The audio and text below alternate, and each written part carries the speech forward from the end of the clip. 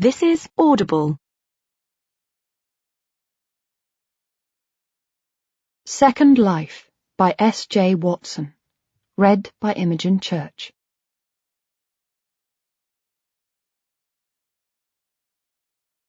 If repression has indeed been the fundamental link between power, knowledge, and sexuality since the classical age, it stands to reason that we will not be able to free ourselves from it except at a considerable cost. Michel Foucault. God guard me from those thoughts men think in the mind alone. W.B. Yeats. Part 1. Chapter 1. I climb the stairs, but the door is closed. I hesitate outside it. Now I'm here, I don't want to go in. I want to turn round, go home, try again later. But this is my last chance. The exhibition has been on for weeks and closes tomorrow. It's now or never. I close my eyes and breathe as deeply as I can. I concentrate on filling my lungs. I straighten my shoulders. I feel the tension in my body evaporate as I breathe out. I tell myself there's nothing to be worried about. I come here regularly, to meet friends for lunch, to catch the latest exhibitions, to attend lectures. This time is no different. Nothing here can hurt me. It's not a trap. Finally, I feel ready. I push open the door and go in. The place looks exactly as it always does. Off-white walls, a polished wooden floor, spots in the ceiling that hang off tracks. And though it's early, there are already a few people wandering around. I watch for a minute as they pause in front of the pictures, some standing further back to get a better view, others nodding at a companion's murmured comment or examining the printed sheet they've picked up downstairs.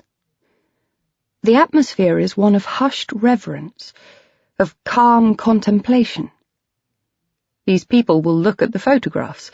They will like them or not. Then they will go back outside, back to their lives, and, in all likelihood, they will forget them. At first, I allow myself only a glance at the walls. There are a dozen or so large photos hung at intervals, plus a few smaller ones between them. I tell myself I could wander around, pretend to be interested in them all, but today there's only one photograph I've come to see. It takes me a moment to find it. It's hung on the far wall at the back of the gallery, not quite in the centre. It's next to a couple of other shots, a full-length colour portrait of a young girl in a torn dress, a close-up of a woman with kohl-rimmed eyes smoking a cigarette. Even from this distance, it looks impressive. It's in colour, though it was taken in natural light, and its palette is mostly blues and greys, and blown up to this size, it's imposing. The exhibition is called Partied Out, and even though I don't look at it properly until I'm just a few feet away, I can see why this picture is in such a prominent position. I haven't looked at it in over a decade. Not properly. I've seen it, yes. Even though it wasn't a particularly well-used photograph back then, it had been featured in a couple of magazines and even a book. But I haven't looked at it in all this time. Not close up. I approach it obliquely, and examine the label first. Julia Plummer, it says. Marcus in the Mirror, 1997. Cibachrome print. There's nothing else, no biographical information, and I'm glad. I allow myself to look up at the picture. It's of a man. He looks about 20. He's naked, shot from the waist up, looking at his reflection. The image in front of him is in focus, but he isn't, and his face is thin. His eyes are narrowed, and his mouth hangs slightly open, as if he's about to speak or sigh. There's something melancholy in the photograph. But what you can't see is that up until the moment before it was taken, the guy in it, Marcus, had been laughing. He'd spent the afternoon in bed with his girlfriend, someone he was in love with as much as she was with him. They'd been reading to each other. Isherwood's Goodbye to Berlin, or maybe Gatsby, which she'd read and he hadn't, and eating ice cream from the tub. They were warm, they were happy, they were safe. A radio was playing rhythm and blues in their bedroom across the hall, and in the shot his mouth is open because his girlfriend, the woman taking the shot, was humming along, and he was about to join in. Originally the picture had been different. The girlfriend was in the frame, reflected in the mirror just over the man's shoulder, her camera raised to her eye. She was naked, blurred out of focus. It was a portrait of the two of them, back when photographs taken in mirrors were still unusual. I liked the shot like that, preferred it, almost. But at some point, I don't remember when exactly, but certainly before I first exhibited it, I changed my mind. I decided it looked better without me in it. I took myself out of the picture. I regret it now. It was dishonest of me. The first time I used my art to lie. And I want to tell Marcus I'm sorry. For everything. I'm sorry for following him to Berlin, and for leaving him there, alone in that photograph, and for not being the person he thought I was. Even after all this time, I'm still sorry. It's a long time before I turn away from my picture. I don't take portraits like that anymore. It's families now, Connor's friends, sitting with their parents and younger siblings, jobs I pick up at the school gate, pin money. Not that there's anything wrong with that. I put my best effort into it. I have a reputation. I'm good. People will invite me to their children's parties, to take shots of the guests, to be emailed as souvenirs. I've even taken the pictures at a kid's party arranged to raise money for the hospital Hugh works at. I enjoy it, but the skill is technical. It's not the same as making portraits like this one. It's not art, for want of a better word. And sometimes I miss making art. I wonder if I still could, whether I still have the eye, the instinct to know when exactly to trip the shutter, the decisive moment. It's been a long time since I really tried. Hugh thinks I should get back into it. Connor's older now, he's starting to live his own life. Because of his difficult start, we both threw ourselves into looking after him, but he needs us less than he once did. There's more space for me now. I look briefly at the other pictures on the walls. Maybe I will, soon. I could concentrate a little more on my career, and still look after Connor. It's possible. I go downstairs to wait for Adrienne. Originally she'd wanted to come with me, to see the exhibition, but I'd told her no, I wanted to see the picture alone. She hadn't minded. "I'll just meet you in the cafe," she said. "Maybe we can grab a bite to eat." She's early, sitting at a table by the window with a glass of white wine. She stands up as I approach, and we hug. She's already talking as we sit. "How was it?" I pull my chair under the table. A bit weird, to be honest. Adrienne has already ordered a bottle of sparkling water for me, and I pour a glass. It doesn't feel like my picture anymore. She nods. She knows how anxious I've been about coming here. "There are some interesting photos up there. Will you go and take a look, later?" She raises her wine. "Maybe." I know she won't, but I'm not offended. She's seen my picture before and isn't bothered about the others. "Cheers," she says. We drink. "You didn't bring Connor?" I shake my head. Definitely too weird. I laugh. He's busy anyway. "Out with his mates?" "No, Hugh's taken him swimming. They've gone to Ironmonger Row." She smiles. Connor is her godson, and she's known my husband for almost as long as I have. "Swimming?" "It's a new thing, Hugh's idea. He realised his 50th is next year, and he's dreading it. He's trying to get fit. I pause. Have you heard from Kate? I look down at my drink. I hadn't wanted to ask the question, not so soon, but it's out now. I'm not sure which answer I'd prefer. Yes or no? She sips her wine. Not for a while. Have you? About 3 weeks ago. And? I shrug. The usual. Middle of the night? Yep. I sigh. I think back to my sister's last call, 2 a.m, even later for her over there in Paris. She'd sounded out of it, drunk, I guessed. She wants Connor back. She doesn't know why I won't let her have him.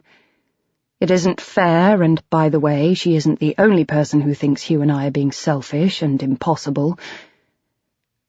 She was just saying the same old thing. Maybe you need to talk to her. Again, I mean, when she's not so... Angry? I smile. You know as well as I do how much good that's likely to do, and anyway, I can't get hold of her. She won't answer her mobile, and if I ring the landline, I just get her flatmate who tells me nothing. No, she's made her mind up. Suddenly, after all this time, all she wants in the world is to look after Connor. And she thinks Hugh and I are stopping her for our own selfish reasons. She hasn't paused even for a moment to wonder how Connor might feel, what he might want. She certainly hasn't asked him. Once again, it's all about her. I stop talking. Adrienne knows the rest. I don't need to carry on. She knows the reasons Hugh and I took my sister's son, that for all these years Kate has been happy with the situation. What neither of us knows is why that has changed. Will you talk to her? I say. She takes a deep breath, closes her eyes. For a moment, I think she's going to tell me I have to sort it out myself. I can't come running to her every time I argue with my sister. It's the sort of thing my father used to say to me. But she doesn't. She just smiles. I'll try. We order and eat our lunch. We discuss our mutual friends. She asks me if I've seen Fatima recently. Did I know Ali has a new job? She wonders whether I'm planning on going to Dee's drinks party at the weekend. Then she says it's time she left. She has a meeting. I tell her I'll catch up with her on Saturday. I can't resist going through the gift shop on my way out. They'd wanted to use my picture of Marcus on the cover of the brochure, but I never replied to the email, and instead there's a picture of an androgynous-looking guy sucking on a lollipop. I didn't reply to the requests for interviews either, though that didn't stop one of the magazines, Time Out, I think, running a piece about me. I was reclusive, they said, and my picture was one of the highlights of the exhibition, an intimate portrait, both touching and fragile.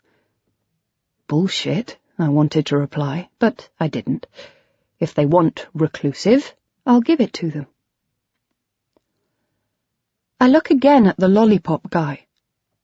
He reminds me of Frosty, and I flick through the book before moving over to the postcards arranged on the display rack. Normally I'd buy a few, but today I just get one. Marcus in the mirror. For a moment I want to tell the cashier that it's mine, that I took it for myself, and that, though for years I've actively avoided it, I'm still glad they used it in the exhibition, and I've had the chance to own it again. But I don't. I say nothing. Just murmur, thanks, then put the card in my bag and leave the gallery. Despite the February chill, I walk most of the way home, through Covent Garden and Holborn, down Theobald's Road in the direction of Gray's Inn Road, and at first I can think of nothing but Marcus and our time in Berlin all those years ago. But by the time I reach Rosebery Avenue, I've managed to move on from the past, and instead I'm thinking about what's happening here, now. I'm thinking about my sister, and hoping against hope that Adrienne can make her see sense, even though I know she won't be able to. I'm going to have to talk to Kate myself. I'll be firm, but kind. I'll remind her that I love her and want her to be happy, but I'll also tell her that Connor is almost 14 now, that Hugh and I have worked hard to give him a stable life, and it's important it isn't upset. My priority has to be to make her realize that things are best left as they are. For the first time, I allow myself to consider that Hugh and I probably ought to see a lawyer. I turn the corner into our road. There's a police car parked a few doors from the house, but it's our front door that's open. I begin to run. My mind empties of everything but the need to see my son. I don't stop until I'm in the house, in the kitchen, and I see Hugh standing in front of me, talking to a woman in a uniform. I take in Connor's towel and trunks drying on the radiator. Then Hugh and the officer turn to look at me. She's wearing an expression of perfect, studied neutrality, and I know it's the way Hugh looks when he's delivering bad news. My chest tightens. I hear myself shout as if in a dream, "Where's Connor?" I'm saying. "Hugh, where's our son?" But he doesn't answer. He's all I can see in the room. His eyes are wide. I can tell that something terrible has happened, something indescribable. "Tell me!" I want to shout, but I don't. I can't move. My lips won't form words. My mouth opens, then closes. I swallow. I'm underwater. I can't breathe. I watch as Hugh steps towards me, try to shake him off when he takes my arm, then find my voice. "Tell me," I say, over and over, and a moment later, he opens his mouth and speaks. "It's not Connor," he says, but there's barely enough time for the relief that floods my blood to register before he says, "I'm sorry, darling. It's Kate." Chapter 2. I'm sitting at the kitchen table. I don't know how I got here. We're alone. The police officer has left, her job done. The room is cold. Hugh is holding my hand. "When?" I say. "Last night." There's a mug of sweet tea in front of me, and I watch it steam. It has nothing to do with me. I can't work out why it's there. All I can think of is my baby sister, lying in a Parisian alleyway, rain-soaked and alone. "Last night?" "That's what they said." He's speaking softly. He knows I'll remember only a fraction of what he tells me. "What was she doing there?" "They don't know. Taking a shortcut." "A shortcut?" I try to picture it. Kate on her way home, drunk, probably, wanting to shave a few minutes off her journey. "What happened?" "They think she'd just left a bar. She was attacked." I remember. A mugging, the officer had said, though they don't know yet if anything was taken. She looked away from me then. She lowered both her gaze and her voice and turned to Hugh. I heard her, though. "She doesn't appear to have been raped." Something within me collapses as I think of it. I fold inwards. I become tiny, diminished. I'm 11 years old, Kate's 4, and I have to tell her that our mother isn't coming back from the hospital this time. Our father thinks I'm old enough to talk to her. He can't face it, not this time. It's my job. Kate is crying, even though I'm not sure she understands what I've told her, and I'm holding her. We'll be fine, I'm saying, even though part of me already knows what will happen. Our father won't cope. His friends will be no help. We're on our own. But I can't say this. I must be strong, for Kate, for my sister. You and me, I tell her.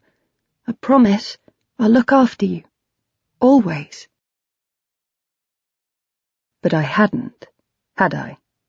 I'd run away to Berlin. I'd taken her son. I'd left her to die. What happened? I say again. Hugh is patient. Darling, we don't know, but they're doing everything in their power to find out. At first, I'd thought it would be better for Connor to stay away from Kate's funeral. He was too young, he wouldn't cope. Hugh disagreed. He reminded me that our father hadn't let me and Kate go to our mother's, and I'd resented him for the rest of his life. I had to concede he was right, but it was the counsellor who decided the matter. He can't be protected, she said. He has to deal with his grief. She hesitated. We were sitting in her office, the two of us. She had her hands folded on the desk in front of her. I was looking at the marks on her hands, tiny abrasions. I wondered if she was a gardener. I pictured her kneeling beside flower beds with pruning shears, deadheading roses. A life she can return to when this is over, unlike us. Julia? I looked up. I'd missed something. Does he want to go? When we got home, we asked him. He thought about it for a while, then said he'd like to, yes. We bought him a suit, a black tie, a new shirt. He looks much older wearing them, and walks between me and Hugh as we go into the crematorium. Are you all right? I say once we've sat down. He nods, but says nothing. The place feels drenched with pain, but most people are silent, in shock. Kate's death was violent, senseless, incomprehensible. People have retreated within themselves for protection. Yet I'm not crying, neither is Connor, and neither is his father. Only Hugh has looked at the coffin. I put my arm around our son. It's all right, I say. People continue to file in behind us and take their seats. There is shuffling, voices are hushed. I close my eyes. I'm thinking of Kate, of our childhood. Things were simple then, though that is not to say they were easy. After our mother died, our father began drinking heavily. His friends, mostly artists, painters, people from the theatre, started spending more and more time with us, and we watched our house become the venue for a kind of rolling party that sputtered and faltered, but never quite stopped. Every few days, new people would arrive just as others left. They would be carrying more bottles and more cigarettes. There would be more music, sometimes drugs. Now I can see that this was all part of our father's grief, but back then it had felt like a celebration of freedom, a binge that lasted a decade. Kate and I felt like unwelcome reminders of his past, and though he kept the drugs away from us and told us he loved us, he was neither inclined nor able to be a parent, and so it had fallen to me to look after us both. I would prepare our meals. I'd put a squirt of paste on Kate's toothbrush and leave it out at bedtime. I'd read to her when she woke up crying and made sure she did her homework and was ready for school every day. I held her and told her that Daddy loved us and everything would be all right. I discovered I adored my sister, and despite the years between us, we became as close as twins, the connection between us almost psychic. Yet She's there, in that box. And I'm here, in front of it, unable even to cry. It's beyond belief, and somewhere, I know I let her down. There's a tap on my shoulder. I turn round. It's a stranger, a woman. "I just wanted to say hello," she says. She introduces herself as Anna. It takes me a moment to place her. Kate's flatmate. We'd asked her to do a reading. "I wanted to tell you how sorry I am." She's crying, but there's a kind of stoicism there, a resilience. "Thank you," I say, and a moment later she opens the bag on her lap. She hands me a sheet of paper. "The poem I picked. Do you think it's okay?" I scan the poem, even though I've already read it in the order of service. "To the angry," it begins, "I was cheated, but to the happy, I am at peace." I'd thought it an odd choice, when surely anger is the only response possible, but I say nothing. I hand the sheet back. "It's great, thank you." "It's one I thought Kate might like." I tell her I'm sure she's right. Her hands are shaking, and even though the reading isn't long, I wonder how she's going to get through it. She does, in the end. Though upset, she draws on some inner reserve of strength, and her words are clear and strong. Connor watches her, and I see him wipe a tear away with the back of his hand. Hugh's crying, too, and I tell myself I'm being strong for them both. I have to keep myself together. I can't let them see me fall apart. Yet I can't help wondering whether I'm kidding myself. And the truth is, I can't feel any pain at all. Afterwards, I go over to Anna. "It was perfect," I say. We're standing outside the chapel. Connor looks visibly relieved that it's over. She smiles.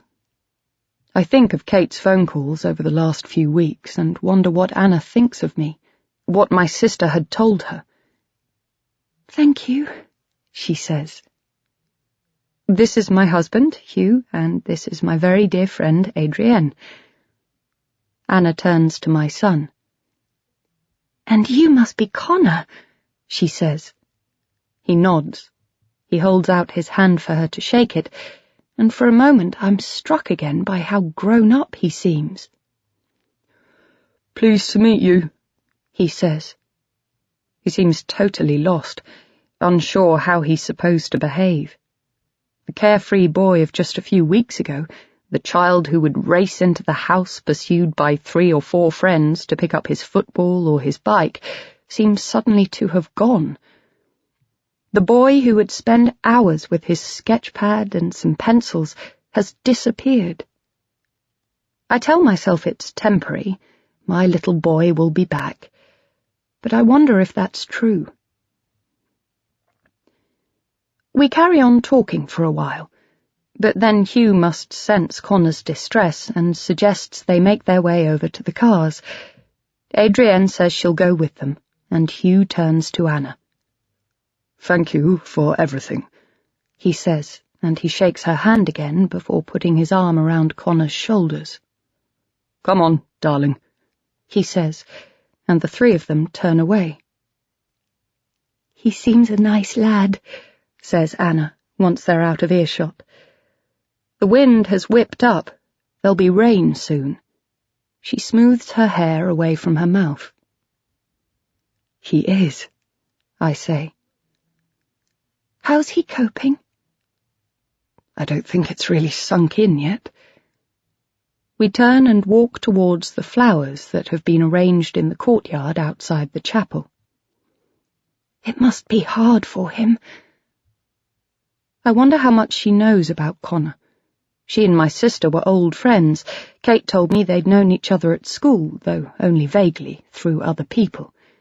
A few years ago they'd reconnected through Facebook and quickly realised they'd both moved to Paris. They met for drinks, and a few months later Anna's flatmate moved out of her apartment, and Kate moved in. I'd been pleased. My sister hadn't always found it easy to keep friends. They must have talked a great deal, yet Kate could be secretive, and I imagined the painful subject of Connor was something she might not find easy to raise. "He's okay," I say. I think. We've reached the southwest wall of the crematorium. The wreaths, the white chrysanthemums and pink roses, the sprays of white lilies pinned with handwritten cards. I bend down to read them, still not quite understanding why it's Kate's name I see everywhere. Just then, the sun breaks through the clouds, and for the briefest of moments we're lit by its brilliance. "I bet he's quite a handful," says Anna, and I stand up. Connor's a good lad, no trouble at all. We decided to tell him the truth about his background as soon as he was old enough to understand it. "He's fine," I say. "So far." "He gets on well with his dad?" "Very." I don't tell her that it's how well he gets on with me that I worry about. I try to be as good a mother as I can, yet sometimes it doesn't come easily. Certainly not in the same way that fatherhood comes to Hugh. I remember I talked to Adrienne about it once. Hugh was busy with work, and Connor and I were on holiday with her twins. She had been amazing all day with all 3 children. They were much younger. There were tantrums. Connor was whining about everything and refusing to eat. I hadn't been able to cope and felt bad.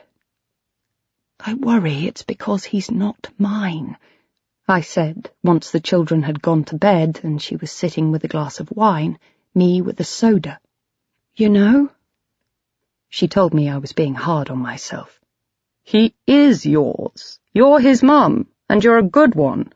You have to remember that everyone's different, and your mother wasn't around to set an example.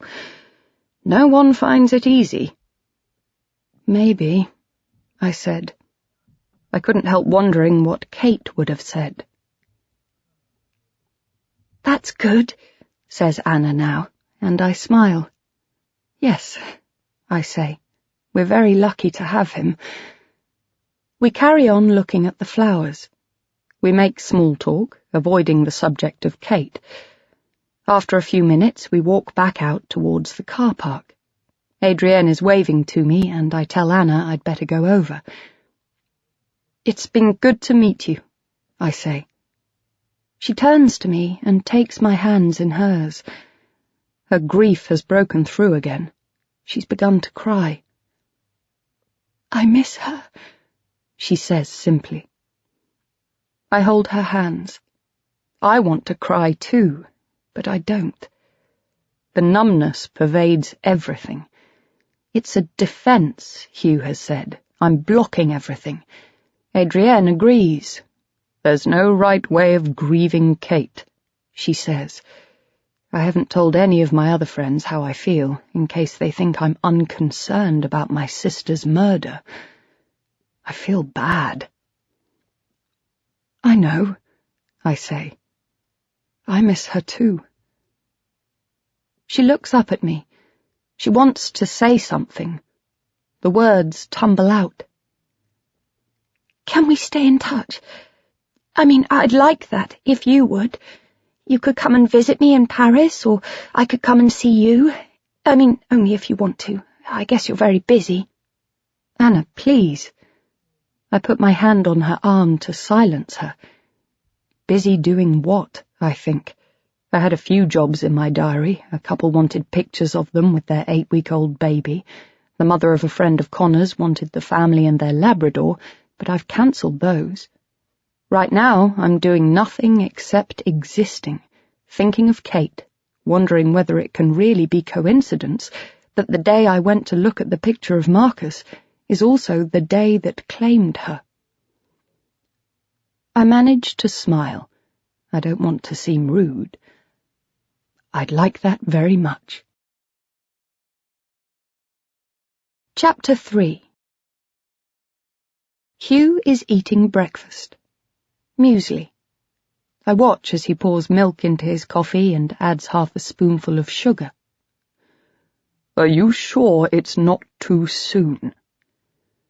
But that's precisely why I want to go, I think, because it's been 2 months and, according to my husband, I'm still in denial. I need to make it real. I want to go there. I want to meet up with Anna. I want to talk to her. As I say it, I realize how much it means to me. Anna and I are getting on. She seems warm, funny, understanding. She doesn't seem to judge. And it was Anna who was closer to Kate than all of us. Closer than me, closer than Hugh or Adrienne. So it's Anna who can help me, in a way that my other friends can't. And perhaps I can help her, too. I think it'll do me good.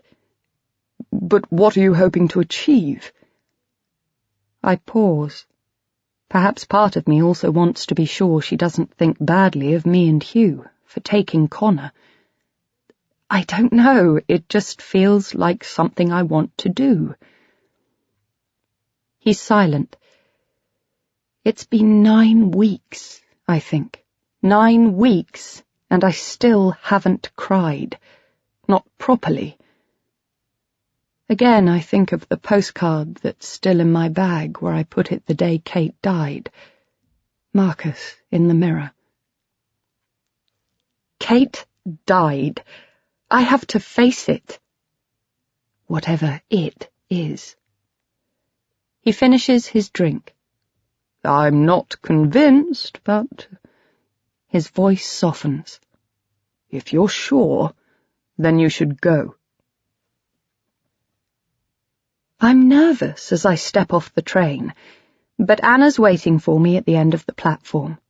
She's wearing a dress in pale lemon and standing in the sunlight that arcs in from the high windows. She looks younger than I remember, and she has a quiet, simple prettiness I hadn't noticed at the funeral. Her face is one I'd have once wanted to photograph. It's warm and open. She smiles when she sees me, and I wonder if she's already shedding her grief, while mine is only just beginning to grip. She waves as I approach. Julia! She runs forward to greet me. We kiss on both cheeks, then hold each other for a few moments. Thanks so much for coming. It's so good to see you. You too, I say. You must be exhausted. Let's get a drink.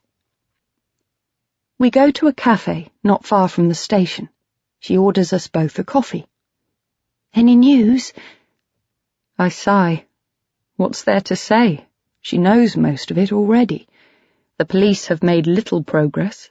Kate had been drinking in a bar on the night she was attacked, apparently alone. A few people remember seeing her. She seemed in good spirits, was chatting to the barman. Her phone records haven't helped, and she was definitely by herself when she left.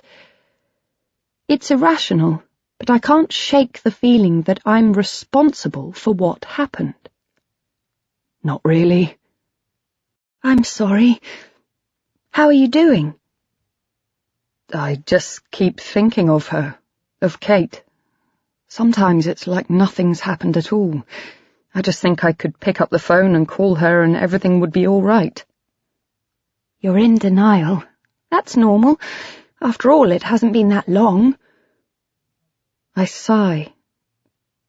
I don't want to tell her how Kate has been haunting me, that I've been dialing her number over and over again only to hear a pre-recorded voice, speaking in French, informing me that her number hasn't been recognized. I don't want her to know I bought Kate a card, that I wrote out a message and sealed the envelope, then hid it in the bureau underneath a pile of paperwork.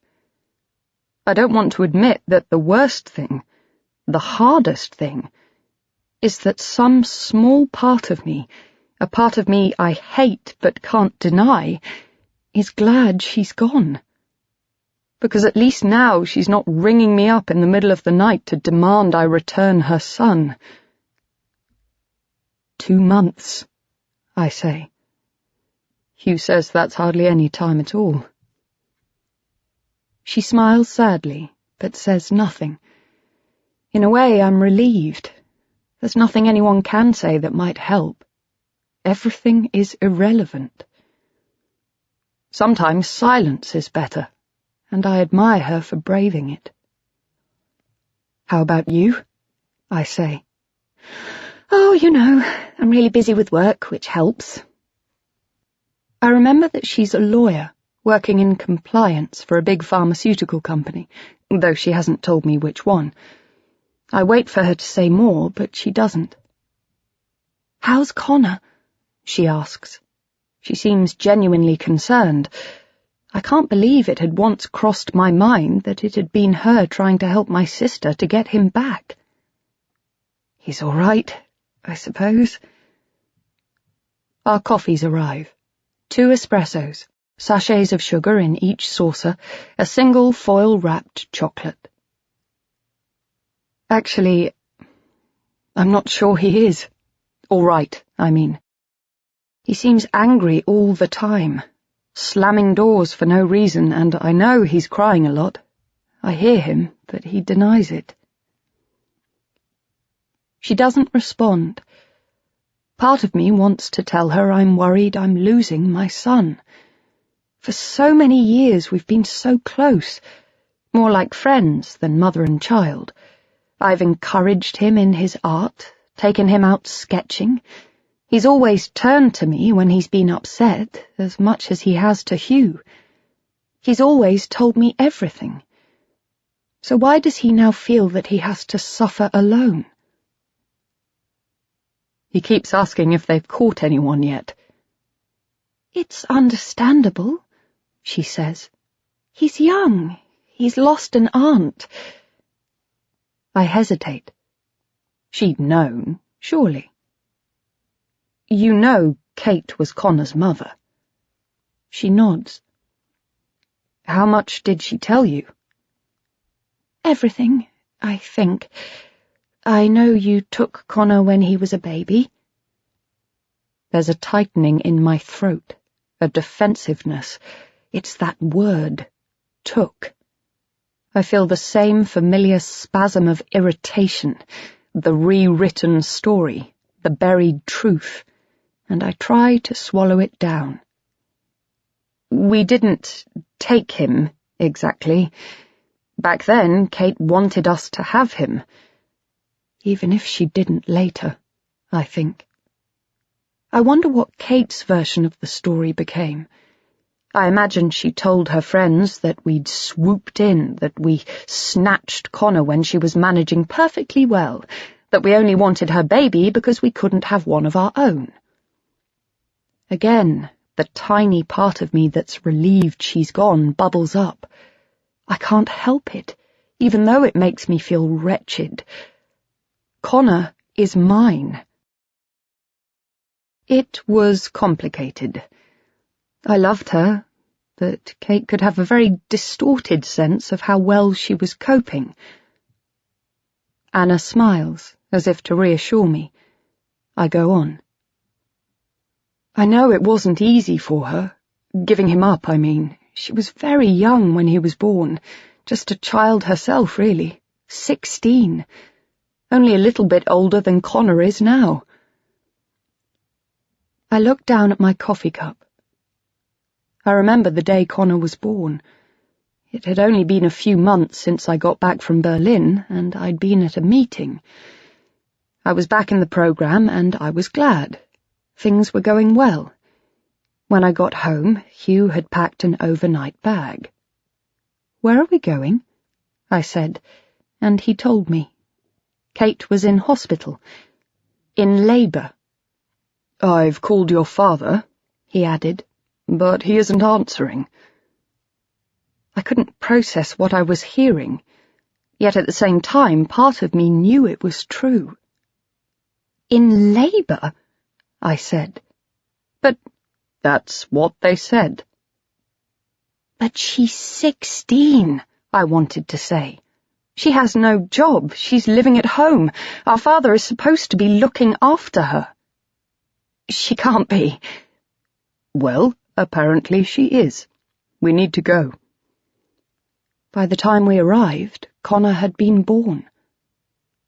Don't be angry, said Hugh before we went in. She needs our support. She was sitting in bed, holding him. She passed him to me as soon as I walked in, and the love I felt for him was instant and shocking in its intensity. I couldn't have been angry with her even if I'd wanted to. He's beautiful, I said. Kate closed her eyes, suddenly exhausted, then looked away. Later, we talked about what had happened. She claimed she hadn't even known she was pregnant. Hugh said it wasn't that uncommon. Particularly with teenage girls, he said. Their hormones might not have stabilized, so their periods can be irregular anyway. It's surprising, perhaps, but it does happen. I tried to imagine it. It was possible, I suppose. Kate was a plump child, faced with a body that was now unfamiliar. She might have missed the fact she was carrying a baby.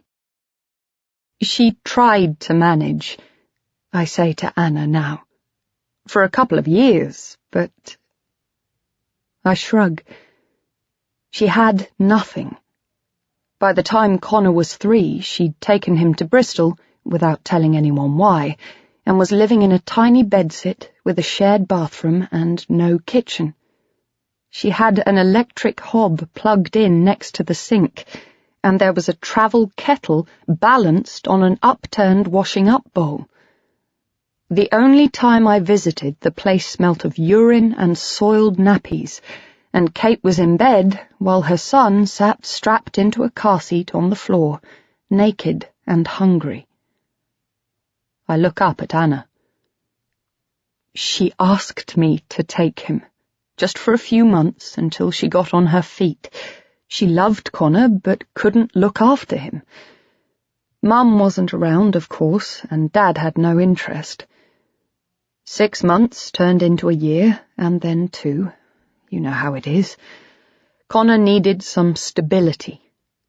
When he was about 5, we decided, all of us, that it'd be better if we formally adopted him. She nods. You didn't try to contact the father? It was all a bit of a mess. Kate never told us who he was. There's a pause. I feel a sense of great shame on Kate's behalf, plus sadness for Connor. I don't think she really knew. Or maybe he wasn't someone whose help she wanted. No. I look out of the window at the traffic, the taxis, the bikes wheeling by. The atmosphere is heavy. I want to brighten it. But he has Hugh now. They're incredibly close. They're actually very similar. I say it in a kind of rush. It's ironic, I think. Hugh is the one person that Connor has no blood relationship to, yet it's Hugh who Connor looks up to. You know, says Anna, Kate always told me that although it was very painful, she was relieved when you offered to look after Connor. She said that, in a way, you saved her life. I wonder if she's just trying to make me feel better. She said that? Yes. She said if it hadn't been for you and Hugh, she'd have had to move back in with your father. She rolls her eyes. She thinks it's a joke. I keep quiet. I'm not sure I'm ready to let her into the family story. Not that far. Not yet. She senses my discomfort and reaches across the table to take my hand. Kate loved you, you know. I feel a flush of relief, but then it's replaced with a sadness so profound it's physical, a beat within me. I look at my hand in Anna's and think of the way I'd held Kate's in mine. When she was a baby, I'd take each tiny finger and marvel at its delicacy, its perfection. She was born early, so fragile, and yet so full of energy and desire for life. I wasn't yet 7, but already my love for my sister was fierce. And yet it wasn't enough to save her. She said that. Anna nods. Often. I wish she'd told me that when she was alive. But then I guess she wouldn't, would she? She smiles. Nope, she says, laughing. Never. That wouldn't have been her style. We finish our drinks, then take the metro as far as Rue Saint-Maur. We walk to Anna's apartment. She lives in a mansion block above a laundrette. There's a communal door, and Anna tries the handle before punching the code into the entry lock. It's broken half the time, she says. We go up to the first floor. There's a writing desk on the landing, littered with post, and she pulls out one of its drawers and feels underneath it. There's a spare key here, she says. It was Kate's idea. She was always forgetting her keys. It's handy for my boyfriend, too, if he gets here before me. So, there's a boyfriend, I think, but I don't ask questions. As with any new friendship, these are the details I'll discover gradually. We go in, and she takes my bag, dropping it by the door. You're sure you won't stay here? She says, but I tell her it's fine. I'll stay at the hotel I've booked a few streets away. We've talked about it. I'd be in Kate's room, surrounded by her things. It's too early. We'll have a drink, then you can check in on the way to dinner. I know a great place. Anyway, come through. It's a nice flat, big, with high ceilings and windows to the floor. The furniture in the living room is tasteful, if bland. There are framed posters on the walls, the Folies Bergère, the Chat Noir, the prints anyone might pick up in a hurry. It hasn't been decorated with love. You rent this place? She nods. It's very nice. It'll do for a while. Would you like a drink? Some wine? Or I might have beer. So there are some things Kate hasn't told her. Do you have any juice or some water? Sure. I follow her into the kitchen. It's at the back of the flat, neat and clean, unlike mine when I left this morning, but still Anna apologizes. She quickly puts away a loaf of bread that's been left out, a jar of peanut butter. I laugh and go over to the window. I live with a teenager. This is nothing. I think of my family. I wonder how Hugh's coping with Connor. He said he'd take him out tonight to the cinema, or maybe they'd play chess. They'll get a takeaway or maybe go out. I know that I ought to give them a call, but right now it's a relief to have only myself to think about. Anna grins and hands me a glass of apple juice. You sure that's all you want? Yes, thanks. She takes a bottle of wine out of the fridge. I can't tempt you. Last chance. I smile, tell her again that I'm fine. I could tell her I don't drink, but I don't want to. She might have questions, and it's not something I want to talk about. Not right now. I don't want to be judged. Anna sits opposite me and holds up her glass. To Kate. To Kate, I say. I take a sip of juice.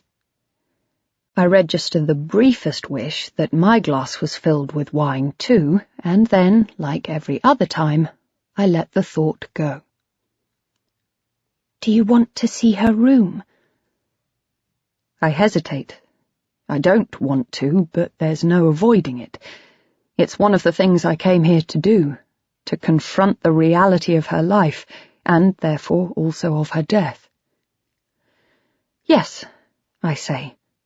Let's. It isn't as bad as I thought it would be. There's a window leading onto a little balcony, a double bed with a cream duvet cover, a CD player on the dressing table next to the perfumes. It's tidy. Everything is neatly arranged. Not how I imagined Kate living at all. The police have searched the room, says Anna. They left things pretty much as they found them. The police. I picture them dusting for fingerprints, picking up her things, cataloguing her life. My skin is white hot, 1,000 tiny detonations of shock. It's the first time I've connected the place I stand with my sister's death. I inhale deeply, as if I can breathe her in. But she's gone. Not even her ghost remains. The room could be anybody's. I turn away from Anna and go over to the bed. I sit down. There's a book on the dressing table. That's for you. It's a photo album, the kind with stiff pages and sheets of adhesive plastic to keep the pictures in place. Even before I open it, I sense what'll be inside. Kate used to show these to people, says Anna. That's my sister, she'd say. She was so proud, I swear. My photographs. Anna sits on the bed beside me. Kate told me your father kept these. She found them when he died. My father? I say. I never suspected he was even remotely interested in my work. That's what she said. On the first page is that picture. Marcus in the mirror.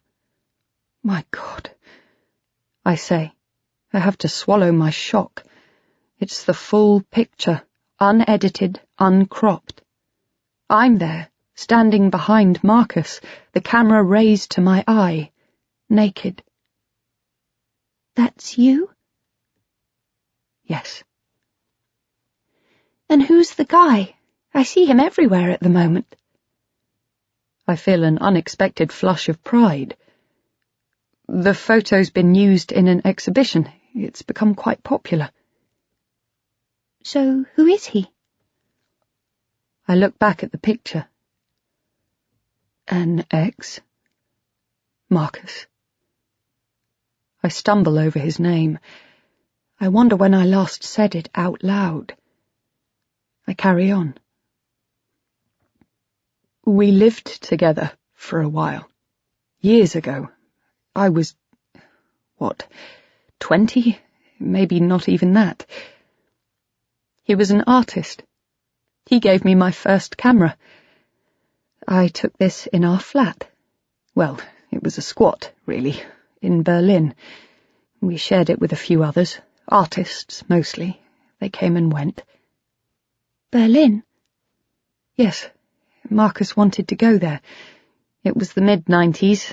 The wall was down, the place felt new, like it had been wiped clean, you know? She nods. I'm not sure she's that interested, but I carry on. We lived in Kreuzberg. Marcus's choice. I think it was a Bowie thing. She looks puzzled. Maybe she's too young. David Bowie. He lived there. Or recorded there. I'm not sure. I put my fingers to the photograph. I remember how I used to take my camera with me everywhere, just as Marcus would take his sketchbook and our friend Johann his notebook. These objects weren't just tools, they were part of who we were. They were how we made sense of the world. I developed an obsession with taking portraits of people as they got ready, got dressed, put makeup on, checked their hair in the mirror. Anna looks from me to the picture. He looks... she begins, but then she stops herself. It's as if she's seen something in the picture, something upsetting that she can't quite define. I look at it again. It has this effect on people. It creeps up on them. I finish her sentence. Unhappy? He was. Not all the time, I mean. He was singing along to some song on the radio just after this picture was taken, but yes. Yes, he was sometimes. Why? I don't want to tell her the truth. Not all of it. He was a little bit lost, I think, by this point. Didn't he have family? Yes, they were very close, but, you know, drugs make things like that difficult. She looks up at me. Drugs? I nod. Surely she can see it. Did you love him? I loved him very much. I find myself willing her with a fierce hope not to ask what happened, just like I hope that she won't ask how we met. She must sense my reluctance. It's an amazing photo, she says. She puts her hand on my arm. They all are. You're very talented. Shall we look at some more? I turn to the first page.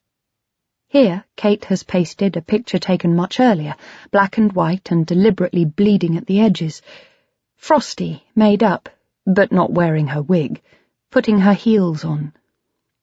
She was sitting on our couch, an overflowing ashtray at her feet, next to a packet of cigarettes and a lighter.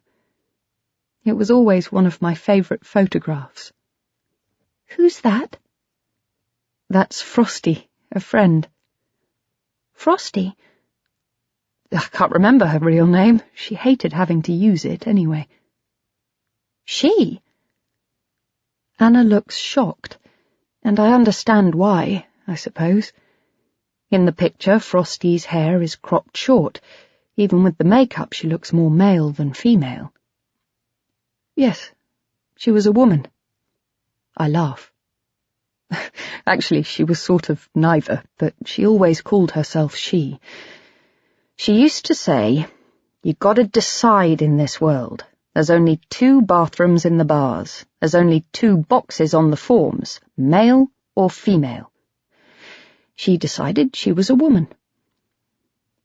Anna looks again at the picture. I don't expect her to understand.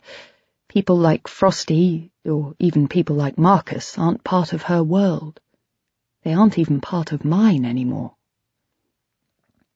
What happened to her? I don't know, I say. None of us thought Frosty would last long. She was too fragile for this world. But that might have just been our own melodramatic nonsense. The truth is, I left Berlin in a hurry. I left them behind. I have no idea what happened after I'd gone. You didn't look back? It's an odd phrase. I think of Lot's wife, the pillar of salt. I couldn't. It was too painful, I want to say, but I don't. I close the photo album and pass it back to her. No, they're yours. I hesitate. Keep them. This, too. She hands me a box that was on the floor next to Kate's bed. It's a biscuit tin. On the lid are the words Huile d'olive.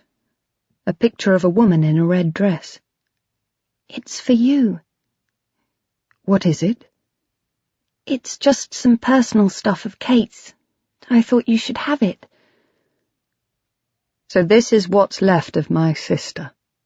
This is what I've come to take home, back to her son. I'm nervous, as if the tin might contain a trap, a rat or a poisonous spider. I take off the lid. The box is full of notebooks, photos, paperwork. Her passport is on the top, and I open it to her photograph. It's recent, one I haven't seen before. Her hair is shorter, and I can see she'd lost weight. She looks almost like someone else. I look at the expiry date. It's valid for 8 more years. 8 years she'll never need. I snap it shut and put it back, then close the box. I'll look at the rest later, I say. I realise I've begun to cry. For the first time since she died. I'm exposed, raw. It's as if I've been slit open, like one of Hugh's patients, neck to groin. I am flayed, my heart a jagged slash. I put the box down. I want to get away, to find somewhere quiet and warm where I can stay forever and not have to think about anything at all. But isn't this what I came for? To mine the memory of my sister, to make sure there is a tiny part of her that survives for Connor. To feel something. To say sorry. To say goodbye. Yes, I think, that's why I'm here. I'm doing the right thing. So why do I hate myself? It's okay, says Anna. You go ahead and cry. It's okay. Chapter 4. We take a cab to the restaurant. We're shown to our table outside on the pavement. White tablecloth held down with plastic clips, a basket of bread. The evening is warm and pleasant, the air still, loaded with promise. We chat. Once I recovered, we told ourselves we must spend the evening celebrating Kate's life as well as mourning her death. We laugh. There's an ease between us. Anna even takes out her phone and takes a snap of the two of us with the river in the background. She tells me she likes this area of the city and wants to live here one day. It's very central, she says. By the river. She orders a carafe of wine. As the waiter begins to pour, I put my hand over the top of my glass and shake my head. You're not drinking? No, I say. I think of the excuses I've made in the past. I'm on antibiotics, I'm dieting or driving, but then the inevitable happens. Other excuses begin to crowd in, the ones that tell me why this time, this one time, I can take a sip. It's been a difficult day. I'm stressed. It's been 15 years and it won't do any harm. My sister has been killed. I'm fine. I think back to what I've learned. I can't avoid the temptation to drink. I have to recognize the urge. I have to know that it's normal and temporary. I have to challenge it, or ride it out. To be honest, I don't drink. I haven't for a while. Anna nods and sips her wine while I ask for some sparkling water. She looks interested but asks no questions, and I'm relieved. When she puts her glass down, I see that she's distracted, restless. She shifts in her seat, rearranges her napkin. I wanted to talk to you about something. Go on. She hesitates. I wonder what she's going to say. I know the police have interviewed her extensively. The bar Kate was in that evening is one she goes to. I brace myself for a revelation. It's about the money. I smile. Kate's will must have surprised her, and Hugh warned me she'd probably mention it. The money Kate left to you? Yes. It was a shock. She picks off some bread. I really wasn't expecting it. To be honest, I had no idea she had any money to leave, let alone that she'd leave some of it to me. And I didn't ask her for it. I do want you to know that. I nod. I remember it had been Hugh who had persuaded Kate to write a will in the first place, and we'd both been relieved when she'd later changed it to include Anna. It meant she had friends. She was putting down roots. I know. It's okay. Were you surprised that she left money to me? No, it makes sense. You were her best friend.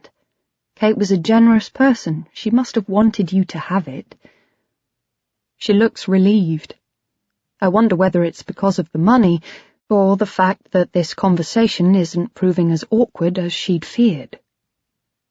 Where did it come from? Our father.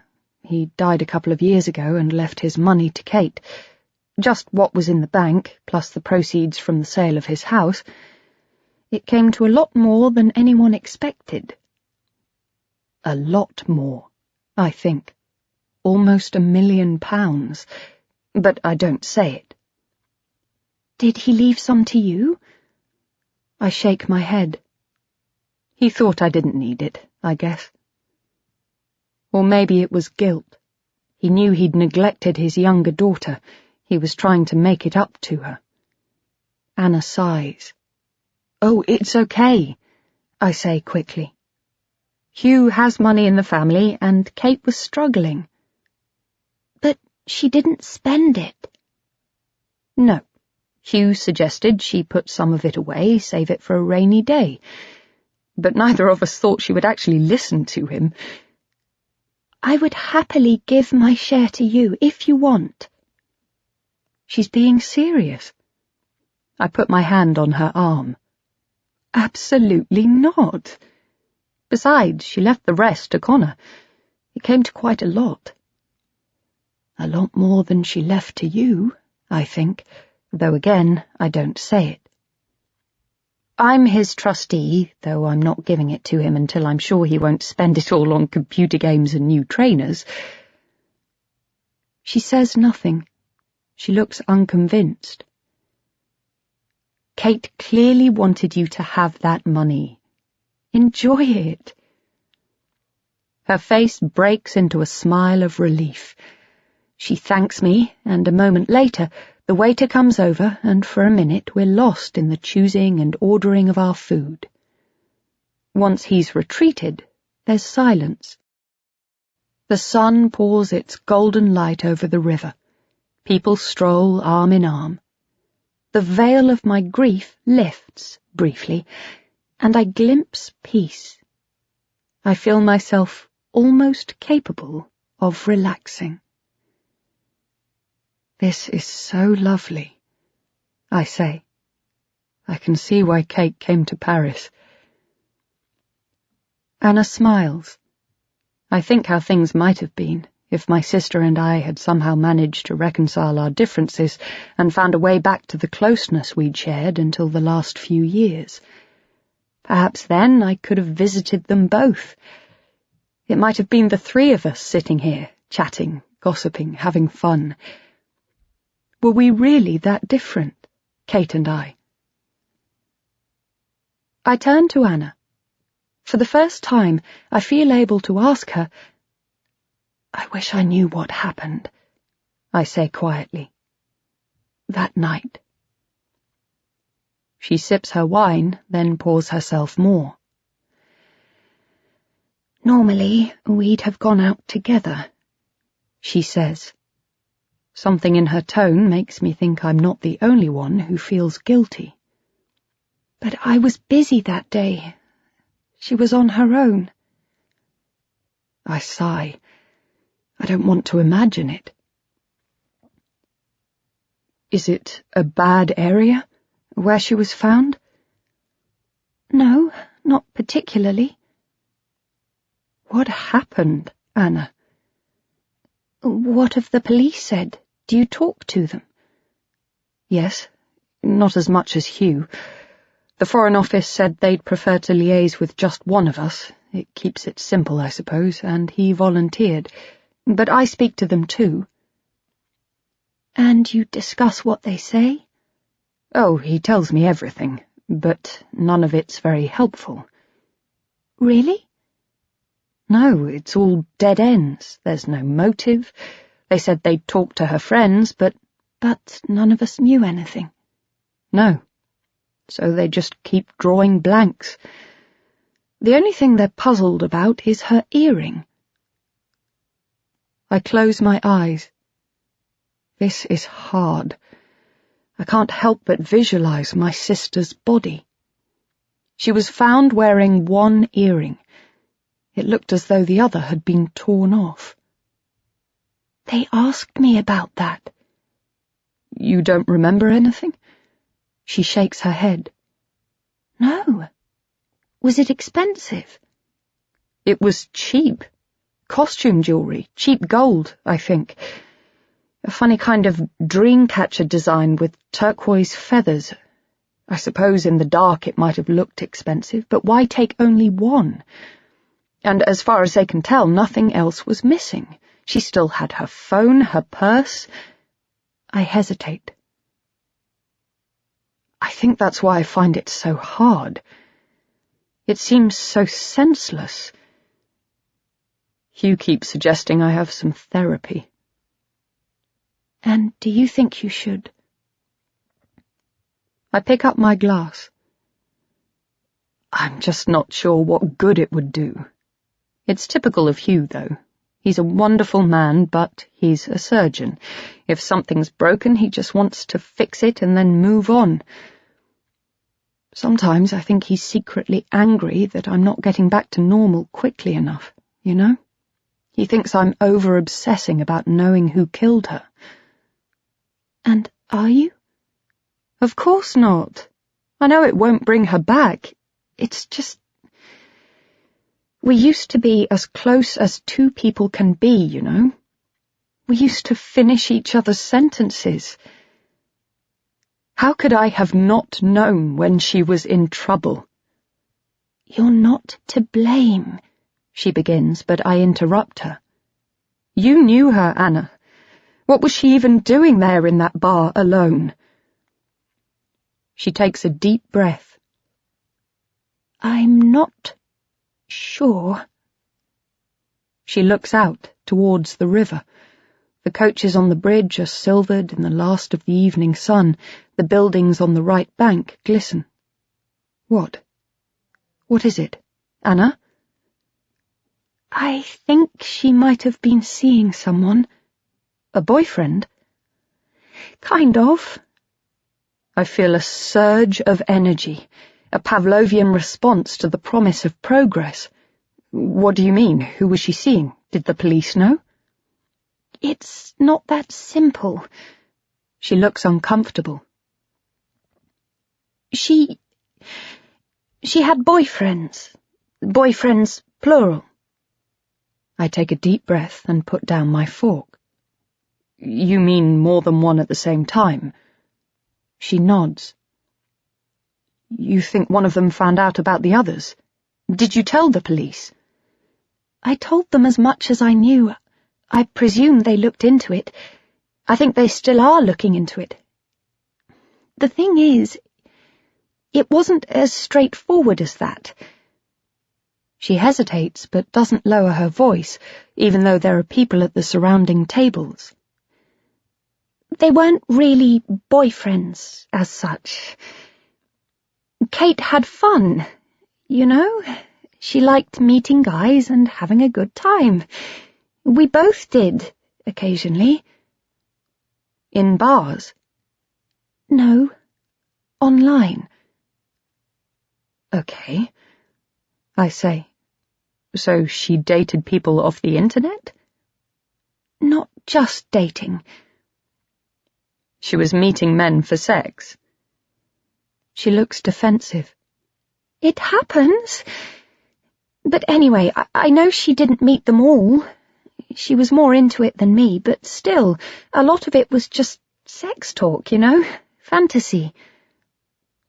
I try to picture Kate, alone in her room, in front of her laptop. For some reason, I think of Connor sitting at his computer, his face illuminated by the screen. Then, of Hugh doing the same thing.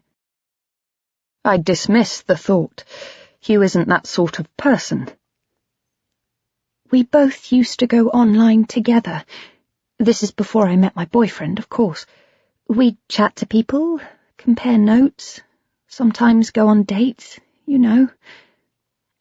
But the police said she left alone.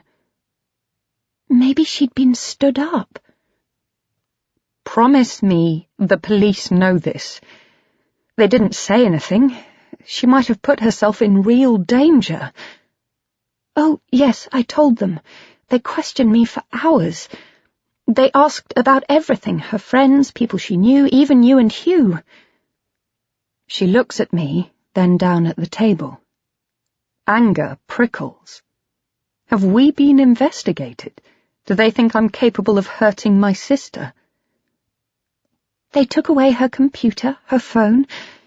I guess they didn't find anything. Maybe they didn't look hard enough. She smiles sadly. Well, I suppose we have to trust that they know what they're doing. Surely. She pauses. I'm sorry if I've upset you. I look out over the city. It's dark now. The sky is lit. Notre Dame sits in front of us, owning its own ghostly history. I'm overwhelmed with sadness. All these questions that lead nowhere. I begin to cry again. It's as if it's a new skill. Now I've started, I can't stop. How can someone do this to my sister, to anyone, and get away with it? I know. She hands me a tissue from her bag, then puts her hand on mine. You need closure. I shut my eyes. I know, I say. But everything I try to do just opens it all up further. It's like a cut that won't heal. In my mind, I see Kate as a toddler. We're ready to go to a party. She's wearing a dress in lemon that had once been mine, and a band in her hair with a yellow bow. She's just pulled herself up on a chair, but has let go. She wobbles, then looks at me. She's hesitant, determined, and after a couple of false starts, she lifts one foot, then the other. She takes a few steps, her arms out wide, then begins to fall. I remember I'd caught her, swooped her up. Already she was giggling, and carried her through to where our mother stood, putting on her gloves. She walked, I said. Katie walked. And our mother hugged us both to her, all three of us laughing, delighted. The weight of my grief presses down, and I blink the image away. She puts down her wine. Might it help to go there? Where? To the place it happened. I shake my head, but she goes on. I went the other week. I had to see it for myself. She squeezes my hand. It's just an alleyway, nothing special, next to a train line. I don't speak. I can't tell her how many times I've seen it, how many times I've imagined my sister there. I left some flowers there. I think it helped. Still, I say nothing. I'm not ready. I'm not ready to stare Kate's death in the face. I'm not strong enough. You just need more time. Time. The thing I have plenty of. The thing Kate ran out of. Come with me? I close my eyes. Kate is there, I want to say. Her ghost. She's trapped there, screaming. She can't escape, and I can't help her. No. No, I can't. Something snaps. I feel it give. Then there's a release. I reach for the carafe. The gesture is automatic. I'm barely aware I've moved. I'm thinking of Kate, of her sitting at her computer, chatting to strangers, telling them her secrets. I'm thinking of Anna. I'm thinking of Hugh and of Connor and of Frosty and Marcus. And before I know what I'm doing, my glass is in my hand and it's full of wine, and I'm thinking, it can't hurt now, surely, and haven't I waited long enough? The answers will come if I'm not quick. I raise the glass to my lips. I push all thought away, and then, for the first time in 15 years, I'm drinking, and drinking, and drinking. Chapter 5. I sit on the train. I'm thirsty, my lips are dry, but my head is remarkably clear. I remember hangovers, and this isn't one. I didn't drink that much. I can't have done, or I'd know it. I think back to last night. The drink slid down my throat as if it was something that belonged, a key in a lock, something that completed me. And as I swallowed, I felt myself relax, the unclenching of muscles I didn't know I'd been tensing. It felt a little too much like coming home. This isn't good. I know that. I tell myself that over and over. Unless I'm careful, I'll forget that there are no halfway houses. I'll convince myself that I can handle one drink here and there, or that I'm fine as long as I only drink wine, or don't drink before the evening, or drink only with a meal. One excuse will bleed into another. I know I have to do something. I know I have to do it now. When I get home, I call Adrienne. She's the person I always ring when I need help. She understands, though she's never been in the program. Her addiction is to work, if it's to anything. She answers straight away. "Darling, you're home. How was it?" I'm silent. I don't know what to say. So many years of vigilance, all wasted, all gone in one night. I should confess everything, yet part of me doesn't want to. What is it? Can I talk to you about something? Of course. I can't say it. Not yet. Did you know Kate was using websites? To meet men, I mean. Well, I know she used dating sites like everyone else. Is that what you mean? Yes, but she wasn't just dating. Anna said she was having fantasy sex. Cybersex? Yes, and she'd meet up with people, apparently. I hesitate. I'm aware this isn't why I called her. This isn't the reason I wanted to speak to her. But it seems easier. It's a build-up, a preparation. Adrienne says nothing. Did you know? Yes, she told me. Jealousy prickles my skin. She never told me. Adrienne sighs. Darling, she was having fun. It wasn't a big thing, just something she did occasionally. And anyway, you hadn't really been talking for a while. She's right. Not about anything that really mattered, I guess. There's another wave of nausea. What if the man who killed her was someone she met online? The police know what she was doing. I'm sure they're looking into it. Are they? I think. I can't focus on it now. I close my eyes. I take a deep breath.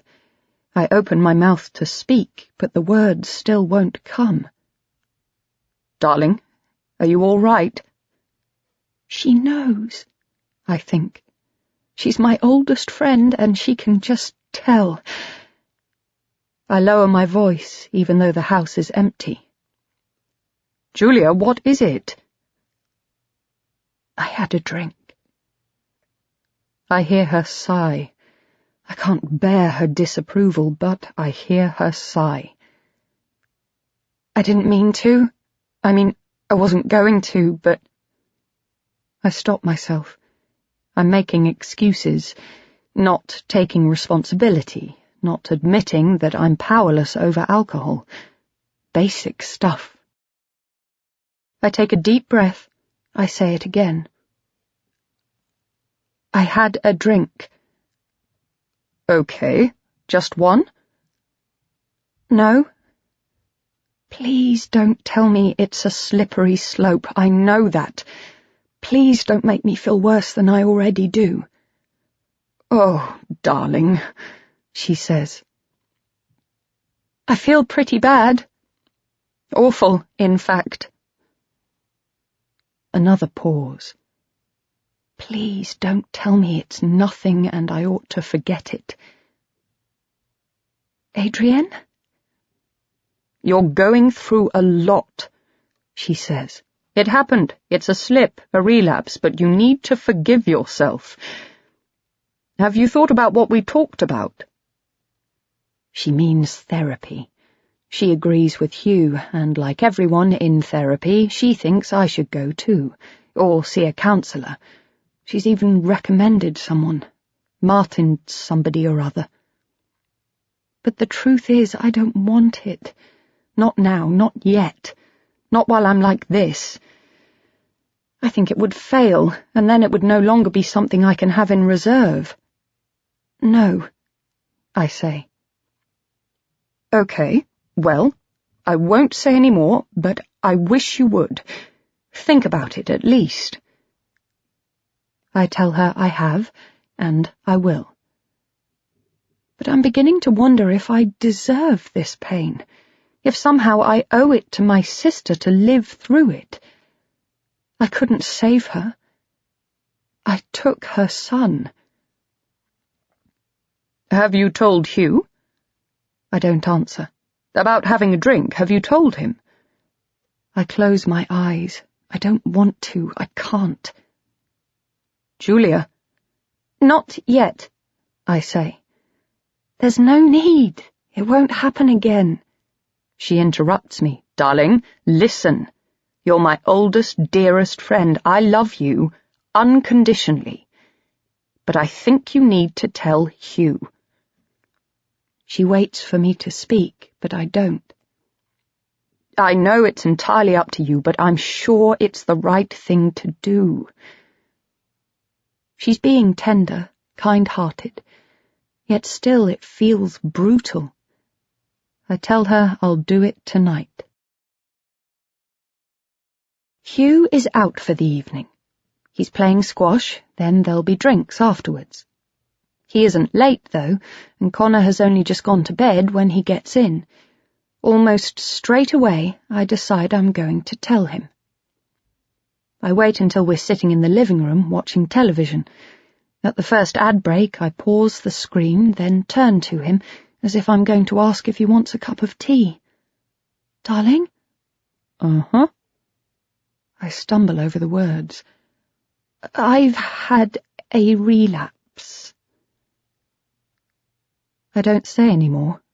I don't have to. He knows what it means. He hasn't been through the program, or even to a meeting, but he's read the literature.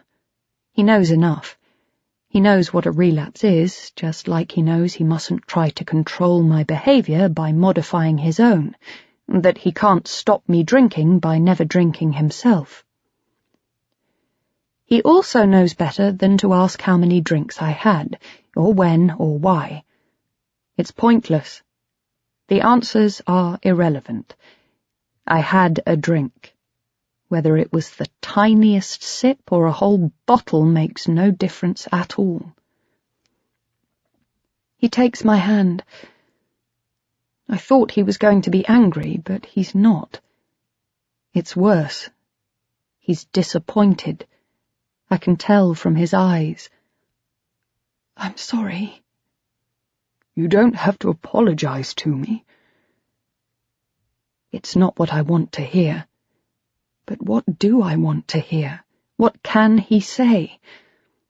Addiction is a sickness unlike those Hugh is used to facing. He's someone who cuts the bad parts out, sends them to the incinerator. The patient is cured or not.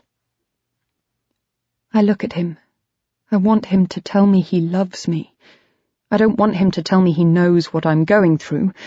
I want him to remind me that a lapse doesn't have to be a relapse, or tell me that I can start going to meetings again, or make me feel that we're in it together. I won't drink again, I say. He smiles and tells me he hopes not, for my sake, and for Connor's. He tells me he's here for me always, but it's too late. He layered the guilt on first, and now I'm hardly listening. Instead, I'm thinking of my sponsor, Rachel. I wish I could ring her, but she's moved away. It's been too long. And I'm thinking of Kate. Finally, he's silent. I wait for a moment, then thank him. We sit for a few more minutes, then I tell him I need to go to bed. He kisses me and says he'll be up in a minute. I'm on my own, but I won't let this happen again, I tell myself. I'll be vigilant. Whatever happens, whatever it takes, I won't drink again. Chapter 6. I wake early. My eyes flick open. Another bad night. It's June, 2 months since I went to Paris, 4 since Kate died. It's still dark. It's the middle of the night. The room is hot and airless, the sheets soaked. Hugh has kicked the duvet off and lies next to me, snoring gently. The clock on my side of the bed ticks too loud. 4:40, the same time I woke up last night and the night before that. I've been dreaming of Kate. This time she was about 4. It was summer, we were in the garden. She was wearing a yellow dress, angel wings made out of yellow paper, black tights. She wanted me to chase her. She was making a buzzing sound, pretending to be a bee. "Come on," she was saying over and over, but I was bored. I wanted to stop. I wanted to get back to my book. "Come on, Julia," she was saying. "Come on." Then she turned and ran towards a wood. I wanted to tell her not to go in there, but I didn't. I was too hot, too lazy. I just let her run away from me, and then turned to go back to the house. As I did, the dream morphed. We were adults now. Something terrible was happening, and suddenly it was me who was running after her, calling her name, and she who was disappearing into an alleyway. It was dark. I was desperate to catch up with her, to save her. I ran round a corner and she was there, slumped on the floor. I was too late. I sit on the edge of the bed. Every night it's the same. A dream of Kate bleeding to death, and then in a dream behind a dream, there's Marcus. Always Marcus, his mouth open and accusing. I know I won't sleep again. I never do. Tonight I'm weak. I can't help it. And so I let myself think of him. Of Marcus. For the first time in years, I think of the day we met. I close my eyes, and I can see it. I'm back there. Marcus is sitting opposite me, the other side of the circle. It's his first meeting. We're in a church hall. It's draughty. A tea-urn fizzes in one of the corners. The chair, a guy called Keith, has already outlined the programme and introduced the first speaker, a woman whose name I've forgotten. I barely listen as she speaks. I've been coming for a while, ever since I caved in and admitted I've been drinking too much for too long. Plus, I'm watching Marcus.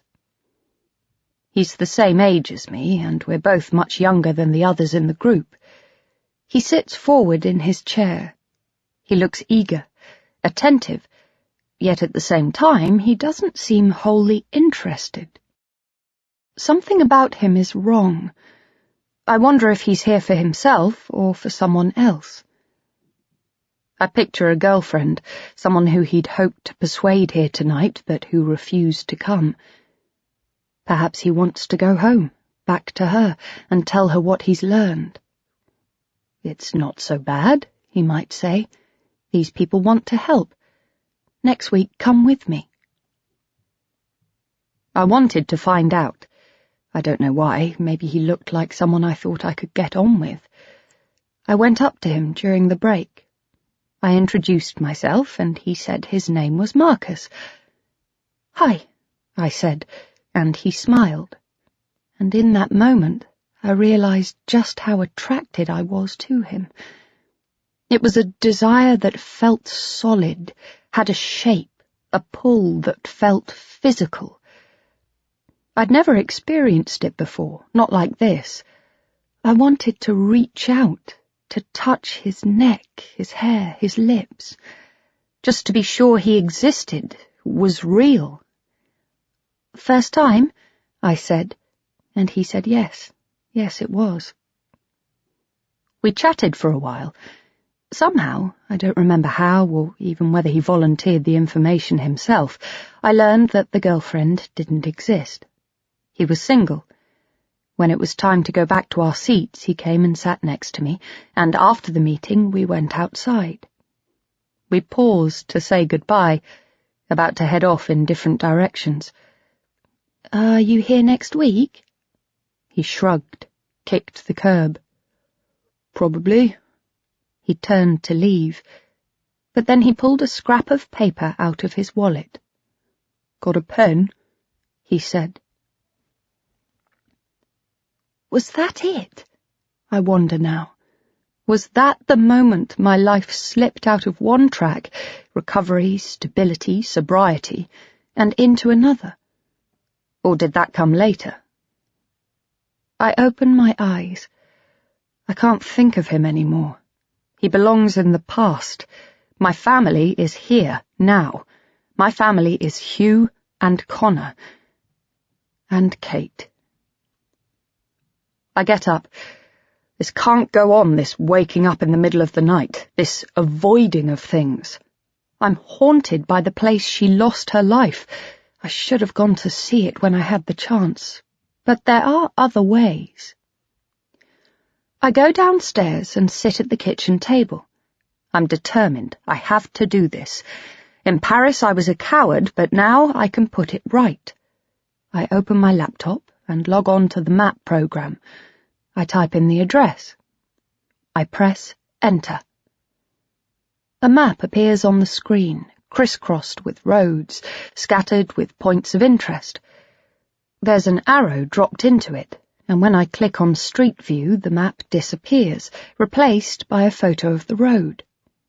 It looks broad, lined with trees, with shops and banks, and a stack of prefabs covered in graffiti. The photo has been taken during the day, and the place looks busy, passers-by frozen as they walk along it, their faces blurred inexpertly by the software. I stare at the screen. It looks ordinary. How could my sister have lost her life here? How could it have left no trace? I steel myself, then navigate along the road. I see the alleyway, cutting down between a building and the raised railway line that crosses the road. I'm here, I think. The place she died. I zoom in. It seems anodyne, harmless. At one end there's a kiosk, painted blue with a sign advertising Cosmétique Anti, and there are 2 rows of bollards dotting the pavement. The alleyway curves after what looks like 4 or 5 yards, and I can't see down it. I wonder where it leads. What's at the other end? I wonder why there was no one there to save her, and, for the millionth time, what she was doing there. I need answers. I fetch the box that Anna gave me from under my bed and take it back downstairs. I look at the picture on the front, the woman in the red dress. For 2 months I've tried to ignore this, terrified of what I might find, but I can't any longer. How bad can it be? I ask myself. Didn't Anna say it was just some paperwork? That's all. Yet still I'm afraid. But what of? Evidence of how far she'd come, perhaps. Proof that she was right, that Connor would have been better back with her. I take out her passport and hold it for a moment before putting it to one side. Underneath it there are some letters, and beneath them her birth certificate and driving license, along with her medical card and a note with what I assume is her national insurance number. It calms me somehow. I'm facing something that's been waiting for me. I'm doing well. I feel surprisingly okay. I dig further in. It's more difficult. There are photos taken at parties. One of Connor that I'd sent her, another of some friends on a boat trip along the Seine. I tell myself I'll look at them properly later. Further down, there's a pink filofax, pocket-sized. This seems hardest of all, but when I flick through its pages, I see she seems to have stopped using it when she got an iPhone last summer. Tucked into it is a single sheet of paper. I take that out and unfold it. Straight away I see a name I recognize. Written at the top is Jasper 1234. It's the name of the Labrador we had when we were little, followed by 4 digits, and next to it she's written Katie B, and then a web address, encounters.com. The rest of the page is filled with a list of odd words: East Dude, Athletic 27, Colm, Orc, all written at different times in different inks and with different pens. It takes me only a moment to piece it together. Encounters is the site Anna told me about, the one they both used. Kate used our dog's name as a password, Katie B as her username. I refold the page and put it back. The guilt I've told myself I shouldn't feel rolls again in my stomach. I should have looked at this sooner, I think. It might be important, something the police have missed. I've let her down. There was something I could have done to save her, something I could still do to make it all right. I dial Anna's number. It's early, but this feels urgent, and it's an hour later in Paris, nearly 6. She answers almost immediately, sleepy, anxious. Hello? Anna, it's me, Julia. Julia, is everything okay? Yes, fine. I'm sorry to call so early. I didn't mean to wake you. But that box you gave me, you're sure the police have gone through it? Box? You mean Kate's things? Yes, the police have definitely looked at it. Yes, I'm certain. Why? I'm just looking at it all now. Now? It's very early. I know, but I couldn't sleep. The thing is, there's a list of names. I think they might be people she was talking to. Online, I mean. I thought the police should see them. They did, I think. They had everything in that box. They said they'd kept everything they might need. You're sure? I think so, yes. Give me a second. She's quiet for a moment. I imagine her shaking herself awake. Sorry, what names are they? I read the first couple out. Do any of them sound familiar? Did she mention any of them to you? No. I carry on reading. After a few more names, she stops me. She's wide awake now. Wait, did you say Orc? That's not a username, it's a metro station. I know what she's going to say. It's near where they found her body. So that's what she was doing there, meeting someone off this list? I don't know, she says, but already I'm feeling a curious surge of energy. But I guess it's possible. I end the call. I look again at the list of usernames in her filofax. It's as if I found a weak spot in the wall of my grief, something that might lead me first in and then through, onto the other side, to peace. I wake my laptop. I type quickly, encounters.com. I tell myself I just want to have a look. I can't do any harm. I'm about to press enter when I hear a noise. A cough, then a voice. Darling? It's Hugh. It's 5:30 in the morning. What on earth are you doing? I close the browser window and turn to face him. He's wearing his gown tied around his waist and yawns as he rubs his eyes. Are you okay? Yes, I couldn't sleep. Again? What's wrong? I just keep thinking the police must have missed something. He sighs. I say the same thing to him every single day. I think they're being incredibly thorough. He comes over and sits next to me. I know he can see what's on my screen. If I hear anything new, I always tell you straight away. You know that. Yes, but do you think they're still investigating what happened? I'm sure they're doing everything, he began, but I interrupted him. I mean, really investigating it. He smiles. It's his sad smile, full of compassion. His surgeon's smile.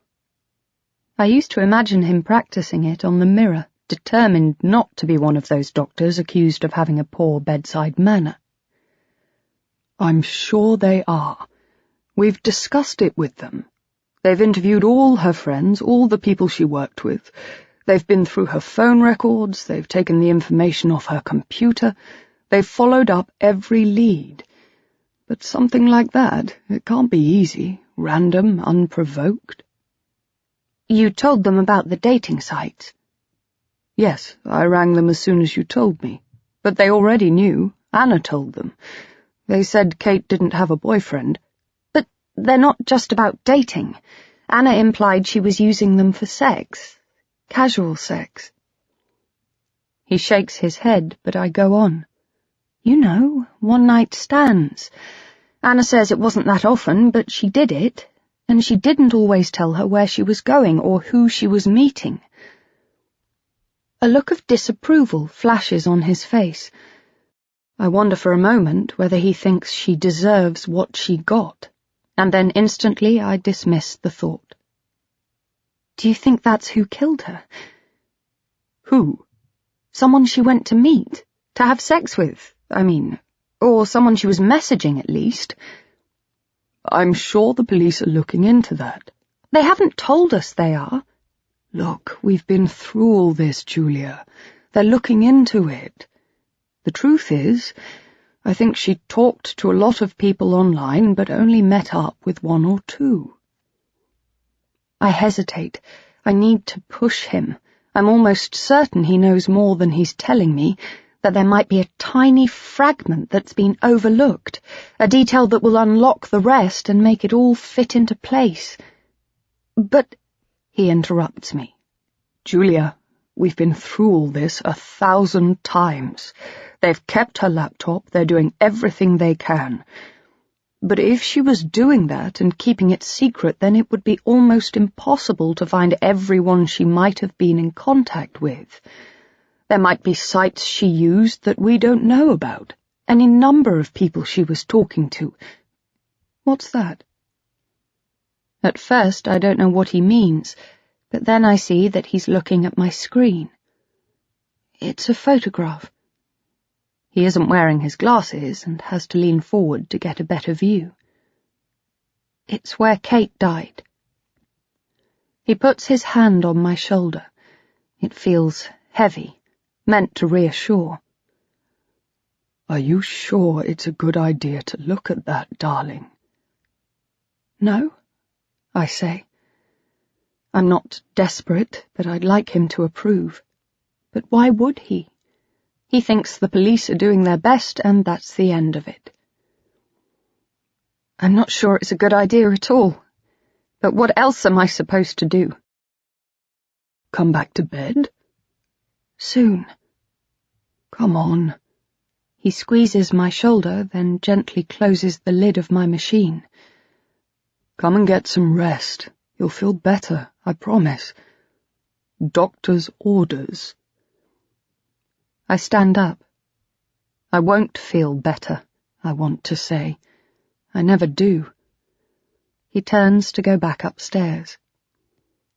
I'll be up in a minute, I say. I'm just going to make myself a cup of tea. I might read for a bit, until I feel sleepy. Okay, he says. He knows I have no intention of following him. You haven't forgotten we've got people coming for supper, have you? No, I say, even though I had. Maria and Paddy? Of course. We've known the Renoufs for years, ever since Maria joined Hugh's department as a registrar. Hugh tipped her for success even then, said she was going places, was someone he mustn't let go. I liked them both, but this is the first time he's invited them, invited anyone in fact, since Kate died. I suppose he thought cooking would do me good. Maybe he's right. Following a recipe, chopping, weighing, measuring. I used to enjoy it, before Kate. I went on courses. I was proud of the fact that I'd gone from someone who knew nothing about cooking to someone who could make their own pasta.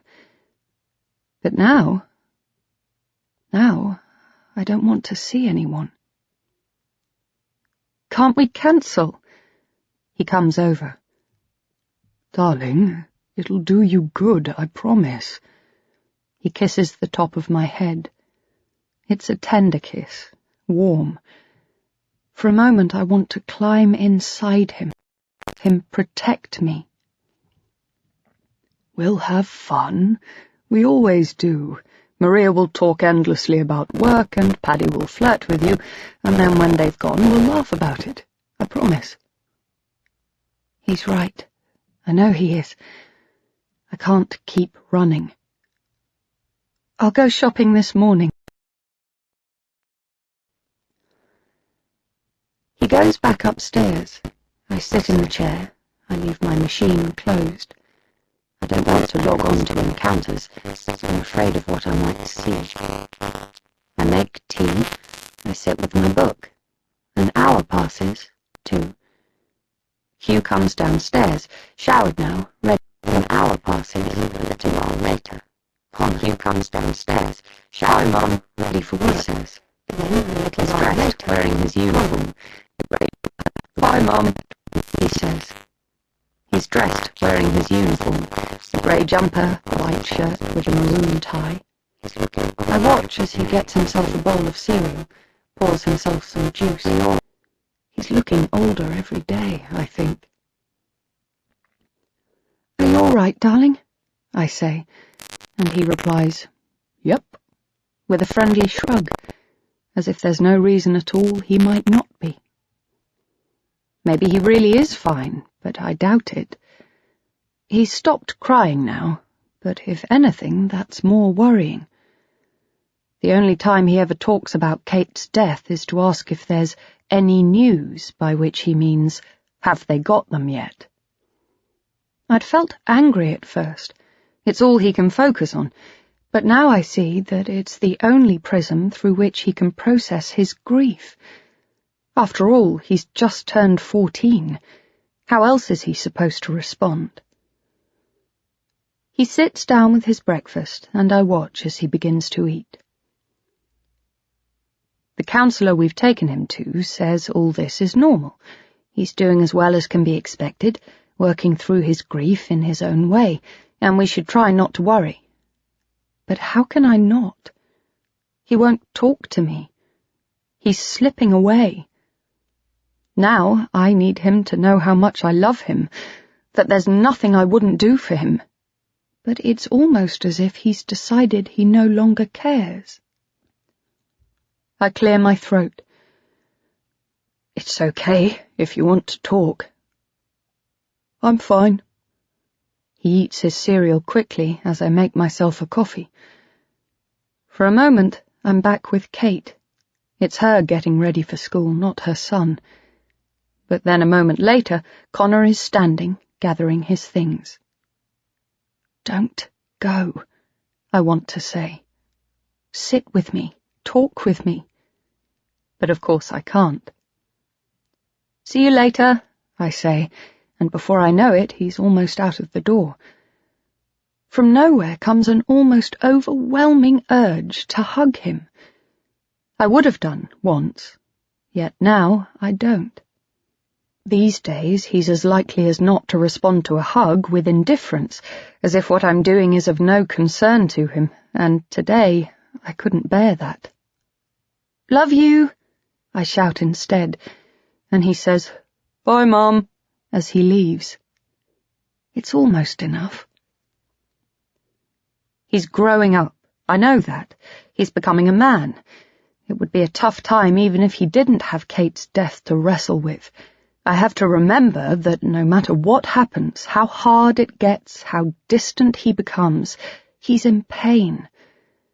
I might feel like I've already failed him 1,000,000 times, but still I have to look after him, to protect him, like I looked after and protected his mother when she was a child. I turn away from the window. I'm photographing a family next week, a colleague of Adrienne's, her husband, her 2 little girls, and I need to think about that. It's the first time I've felt able to work since Kate died, and I want it to go well. Plus, I have a dinner party to prepare. Things must get done. Chapter 7. I call Adrienne to get her friend's details. I want to make arrangements. I have my studio at the bottom of the garden in which I keep my tripods and lights, a couple of backdrops I can suspend from the ceiling. I have a desk there, though usually I do my editing on my laptop in the house, at the kitchen table or in the living room. It would be good if they could come to me, I say. It'll make it easier. She can hear the lack of enthusiasm in my voice. What's wrong? You can tell. Of course. Talk to me.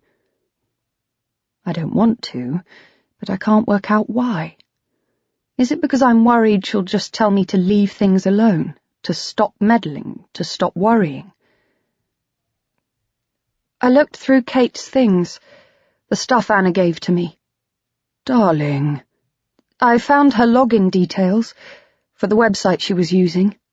For what? Meeting men.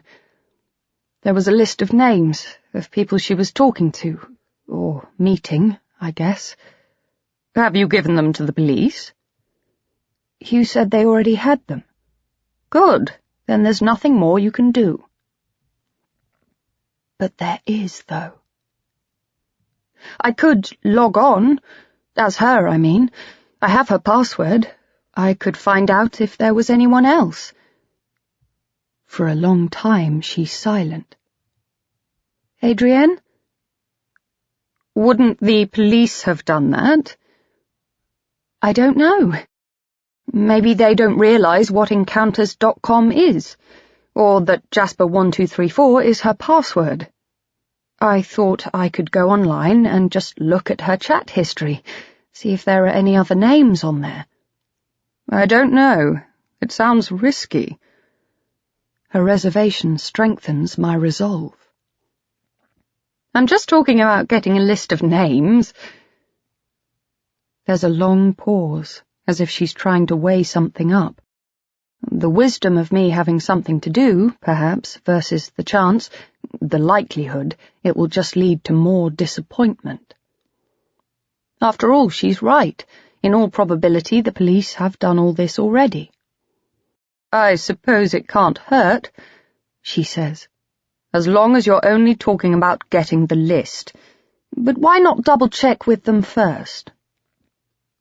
Suddenly, I'm not sure it's a good idea at all.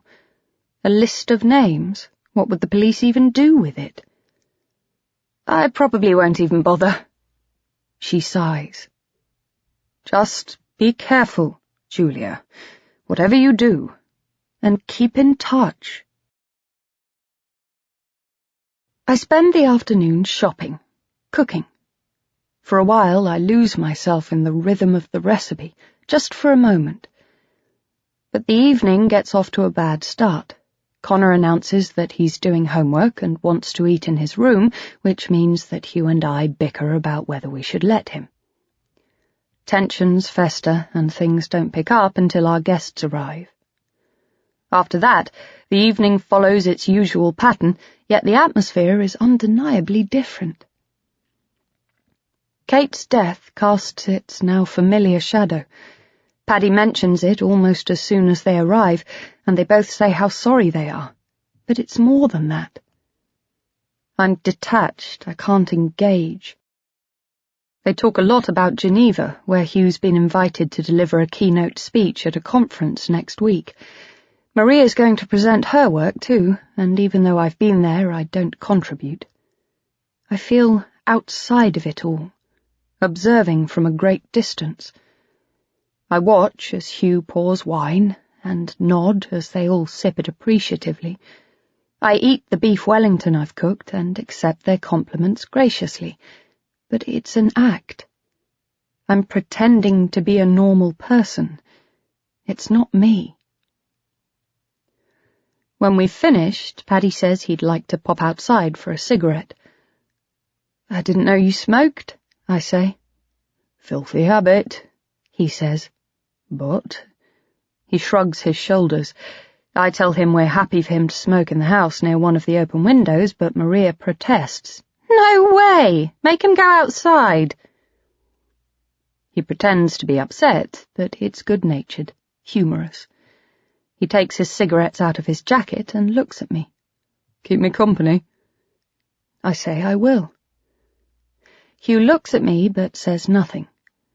We go outside, closing the patio door behind us. It's almost dark, still warm. We sit on the wall at the edge of the pool of light that shines from the kitchen. Behind us sits my studio. He holds a cigarette out to me. You don't, do you? I take it. Very occasionally, I say. He lights his cigarette and hands me the lighter. I inhale deeply, feeling the draw of the smoke, the instant hit. We sit in silence for a moment, then he asks me how I'm coping. Really, I mean. I swallow hard. It's tough, you know. I do. My brother died years ago, cancer. He was older than me. Oh, God, I say. I had no idea. No reason you should. There's silence. A beat.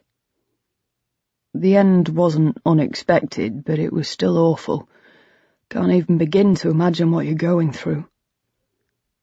We sit for a few moments. How's Connor? He says. I sigh. There's nothing to say, yet still I'm glad he's bothered to ask. He's all right, I think. He's not really talked about it. I'm not sure that's a good thing, though. He will, I guess, when he's ready. I suppose so. I just wish I knew what he was thinking, what was going on in his mind. He spends hours in his room, though that's nothing new, I suppose. It's as if he's avoiding me. He's at that age, I suppose. Plus, he's a boy. I look at him, at his profile, silhouetted against the light in the house. Is it as simple as that? I lost my mother when I was young. I have no idea what's normal. Maybe he's right, it's just the fact that he's a boy, and I'm a woman, and that's why he's slipping away from me. I find the thought curiously reassuring. Maybe it has nothing to do with the fact that I'm not his birth mother. Have you and Maria ever thought about children? He looks over at his wife, visible in the kitchen, helping my husband to prepare the dessert. Connor has joined them. They're laughing at something. Not really, says Paddy, looking back to me. Maria's career, you know. And I'm not that bothered. I'm from a big family. We have a lot of nieces and nephews. He sounds disappointed, but I don't know him well enough to probe further. Not really. That's good, I say. I grind my cigarette out. Shall we go back in? Sure. He wipes his hands on his jeans, then stands up and holds out his hand for me to take. Are you going to Carla's party? I'd completely forgotten. Another colleague of Hugh's with a big house in Surrey, a large garden, a gas-fired barbecue. She throws a party every July and invites everyone. Last year had been fun, but now I'm not looking forward to it at all. I'm trapped, though. She sends the invites out in April. There's no way we can get out of going. I guess, I say, standing up. He smiles and says he's glad. It's a fraction of a second before he lets go of my hand. Not long enough to be sure it means anything at all. I'm not certain whether I'm holding on to him or him to me. They leave. Hugh goes into the kitchen without saying a word. I follow him. He begins to tidy up, scraping each plate before rinsing it and putting it in the sink. He doesn't smile or even look at me as I speak. What's up with you? Still no eye contact. A plate clunks into the sink. Is this because I went outside to sit with Paddy? It's Connor, he says. Connor? I pick up a cloth and begin to wipe down the worktop. What about him? Are we still arguing because I said he could eat in his room? Among other things. I choose to ignore him. If he wants to bring anything else into this, then he'll have to talk about it, rather than make me guess. He's been really upset recently, I say instead. I don't think we should force him to do something he doesn't want to do. I think we should cut him some slack. He puts down the plate he's holding and turns to face me. Yes, well, I think we've been cutting him far too much slack lately. We shouldn't indulge him. It's really important we keep things normal, Julia. Meaning? He turns his palms upwards. The grief counsellor said we mustn't make too many allowances. He has to realise that life goes on. Life goes on? My anger ratchets up another notch. Life didn't go on for Kate, did it? I take a deep breath. I'm just worried about him. And I'm not. He comes in smelling of cigarettes. Cigarettes? Hadn't you noticed? On his clothes. I shake my head. I haven't noticed any such thing. Either I've become neglectful or Hugh is imagining things, and I suspect it's the latter. Maybe his friends smoke. Have you thought about that? His eyes narrow in accusation. What next? Drinking? Hugh. Fighting at school? What? He told me. He got involved in some scrap. He told you? Yes. He was upset. He wouldn't tell me what it was about, but it's not like him, Julia. He's never fought at school before. He's never lost his mother before, I think, but I don't say it. Maybe we need to let him make his own mistakes. He has to grow up. He has to let off steam, especially given what's happened. I just think we need to keep a closer eye on him. Me, you mean? You think I should be keeping a closer eye on him? You know, it seems to me that you're a perfect father whenever it just involves playing chess or ordering takeaways when I go away, yet whenever he needs some kind of discipline, that's suddenly my job. He ignores me. Well? I don't mean that. Look, I'm just not sure you're— I'm what? I know exactly what he means. Setting a good example. This is about what happened in Paris. I'm not sure you're there for Connor at the moment like he might need you to be. I can't help but laugh, but it's a reflex. At some level, he might be right. Meaning what, exactly? He lowers his voice. Julia, please calm down. Be reasonable. I go back to the table to finish clearing it, to turn my back on him. It's then that it happens. In front of me is the glass I'd been drinking from, and as I pick it up, a sudden and almost irresistible urge bubbles up from nowhere. I imagine filling it from the bottle of red wine they hadn't quite finished, drinking it down. I can feel it, heavy in my mouth. I can taste it, peppery and warm. I want it more than anything. I hold the glass in my hand. I tell myself this is the first time since Paris, the first time I've even been tempted. It isn't a relapse, it only means what I let it mean. Julia? I ignore him. Ride it out, I tell myself. Ride it out. The desire will crest like an ocean wave and then subside. I just have to wait. Hugh is here anyway, and whatever happens, I won't drink in front of him. Yet I managed to drink in Paris, and that was weeks ago. I haven't even been tempted since. Even if I were to drink now, it wouldn't have to signify the beginning of the end. I think back to the program, the first step. This isn't something I can control. The fact I've gone for weeks without being tempted again doesn't mean I'm over it. All control is an illusion. I think of my sponsor, Rachel. Addiction is a patient disease, she said to me once. It'll wait for your whole life if it has to. Never forget that. I haven't, I tell myself. I won't. Julia, says Hugh. He sounds annoyed. I've missed something. He's been talking to me. I turn round. Yes? I know he's upset about his mother's death.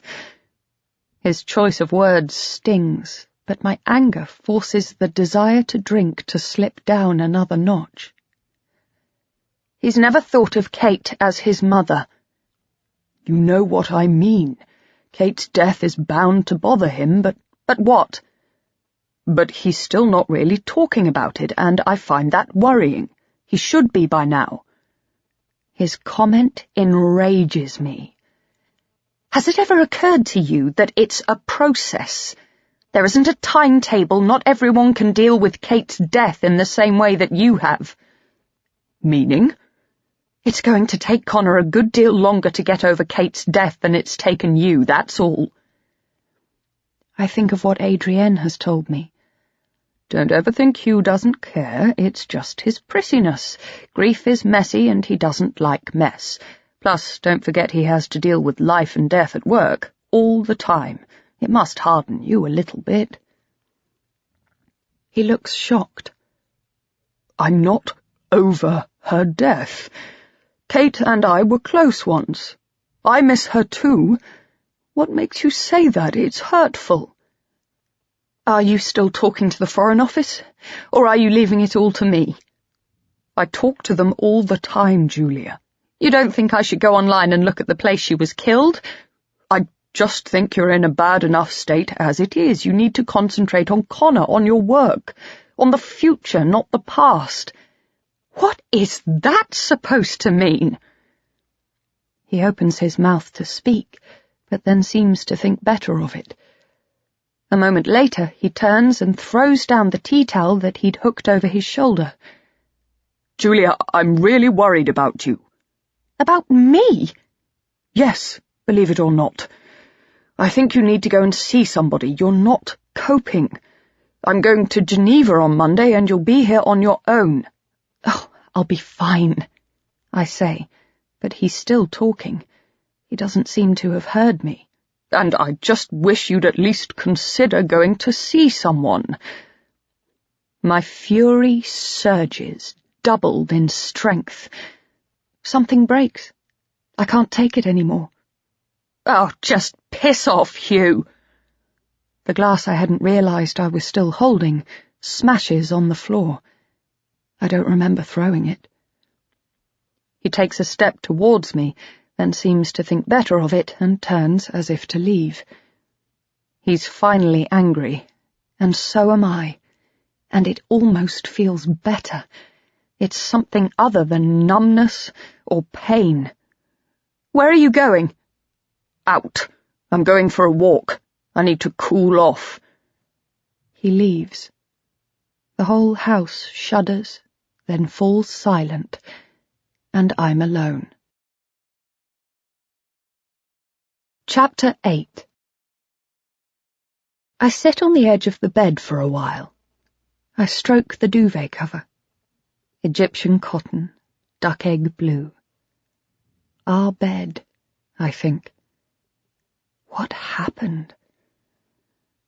We bought it when we moved in here 4 years ago, and it's nothing particularly special. It's a place we sleep, talk, read. Occasionally we make love, and when we do, it's still tender, slow. Enjoyable, usually, if not exciting. Was it ever exciting? I think so, for a while. But the frenzy of a relationship's early days is unsustainable. It has to burn out, become something else. It's not his fault or mine. It happens to everyone. Maybe it happened sooner with us. Hugh is the son of my father's best friend. He's known me since I was at school.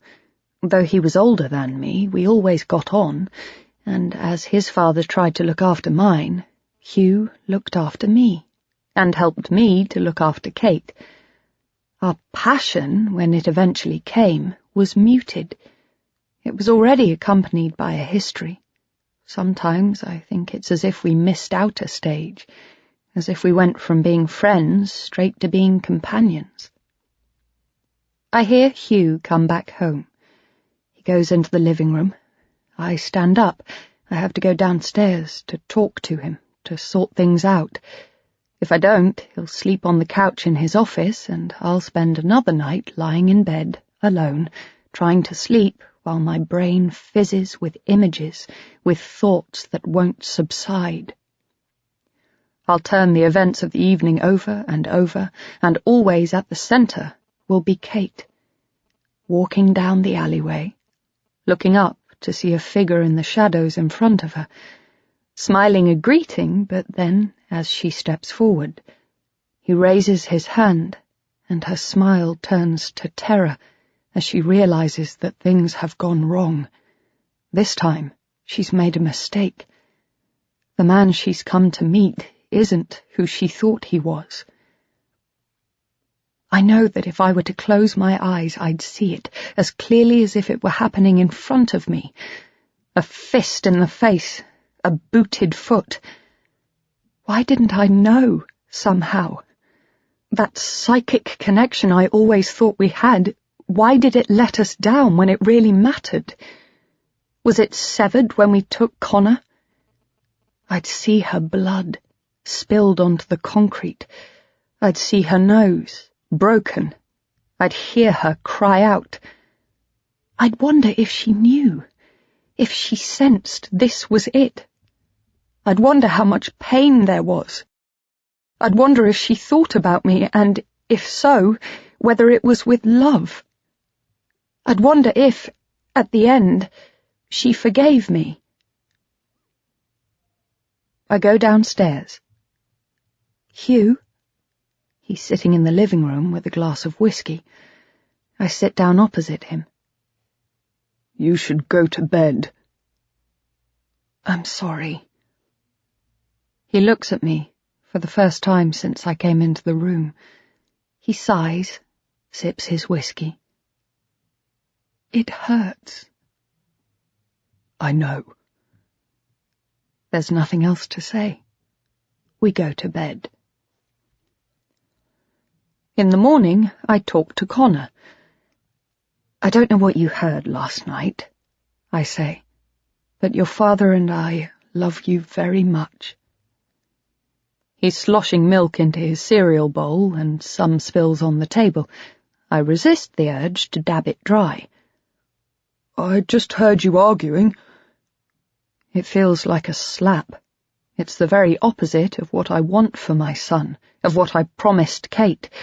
Stability, loving parents, a home free of conflict. All couples argue. It's normal. Are you going to split up? No, of course not. He goes back to his cereal. What were you arguing about? I don't want to tell him. It's difficult. The last few months have been tough, on all of us, with Auntie Kate and everything. I know I'm stating the obvious, but it feels true and necessary. A shadow crosses his face, and for an instant I see how he'll look when he's much older. But then it passes, leaving a kind of sadness. I think he's going to say something, but he doesn't. Do you miss her? He freezes, his spoon midway between the bowl and his mouth. He puts it back. Again, he looks thoughtful, much older. For some reason, he reminds me of Marcus. It's the same expression he had when on those rare occasions he was worried or pensive. But then he speaks and becomes a teenager once again. I don't know. His face collapses. Tears come. It's unexpected, and I'm swept to my feet in an urge to soothe and comfort. It's okay. Whatever you feel, or even if you don't know, it's okay. He hesitates. I suppose I do miss her. A bit.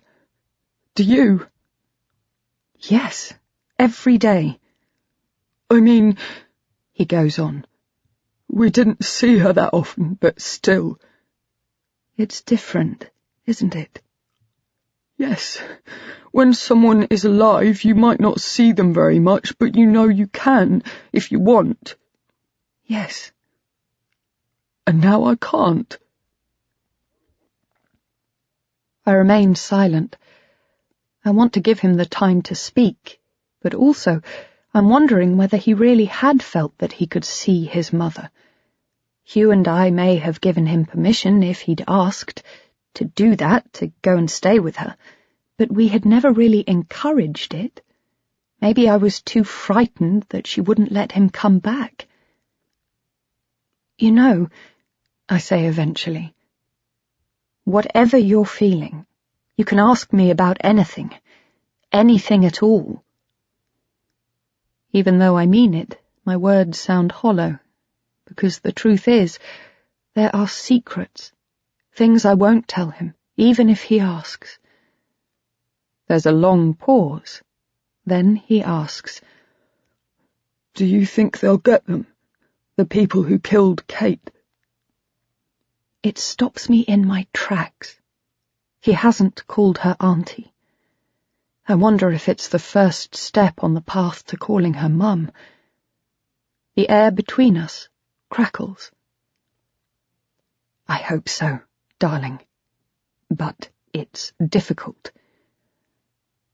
There's a silence between us. Dad says she was a nice person who fell in with a bad crowd. I press some bread down into the toaster and look up. I smile. That's exactly what Hugh used to think of me. a nice person over-influenced by those around me.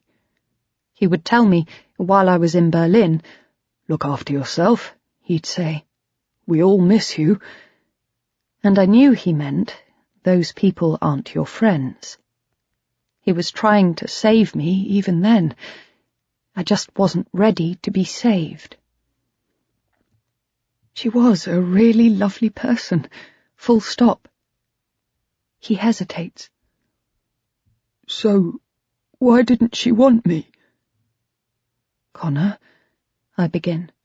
"It's complicated." "Dad says I shouldn't worry about it. He says that Auntie Kate loved me very much, but she wasn't coping, that she couldn't afford a baby, but you could, so it made sense." Well, that's really a very simplistic way of looking at it.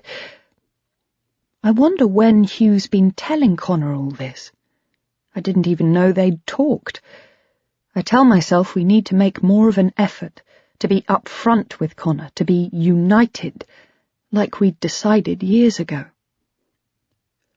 "If you wanted children, why didn't you have one?" We couldn't. I'm trying to keep my voice even. I don't want it to crack, to betray how much loss I contain. We'd been trying for several years, but one of us... I stop. He doesn't need the details. We just couldn't. It comes to me then, the clinic, white walls and rubber floors, boxes spilling blue gloves, posters advertising helplines and charities that I knew I'd never call. I remember the stirrups, the cold metal between my legs. It felt like a punishment. I realize I've still never told anyone about that, certainly not Hugh. He doesn't know anything about that baby I could have had, but didn't. Who couldn't? I look at my son, at Kate's son. I don't know. The familiar sense of shame comes then. I thought I'd conquered it years ago. I was mistaken. We don't know, but it doesn't matter. It makes no difference. We love you, Connor. You're our son. The toaster pings. The bread pops up. I'm startled, briefly. Then I begin to butter his toast. "Thanks, Mum," he says, and I'm not sure what he's thanking me for. I take the key from my bag and unlock the padlock. The shed door swings inwards with a creak, and I wait for a few moments to let some of the heat out before stepping in. Even though the walls are lined and painted, and I light scented candles in here when I work, it still smells vaguely of wood. Yet it's comforting, my own space, a refuge. I close the door behind me and sit at the desk. I put the biscuit tin in front of me, the one Anna gave me. I feel calmer now. I know what I have to do. I take Kate's Filofax out of the tin and put it on the desk next to my laptop. The light that streams into my studio through the window behind me reflects off its surface, and I adjust my chair and change the angle of the screen. Finally, I press a key. My background picture is an old photo of me, sitting on a bench on the heath with Connor on my lap. In the photo, he's 4, maybe 5, a decade ago, and I look so happy, so excited finally to be a parent. Yet now it feels as if it belongs to a different time completely. I realize once again how Kate's death has sliced my life in two. I press another key, and the picture of Connor disappears, replaced by the last window I'd had open. It's a video. I press play. It's a film of the two of us, me and Connor, on a beach. Hugh took it years ago, back when he still used his camcorder. Connor is about 5, dressed in red trunks and slathered in sunblock, and the two of us are running away from the camera into the sea, laughing as we do. It was a glorious summer. We'd hired a villa in Portugal. We spent the days by the pool or on the beach. We had lunch in a restaurant in the village, or we'd take a drive into the hills. We sat on the terrace and watched the sun go down after we'd put Connor to bed. We'd sit and talk, and then we'd go to bed ourselves where, quietly, carefully, we made love. We were happy. So very, very happy. The video is almost over when I get a call. It's Anna on Skype. I don't want to talk to her now. I click ignore. I'll call her back later. What I have to do won't take long. The video finishes. Connor is frozen in the distance. I'm ready. I open my browser and begin to type the web address, encounters. I only have to type the first few letters, the rest autofills from the night before last, the time I hadn't got as far as pressing enter. I press it now. I have a sense of weightlessness. It's inexplicable, but real. My body has become unmoored.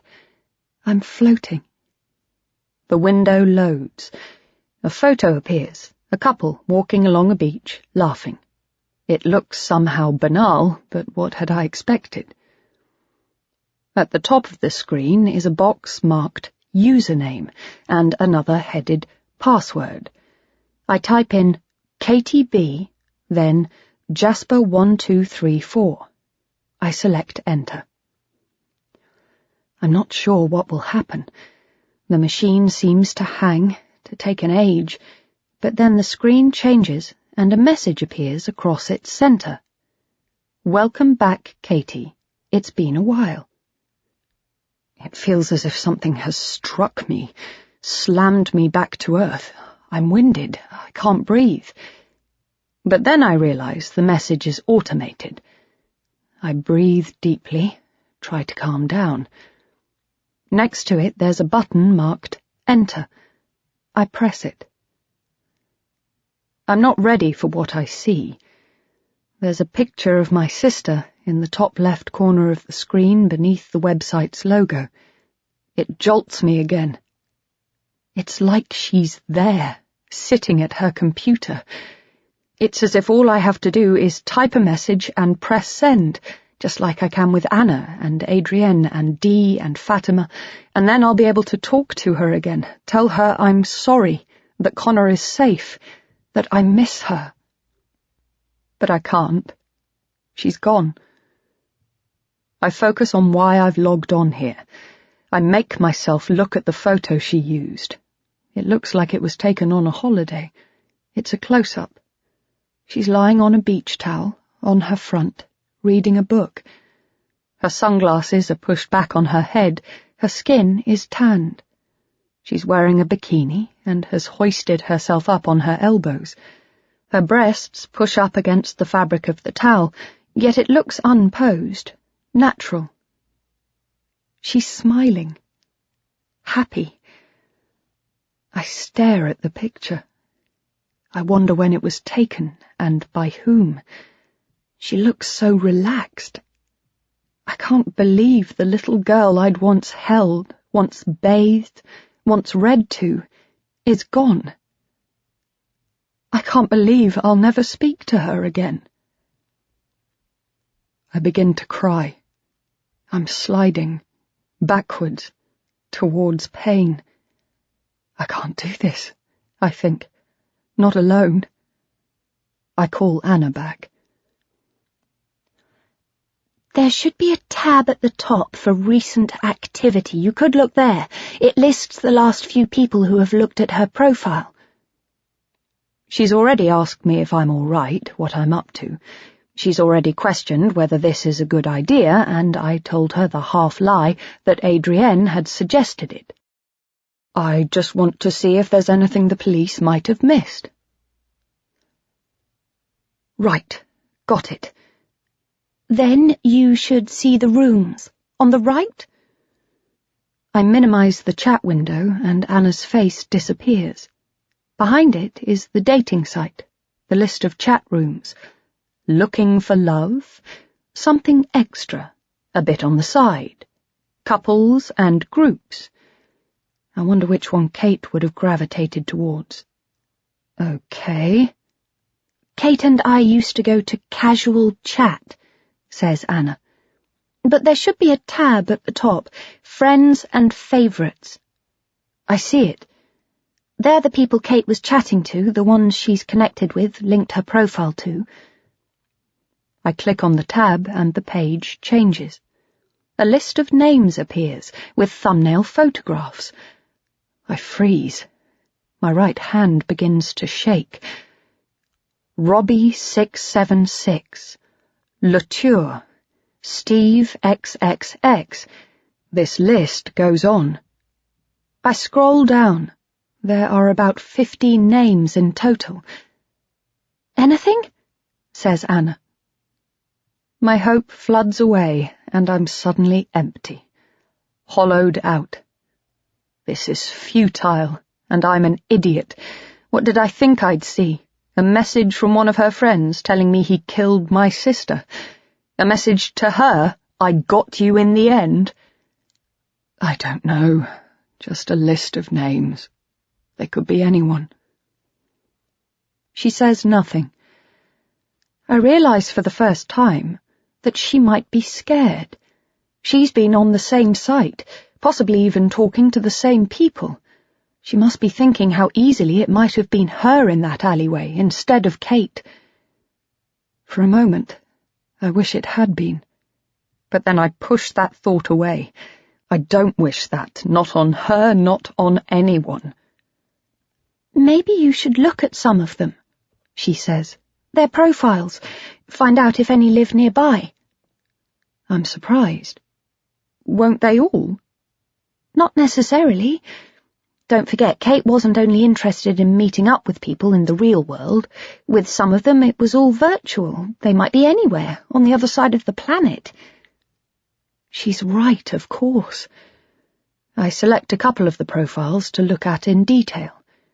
Sexy LG, whose profile picture is of a sunset, lives in Connecticut.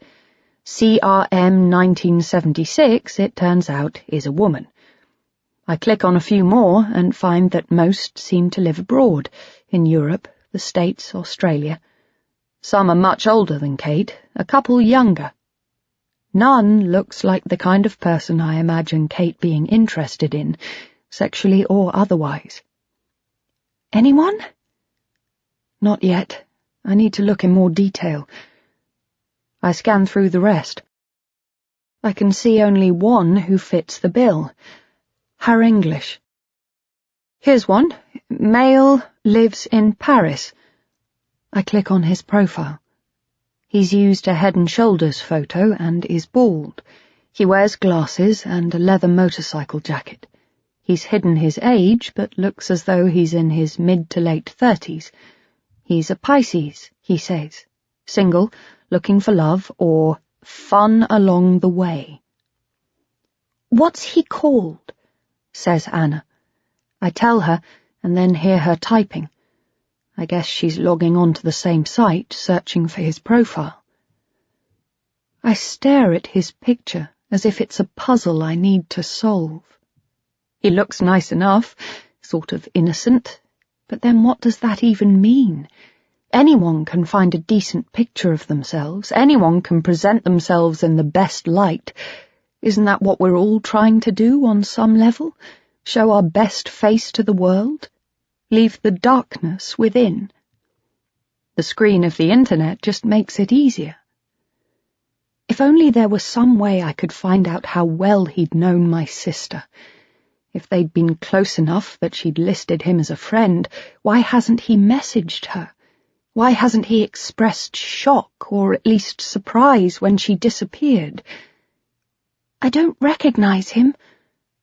I imagine doing what Adrienne suggested, taking down his name along with any more that look as if they might be people Kate had met, then handing the information over to the police.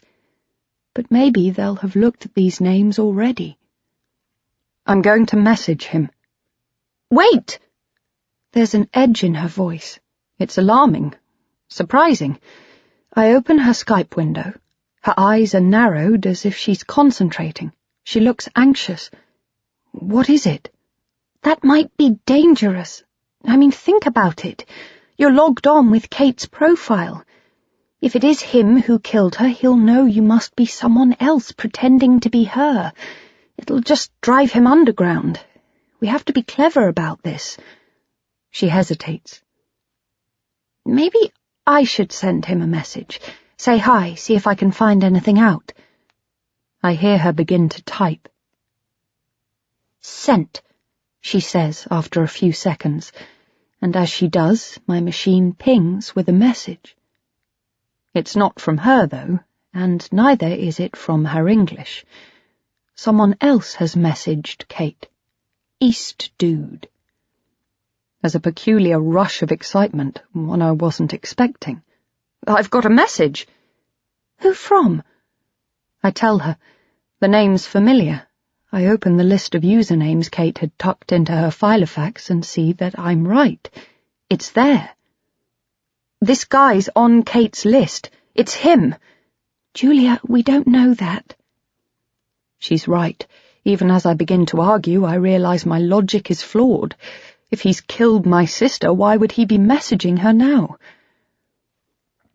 I stare at the message, as if it's dangerous, poisonous.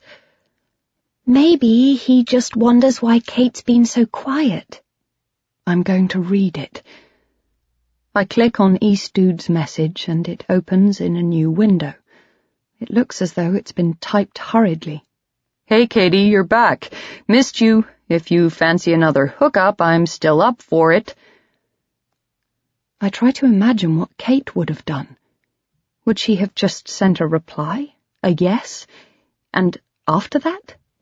They'd arrange a date, I suppose. They'd meet up. Drinks and dinner. Or would she have just gone to his place or had him round to hers? Would it be simpler just to cut out the preliminaries? He wants to know if she wants to hook up. Hook up where? He doesn't say. I click on his profile. He's in his early 30s, he says, though the photo suggests an extra 10 years at least. Under location, he's written New York. New York. But that doesn't make sense. I read it again. Another hookup. I don't remember Kate ever going to New York, did she? No, he must mean cybersex. Cybersex. Just endless descriptions of who's doing what to who, what they're wearing, how it's making them feel. Adrienne has always joked that the reality is lots of people sitting around in jogging bottoms covered in baby puke. But would they call that a hookup? I say. I guess they might. There's no message history. Then you should forget it, Julia. I could answer his message. He thinks I'm Kate. And achieve what? Just to find out what he knows. I look at the picture again. This East Dude. He looks innocent, harmless. His hair is receding, and in the picture he's chosen, he has his arms around a woman who's been inexpertly cropped out of the shot, just as I'd removed myself from the picture of Marcus. I wonder what he and Kate had talked about. I wonder how well he knew her, if at all. Isn't that why I came on here? To find out? I'm not sure it's going to help, says Anna. Trust me, I say. I'll talk to you later. Our messages scroll up the screen. East Dude thinks he's talking to Kate. You don't remember how hot it was? I'm upset.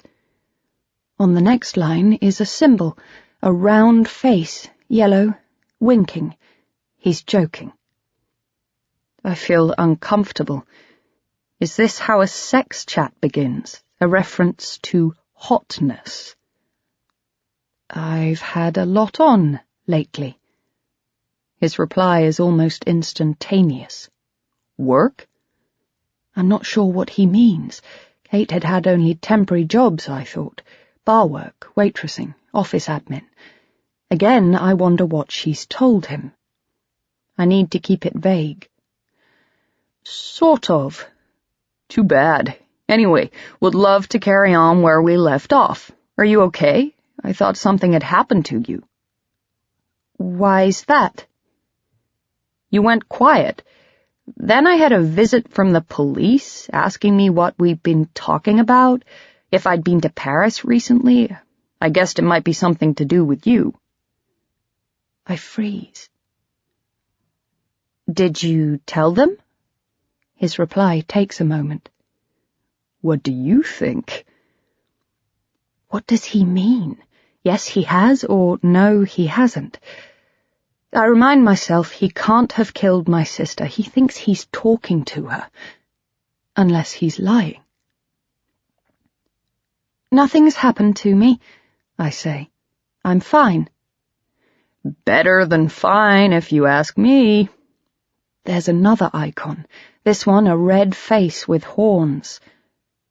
Thanks, I say. I realize I need to be careful if I'm going to draw him out. So, you said you wanted to carry on where we left off. Tell me what you're wearing first. I hesitate. This is wrong, and I feel awful. I'm impersonating my sister, my dead sister, and for what end? I try to persuade myself. I want to find out who killed her. I'm doing this for the right reasons, for the sake of Kate and her son. So why do I want to throw up? What was I wearing last time? I type. You don't remember? No, I say. Why don't you tell me? Not much by the end. There's another smiling face, this one with its tongue hanging out. I hesitate. The cursor blinks, waiting for me to decide what to type, how far to take this. It feels surreal. Me in London, him in New York, separated simultaneously by thousands of miles, and nothing at all. I'm imagining that's what you're wearing now. I don't reply. I'm thinking of you wearing nothing at all. Still, I don't say anything. This isn't what I wanted to happen. I'm getting hard here. I close my eyes. I shouldn't be doing this. I'm a voyeur. I am sampling my sister's virtual life, my dead sister's private life. I'm a tourist. I should stop, but I can't. Not now. Not until I know for certain that it isn't him. Another message arrives. How about you? You want me? I hesitate. Kate would forgive me, wouldn't she? I type, I do. Good, he says.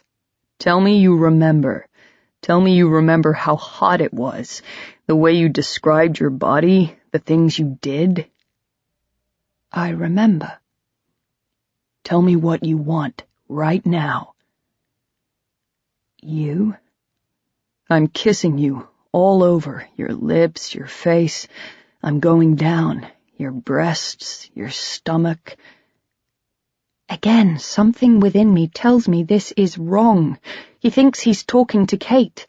He's imagining having sex with my dead sister. You like that? My hands hover over the keyboard.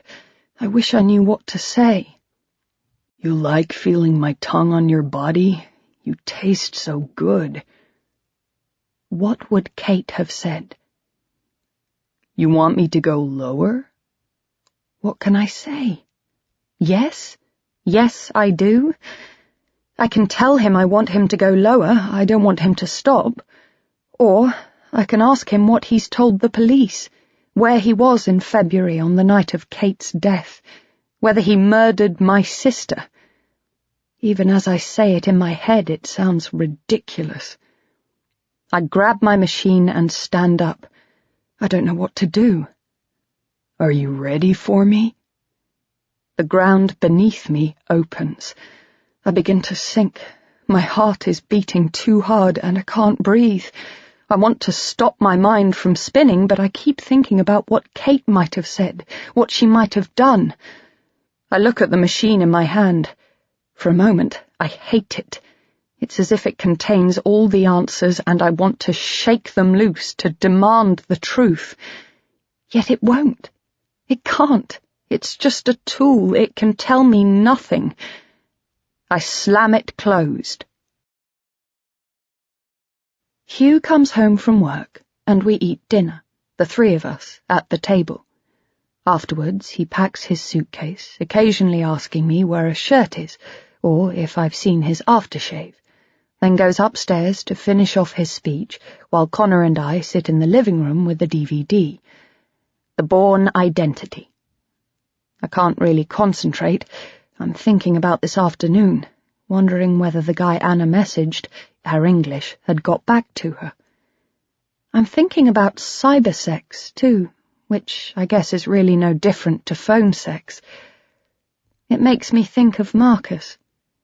There were no texts back then, no emails, no instant messaging services, unless you include pagers, which almost no one had. Just the voice. Connor leans forward and grabs a handful of the popcorn I've made for him. My mind drifts. I remember the first time Marcus and I had sex. We'd known each other a few weeks. We spoke on the phone. We hung around after the meetings, drinking coffee. He'd started to tell me his story. He came from a good family. His parents were alive. He had a sister who was nice, normal, stable. Yet there was always alcohol in the house, forbidden to him, and he was drawn to it. The first time he got drunk was on whiskey. He didn't remember anything about it other than the fact that he felt some part of himself open up then, and that one day he would want to do it again. "How old were you?" I'd asked. He'd shrugged. "Dunno. 10. I'd thought he was exaggerating, but he told me he wasn't. He started drinking. He'd always been good at art, he said, but the drink made him feel he was better.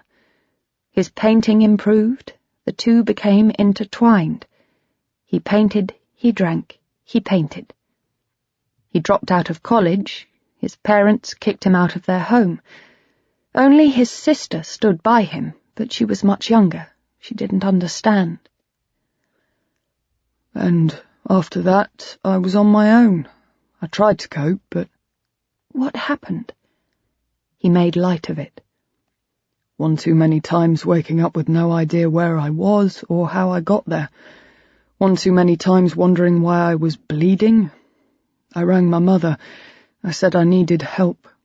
She got a friend to take me to my first meeting in the fellowship. And here we are. Yes, here we are. He paused. I'm glad I met you. It was a couple of weeks later that he called me. Kate was watching television with a friend, and I took the call on the extension in the kitchen. He sounded upset. "What's wrong?" I said. "I've had a drink." I sighed, closed my eyes. "Have you called Keith?" "I don't want to speak to Keith. I don't want to see him. I want to see you." I felt both awful and thrilled at the same time. He'd had a drink, but it was me he'd turned to. He asked me round to his flat, and I said, of course, I'd go. When I arrived, he was sitting on his threadbare sofa, a bottle at his feet. I sat next to him and took his hand. Had I known we were going to kiss? Probably. Did I know it was almost certainly a mistake? Probably not. The film ends, and Connor goes upstairs. Then, a little while later, so do I. I listen at his door on the way up, but I hear nothing except the rhythmic tap of his fingers on the keyboard. I run myself a bath and lie in the water for a long time, my eyes closed, drifting in and out of an exhausted sleep, occasionally topping up with hot water. When I get out, Hugh's in bed already. "Come," he says. He pats the bed next to him, and I smile. "In a minute." I've wrapped a towel round my chest, and I tuck it tighter, then sit at the dressing table and apply my moisturizer. By the time I've finished, Hugh is snoring, and I turn off the light. It's hot, but there's a light breeze, and I go over to the window to adjust the curtains. Outside, there's a figure, barely visible in the shadows, an image as thin as smoke. It looks like a man, and I turn to wake Hugh to ask him if he can see it, or whether he thinks it's my imagination. But he's fast asleep, and when I look back, the man has gone, and I wonder whether he'd ever been there at all. Chapter 9. I drive Hugh to the airport, then return home. It's Monday. The traffic is bad, the air thick with heat. I've been determined to keep busy during his absence, to get on with jobs, sort out Connor's room, go through the files on the computer, make sure everything is charged and ready for the shoot on Wednesday. But by the time I get home, it's early afternoon and far too hot to do anything much at all. I'm restless, unsettled. I change into a summer dress and decide I'll sit in the garden. I go to the fridge to get a lemonade, but when I open the door, I see the bottle of wine Hugh opened last night. Desire swells again, just as it had after the dinner party. I get the lemonade, then close the door, but there's no point in pretending I'm not feeling it. Rachel used to tell me that. "Take a step back and hold it up to the light," she said. "Consider it." I do just that. First, I'd like a glass. Second, I'm alone, Hugh's away, Connor at school. There's no logical reason I shouldn't. Except there is. There's every reason. This time the desire builds. I acknowledge it, feel it, yet it doesn't go away. It's growing. It starts to feel more powerful than me. It's an animal, a ruthless predator, something with teeth, something that wants to destroy. I won't let it win. Not this time. I tell myself I'm strong. I'm bigger than this thing that wants to claim me. I ride it out, stare it down, and eventually it begins to retreat. I put ice in my drink and find the novel I'm reading, pick up my laptop and go outside. I sit at the table on the patio. My heart beats hard, as if the fight had been physical. But once again, I'm pleased with my vigilance. I sip my lemonade, listening to the sounds of summer, the traffic, the planes overhead, a conversation in a distant garden. My book is in front of me, but I ignore it. I know I won't be able to concentrate. I'll read the same page over and over. It's futile. I open my laptop. I wonder whether the guy from yesterday, her English, replied to Anna, or whether East Dude, the one I'd been chatting to, has messaged me again. I navigate to the messages page. He has. I open it. "What happened? I hope you're all right." Anxiety courses through me. It's electric. Anxiety and, also, excitement. Even though he thinks he's talking to Kate, part of me is flattered at his disappointment. I try to focus on what's important. I have to be more methodical. I tell myself it's unlikely he had anything to do with Kate's death, assuming what he told me is true, The police have interviewed him as a suspect and eliminated him from their investigation. Plus, he lives in New York. There's no point in answering his message. I click delete. Part of me feels bad. But he's a stranger, someone I'll never meet. I don't care what he thinks. I have more important things to do. I navigate to Kate's friends and favourites page and go down the list. I'm careful this time. I check each one, finding out where they live. They're scattered all over. Not counting East Dude, there are 11 people she used to chat with. Of those, only 3 live in France, and only one, the guy from yesterday, Herr English, the one Anna messaged, is in Paris. I hesitate. I open Skype, but Anna isn't online. I send her a note asking if she's had a reply, yet at the same time know that she'd have told me if she had. I remind myself that his silence doesn't mean that Herr English is the guy who killed Kate. Not at all. Maybe they hardly chatted, barely knew each other. Maybe he rarely logs onto his messages or doesn't respond to things straight away. There are a million reasons for his silence. It doesn't have to be because he knows exactly where she ended up. But I need to be sure. I sit for a moment. I sip my drink. I think about my sister and what I can do to help her. As I do, the idea that's been forming all night is finally birthed. I call Anna. I've been thinking, she says. Yes? About your suggestion, chatting to that guy. It might not be such a bad idea. I tell her, I'm thinking of setting up a profile of my own. I thought if I can chat to people, if they think I'm someone new, they're more likely to tell me things. She talks me through it. I work quickly, and it doesn't take long. I hesitate when it asks me to select a username, but then settle on Jane B. It's close enough to my own name, but not too close. The photo I choose is one that Hugh took a few years ago on holiday. In it, bright sun behind my head is throwing my face into partial shadow. I haven't chosen randomly. Kate and I don't look that similar generally, but in this photo we do. If someone had known Kate, they might mention a resemblance. It might give me a way in. I enter my details, date of birth, height, weight. Finally, I press save. I'm done, I say. She tells me to be careful. I go back online. I'm excited. At last I'm doing something. The guy from yesterday, Herr English, might talk to me, thinking I'm someone new. Maybe then I can find out who he is and how well he might have known my sister. I message him. Hi, I say.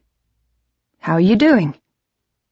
I know he won't reply straight away, if he replies at all, and so I go inside to refill my glass. I grab myself an apple from the bowl. I wonder what this guy might do when he sees my message, whether he gets lots or just a few, whether he answers them all or just the ones that take his fancy. I wonder what normally happens, if there's such a thing as normally. I go back outside. There's a breeze. It's getting cooler now. I have another sip of my drink, then sit back down. I bite into my apple. It's crisp but slightly sour. I put it on the table, and as I do, my computer pings. I have another message, but it's not from him. This one is from someone new. As I open it, I get the strangest feeling. A plunging, a descent. A door has been nudged open. Something is coming. Part 2. Chapter 10. I sat in the garden for hours that day, my laptop humming in front of me. I was exploring the site, clicking on profiles, opening photographs. It was as if I believed I could stumble on Kate's killer accidentally, that somehow I'd just be drawn to him. The ice in my glass melted. The dregs of my lemonade began to attract flies. I was still there when Connor came home from school, though by now the battery on my computer had run down and I was just sitting in silence, thinking about Kate, and who she might have been talking to, and what they might have said. "Hi, Mum," he said, and I closed my machine. I said hello and patted the chair next to me. "Just doing some editing," I said as he sat down. The lie slid off my tongue so easily I barely noticed it. The following night, he's due to go to Dylan's party. His best friend, a nice enough lad, if a bit quiet. They spend a fair bit of time together, here mostly, playing on the computer or on Connor's Xbox. I tend to stay out of their way, listening in from time to time. There's usually a lot of laughter, or there certainly used to be, before Kate. Dylan will come in occasionally and ask me for more juice or a biscuit, terribly polite. Last Christmas I took them sledging on the heath with another couple of boys from school I didn't know. We had a good time. It was nice to see Connor with people his own age, to get a glimpse of what kind of man he'll turn into. Still, I can't think that he and Dylan discuss feelings. I can't picture him as someone Connor goes to for support. It's Dylan's birthday, and he's celebrating at his house. Just pizzas and bottles of cola, some music, maybe karaoke. A few of them are staying over in a tent in his garden, and I imagine late-night DVDs and a final snack before torches and sleeping bags are handed out. They'll go out onto the lawn, spend the night laughing, chatting, playing video games on their phones, and the next day, when their parents pick them up, they'll tell us nothing except that it had been all right. I drive him there. We pull up outside the house, and I see the balloons tied to the gateposts, the cards in the lounge windows. Connor opens the car door, and at the same time, Dylan's mother, Sally, comes out into the porch. She's someone I know quite well. We've gone for coffee after school, though always with other people, and I haven't seen her for a while. I wave and she waves back. Behind her I can see streamers, the flash of children running upstairs. She raises her eyebrows and I smile in sympathy. "Have fun," I say to Connor. "I will." He lets me kiss him on the cheek, then picks up his bag and races into the house. When I get back home, the place seems cavernously empty. Hugh is still in Geneva and has sent me a text message. The flight was okay, the hotel is nice, he's heading for dinner soon and wonders how I'm feeling. And I tap out a reply. "I'm fine, thanks. Missing you." I press send. I make some dinner, then sit in front of the television. I ought to call my friends, I know that. But it's difficult. I don't want to inflict myself upon them, and I can sense that when they hear my voice, the energy drops as the shadow of Kate's death falls on all of us. I'm not me anymore, I realize. I carry something else now, the stigma of pain, and I don't want it. I think of Marcus. We'd been seeing each other for less than a year when he said he wanted to move. "Where?" I asked, and he said, "Berlin." He seemed so certain and so desperate. I thought he was trying to get away from me, even though until that moment we'd been happy. He could see it in my eyes, the flash of disappointment, suppressed a moment too late. "No," he said. "You don't understand. I want you to come with me." "But—" He shook his head. He was determined. "You have to. I want to go with you. I don't want to go by myself." "But you will," I thought. "If I don't come. You've already decided." Please, come. What's keeping you here? I shook my head. Is it the meetings? We've been clean for ages now. We don't need to go anymore. I know, but... Is it Kate? I nodded. She's only 12. He stroked my arm, kissed me. She's in school now. You can't look after her forever. I thought of all the fun we'd had, Kate and I, despite how hard it had been at times. We used to make popcorn and sit watching videos, or we'd play in the long grass at the bottom of our garden, pretending to be chased by dinosaurs, dressing up in our mother's clothes, wearing her shoes, spraying ourselves with her perfume. How long have you been looking after her? 8 years. Exactly. And now it's time your father started doing his bit. Besides, she's nearly a teenager now. You have your own life to live. I told him I'd need to think about it, but really I already knew. Kate was nearly 13, older than I'd been when I started looking after her. She'd had enough years of my life. Kate would be fine. Except she wasn't. I open my eyes. I reach for my laptop. Anna's online. I message her. Any luck? She asks. I think of the few people who have messaged me. There's been nothing interesting. Not yet, I reply. Hugh comes back from his conference. He takes the train from the airport, then a cab, and arrives carrying a huge bunch of flowers. He kisses me, then hands them over. What have I done to deserve this? I say, and he shrugs. Nothing. I love you, that's all. I missed you. I find a vase. I missed you too, I say, a little too automatically. I take the scissors out of the kitchen drawer and begin to trim the stems. How's Connor? Good, I think. And you? I tell him I'm fine. I had a job, I say, thinking back to the day before. A friend of Fatima's.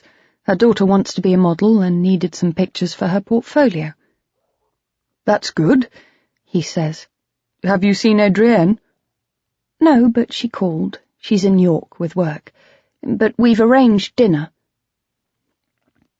He smiles and says he thinks that will do me good. I didn't tell him Adrienne has asked if I'd decided about going online, and I'd said no, not yet. Another lie. I've logged on a few times, and now it's Friday night. Hugh's upstairs catching up with admin, and Connor is at a friend's house working on a homework project. I've already edited the pictures I took on Wednesday, and now I'm half watching the television. It's a drama. Undercover cops, a series of brutal murders, duct tape, revenge, and rape. Every victim beautiful, of course, as if we wouldn't care otherwise. Plus, we're supposed to envy them their lives right until the moment the blade slices into their flesh. It's no use. I can't focus. I switch it off. I can't help thinking of Kate. She was pretty, but not beautiful, and she wasn't raped. Kate was killed because she happened to be walking down the wrong alleyway in the wrong part of town at the wrong time, or so Hugh and everybody else tells me. It's as simple as that. Except it isn't. It can't be. I log back on to encounters. I know I should leave it alone, do something else instead, but I can't. My message to her English is now a week old, and he still hasn't responded. He isn't online, but there is something in my inbox, something new. Lagos 86. I click on his profile and see that he's younger than me. He claims to be 31, though, if anything, he doesn't even look as old as that, and is attractive, with curly hair cut short. I imagine he could be a model or an actor, though I remind myself he'll have chosen one of the more flattering photos of himself. If he were in the drama I've just switched off, he'd be playing a kindly doctor, or a lover. He's too attractive to be the husband. I open his message. "Hi," it says. "I'd love to talk. You remind me of someone." I flinch. It's like being punched. "I remind you of someone."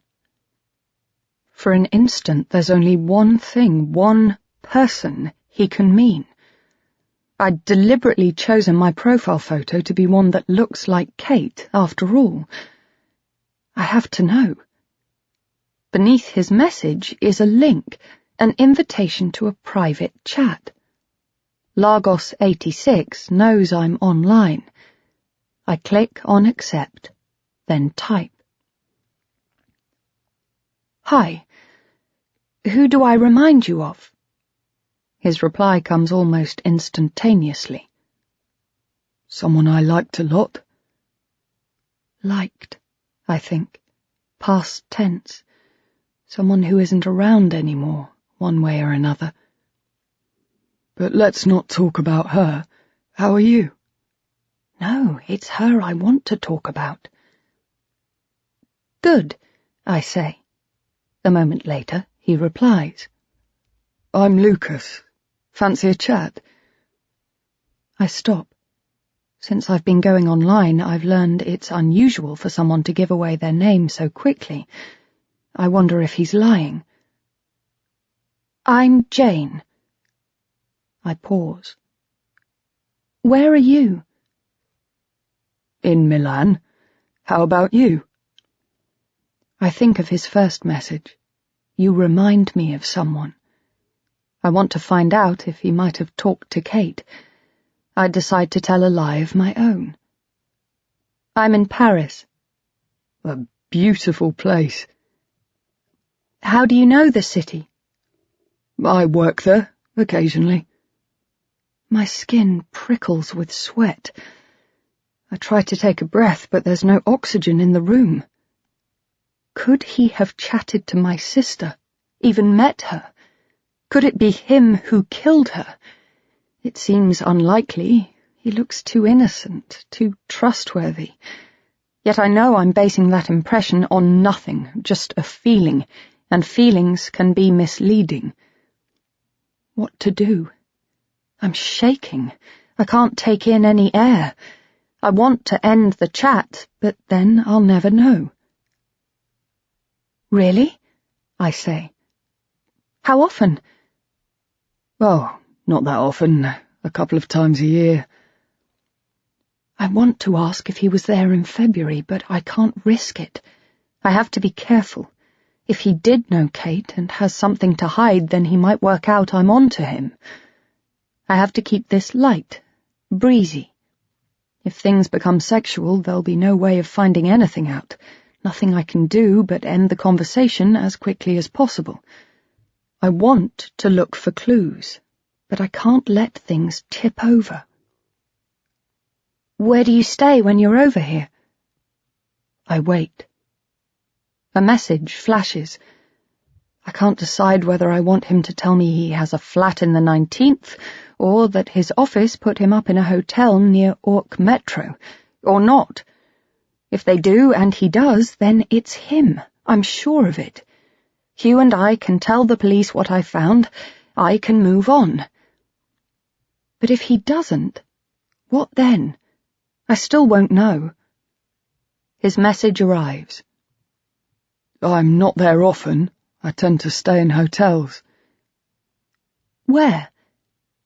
"It varies, usually pretty central. Or else I stay near Gare du Nord." I don't need to pull up a map of Paris to know that Gare du Nord is nowhere near the area Kate's body was found. I'm curiously relieved. "Why do you ask?" "No reason." "You think maybe it's near you?" He added a smiley face. I wonder if the flirting has moved to the next level. Part of me wants to end it, but another part of me doesn't. He might be lying. I hesitate for a moment, then type, I'm in the northeast. The nearest metro is Ork. It's a risk. If it's him, he'll know I'm linked to Kate. It can't be a coincidence. But what will he do? Just end the conversation, log off? Or would he stick around to try and find out exactly what I know? It occurs to me he might already have guessed who I am and why I'm chatting to him. He might have worked it out from the start. I press send, then wait. Lagos 86 is typing. Time stretches. It seems to take forever. Is it a nice area? It's okay. You don't know it? No. Should I? Not necessarily. So, are you up to much? Have you had a good day today? I hesitate. Last time, at this point, I was being asked what I was wearing, or whether I'd like fantasy roleplay or straight cyber. It's a relief that this conversation is unthreatening. Not bad, I say. I wonder why I'm relieved. Is it that in these few brief moments I'm not in mourning? Tell me what you've been up to. You don't want to hear about me? I do. Tell me everything. Why don't you tell me something about you first? Okay, let me think. He's added a cartoon, another face. This one looks puzzled. A few moments later, his next message arrives.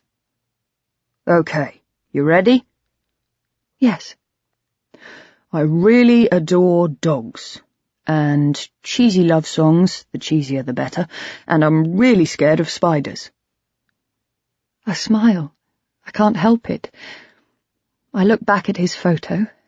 I try to imagine what Kate might have thought, looking at him. He's certainly attractive and around her age. His next message arrives. Your turn. You owe me 2 facts. I run through a list of what I might tell him. I'm looking for something that will draw him out, some fact that might lead him to tell me whether he was in Paris in February or might have chatted to Kate. I lean forward and begin to type. Okay. My favourite season is winter. I love Paris, in February especially. I press send, and a moment later he replies. That's fact number 1. And, I begin, but then I freeze. There's a sound, a key in the lock. The real world is intruding, too loud. It's Connor coming home. As he opens the door, I'm still adjusting, to the living room in which I'm sitting, to my own home. I switch on the television, and the credits roll silently. Connor comes in. Oh, I didn't know you were in here. I close my machine and put it to one side. My heart thuds as if I've been caught taking drugs. He's wearing a baseball cap I haven't seen before and a black sweatshirt. He's chewing gum. What have you been up to? Just studying. I force a smile. How's it going? Okay. What are you up to? I feel dizzy. It's as if domesticity is crashing in around me in an inrush of banality, of making meals, of ferrying to school and back, of worrying about what to cook for dinner and whether the surfaces in the kitchen are clean. I adjust my necklace. Just reading emails. He asks for a snack. I make one for him, then he goes upstairs and I go back to my machine. Lagos 86 is no longer online, so I message Anna. He says he's called Lucas. And? What to say? I have a feeling, a suspicion, based on what? I don't know. There's something about him. He seems really keen. I hesitate, but continue. I just wonder if he knew Kate. It's unlikely, don't you think? I agree. But yes, it is possible he talked to her. You think? Well, there aren't that many people who use that site. So, you think it might be worth talking to him some more? Well, don't get your hopes up, but maybe. We might be able to find out who else Kate was talking to, or at least prove to yourself one way or the other whether he knew her. The next day, I take my laptop into my studio. The same guy is online, Lagos 86. You disappeared, he says. I wondered what I'd done. It's his 4th or 5th message. At first, I wasn't sure I'd reply, but they keep coming. I can't forget what he'd said. You remind me of someone I liked a lot. I'm sorry, I say. I resist the urge to make an excuse. I can't tell him about Connor coming home. It wouldn't be right. It would take the conversation in the wrong direction. I wonder who's watching whom. I wonder who's the cat and who's the mouse. Are you alone? I hesitate. Connor's in the house doing his homework, he said, and Hugh's out at a concert with a friend, so I might as well be. I certainly feel alone. Plus, I've realized I'm going to have to give something if I'm going to get something back. Yes. Yes, I am. A moment later, his message appears. I enjoyed chatting to you yesterday. I wonder if there's going to be a but. Thanks. But we never really got on to talking about you. What do you want to know? Everything. But maybe start by telling me what it is you do. I decide I don't want to tell the truth. I'm in the arts. I curate exhibitions. Wow, sounds interesting. It can be. So how about you? I know you travel. Oh, let's not talk about me, it's boring. Maybe it is, but I'm trying to find out why he's so keen to chat to me again tonight. No, I'm sure it's not. Go on. I'm in the media. I buy advertising space for big campaigns. So, what are you doing in Milan? Are you on holiday? No, he says. I'm living out here, temporarily, doing some work, staying in a hotel. I'm thinking about going out for dinner, then maybe to a bar. But it's no fun on your own. The ellipsis suggests he's inviting a compliment. I remind myself I still need to find out if he meets people he chats to and what he does with them if so. I try to imagine how Jane might reply. At the very least, she'd have to make a reference to what he'd said. I bet you wouldn't be lonely for long, I say. Thanks, he replies, and then another message comes through. Can I ask what you're wearing? So polite, I think. It's not what I might have expected. But then what did I expect? This is the way it goes, apparently. What are you wearing? Describe it to me. I want to take it off. Tell me how it feels. But much sooner, within a few messages, not over a couple of days. Why do you want to know? I wonder if I ought to add a winking face. Is that what Kate would have done? I just want to be able to picture you. I feel myself tense. I'm not sure I want him to picture me. It leaves an unpleasant taste. I remind myself I'm doing this for Kate's sake, and for Connor's, for all of us. If you must know, I type, I'm wearing jeans and a shirt. Your turn. Well, I'm just lying here on the bed. I look again at his photo and picture him. I see the hotel room, bland and corporate. I wonder if he's taken his clothes off. I imagine he has a good body, strong and muscular. He'll have got himself a drink. For some reason I picture him with a beer, drinking straight from the bottle. Something within me begins to open up, but I don't know what it is. Is it because finally I might be getting somewhere, unlocking the riddle of my sister's murder? Or because a good-looking man has chosen to send a message to me? If you're busy, that's cool. I'll leave you alone. No, I'm not busy. Okay. So, I'm here and you're there. What are you up for? What are you into? I try to imagine what Kate would have said. I can't. I'm not sure. Are you okay? I decide it's easier to tell the truth. I've never done this before. No problem. We can chat another time if you're uncomfortable. No, I'm not uncomfortable. I just don't want to disappoint you. You're beautiful. How could you disappoint me? Deep down, but unmistakably there's a weak throb of excitement. A distant signal from the remotest star. Thank you.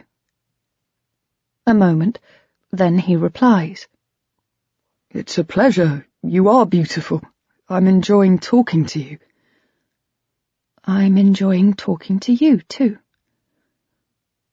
Why don't you tell me what you're doing this evening? I stop to think. Soon I'll cook our evening meal, then I might sit with a book. But I don't want to tell him that. I might go out with friends, or maybe catch a film. Nice. We talk for a little while longer. He asks me what movies I've seen recently. We talk about books and music. It turns out we both love Edward Hopper and have tried but failed to finish Finnegan's Wake.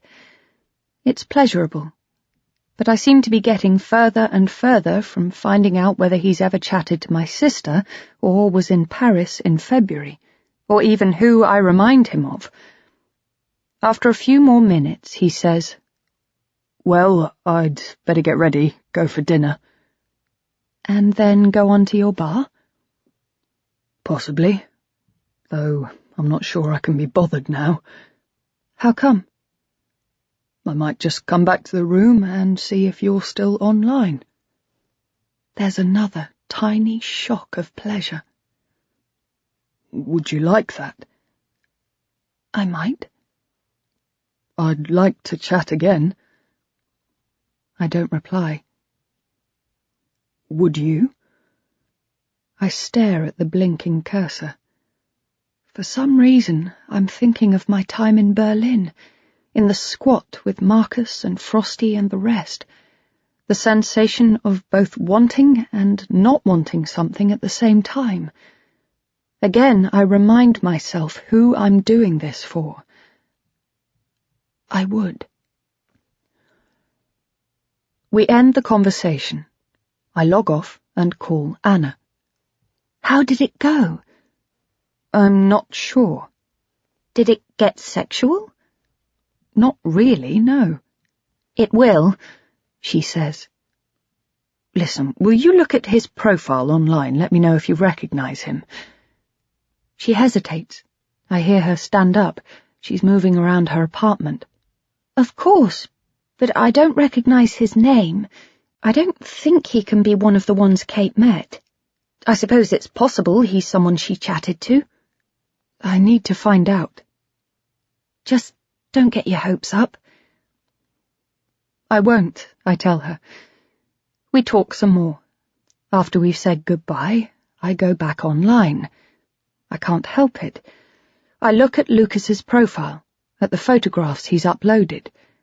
They look completely ordinary. He's wearing a checked shirt, open at the neck. His face is broad and handsome, his eyes dark. Did he know my sister? Is it possible? I read the rest of his profile. He describes himself as athletic. He's a lover of fun. He enjoys reading, music, eating out. When I scroll down, I see there's a link to his Facebook page. I click on it.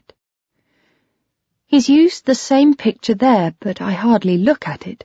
I navigate straight to his timeline and begin to scroll backwards. I go back as far as February. I have to be sure. There's a photo of him, standing in the desert next to a man. They have their arms round each other's shoulders in triumph. Uluru is in the background. "We finally made it," says the caption.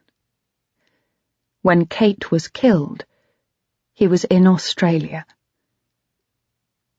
It doesn't mean he didn't know her, though. I think again of what he said. You remind me of someone. I send a message to Anna. Checked Facebook. He was in Australia. I go to bed. It's later than I think. Hugh's turned out the light and is already asleep. He's left the curtains open for me to undress in the light from the street outside. Before I do, I check if anyone's there. But tonight, the street is empty. Other than a couple walking arm in arm, looking either drunk or in love, it's hard to tell. I'm naked when I get into bed. I turn onto my side and look at Hugh, silhouetted in the half-light. My husband, I tell myself, as if I need to be reminded of the fact. I kiss him gently on his brow. The night is hot and sticky, and I can taste the sweat that's formed there. I turn onto my other side, away from him. My hand goes beneath the covers, between my legs. I can't help it. It's the talk this afternoon, the chat with the guy online, Lucas. Something has been aroused, some desire that is complicated yet undeniable. I let it come. I'm thinking of Lucas. I can't help it, even if it does feel like a betrayal. You're beautiful, he'd said, and the excitement I'd felt had been instant and pure. I imagine him now. He's saying it over and over. You're beautiful. You're gorgeous. I want you. Yet for some reason, he changes, becomes Marcus. He's leading me upstairs. We're in the squat. We're going to the room we shared, to the mattress on the floor, to the tangle of bedclothes unmade from the night before. I've spent the day here alone. He's been out. But now he's back. There's only the two of us. He's argued with his family. His mother is distraught. She wants him home, even just for a few weeks, she'd said, but he knows she means forever. I tell him I'll support him if he goes, if he decides he wants to, but I know he won't. Not now he's here, and happy. He kisses me. I imagine the smell of him, his smooth skin, the fuzz of hair on his chest. These details, things that I know are half remembrances and half imaginings, a mixture of fantasy and memory, come, and they lead me somewhere where I am strong and in control, and Kate is alive, and everything will be all right. My hand, my fingers, move in circles. I try to think of Hugh, a version of Hugh, an idealized Hugh who has never existed. I imagine the way he'd look at me, the way he used to look at me, his eyes leaving my face, travelling down, pausing first at my neck and then again at my breasts before flashing lower for just the briefest of moments before coming back to my face. His appraisal would take 3 seconds, maybe 4. I imagine letting my eyes follow the same path his had taken, taking in his unshaven chin, the black hair that pokes from under his shirt, his chest, the buckle on his belt. I imagine him leaning in to speak to me, the smell of his aftershave, the faint scent of his breath like chewed leather. I imagine him kissing me, this idealized Hugh, who is really Lucas, who is really Marcus. My hand moves faster, my body lifts, then falls away. I'm free. I've become lightness and air, nothing but energy. Chapter 11. I sit with a glass of sparkling water. Adrienne is late. The restaurant is brand new. Even Bob had found it difficult to get us a table, according to Adrienne, and as someone who writes restaurant reviews, he rarely struggles. I hadn't been able to decide what to wear, and in the end had gone for a simple sleeveless dress with a check print, plus the necklace Hugh bought me for Christmas, and perfume from my favourite bottle. It's been so long since I've been out for dinner, it had felt like getting ready for a date, and now I'm beginning to feel like I've been stood up. Eventually, I see her coming in. She waves, then comes over to the table. "Darling!" She kisses me on both cheeks, then we sit down. She puts her bag under her chair. "Right." She grabs the menu, still talking as she reads. "Sorry I'm late. The tube was delayed. Passenger action, they call it." She looks up. "Some selfish prick who'd had enough and decided to ruin everyone else's day." I smile. It's a black humour that we can share. I know she doesn't mean it. How can she, after what happened to Kate? "You don't mind if I have a drink?" I shake my head, and she orders a glass of Chablis, then tells me I ought to have the lobster. She's always been a whirlwind, but tonight she seems almost in too much of a rush. I wonder if she's trying to compensate for being late, or maybe she's anxious about something. "Now," she says once her drink has arrived. Her voice becomes relaxed and reassuring. "How are you?" I shrug, but she holds up her hand. "And don't give me any of that 'I'm fine' crap. How are you really?" I am fine, honestly. She looks at me, an expression of exaggerated disappointment on her face. "Mostly," I add. She pushes the bread that's arrived towards me, but I ignore it. "How long has it been now? It must be 4 months. For the first time, I don't know immediately. I have to work it out. I've stopped counting the days and weeks. Perhaps it's the first evidence of progress. I'm strangely pleased. Almost 5. She smiles sadly. I know she understands how I feel, more than most. A few years ago, her stepfather died suddenly, a heart attack, while he was driving. They'd been close. The intensity of her grief had shocked her.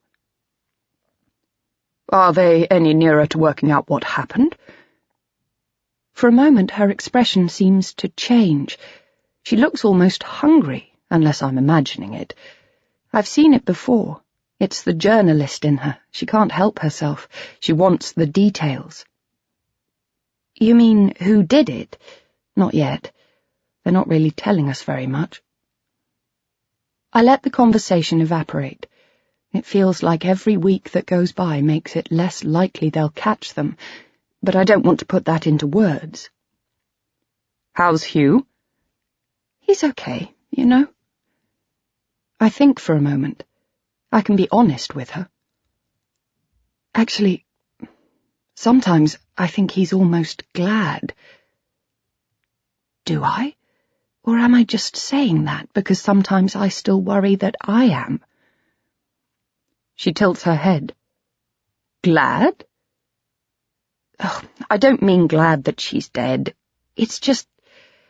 Sometimes I think he just likes the fact that it makes things simpler, I guess. With Connor. I hesitate. Maybe he's right. They've certainly seemed much closer recently. I look up at Adrienne. She knows that I'd been worried that if it ever went to the courts, they'd uphold Connor's right to choose. I've known Hugh since forever, Julia. He's always liked things to be neat and tidy. But he's not glad. Don't be too hard on him. I feel empty, like I want to share everything with Adrienne, to offload it, to hand it over and find some peace. He's not even there most of the time. Darling, hasn't he always been like that? She drinks some of her wine. A wave of desire hits me, the first for weeks. I tell myself to ride it out. She carries on speaking, but I have to struggle to concentrate. They all are. We marry them because they're successful, ambitious, whatever. Then that's the very thing that takes them away from us. It was the same with Steve, and now it's the same with Bob. I barely see him, he's so busy. I center myself. It's different for her. She has a challenging career of her own. She can take herself away from her husband as easily as he takes himself away from her. But I don't want to argue. I think, about Lucas, even though there's nothing to know. We're still chatting regularly, and though I try to tell myself there's no reason to think so, I keep thinking he must have known Kate. I can't work him out, and so I keep going back. What? I say to Adrienne now, but she interrupts. A therapist, I mean. Of course. My panic recedes. Oh, right. No, I'm not. There's a moment of silence. She doesn't take her eyes off me.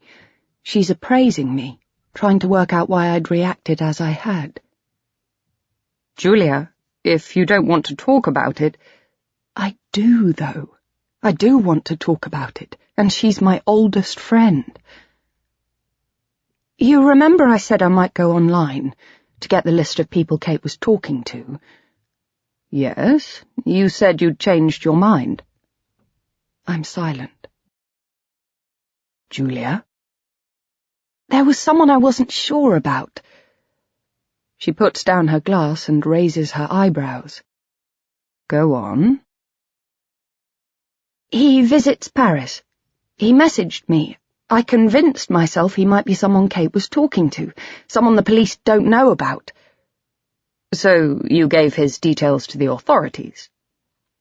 Still, I say nothing. Julia. Not yet. Why?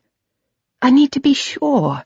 I'm just talking to him. I'm trying to find out what he knows.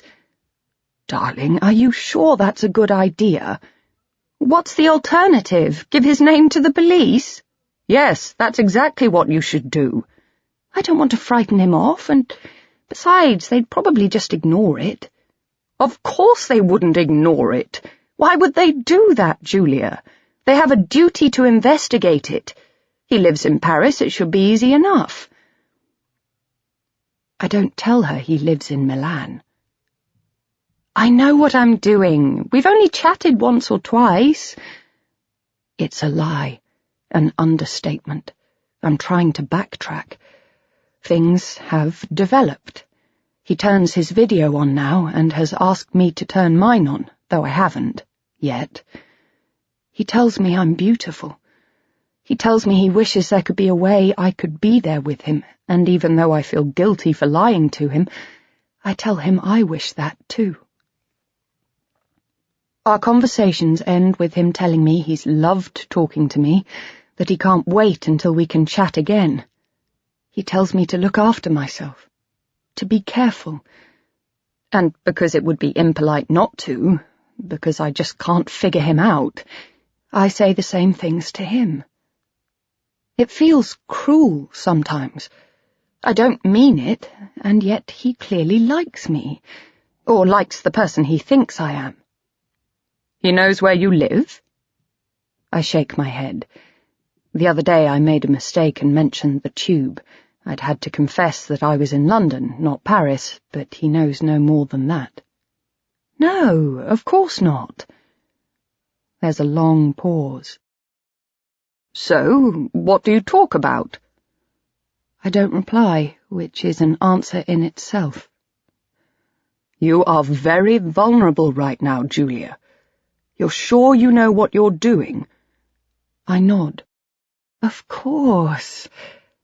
But she doesn't look convinced. You like him? I shake my head again. No, it's not like that. It's just... there seems to be a connection there, and I wonder whether that connection has anything to do with Kate. In what way? You know how close we used to be. It felt almost psychic. And, well... You think if you feel a connection with this man, then it must be relevant? I don't answer. It's exactly what I think.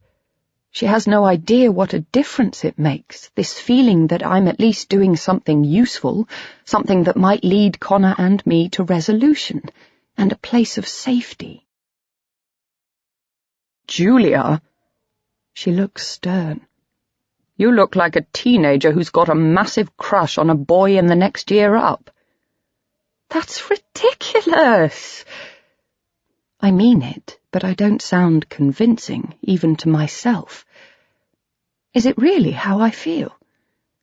I can't deny I've looked forward to Lucas's messages. Maybe it's not about the investigation at all. Maybe it's because now I know how Kate must have felt, chatting to those men. I can feel closer to her.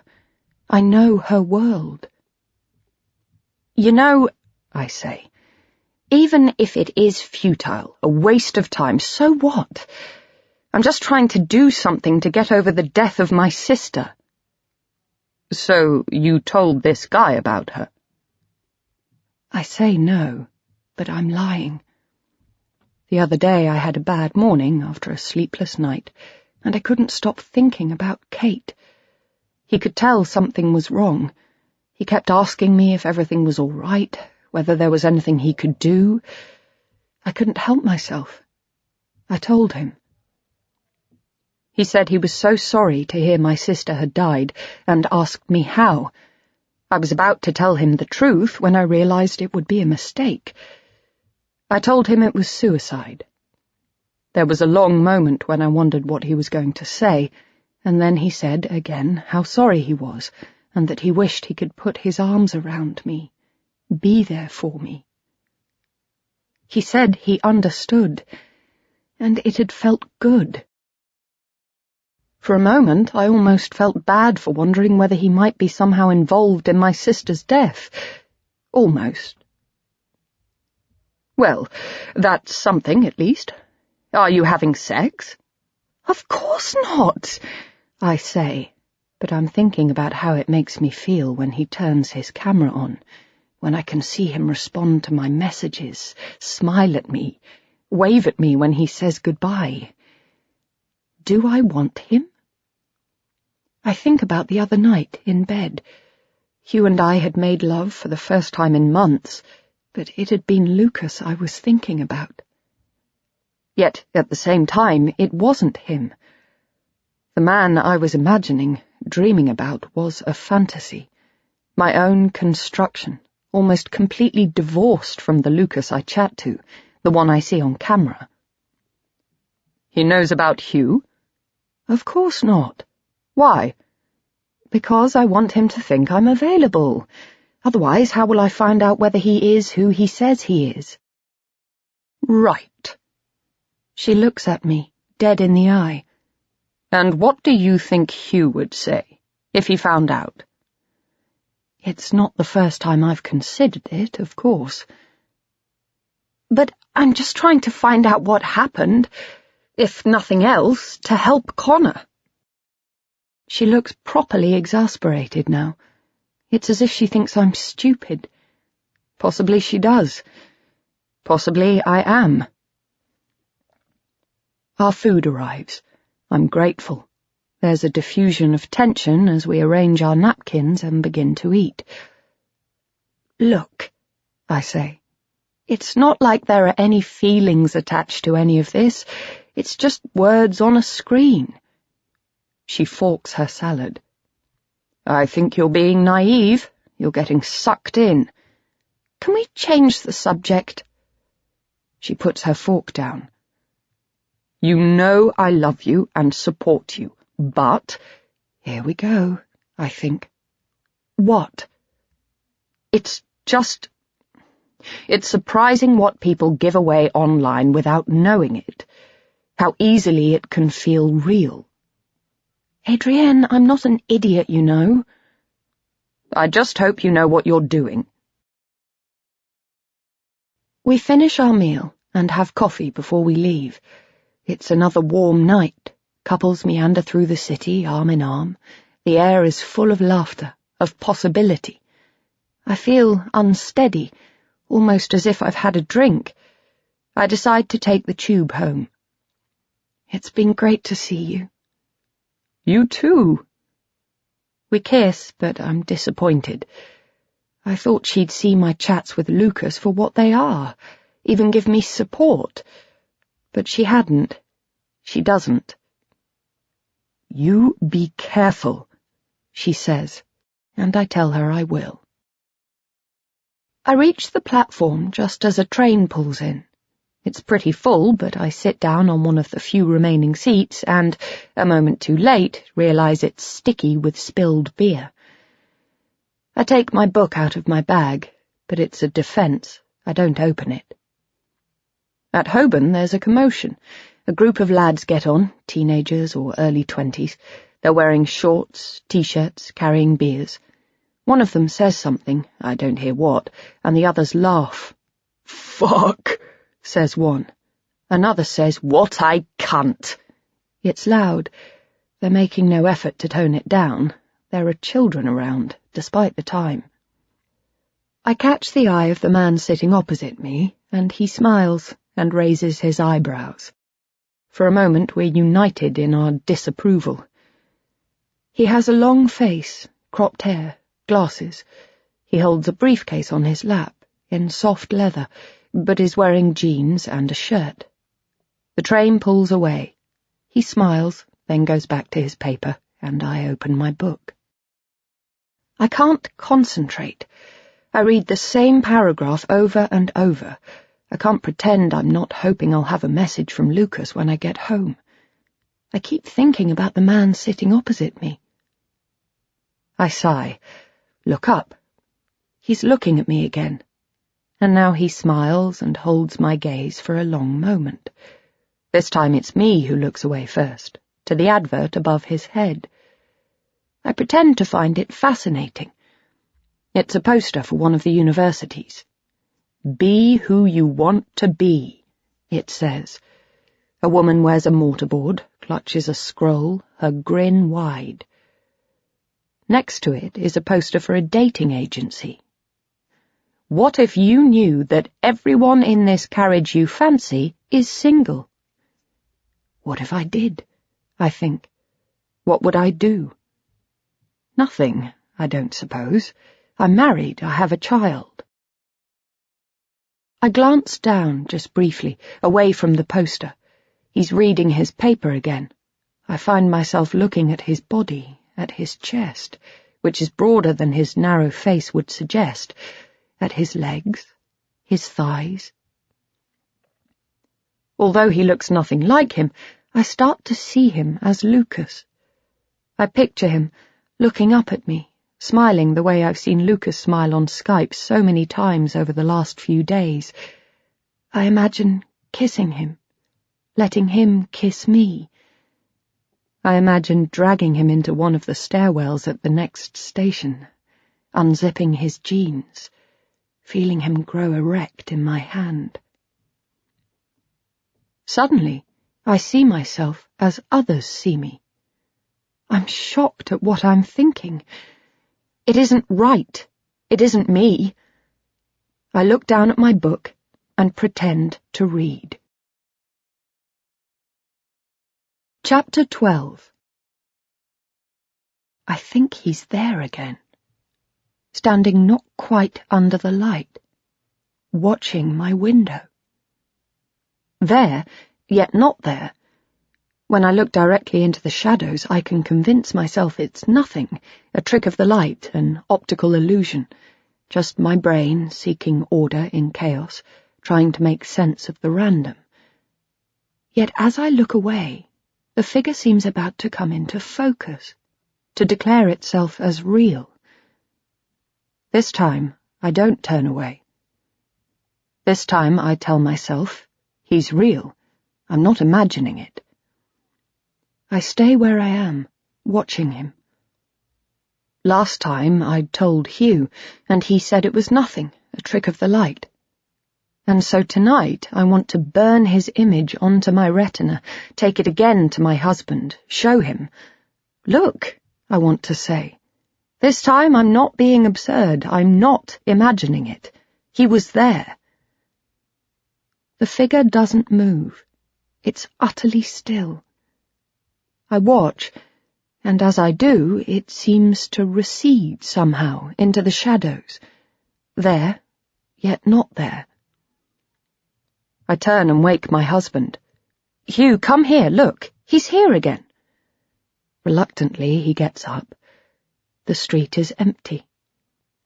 Maybe Hugh's right. Maybe I am being paranoid. Hugh thinks I've lost my mind, I tell Anna. We're on Skype. I've finished adding some images to my website, tidying things up. Her face is in the window in the corner of my screen. Could it just be someone walking their dog? There's no dog. She begins to say something, but the video freezes and I don't hear it. A moment or so later it resumes and I carry on. He's standing outside my house. It creeps me out. If I turn away to fetch Hugh or whatever, he's always disappeared when I turn back. It might just be some weirdo. It might, I guess. Have you talked to Adrienne? No, I say. I'd meant to the other night, but was worried she already thought I was crazy. What are you going to do? I tell her I don't know. But it feels so real, I swear, I'm not crazy. Of course not, she says. I didn't think that for a second. Also, it's a pretty logical response to what's happened. I'm relieved. Even if Anna is humouring me, at least she's doing that rather than trying to convince me I'm mistaken or insane. How are things with that guy, the one you've been messaging, the one you think might have something to do with Kate? Lucas? Should I tell her? Or will she just tell me to give the information to the police and then walk away? Not sure, I say. I give her some details. More than I gave Adrienne, but not everything. We're messaging occasionally. There's something about him, something I can't quite put my finger on. It's probably nothing. Is it, though? He's still pursuing me. Or I'm pursuing him, I can't tell. Either way, I've turned my camera on too now. Last night, just for a moment, less than a minute, but I've let him see me. Yet I don't tell her that. Well, I heard back from that guy I messaged, the one from Kate's list, Her English. You did?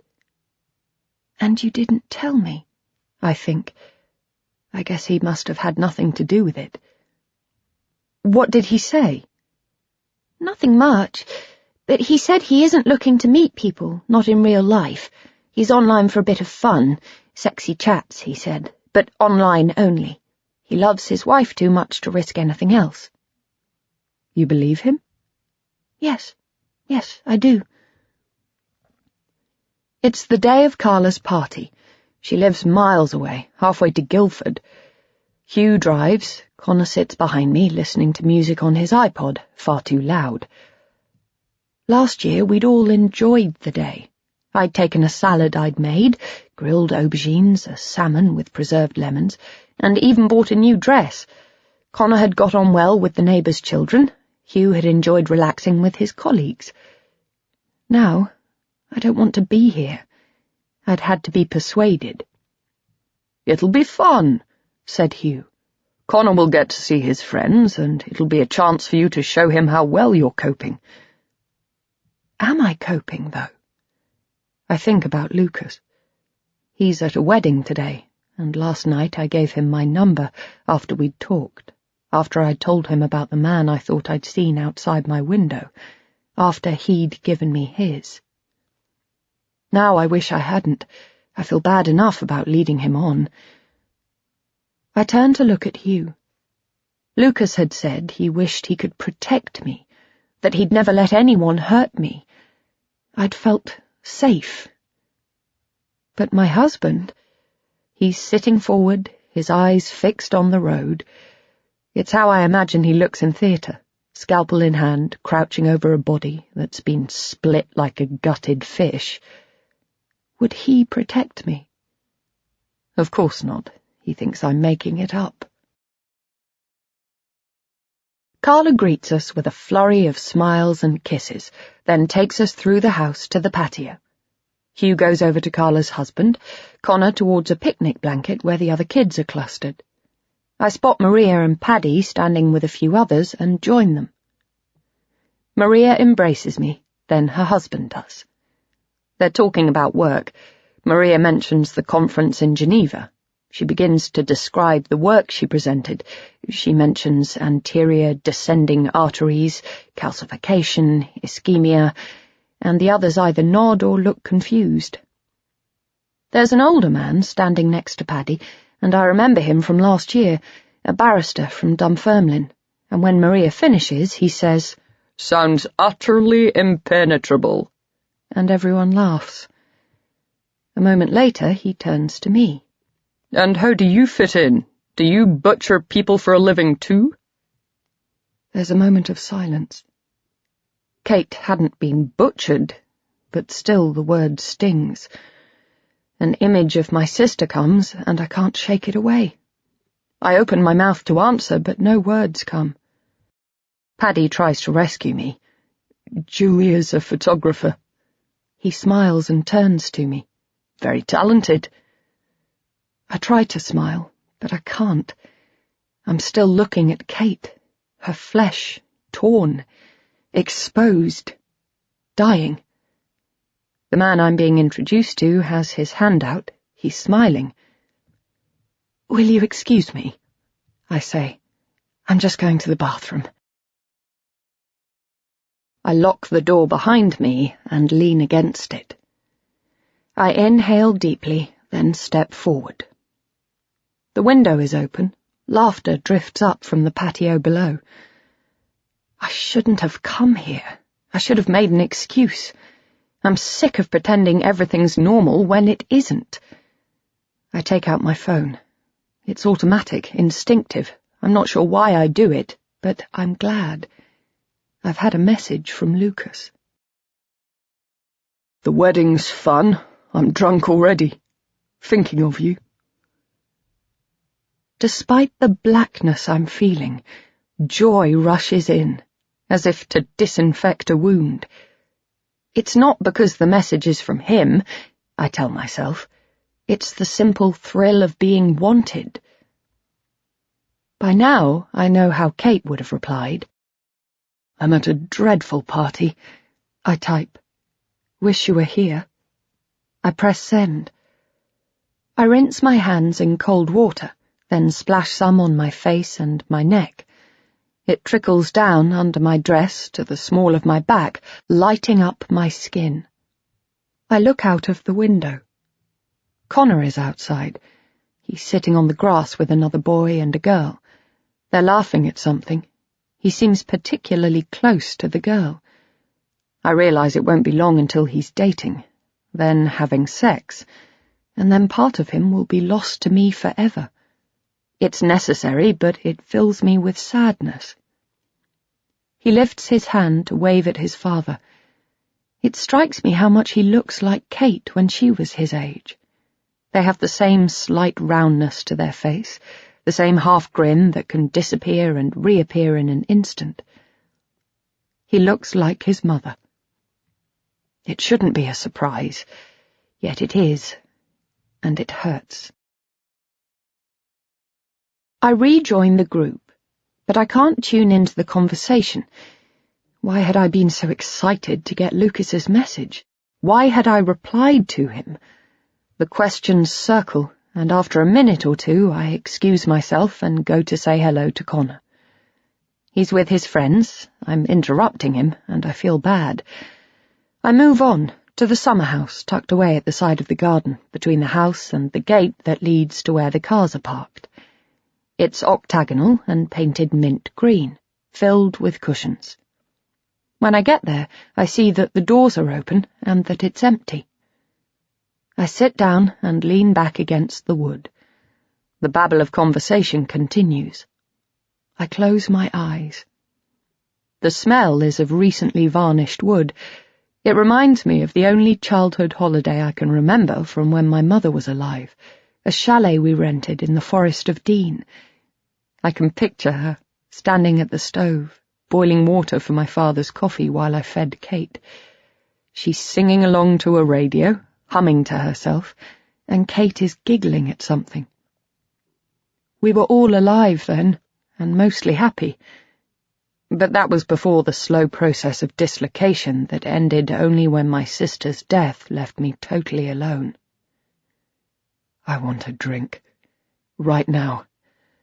I want a drink, and worse, more dangerous, I think I deserve one. A shadow falls across my face. I open my eyes.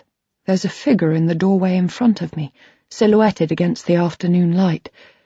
It takes me only a moment to realize it's Paddy. Hi. He sounds bright, but his enthusiasm is slightly forced. May I join you? Of course. He steps forward. He stumbles on the low step. He's drunker than I'd thought. How's it going? He holds out one of the 2 glasses of wine he's brought from the house. I thought you might want this. I do, I think. I do. But I know I have to ignore it. He puts the glass on the floor where I can reach it. Ride it out, I tell myself. Ride it out. He sits down on the bench. He's right next to me, so close we're touching. They're still talking shop. Do they ever stop? I shrug. I don't want to be drawn into this, us versus them, the surgeons and their spouses who are almost always wives. It's their job. Why do we do it? Do what? These parties. Do you enjoy them? I decide to be honest. Not altogether. I don't like being around drunk people, not with my addiction. He looks surprised, yet he must know. We've talked about the fact I don't drink, albeit obliquely. Your addiction? Alcohol. I didn't know. We're silent for a while. Then he slides his hand into the pocket of his jeans, his movements slow and uncoordinated. Smoke? I reach to take a cigarette from him. Thanks. The air between us feels solid, loaded.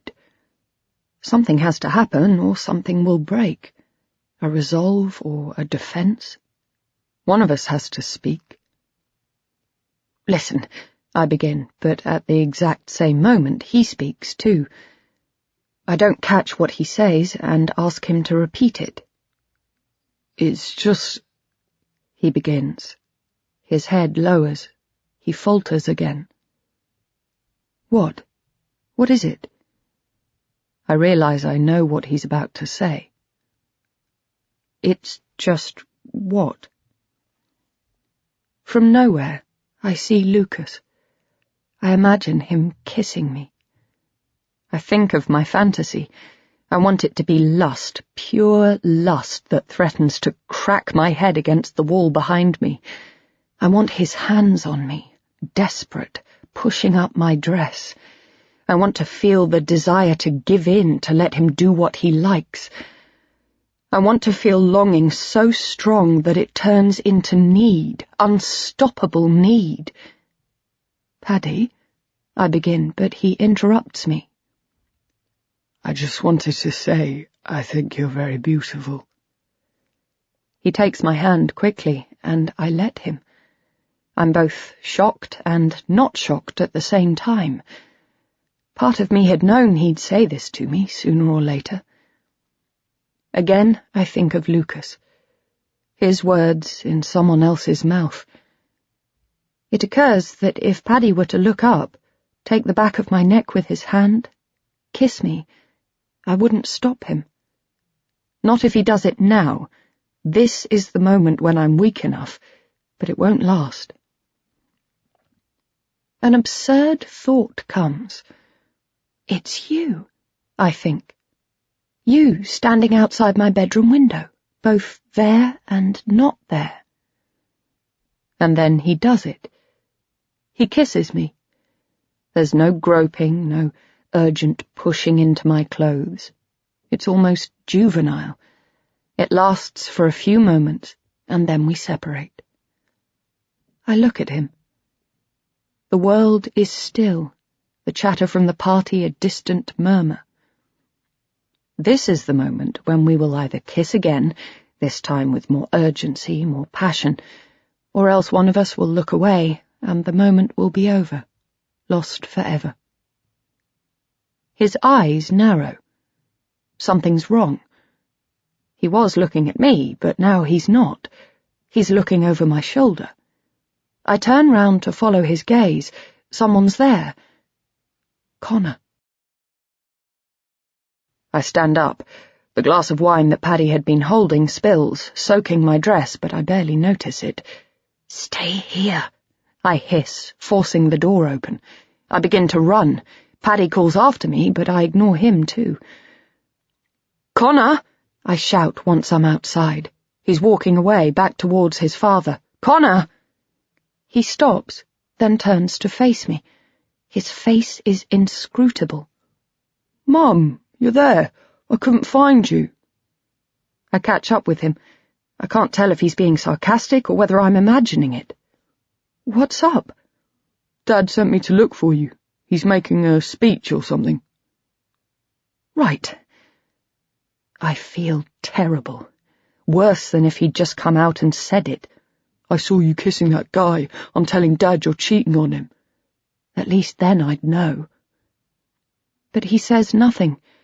He's impassive and unreadable. This is it, I think. I've screwed up. One indiscretion in all this time, and my son has to be there to see it. It seems unfair, yet at the same time, I deserve it. "I'll be there in a second," I say. Once he's gone, I go back to Paddy. "Fuck!" "Did he see us?" I don't answer. I need to think. "Did he say anything?" "No, but that doesn't mean he didn't see us." I run my fingers through my hair. Shit! He moves towards me. I'm not sure what he's going to do, but then he takes my hand. "It'll be fine." His hand goes to my face as if to stroke it. "Paddy, no!" "What's the problem?" The problem, I want to say. My husband, my son, my dead sister. "I like you, you like me. Come on." I remind myself he's drunk. "No." "Julia." "No," I say. "Paddy, I'll never sleep with you. Ever." He looks wounded, as though I've slapped him. "Paddy," I begin, but he interrupts me. "You really think you're something special, don't you?" I try to stay calm. "Paddy, you've had a lot to drink. Let's just go back and forget about all this, okay?" He looks at me. His eyes are cold. "Fuck you," he says. Chapter 13. It's 3 a.m. It must be, maybe later. It's too hot. My skin is heavy. I can hear the soft sound of summer rain against the window. I'm exhausted, yet sleep has never felt further away. My mind will not be still. I can't stop thinking about Paddy, what I should have done and what I shouldn't. And I can't stop thinking about what my son might have seen, or might not. Hugh thought I'd had a drink. He asked me on the way home, casually, without looking in my direction, hoping to ambush me, trick me into telling him the truth. He spoke quietly. Connor was in the back, listening to his iPod. "Darling? Have you—" "What?" "Did you have a drink?" I was indignant. "No!" It took him a moment to work out whether to believe me, how far to push things. "Okay, I just thought I saw Paddy take one for you." "He did, but I didn't drink any of it." I held my breath, but Hugh just shrugged. I looked over my shoulder. Connor was oblivious. A time bomb. "I've already told you I won't drink again," I said, looking back to my husband. "I promise." Now I throw back the covers. I go downstairs and pour myself a glass of water. My laptop's where I left it this morning, on the island unit in the kitchen. I ought to leave it alone. It's the middle of the night. Lucas won't be online. No one will. Plus, haven't I done enough damage today? I rinse my glass and put it back on the drainer, then step over to the window. It's dark outside. I look out at the garden. My own reflection hovers above the patio. He hasn't been in touch since yesterday afternoon. He was drunk even then. Who knows what kind of state he'll have been in by the time he went to bed. I imagine him lying face down in his hotel room, half undressed, one shoe kicked off. Or maybe he's not alone. People pair off at weddings, romances in the air, alcohol on tap, hotel rooms never very far away. What if some woman has attached herself to him, or he to her? What if— I stop myself. Why am I even thinking like this? It's not as if I have any reason to be jealous. I sit down. I can't help myself. He's online. At first, I think maybe he's just left his computer switched on, but then he sends me a message. "You're there. Can't sleep either." I smile. It's as if we're connected somehow. "No. Had a good time?" "I only got in about an hour ago. I didn't want to go to bed." "Why?" "Hoping I'd get the chance to speak to you, I suppose. I was going to ring, but didn't want to wake you." I feel a mix of emotions. I'm flattered, yet relieved. Hugh would have heard the call, and who knows what he might have thought. It would have been an irresponsible thing to do, but then I remind myself that Lucas thinks I'm single, available. I wasn't asleep. "I couldn't stop thinking of you, all day today. I wished there was some way you could have been there, some way I could show you off to people." I smile to myself. Not for the first time, I wonder how he always manages to say the right thing. After a moment, his next message arrives. "I have a confession." I try to keep it light. "Sounds ominous. Good or bad?" "I don't know." Is this it? I think. "Then you'd better tell me." I wonder how I'd feel if he were to type, "I was in Paris in February, and I did a terrible thing." I remember the Facebook page I've looked at. It's not that. "It's good, I think. I didn't tell you before because I wasn't sure, but now I am." There's a pause. "But I want to tell you face to face. I want to meet you." Whatever is growing inside me swells further.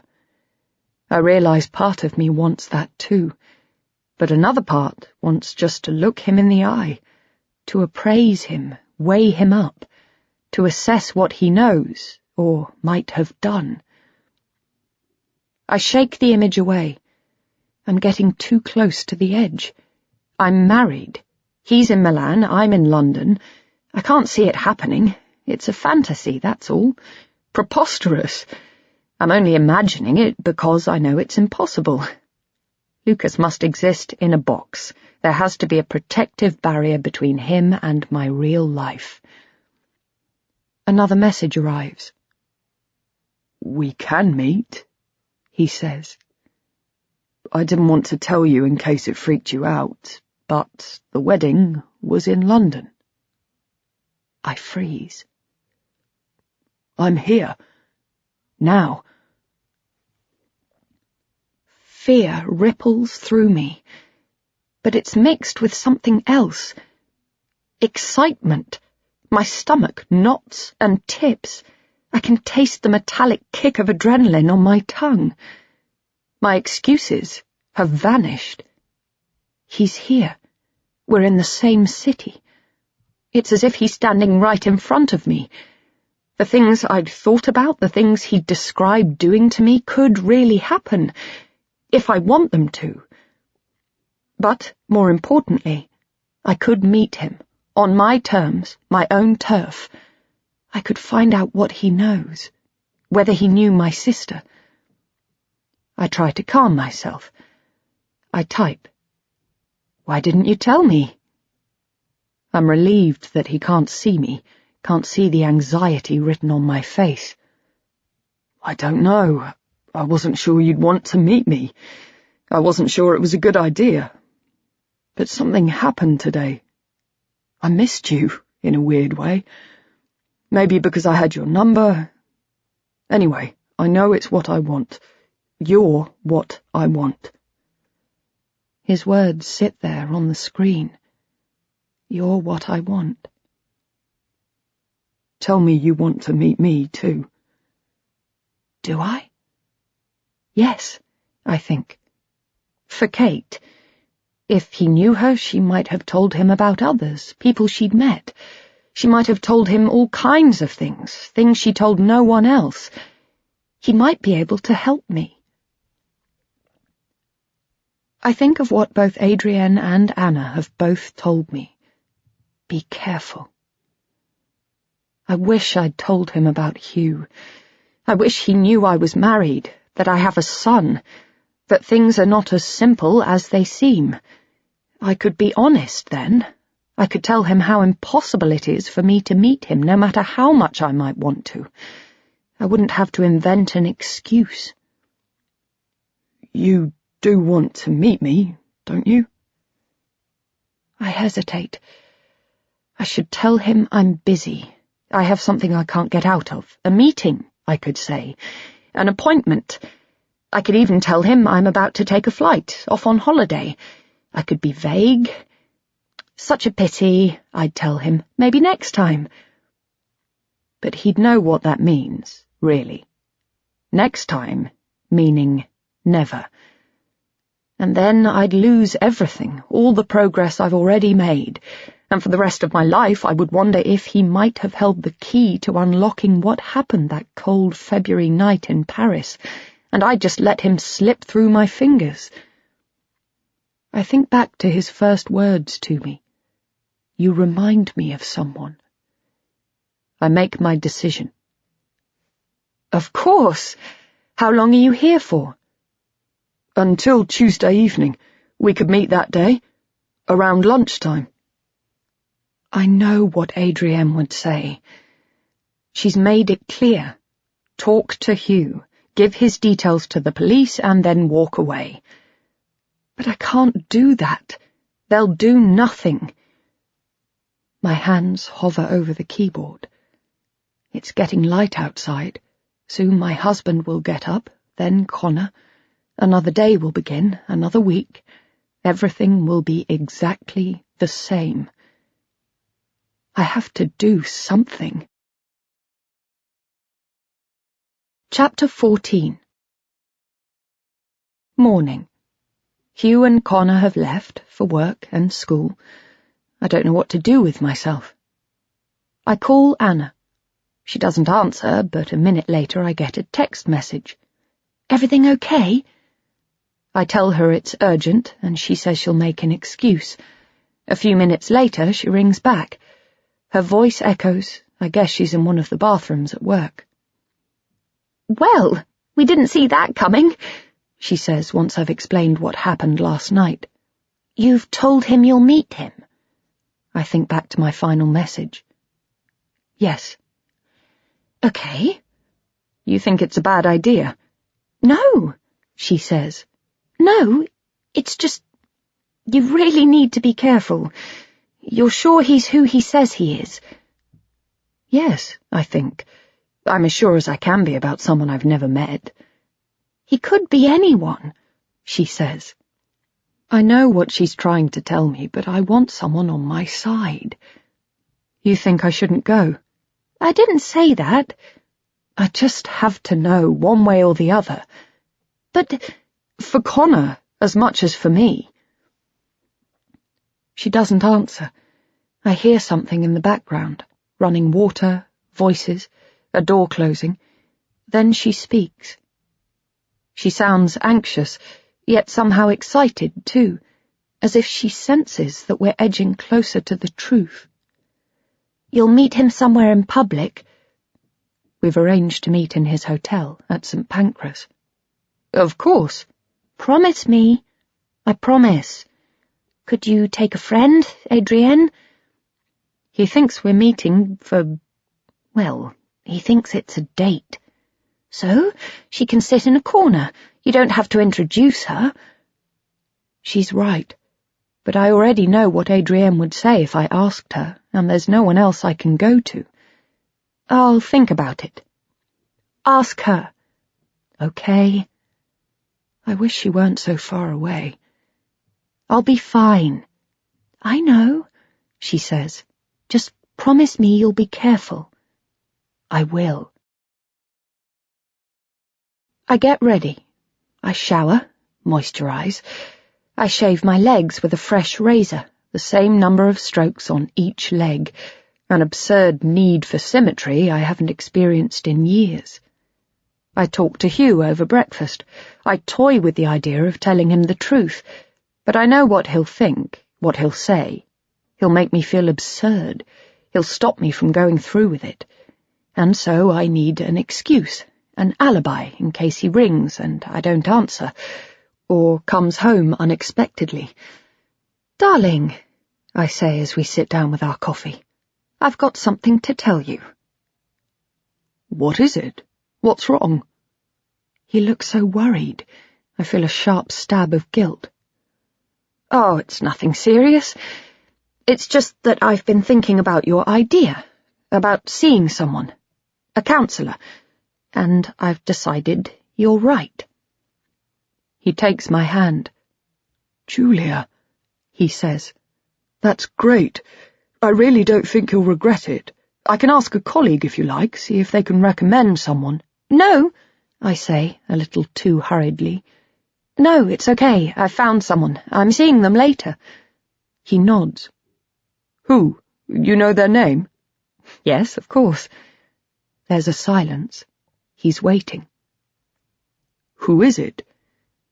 I hesitate. I don't want to tell him, but I have no choice. And really, it can't hurt. He'll observe the Hippocratic Oath. He might look him up, but he'll never try to contact him. "Martin Green." "You're sure he's good? I know plenty of people who could recommend—" "Hugh, I'm not one of your patients. This is something I have to do by myself, okay?" He begins to protest, but I silence him.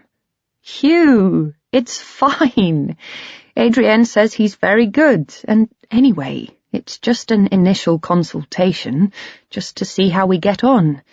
Trust me, please." I see him relax. I smile to show him any anger has vanished. He returns my smile, then kisses me. "I'm proud of you." he says. I feel guilt wash over me, but ride it out. Well done. Now I go over to my wardrobe. I must choose my clothes carefully. I have to convince Lucas I am who he thinks I am, that I want what he thinks I want. I try my jeans with a white blouse, then a dress with tights and boots.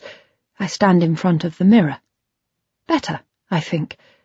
I choose a necklace and make up my face. Not too much, it's the middle of the day after all, but enough for me not to feel like me anymore. Maybe that's what I'm doing, really, choosing the clothes that will turn me from Julia into that other person, the one Lucas has met online, into Jane. I sit at the dressing table and spray my perfume, a squirt behind each ear, one more on each wrist. It smells buttery and sweet. It's expensive, something Hugh bought me for Christmas a couple of years ago. Fracas. My mother used to wear it, and it was always Kate's favourite too. Its fragrance makes me feel closer to them both. Finally, I'm ready. I look in the mirror, at my reflection. I think of my photo, Marcus in the mirror. I remember that first time we had sex. I've never lacked confidence, but that night, even as he kissed me, I thought he might pull away. Even as he undressed me, I thought this is the first time, and it will also be the last. Even as he entered me, I thought I can't possibly be good enough for this man. And yet I was. We started seeing each other. We started missing meetings, now and again at first, then more often than not. And then we moved to Berlin. It was cold. I remember we slept rough that first night, and then hooked up with friends he had out there. A week of sleeping on floors turned into a month, and then we found a place of our own, and I don't want to think about it now. About how happy we were. I stand up. I check my phone for messages. Part of me hopes he's cancelled. I could undress then, take off the makeup, put on the jeans and shirt I was wearing when I said goodbye to Hugh this morning. I could make myself a cup of tea and sit in front of the television, or with a novel. This afternoon I could do some work, ring some people. Along with my relief, I could nurse a quiet resentment. I could vow never to message him again, and then go back to Hugh and spend the rest of my life wondering whether Lucas knew Kate, whether he might have led me to the man who killed her. But there are no messages. He hasn't changed his mind, and I'm not disappointed. For the first time in months, I get the sense that something will happen, one way or another. I feel a kind of elasticity. The future is unknown, but it seems malleable, pliable. It has a softness, where before it had felt as hard and unyielding as glass. I take a taxi. It's sticky with the heat, even with the window open. The sweat trickles down my back. In the cab, there's the same advert I saw on my way home from dinner with Adrienne. Be who you want to be. We reach St. Pancras. The car sweeps up the cobbled drive. The door is open for me. I feel a breeze on my neck as I get out and go into the hotel. The doors slide open, and marble stairs lead into the relief of the air-conditioned interior. The roof above us is glass with iron girders, part of the old station, I guess. It's all elegance here. Cut flowers, the smell of lemon and leather and wealth. I look around the lobby. 2 men sit side by side on a green sofa.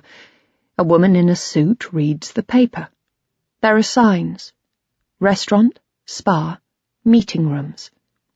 Behind the reception desk, all is busy and efficient. I look at my watch and see that I'm early. I take out my phone. No messages. I wait for my breathing to slow, my heart to stop its insistent alarm, its attempts to warn. I slip off my wedding ring and put it in my purse. My hand feels naked now, as does the rest of me, but without my ring, what I'm about to do feels less of a betrayal somehow. At the reception desk, I ask for the bar. The guy is young and impossibly good-looking. He points me in the right direction and wishes me a nice day. I thank him and step away. His eyes burn into me as I retreat, as if he knows why I'm here. I want to turn round and tell him it's not what he thinks. I'm not going to go through with it. I'm only pretending. Lucas is sitting at the bar, his back to me. I'd worried I wouldn't recognize him, but he's unmistakable. He's wearing a tailored suit, though as I get closer I see he hasn't bothered with the tie. Some effort, but not too much. Like me, I guess. I'm surprised to see a glass of champagne in front of him, another in front of the empty seat at his side. I remind myself I'm here for Kate. Her face floats in front of me. She's a little girl, 7 or 8. Our father has told us he's sending us to boarding school just for a couple of years, though we both know it'll be until Kate leaves home. She looks terrified, and once again I'm telling her it'll work out. "You'll have me," I say, "and you'll make loads of other friends, I promise." I didn't know whether she would back then. She had a temper, was developing a wild streak. She could take things to heart and get herself in trouble. But she did make friends eventually. One of them must have been Anna, but there were others. Life was difficult for her, but she wasn't unhappy, not always. And I looked after her. I did my best, until... No, I can't think of that now. I can't bring Marcus into the room. And so I push the image away and walk over. Lucas hasn't seen me yet, and I'm glad. I want to arrive suddenly, to be there before he's had the chance to appraise me from a distance. He's 10 years younger than me, and looks it. I'm nervous enough. I don't want to risk seeing a flash of disappointment as he sees me approach. "Hi," I say when I reach him. He looks up. His eyes are deep blue, even more striking in real life. For the briefest of moments, his face is expressionless, his gaze invading, as if he's unpicking me, learning me from within. He looks as if he has no idea who I am or why I'm there, but then he breaks into a broad smile and stands up. "Jane!" I don't correct him. There's a momentary flicker of surprise, and I realize he thought I wouldn't come. "You made it!" He's grinning with relief, which makes me feel relieved too. I sense we're both nervous, which means neither of us has all the power. "Of course I did," I say. There's an awkward moment. Should we kiss? Shake hands? He pushes my drink towards me. "Well, I'm glad." There's another pause. "I got you some champagne. I wasn't sure what you want." "Thanks. I might just get some sparkling water." I slide into my seat, and he orders my drink. I look at him, at this unshaven, blue-eyed man, and again ask myself why I'm here. I've been telling myself it's to find out whether he knew my sister, but there's more. Of course there is. I wonder whether I'm being naive, whether it might be him she was going to meet that night. The thought assaults me. It's brutal. The man in front of me looks incapable of violence, but that means nothing. It's not only those who have shaved their heads or inked their bodies that are capable of wielding weapons. I remind myself of what I've seen, of where he was in February. I begin to calm down as my water arrives. There you go. You're not drinking? No, I don't. I see the familiar readjustment that people make when I tell them. I know they're trying to figure out whether I'm a Puritan, possibly religious, or an addict. As usual, I say nothing. I don't need to make excuses. Instead, I look around the bar. It used to be the ticket office. People would queue here before boarding their train, and many of the old features, the wood panelling, the huge clock on the wall above us, have been retained. It's busy. People sit with their suitcases or newspapers. They're eating lunch or afternoon tea. They're in transit, or else staying in the hotel above. For a moment, I wish I were one of them. I wish the reason I find myself here could be that uncomplicated. As if for the first time, I realize Lucas has a room, just a few floors above. The reason he thinks I'm here swims into focus. Are you okay? He says. There's a tension in the air. We're hesitant. I remind myself that he thinks we're both single, and that even if his path has crossed with Kate's, there's still no reason I should be finding this difficult. Fine, thanks. I pick up the glass as if to prove it. Cheers. We chink our glasses. I try to imagine him with my sister. I can't. I wonder what would usually happen now. I imagine Kate or Anna. I know she's done this kind of thing too. I see kissing, tearing at each other's clothes. I see people being pushed onto a bed in fevered lust. I see naked bodies, flesh. I sip my water. When I put my glass down, there's lipstick on the rim, and I'm shocked, momentarily, by its colour. It seems bright, as if it's in Technicolor. Plus, it's not what I wear, not in the middle of the day. It's not me, which was the point of wearing it, of course. I feel lost. I'd thought this would be easy. I'd thought I'd meet him and the answers would spill out, the path to the truth about what happened to Kate instantly become clear. But it's never felt more muddied, and I don't know what to do. You look beautiful, he says. I grin and thank him. I look at him. He looks solid, more solid than anything has looked for a long time. I can hardly believe he's here, that with almost no effort at all I could reach out and touch his flesh. He smiles. I hold his gaze, but still, somehow, it's me that feels naked. I look away. I think of Hugh at work, a body under the sheets in front of him, flesh parted, wet and glistening. I think of Connor in the classroom, his head bent over his desk at the end of another school year, the long holidays in front of him. And then Lucas smiles, and I put these feelings back, lock them away. He puts down his glass, and my eyes catch on something glinting on his left hand. I'm almost relieved. It's a shock, but the awkwardness that has built between us is broken. You're married. I'm not. But your ring. He looks at his own hand, as if to check what I've seen, then at me. I never told you. I shake my head. I remind myself that I can't accuse him of deception with the lies I've told. I was married. He takes a deep breath, then sighs heavily. Cancer.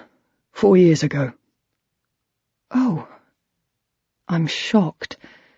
It's brutal. I search his eyes and see only pain. Pain and innocence. I reach out my hand as if to take his. I do it automatically without thinking. A moment later, he reaches and takes hold of mine. There's no crackle of electricity, no spark of energy jumping from one to the other. Even so, I'm dimly aware that this is the first time we've touched, and the moment therefore has significance no matter what happens next. I'm so sorry. It feels inadequate, as it always does. Thank you. I loved her very much. But life goes on. It's a cliché, but it's true. He smiles. He's still holding my hand. Our eyes lock. I blink slowly, but I don't look away. I feel something I've not felt for a long time, so long I can't quite work out what it is. Desire? Power? A mixture of both? I can't tell. Once again, I try to visualize him with Kate. I'd know, surely. All through our childhood, I'd known what she was thinking when she was in trouble. If this man had anything to do with her death, then wouldn't I just know? I can't bear this anymore. Shall we go upstairs? This isn't right. This isn't why I came. I'm sorry. Can we just talk for a while? He smiles and says, Of course. He takes off his jacket and hangs it over the back of the chair, then takes my hand once again. I let him. We speak for a while, but it's small talk. We're avoiding things, though what we're avoiding is different for each of us. For me, it's Kate, but for him, the fact he wants to take me upstairs, I guess. After a few minutes, there's a moment of decision. He's finished his drink, mine is gone already. We can get more and carry on talking, or we can leave. There's a hesitation, a drawing in. Then he says, I'm sorry for not telling you I was married, I mean. I don't reply. Can I ask you something? Of course. Why did you say you were in Paris? When we first talked, I mean. We're skirting the edges now, circling in. I was on holiday out there. Alone? I think of Anna. With a friend. I see my chance. Why? When were you last there? He thinks for a moment. September last year, I think it was. Not since. His head tilts. No? Why?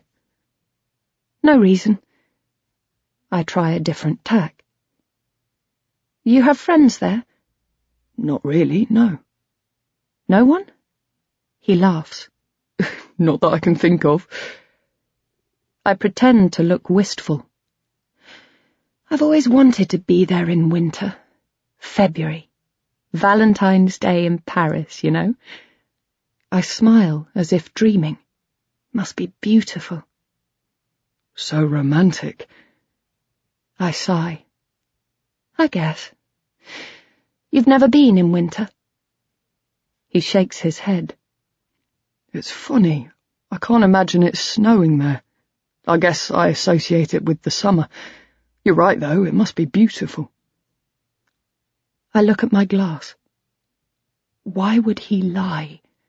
He doesn't know who I am. Why would he tell me he'd never been to Paris in winter if he had? So, who's your friend over there? I look puzzled. The one you were visiting? Oh, just a friend. I hesitate, but I've already decided what I have to do. I thought you might know her, actually. Know her?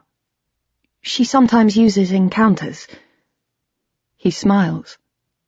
I don't know many people off that site, believe it or not. I force myself to laugh. No? No, you're the first person I've met. Really? I swear. I realize I believe him. He never talked to Kate. Disappointment begins to build. But You talk to people on there? A few, not that many. I know what I have to do. I take out my phone and unlock the screen. I'm smiling, trying to keep it light. Wouldn't it be funny? I'm saying. Such a coincidence. She'd love it if... I hold my phone out to him. I've opened a picture of Kate. I force myself to speak. This is her, my friend. Silence. I look straight at him as he takes my phone in his hand. Have you chatted to her? His face is expressionless. I'm aware that the next emotion that flashes in his eyes will tell me the truth. I've sprung the photo on him. He's unprepared. If he's ever seen Kate before, he'll give himself away. He has to. There's a long moment, then his face breaks into a grin. He looks at me. He's shaking his head, laughing. Never seen her online, no, but she looks like fun. I can see that he's telling the truth. I'm certain of it. More disappointment slides in, yet it's muted and mixed with relief.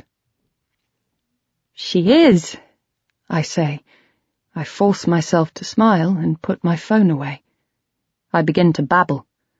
To be honest, she doesn't go online that much, not anymore. In fact, I'm not sure she ever did, really. Lucas is laughing. I worry that he can tell something's wrong. It would have been quite a coincidence. Shall we get another drink? I say no. I'm fine, thanks. I try to calm down. So, how about you? Do you meet up with many people you speak to online? No, not really. No. But you met with me? Yes, I did. He takes my hand again. He's looking me in the eye. I can hardly breathe. He didn't know my sister. He never met her. Why? I should stand up. I know that. I should walk away. Tell him I'm going to the bathroom. Never come back. It'd be easy enough. He doesn't know where I live. I will, I tell myself. Soon. I like you, I guess. And I like you. He leans towards me. He sighs. I can feel his breath on my cheek. I like you a great deal. I can feel the warmth of his skin. I can smell his aftershave mingled with sweat. He's opened me. Something I've been holding in check for weeks, months, years is flooding me. Let's go upstairs. No, I'm sorry. Jane. He's almost whispering. Beautiful Jane, I'll be gone tomorrow. This is our one chance. You want it, don't you? You want me? I look back at him. I feel more alive than I can remember. I don't want it to stop. Not yet. It can't be over. I nod. Yes. He's kissing me. His hands are around my waist. He's pulling me towards him and yet at the same time pushing me back towards the bed. I fall backwards onto it and then he's on top of me, and I'm pulling the shirt from his trousers, unbuttoning it blindly and with clumsy hands, and his hands are on my chest and then his mouth, and it's all sweat and fury, and I don't resist because there's no point. That line is already crossed. It was crossed when I walked up to him in the bar. Crossed when I left the house to come here. Crossed when I said, yes, I'll come and meet you. And there's no point in pretending otherwise. My betrayal has been gradual but inexorable. The sweep of the hand on a clock, and it's led me here, to this afternoon. And right now, with his hands on my naked flesh, and mine on his, with his prick stiffening between my legs, I'm not sorry. I have no regrets at all. I realize how stupid I've been. All along, from the very beginning, this is what it had been about. When we finish, we lie on our backs, side by side. The afterglow. But it's awkward somehow. I understand now why it's called the little death. But even if that's true, at least it means I was alive before. He turns to face me. He props his head on his arm, and again I'm aware of the years between us, the fact that he's Kate's age, more or less. His skin is taut and firm. His muscles flex when he moves, visible, alive. As we made love, I'd been shocked by this, and now I wonder if it's something I ever had with Hugh. I can't quite remember. It's as if my memories of a younger him have somehow been overwritten by all that's happened since. I remind myself that being 10 years younger than me makes Lucas 20 younger than my husband. He reaches out to stroke my arm. Thank you.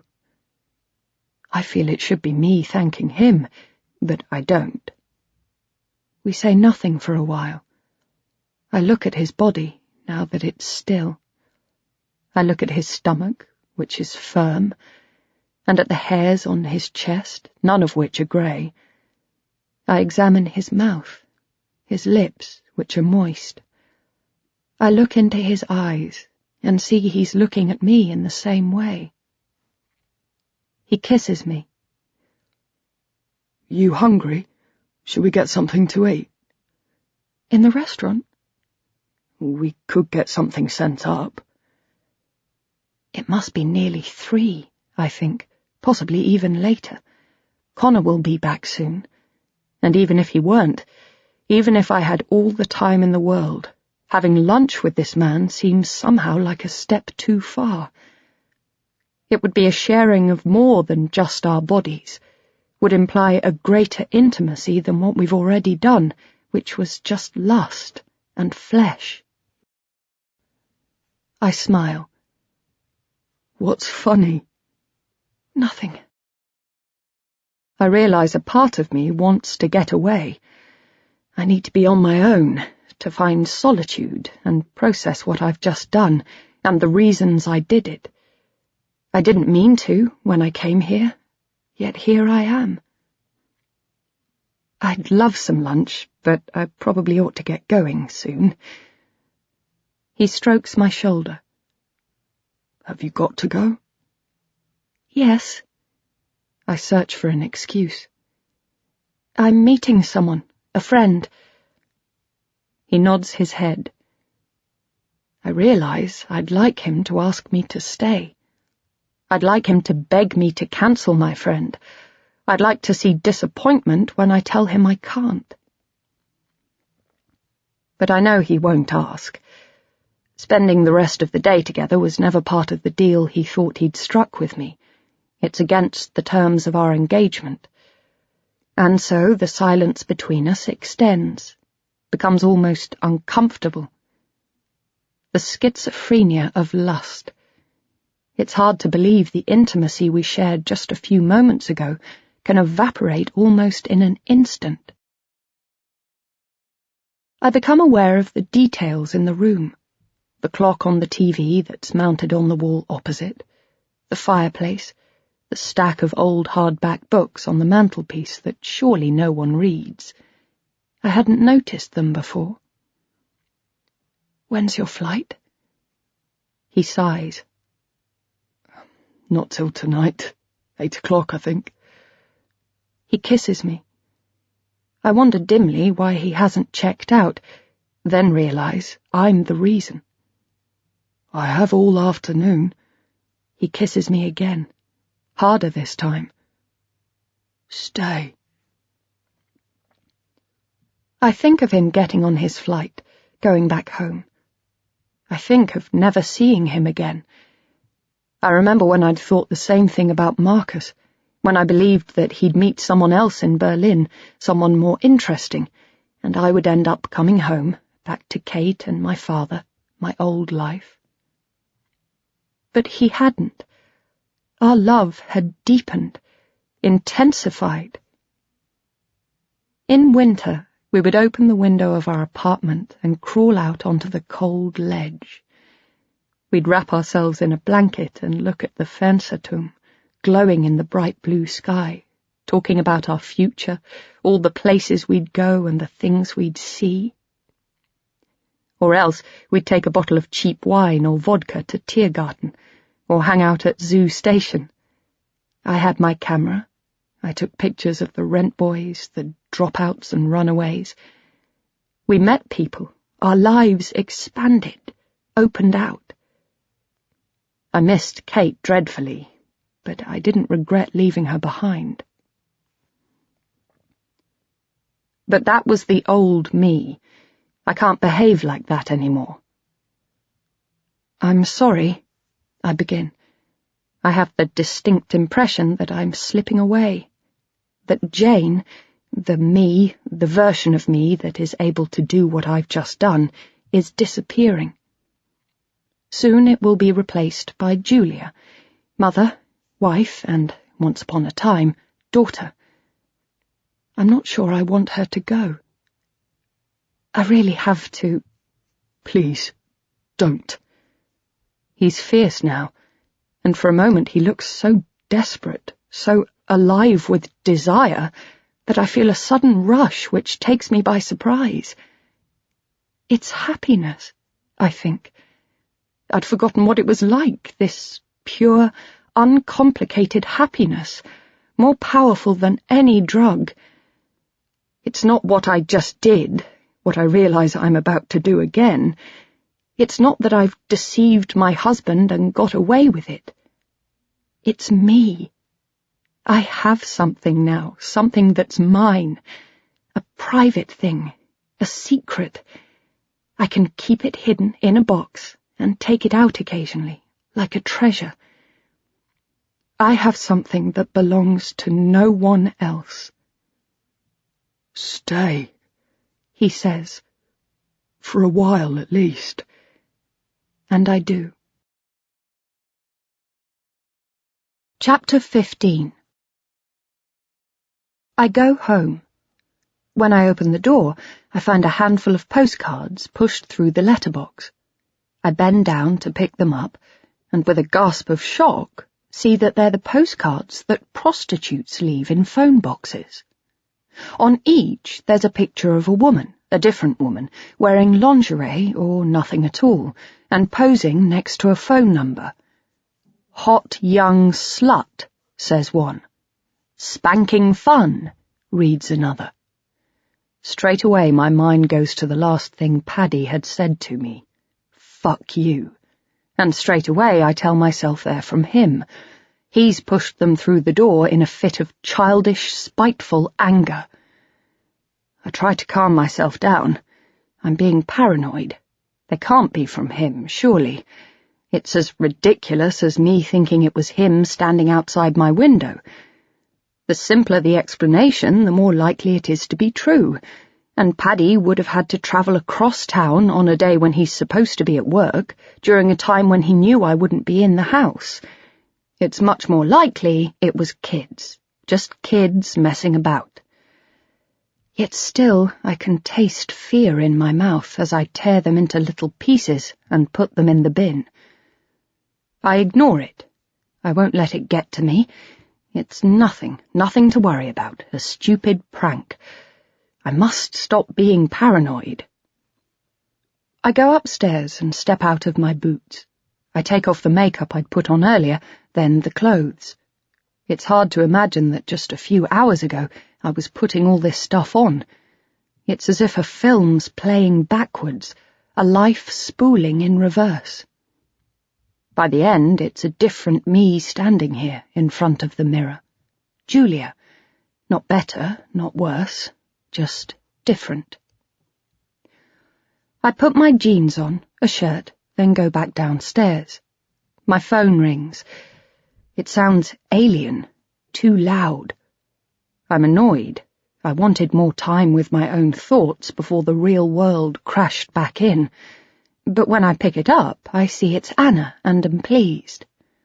She's someone I can talk to, someone I can be honest with.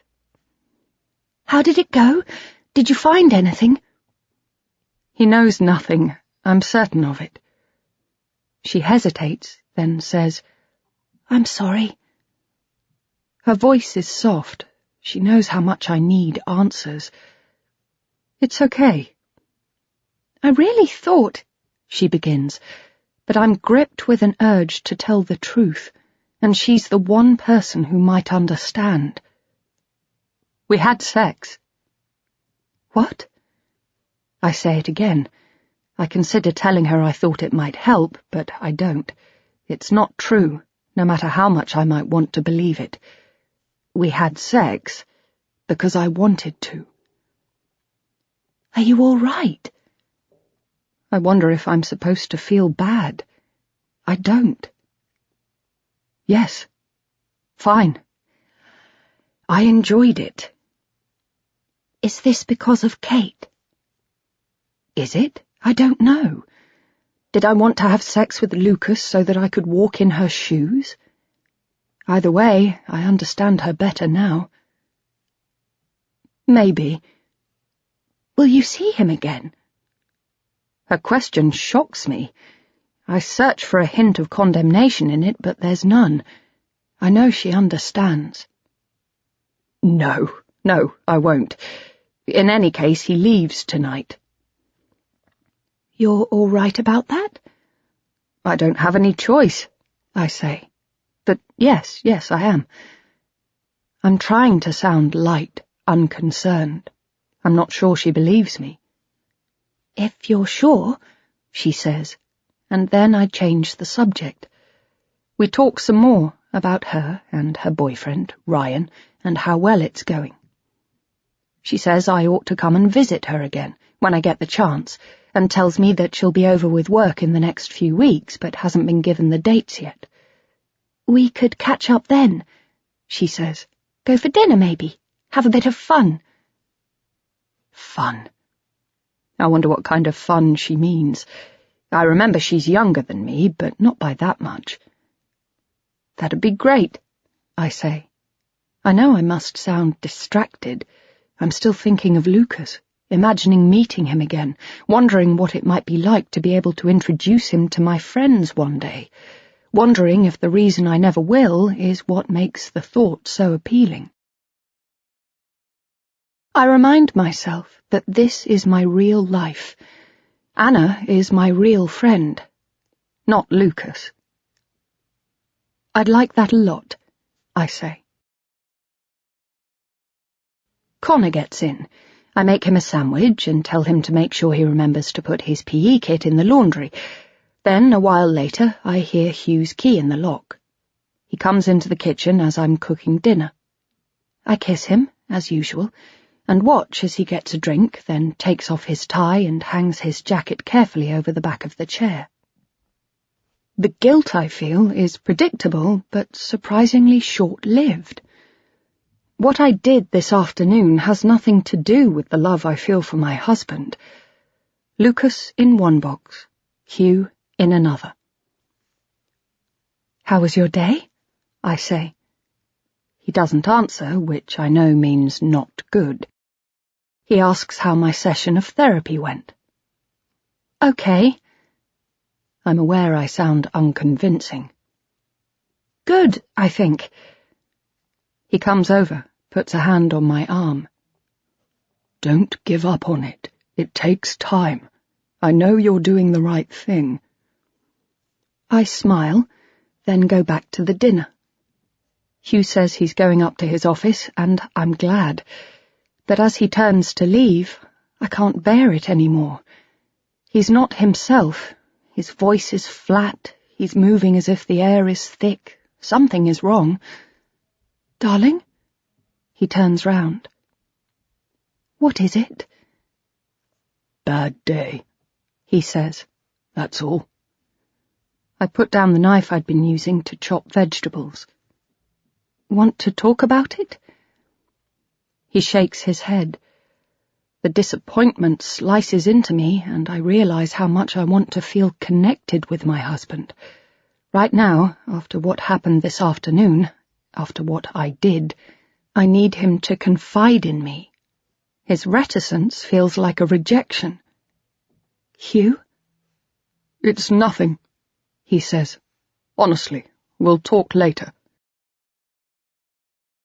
We eat our dinner, the three of us, then sit at the table in the kitchen. Connor is opposite me, his computer open in front of him, a notepad and stack of biology textbooks next to it. He's studying the valves of the heart, his father's subject, and leans into the screen, clicking his trackpad regularly. He has a look of intense concentration.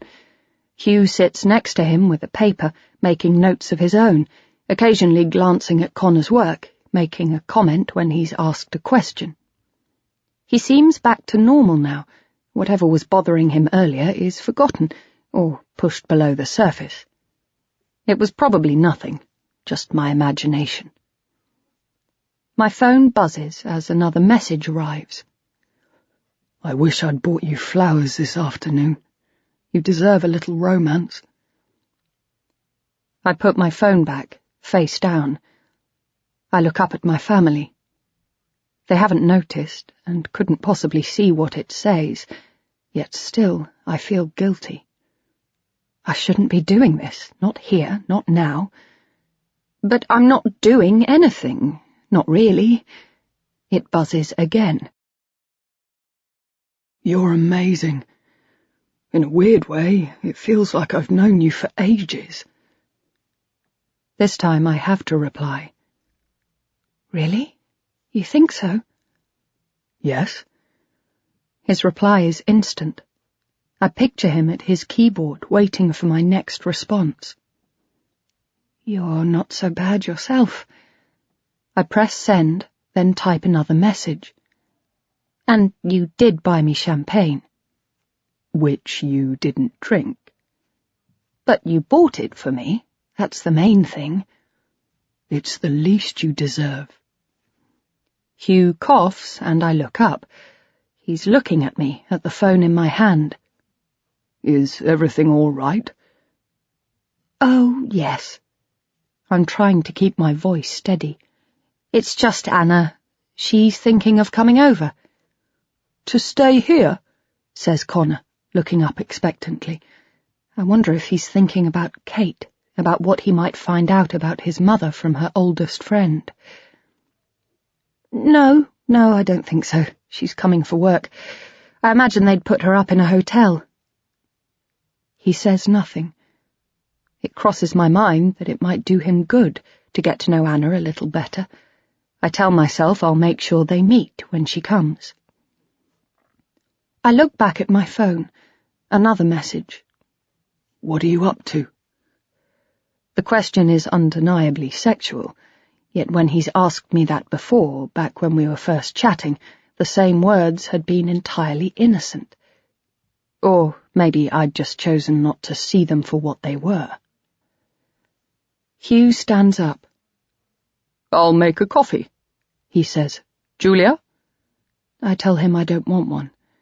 He goes over to the machine and switches it on before filling its tank from the tap behind me. I hold my phone closer to my chest, just slightly. How is she? Fine, I say. I think. I hadn't realized you were still in touch. I'm surprised. He must know we've been talking. It crosses my mind that he suspects somehow that I'm lying. Oh, yes. He doesn't answer. As he sits back down, my phone buzzes once more. Are you there? Hugh notices. He looks annoyed or upset, I can't tell.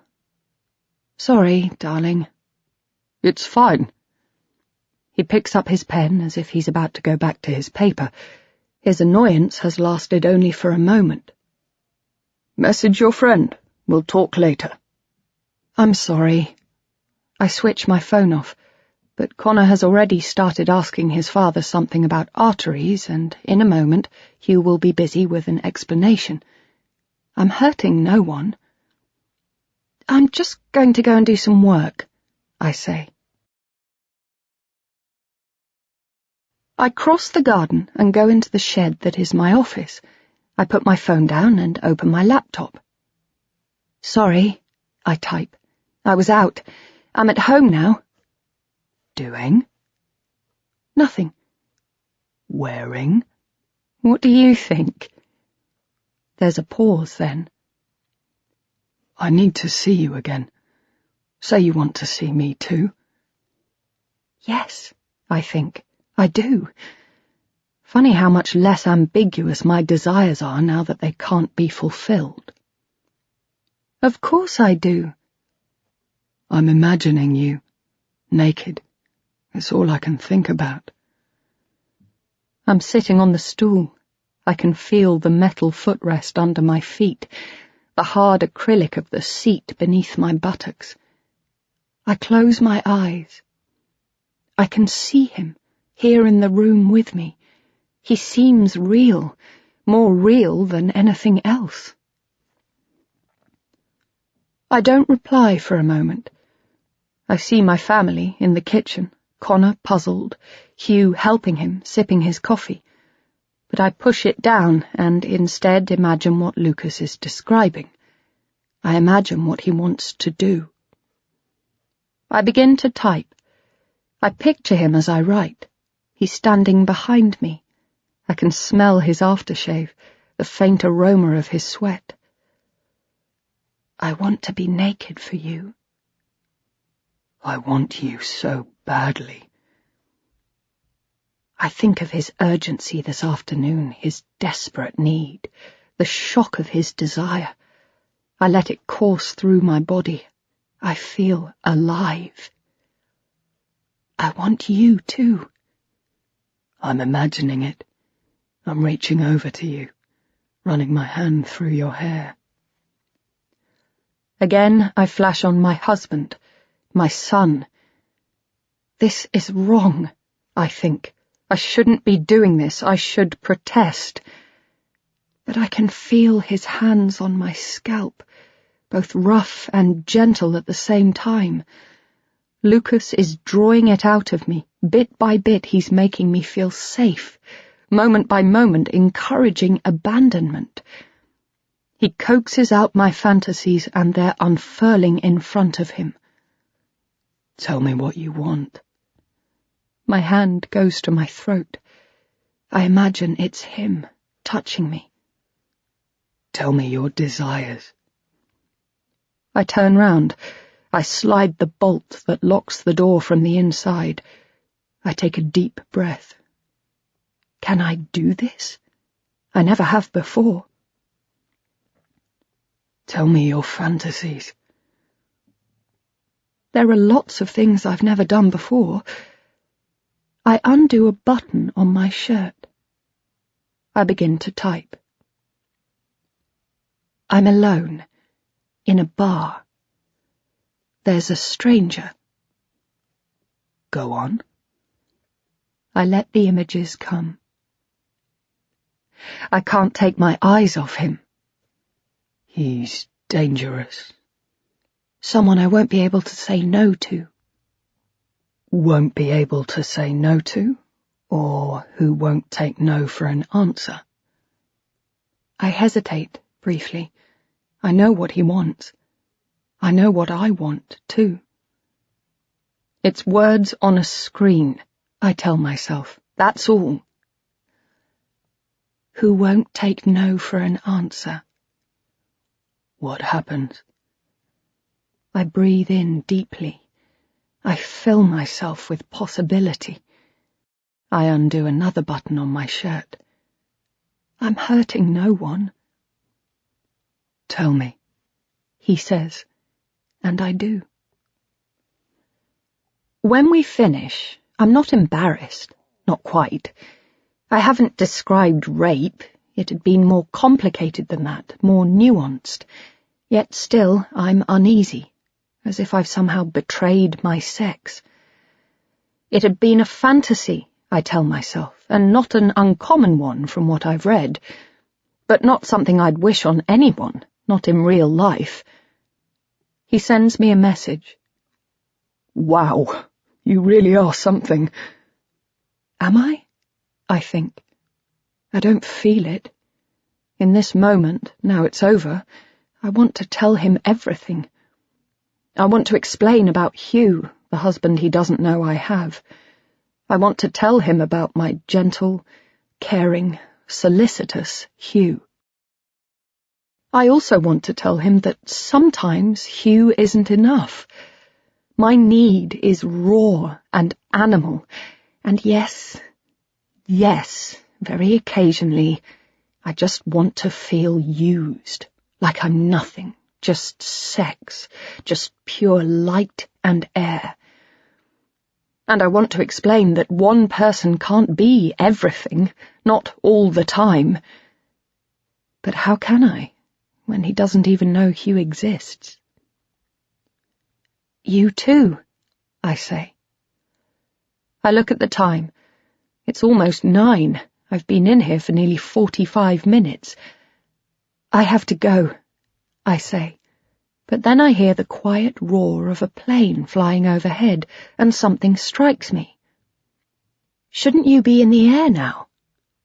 I should. You missed your flight? Not missed.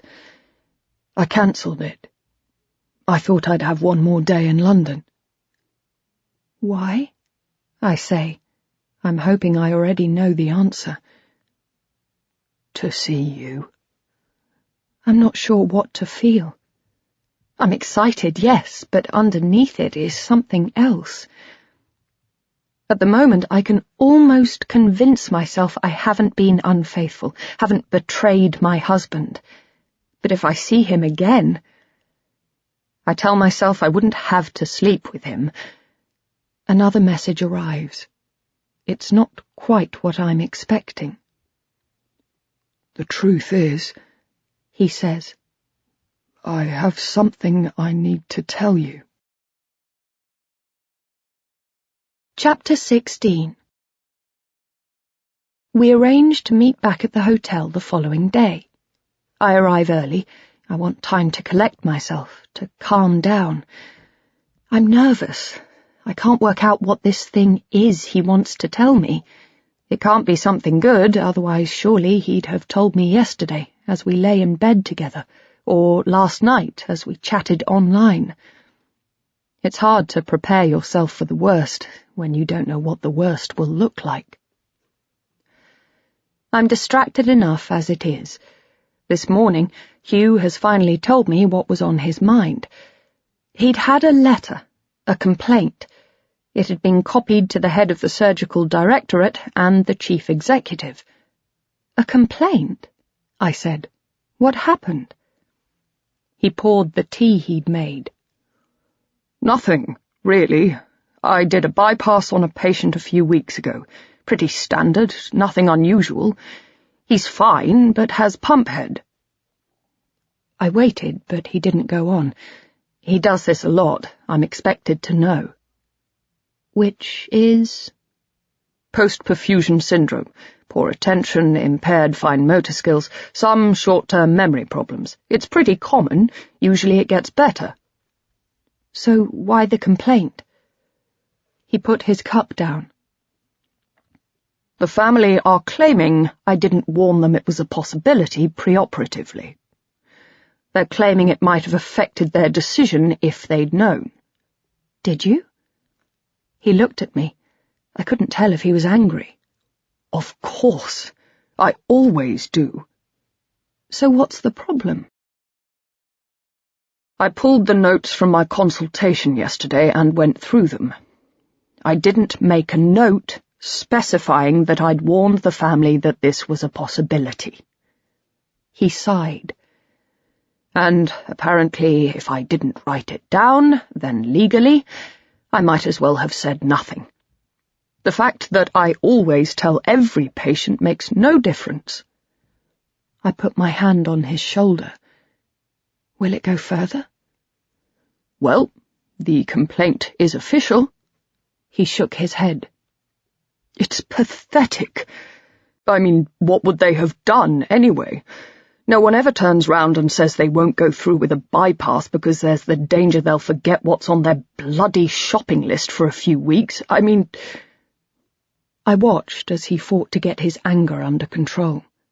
He's grumbled to me before about how unreasonable some patients can be, how determined they are to find something to complain about, however trivial, but this time he looks furious. "There'll have to be an investigation. I'll write a letter of apology, I guess, but I know the type. They're after compensation. I didn't do anything wrong, but they'll take it as far as they can." "Oh, darling." "And right now that's the last thing I bloody need." I feel guilty. I've been wrapped up in Kate's death, forgetting that he's had a job, a life to continue, too. I told him we were in it together, we'd be fine. I almost forgot about Lucas. Now, though, he's all I'm thinking about. I go through the station, up the stairs, onto the concourse by the platforms. I think of yesterday, and of the time I was here on my way to see Anna, to visit her in Paris. Back then, the only thing I'd been able to think about was Kate.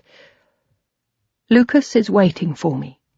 Although we'd arranged to meet in the hotel lobby, he's just outside the bar, standing underneath a huge statue that sits at the end of the platforms, a man and a woman embracing, he with his hands around her waist, she with hers held to his face and neck, holding a bunch of flowers. As I approach, I notice he hasn't seen me arrive. He's shuffling from foot to foot, nervous, but when he sees me, he breaks into a grin. We kiss. To anyone watching, it must look like we're trying to replicate the bronze statue that towers above us. "It's called the meeting place," he says when we've separated. "I thought I'd wait here instead. Seemed appropriate." I smile. He's holding the flowers out to me. They're roses, deep lilac and very beautiful. "These are for you." I take them from him. He leans in and kisses me again, but my hand goes to his shoulder as if to push him away. I feel so exposed. It's as if the whole world is in the station watching us. I'm nervous. I seem to want everything at once, for him to get to the point quickly and leave, for him to invite me to stay for lunch, for him to tell me yesterday was a mistake, for him to confess to having no regrets at all. But at first he's silent as we walk through the darkened bar towards the brightness of the lobby. "It is you," he says once we've emerged into the light. I ask him what he means. "That perfume. You were wearing it yesterday." "You don't like it?" He shakes his head. He laughs. "Not really." There's a momentary shock of disappointment. He must see it. He apologizes. "It's fine, just a bit too strong, for me at least." I smile and briefly look away.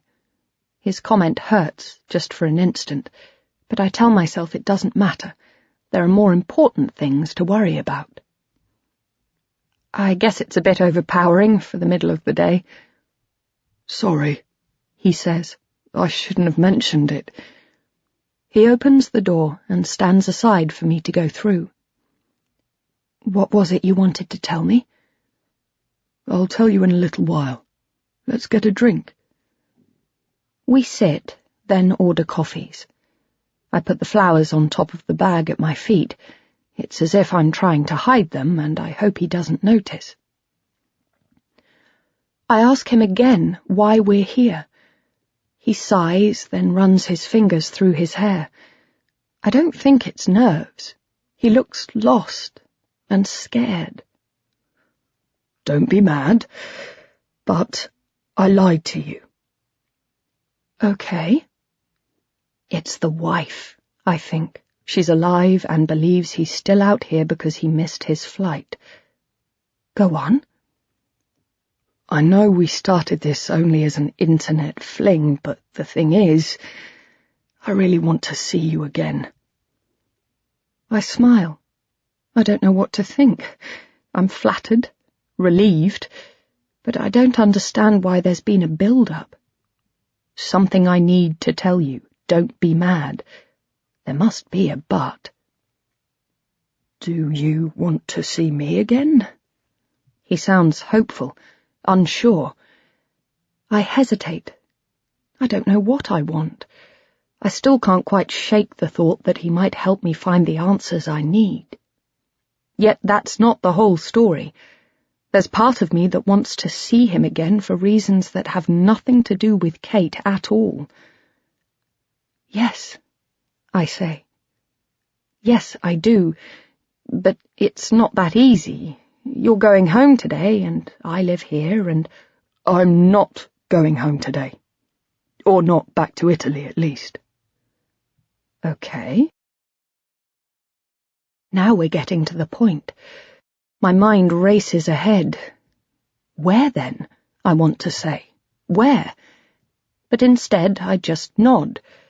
Part of me already knows what he's going to say. I live here. The reaction is instant. My skin crawls. I'm hypersensitized. I can feel the sun on my shoulder, the roughness of the fabric of the seat, the weight of the wristwatch on my arm. It's as if everything that has been out of focus has snapped sharp.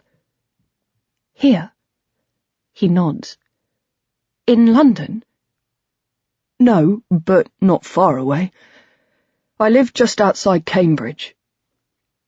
So that's why we're meeting here, at the station. Okay. I'm still processing what he's told me. It's too intimate, too close. Perversely, the news makes me want to get away from him so that I can sit with it for a moment and work out how I feel. You seem very quiet. It's nothing. It's just a surprise. You told me you lived in Milan. I know. I'm sorry. You're not angry with me?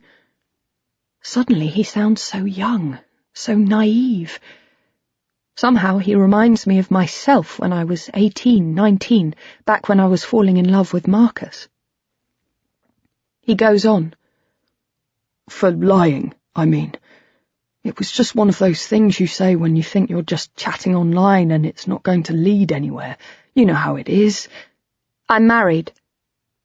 It comes out abruptly, as if I weren't expecting it myself, and as soon as I've spoken, I look away, over his shoulder.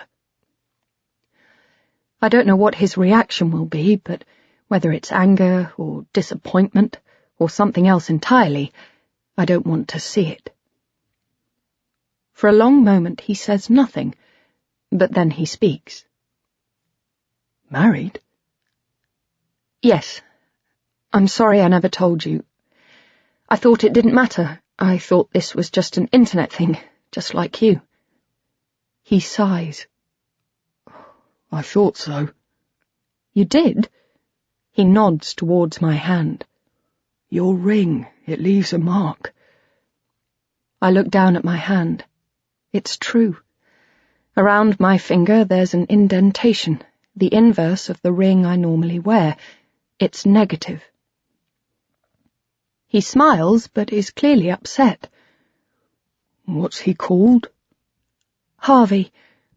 The lie trips off my tongue easily, as if I'd known all along I'd have to tell it. What does he do? He works in a hospital. A doctor? I hesitate. I don't want to tell the truth. Sort of. Do you love him? The question surprises me, but my answer comes instantly. Yes. I can't imagine life without him. Sometimes that's just a lack of imagination, though. I smile. I could choose to be offended, but I don't. As it turns out, we've each had our lies. Maybe. Our coffees arrive. A cappuccino for me, an espresso for him. I wait while he adds sugar, then say, But not for me and Harvey. I don't think it's a lack of imagination. I stir my coffee. Maybe he's right, and it is. Perhaps I can't imagine a life without Hugh because it's been so long since I've had one. Maybe he's become like a limb, something I take for granted until it's missing. Or maybe he's like a scar, part of me, no longer something I even notice, yet nevertheless indelible. So, is this it then? His face is flushed. He looks childishly defiant. I look away, over to the desk. A couple are checking in. They're older, excited. They're American, asking lots of questions. Their first trip to Europe, I guess. I realise that, while I might not know what Lucas and I have, I don't want it to be over. I've felt better these last few days and weeks, and now I know it wasn't all to do with trying to find the person who murdered Kate. I don't want it to be. But my husband, he's the... I stop myself. The father of my son, I was going to say. Yet not only is that something I don't want to tell him, it's another lie. He looks at me expectantly. I need to say something.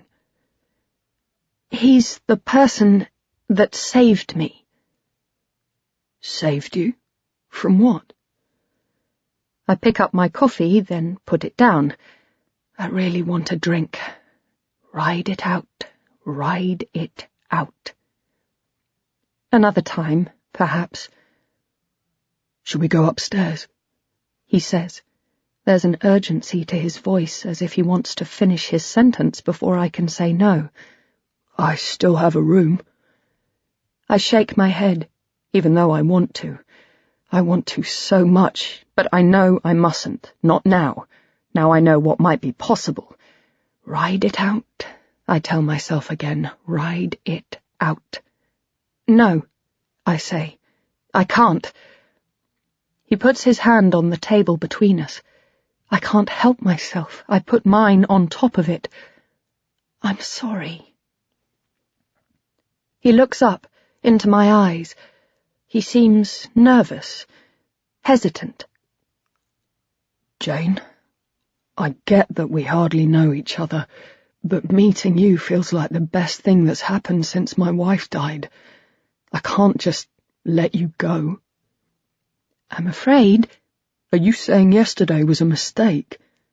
No, not at all. It's just more complicated than that, I want to say. It's not just about me and Hugh. There's Connor, too, and what's happening in our lives. Kate's death, Hugh's case. It's not an easy time. Nothing is straightforward. I find I want to tell him the truth about Kate. Maybe he can be there for me, impartial, supportive. He's lost his wife, after all. He might understand in a way that Hugh and Anna and Adrienne and the others can't. Just what? Something stops me. I don't want to jeopardize my marriage. I'm not asking you to leave your husband. I'm asking you to come upstairs. Just one more time. I close my eyes. How do I know it'll be one more time? I remember telling myself that once before, as the needle bit into my flesh for the second time, and then again when it did for the third. No. And yet even as I say it, I'm thinking of afterwards, as we lie together, the two of us wrapped in the sheets. I can picture the room, the high ceiling, the gentle draft of the air conditioning. I can see Lucas sleeping. There's the tiniest sound as his chest rises and then falls. For some reason, despite the path that's brought me to him, I realize I feel safe. Soon I will go home, back to my real life, back to Hugh and to Connor, back to Adrienne and Anna, back to a life without my sister. But perhaps if I do this first, it'll be different.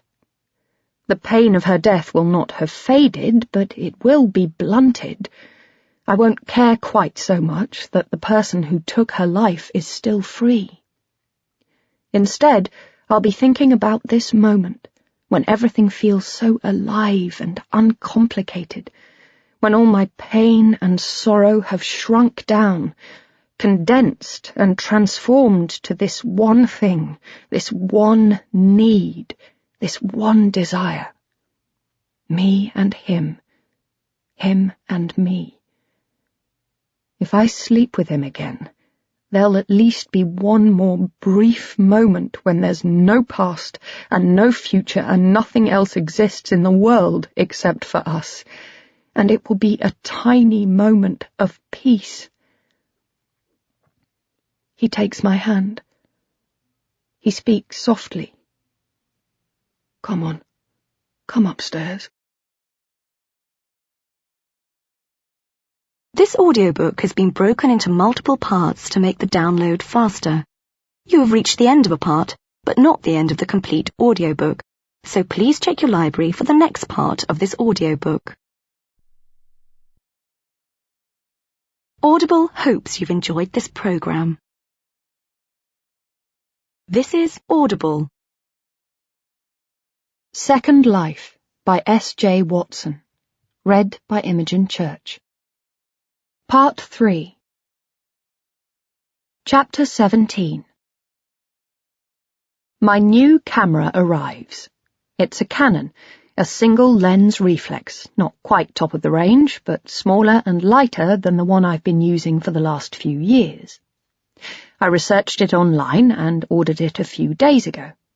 I don't need it, it's an extravagance, but I want to get out more, take more photographs on the street, like I used to. It was Hugh's suggestion that he buy it for my birthday, and he looked delighted with himself when he handed me the package on Saturday. I opened it later that day, upstairs and alone, and then took it out, on Upper Street, around Chapel Market and the Angel. I tried a few test shots, and as I brought it to my eye, the action felt intuitive, instinctive. When I looked through the viewfinder, it felt almost as if this is how I prefer to see the world, framed. I take it out again now, slung round my neck with a zoom lens I ordered at the same time. It's very different taking pictures on the move. I have to spot a potential shot among the chaos and then wait for the perfect moment, all while trying to stay inconspicuous and unobserved. My shots on Saturday were poor. I was indiscriminate. I felt rusty, like a singer who spent years in enforced silence. I tried not to be disappointed, though. I told myself that once I'd regained my confidence, I'd find my subject. For now, I just need to take photos and develop my eye. The joy of these shots is in their taking, less so in how they end up. But then that's how it always was. I think back to the pictures I took in Berlin. It was easy there. The friendships we forged were deep.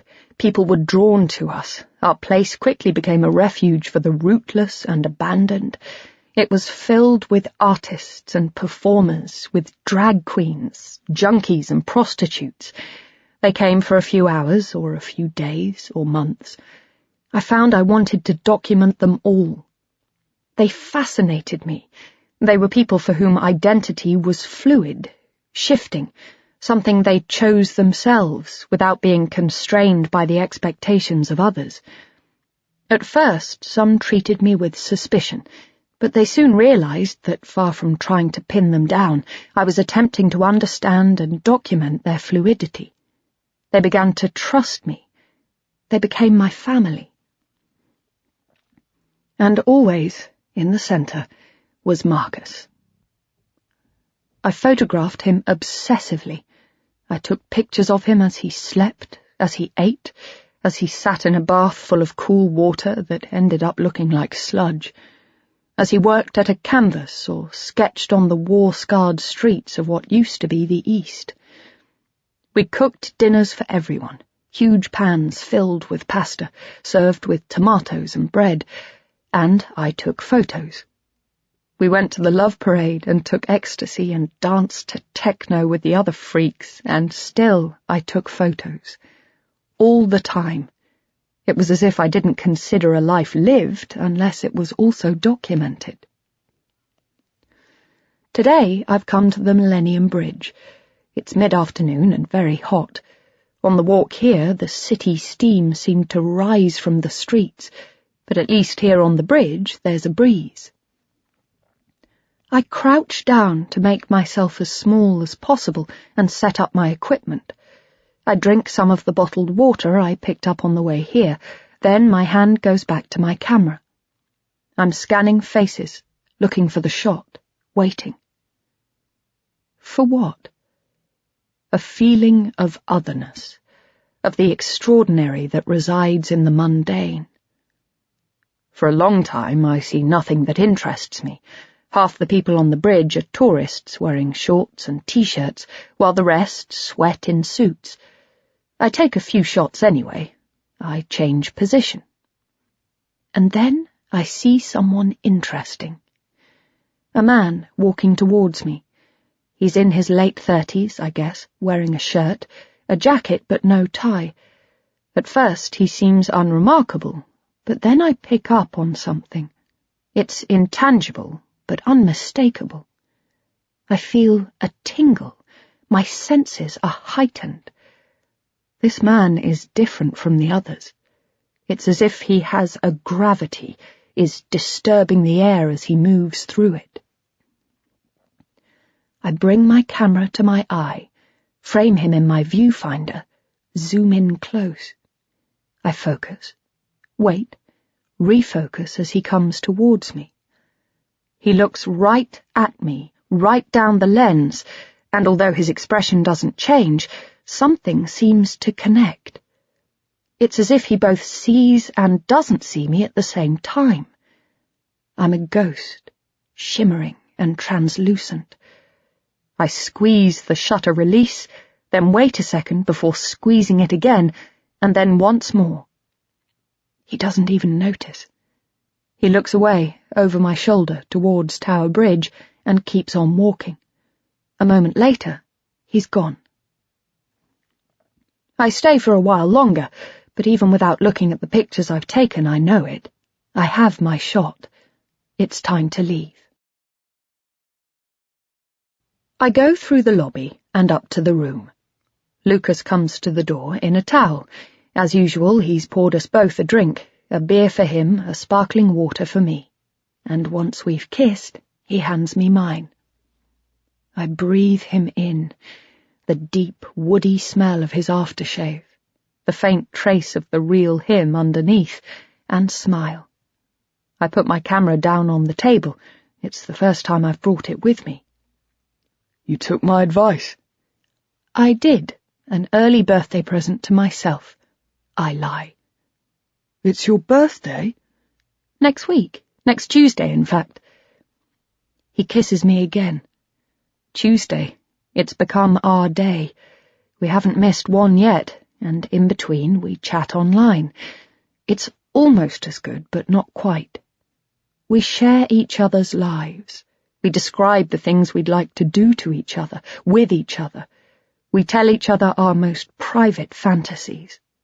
But Tuesday is the day we meet. I should have known that. I should know when your birthday is. I smile. How could he? It's something else I haven't told him, something I've kept for myself, along with my husband's real name and the fact that I have a son. But I have told him the truth about Kate.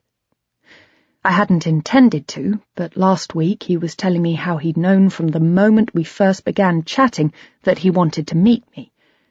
I felt guilty. How could I reply?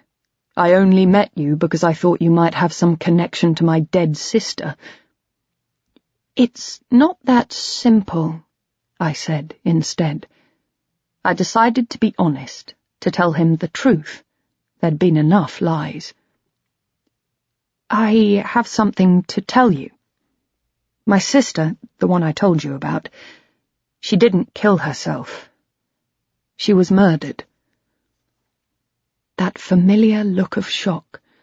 He reached out to touch me, then hesitated. But... I told him what had happened, that the only thing taken was an earring. I even described it to him.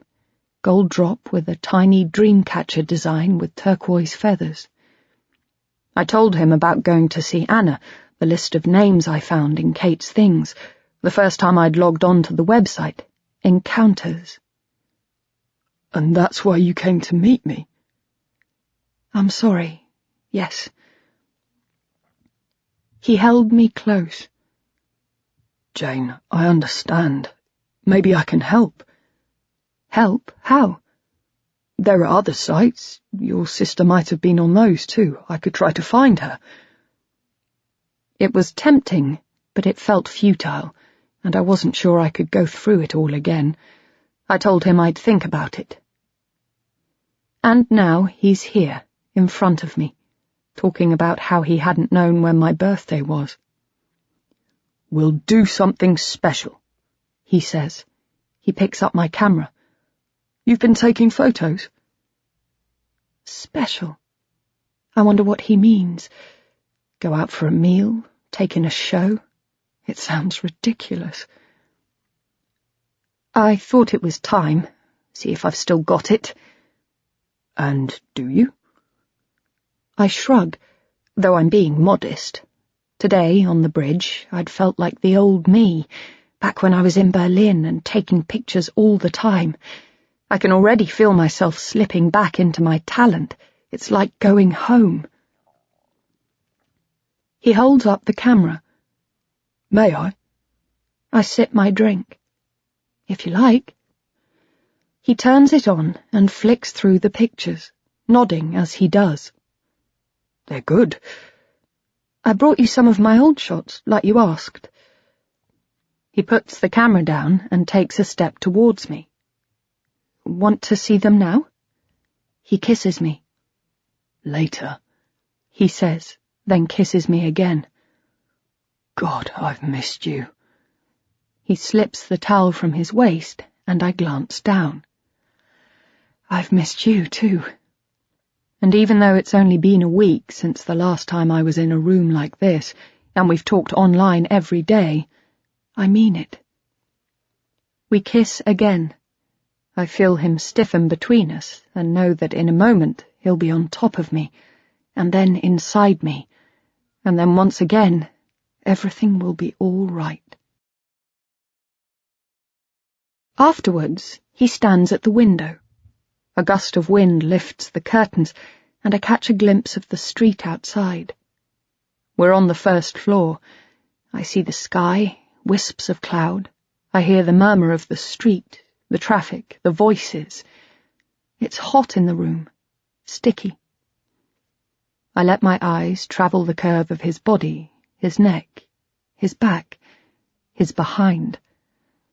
I notice the blemishes, the details I don't see on the camera and forget every time we meet. The mole on his neck, the vaccination scar on his shoulder that matches Hugh's, the red flush of a birthmark on his upper thigh. It's been a month now, and these details still surprise me. I grab my camera. He turns as I click the shutter, and when he sees I've taken a picture of him, his face breaks into the same half-smile I used to see on Marcus. Come back to bed. Let's look at these pictures. We lie, side by side. The envelope I've brought with me is between us, its contents spilled out. My work, my past, a pile of glossy 10x8s. He holds up a picture of Marcus. And this one? It's Marcus in the mirror, and I tell him the same story that I told Anna, more or less. An ex that was taken in the bathroom of the flat we lived in. Also in Berlin? Yes.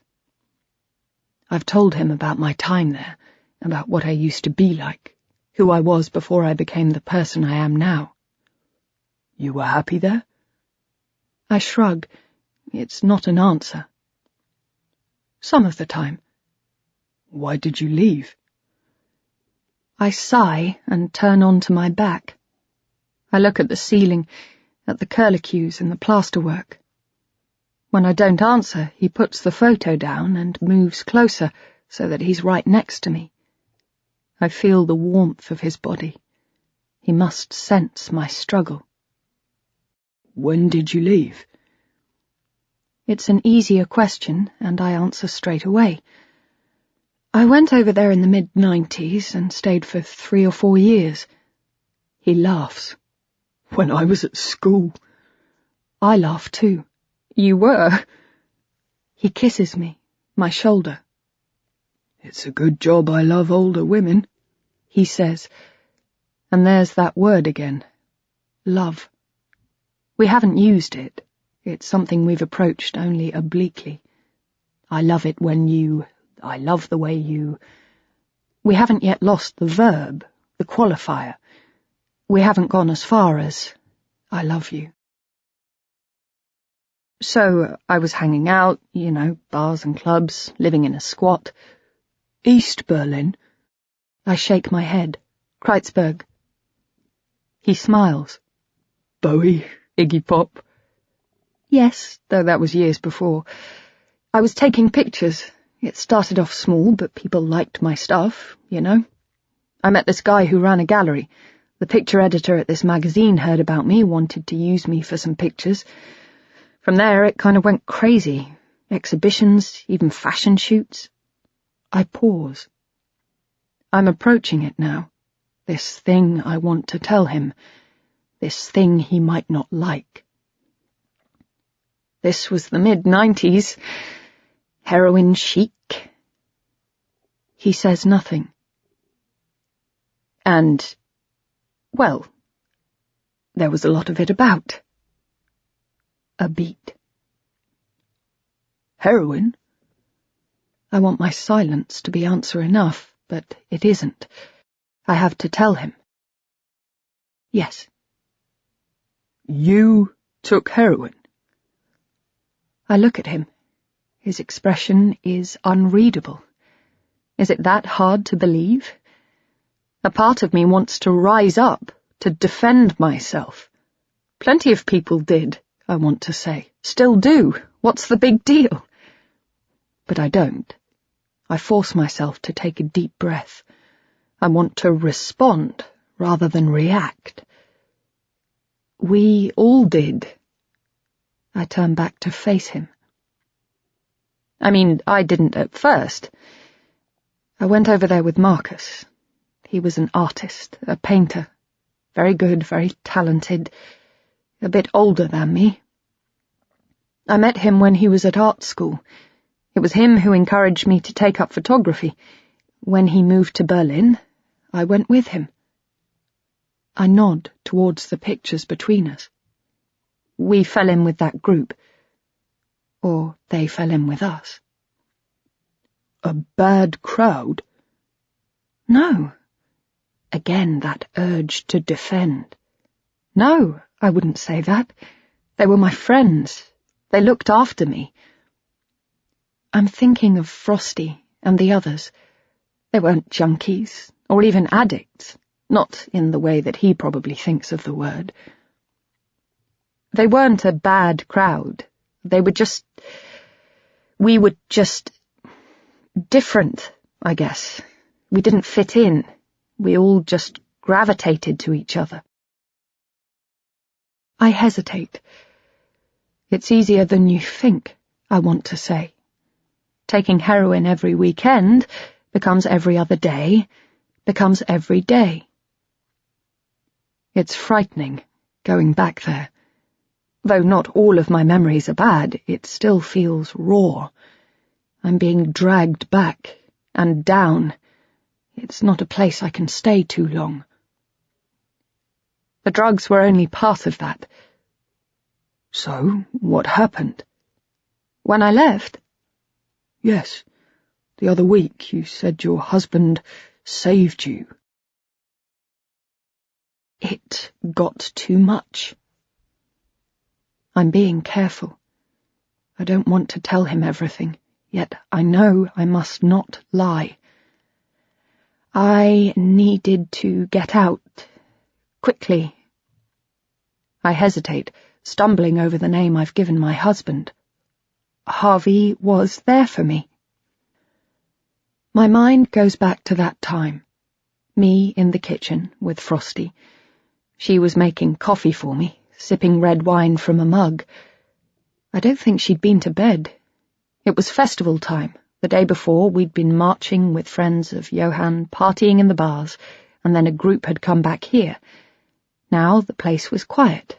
Most people had left to carry on, or were asleep. Marcus was upstairs, playing a guitar someone had left months ago. "There you go," said Frosty, handing me my drink. "We don't have any milk." I was used to that. We never did. "Thanks." "How's Marky?" "He's good," I said. "I think, although his family are freaking out. Again. They want him to go home." Frosty gasped in mock horror. "What? Away from all this? But why?" She laughed. "I guess they don't understand." I shook my head. "No, I guess they don't." "Have you met them?" I put my coffee down. "No, not yet. He thinks his dad might come over. He wants the three of us to go out. Says we should insist. He wants to show them he's cleaned up." Frosty tilted her head. "Has he?"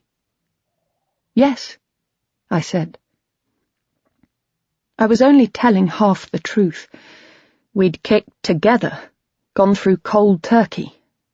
It had been a hell of sweating, of vomiting and diarrhea, and stomach cramps so severe we'd both moan with the pain. Our bones ached, and neither of us could find relief in sleep. I felt like I was burning up. Nothing helped, and all the time the knowledge that just one more hit would make all the pain go away shone in front of us. But we were both strong. We helped each other when it threatened to get too much, and we'd been clean for a few weeks.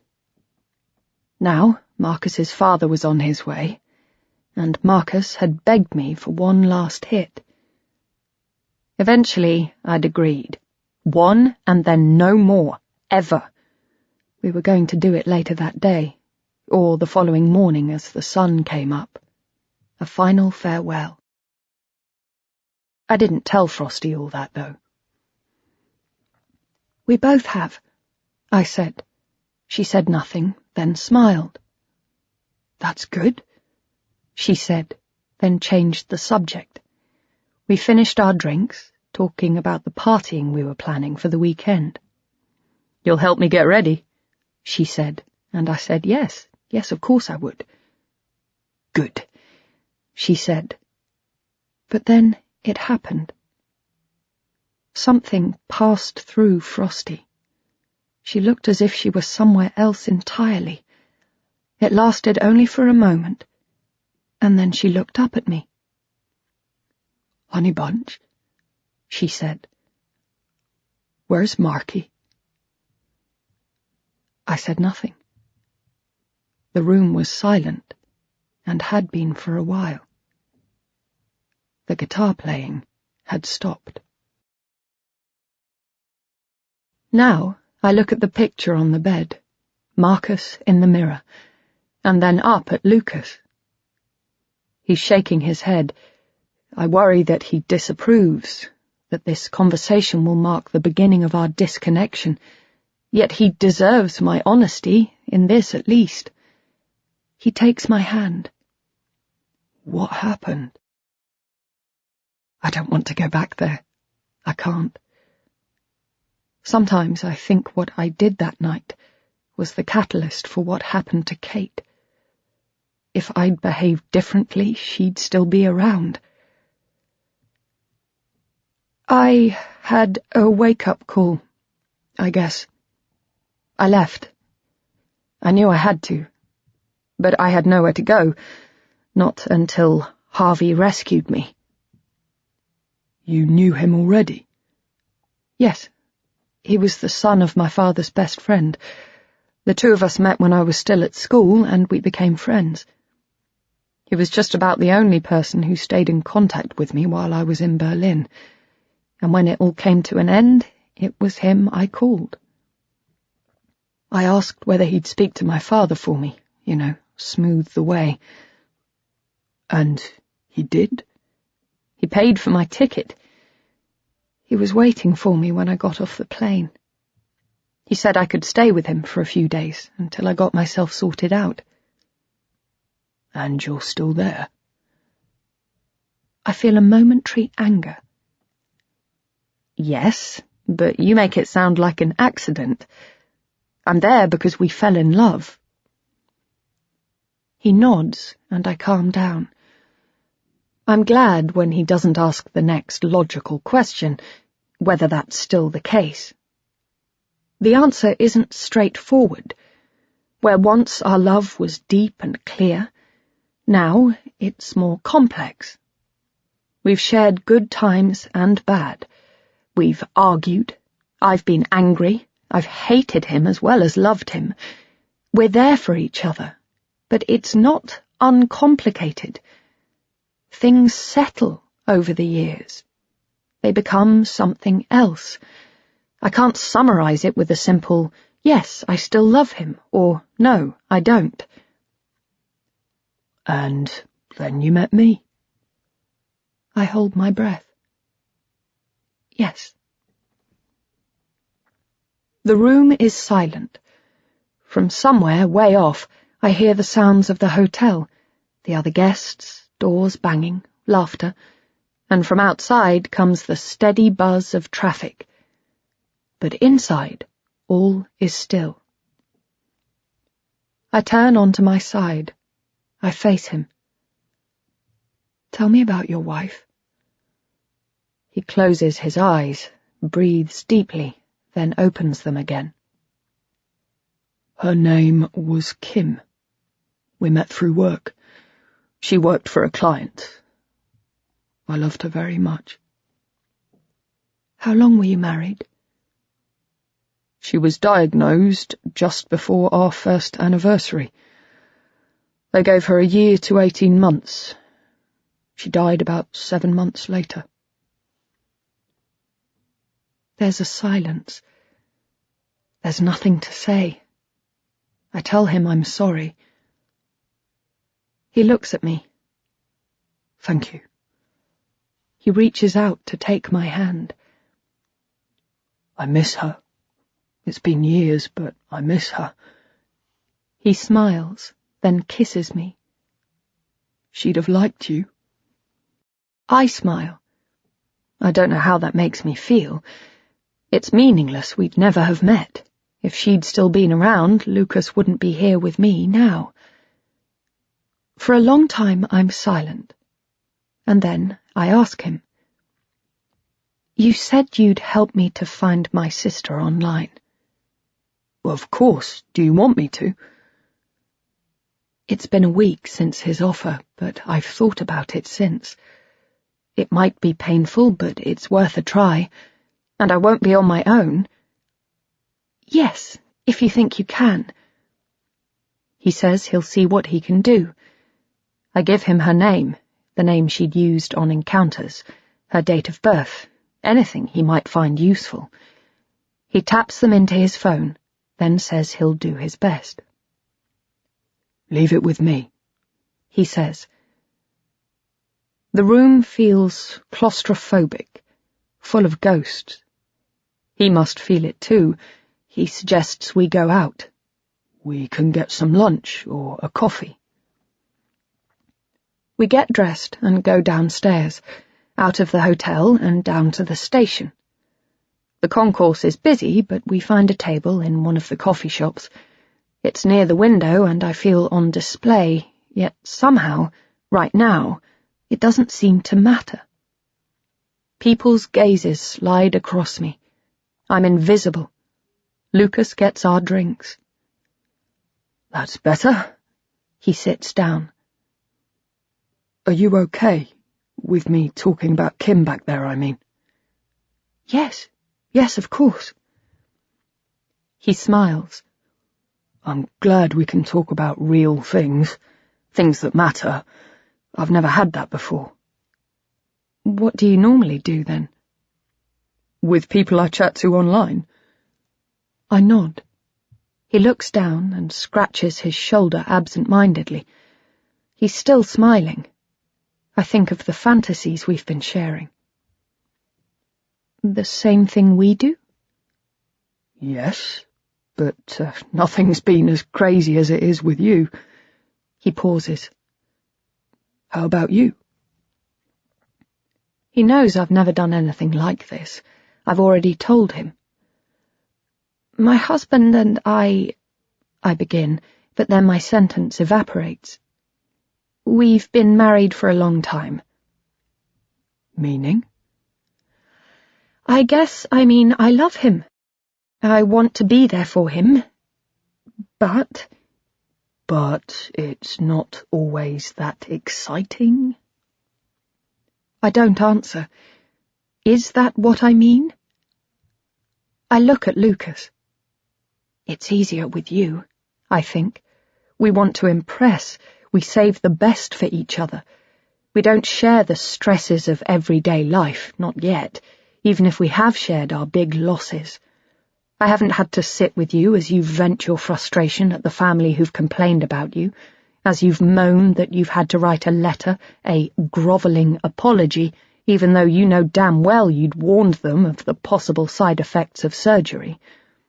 I haven't had to try to support you, knowing that you won't be supported, that there's nothing I can say or do that will make any difference. Not always, I say. But you've always been faithful? I think of Paddy in the summer house. Pretty much. He grins. It's lascivious. It's not that exciting, really. Tell me. There was this guy, quite recently. He shifts forward in his seat and I pick up my coffee. He's a friend of my husband. I think back to the dinner party. I want to give Lucas a story. His name's Paddy. He's been flirting with me for a while. Flirting? In what way? Oh, you know, when we get together he always laughs at my jokes, compliments me on my clothes, that sort of thing. He nods, and I hear myself say it. I even thought he might be stalking me. Stalking you? How? There was this guy one night, as I was getting ready for bed. You told me. I did, I think. He told me he wished he could protect me. You really think it's him? Even though I know it was never Paddy out there on the street, it was almost certainly no one at all, just my vivid imagination combining with a lack of sleep, I hear myself say it. Yes. His eyes flash wide. He looks almost pleased. I think back to what he'd said. I'd never let anyone hurt you. I'd felt protected, safe. Is that why I've told him I thought it was Paddy? Because I want to feel like that again. Someone put some cards through the letterbox, too. What cards? I tell him. The ones that prostitutes put up in phone boxes. He holds my gaze. Is this turning him on? You think it's him? My mind goes to Paddy and his clumsy attempt to kiss me. He'd hate to know the lies I'm telling about him, but he never will. Maybe. He tried to kiss me and... When? You remember the party? When you were at your wedding? He tried to kiss me. I told him I'd never sleep with him. I think it was his way of getting back at me. Did you kiss him back? I remember all the times we've been chatting online, talking about our fantasies. Isn't this just the same? No, I didn't want to. He forced himself on me. Bastard! Why didn't you tell me? I felt ashamed. Ashamed? Why? I could have said no. Didn't you? Yes, I did. I look at the tabletop. I dunno. Maybe I could have fought harder. He takes my hand. Tell me where he lives. Why? He shouldn't get away with shit like that. No one should. I'll have a word with him. And say what? I'll think of something. I think of him knocking on Paddy's door. But then the vision shifts, like a dream that's twisted back on itself and become horrific. I see him standing over Kate's body. No, I say. I try to clear the image, but it persists. You're scared. No, I'm fine. He lifts my hand to his lips, kisses it. I want to protect you. He looks into my eyes. I'll look after you, if you're scared. Something in the room clicks over. I think of the things I've told him, the things I've wanted to do and have never done, the things I've wanted to have done to me. The air thickens with desire. I know. Are you scared? I look up at him. The cord between us tightens. The skin of his hand seems to hum with energy. His flesh melds into mine, and I realize I want him, and he wants me, and he wants me to be frightened, and if it's what he wants, then it's what I want, too. Yes, I say. I'm whispering. He shifts still further forward in his seat. I'm very frightened. He lowers his voice, too, even though there's now only one other person in the cafe, a lone traveller with a suitcase, reading. This man, Paddy. What do you think he wants to do to you, if he could? My own arousal begins to pulse and grow. It's within me, something physical, something I can touch, I can feel. Something begins to open. I open my mouth to answer, but I have no words. There's only desire left. He pushes himself away from me, still holding my hand. Come on. He pushes me into the cubicle and locks the door. He's a blur of activity, kissing me, shoving me, holding me. I abandon myself to his will, to whatever is happening. He's tearing at my clothes. Our limbs flail, and I realize, as if from a distance, I'm tearing at his. There's the smell of disinfectant or soap, and beneath it, urine. Lucas, I say, but he silences me with his mouth, then twists me round, pushes me up against the wall. What do you think he might do? He's saying. This? I try to nod my head. He has his arm around my throat. It's not rough. He's not holding tight, but it's far from gentle. He pulls down my jeans. I help him. I can feel his cock pushing into me as he separates my legs with his knee. I arch my back to let him. Somewhere, a decision is made. I will let him do what he wants, whatever he wants, to a point. Is this what it was like for Kate? I think. Is this how it felt for my sister? Tell me, he whispers. You want me to teach him a lesson? Tell me how scared you are. Chapter 18. I'm sore when I wake up. I can still feel his fingers on me, his hands. Yet it's a pain that makes me feel alive. It's something, at least, something better than that other pain, the pain that makes me want to die. I get up to go to the bathroom. Outside Connor's door, I stop to listen. There's the faint sound of music, his radio alarm. I'm about to knock when I decide against it. It's early. He's fine. We're all fine. In the bathroom, I think of Lucas. Something special, he'd said, for my birthday.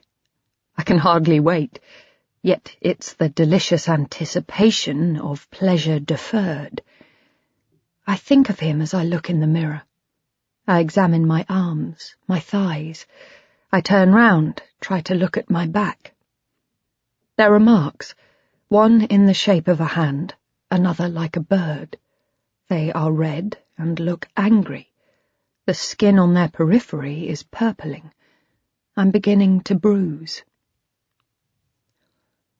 6 days pass, almost a week. I catch up with Adrienne, Hugh and I go to the theatre, and then it's Tuesday again, the day of my birthday. 37. I sleep late and for once get up last. I go downstairs and my family is already there. There's a pile of cards on the table, a wrapped present. It's the school holidays. The atmosphere is unhurried. Hugh's made a pot of coffee, and there's a plate of croissants I hadn't seen him buy. Darling. He hands me a huge bunch of flowers from the worktop, red and green, chrysanthemums and roses. He's still in his dressing gown. It's plain, slate grey. Happy birthday. I sit down. Connor pushes a card over to me, and I open it. That's lovely.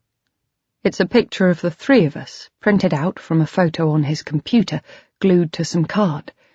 On the inside, he's printed, Happy birthday, Mum. I kiss the top of his head. It smells of shampoo, and for a moment, I think of him as a little boy and feel a tug of guilt. I'm here, with my family, yet also thinking of later, of my visit to my lover. I can call him that now. I turn the word over in my head. Lover. I turn to Hugh. Aren't you going to be late for work? He's grinning. It almost looks like an effort, as if he's having to force himself to forget about the case at work. The family weren't satisfied with the letter and are considering legal action. But Connor is sharing the joke. He hands me his gift. Open this first, then we'll talk. I take it. It's wrapped beautifully. Happy birthday, darling. Some part of me knows what it is, even before I've opened it. My favourite perfume! Fracas! My voice sounds overly enthusiastic, even to me. There's an edge of insincerity. I hope he doesn't think I'm ungrateful. I noticed you'd run out. Yes, nearly. It's the perfume Lucas hates. And I know it was Kate's favourite, too. I smile. That's very thoughtful, darling. Put some on, why don't you? I don't want to waste it. Please? He looks disappointed. For an instant his face is lined with worry, but then he smiles again. You smell so lovely when you wear it. He kisses me. Wear it today. Hugh, you do still like it? Yes, I love it. I open the box, slide out the bottle, pleasing one man, not pleasing another. Just a squirt, I think. I can wash it off before I meet Lucas. For a moment, I feel his fingers tighten around my wrist. I smile to myself as I spray some behind each ear. That's not your real present, though. No? Dad's taking you out, says Connor. His face lights up with glee. I can see they've hatched some plan together. When? Hugh speaks. Today. I've taken the day off. They both look at me now, expectant. Great! I concentrate on not letting the panic show in my face. What time? All day, says Connor. And I'm going out with Dylan. Lovely. I'm really starting to worry now. I picture Lucas, sitting there wondering where I am. He'll think I've let him down. He'll think I've lost interest and couldn't even be bothered to tell him. I'm not like that, and I don't want him to think I am. I think fast. You've remembered it's my therapy today. He winces. He had forgotten. I didn't, no. He waits for me to make a suggestion, but I say nothing. It's not ideal, but could you cancel it? Just this once? I feel myself tense, slipping into anger. I don't want to miss one. Martin thinks we're making real progress.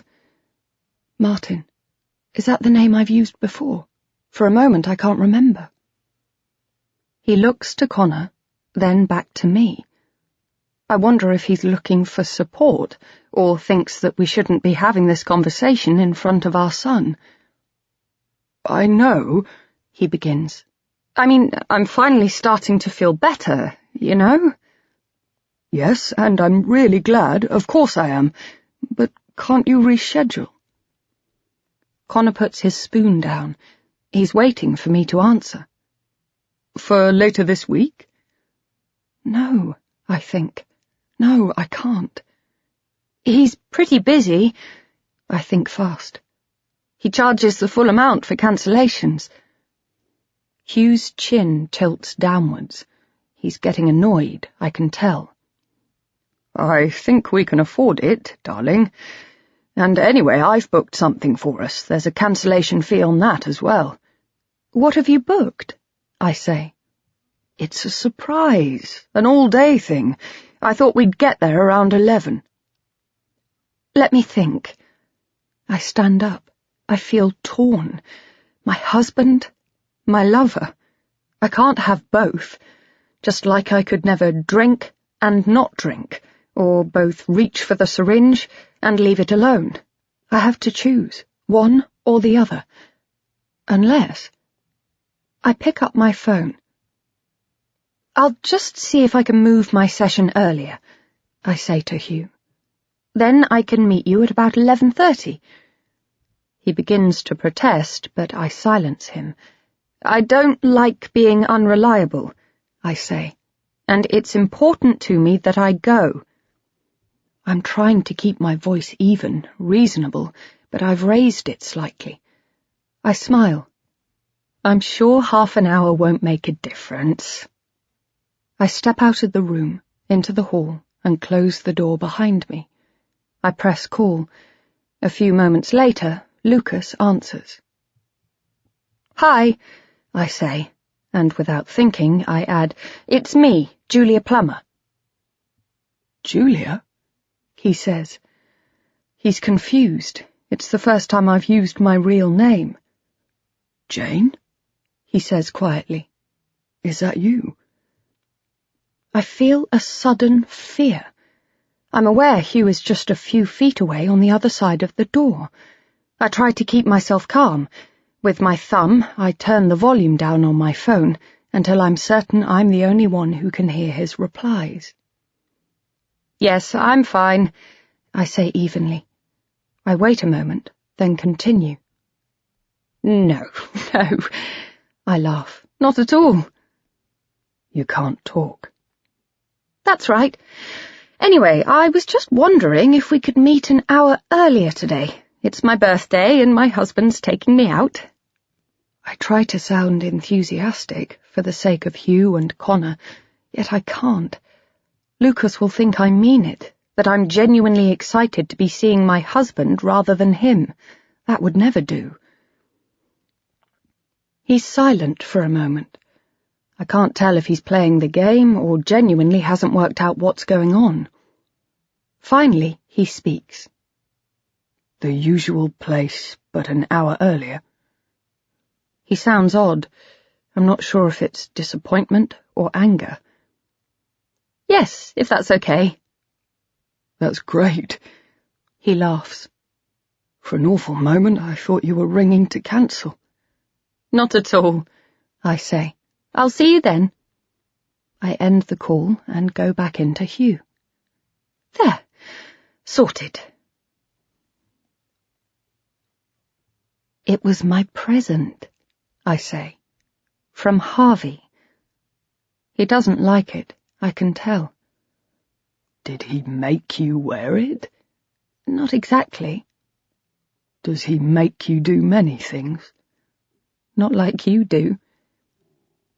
He doesn't smile. He hasn't relaxed since I arrived a few minutes ago. Something is different. It's not that bad, is it? I suppose not. I smile. I'm trying to keep it light, make it sound unimportant, which it is, as far as I'm concerned, at least. I kiss him again. Sorry, I say. I try to withdraw from his embrace, but then he kisses me, pushing back against me as he does. It's urgent, almost violent. His hand goes to my neck, and for a moment I wonder if he'll grip me around the throat, but then he cups the back of my head. He begins to push me towards the bed. Please forgive me, I say. Though not real, my fear is somehow addictive. He lets me go with a tiny shove, then raises his hand as if to hit me. Don't punish me, I say. Please. For a moment he looks genuinely enraged, and I flinch and take a step backwards. Kate's face flashes in front of me, wide-eyed and terrified. I try to fix on what I know, that he never had anything to do with my sister. Don't, I say, but he interrupts. Why not? He starts laughing. His fist is still raised. Give me one good reason why I shouldn't. I told you not to wear that fucking perfume, he says, and for the briefest instant, I'm walking in my sister's shoes. A pure, genuine terror hits. And then his face relaxes. He lowers his hand, but takes hold of me. You really are joking, I say. You think? Aren't you? He smiles, then kisses me, hard. That depends.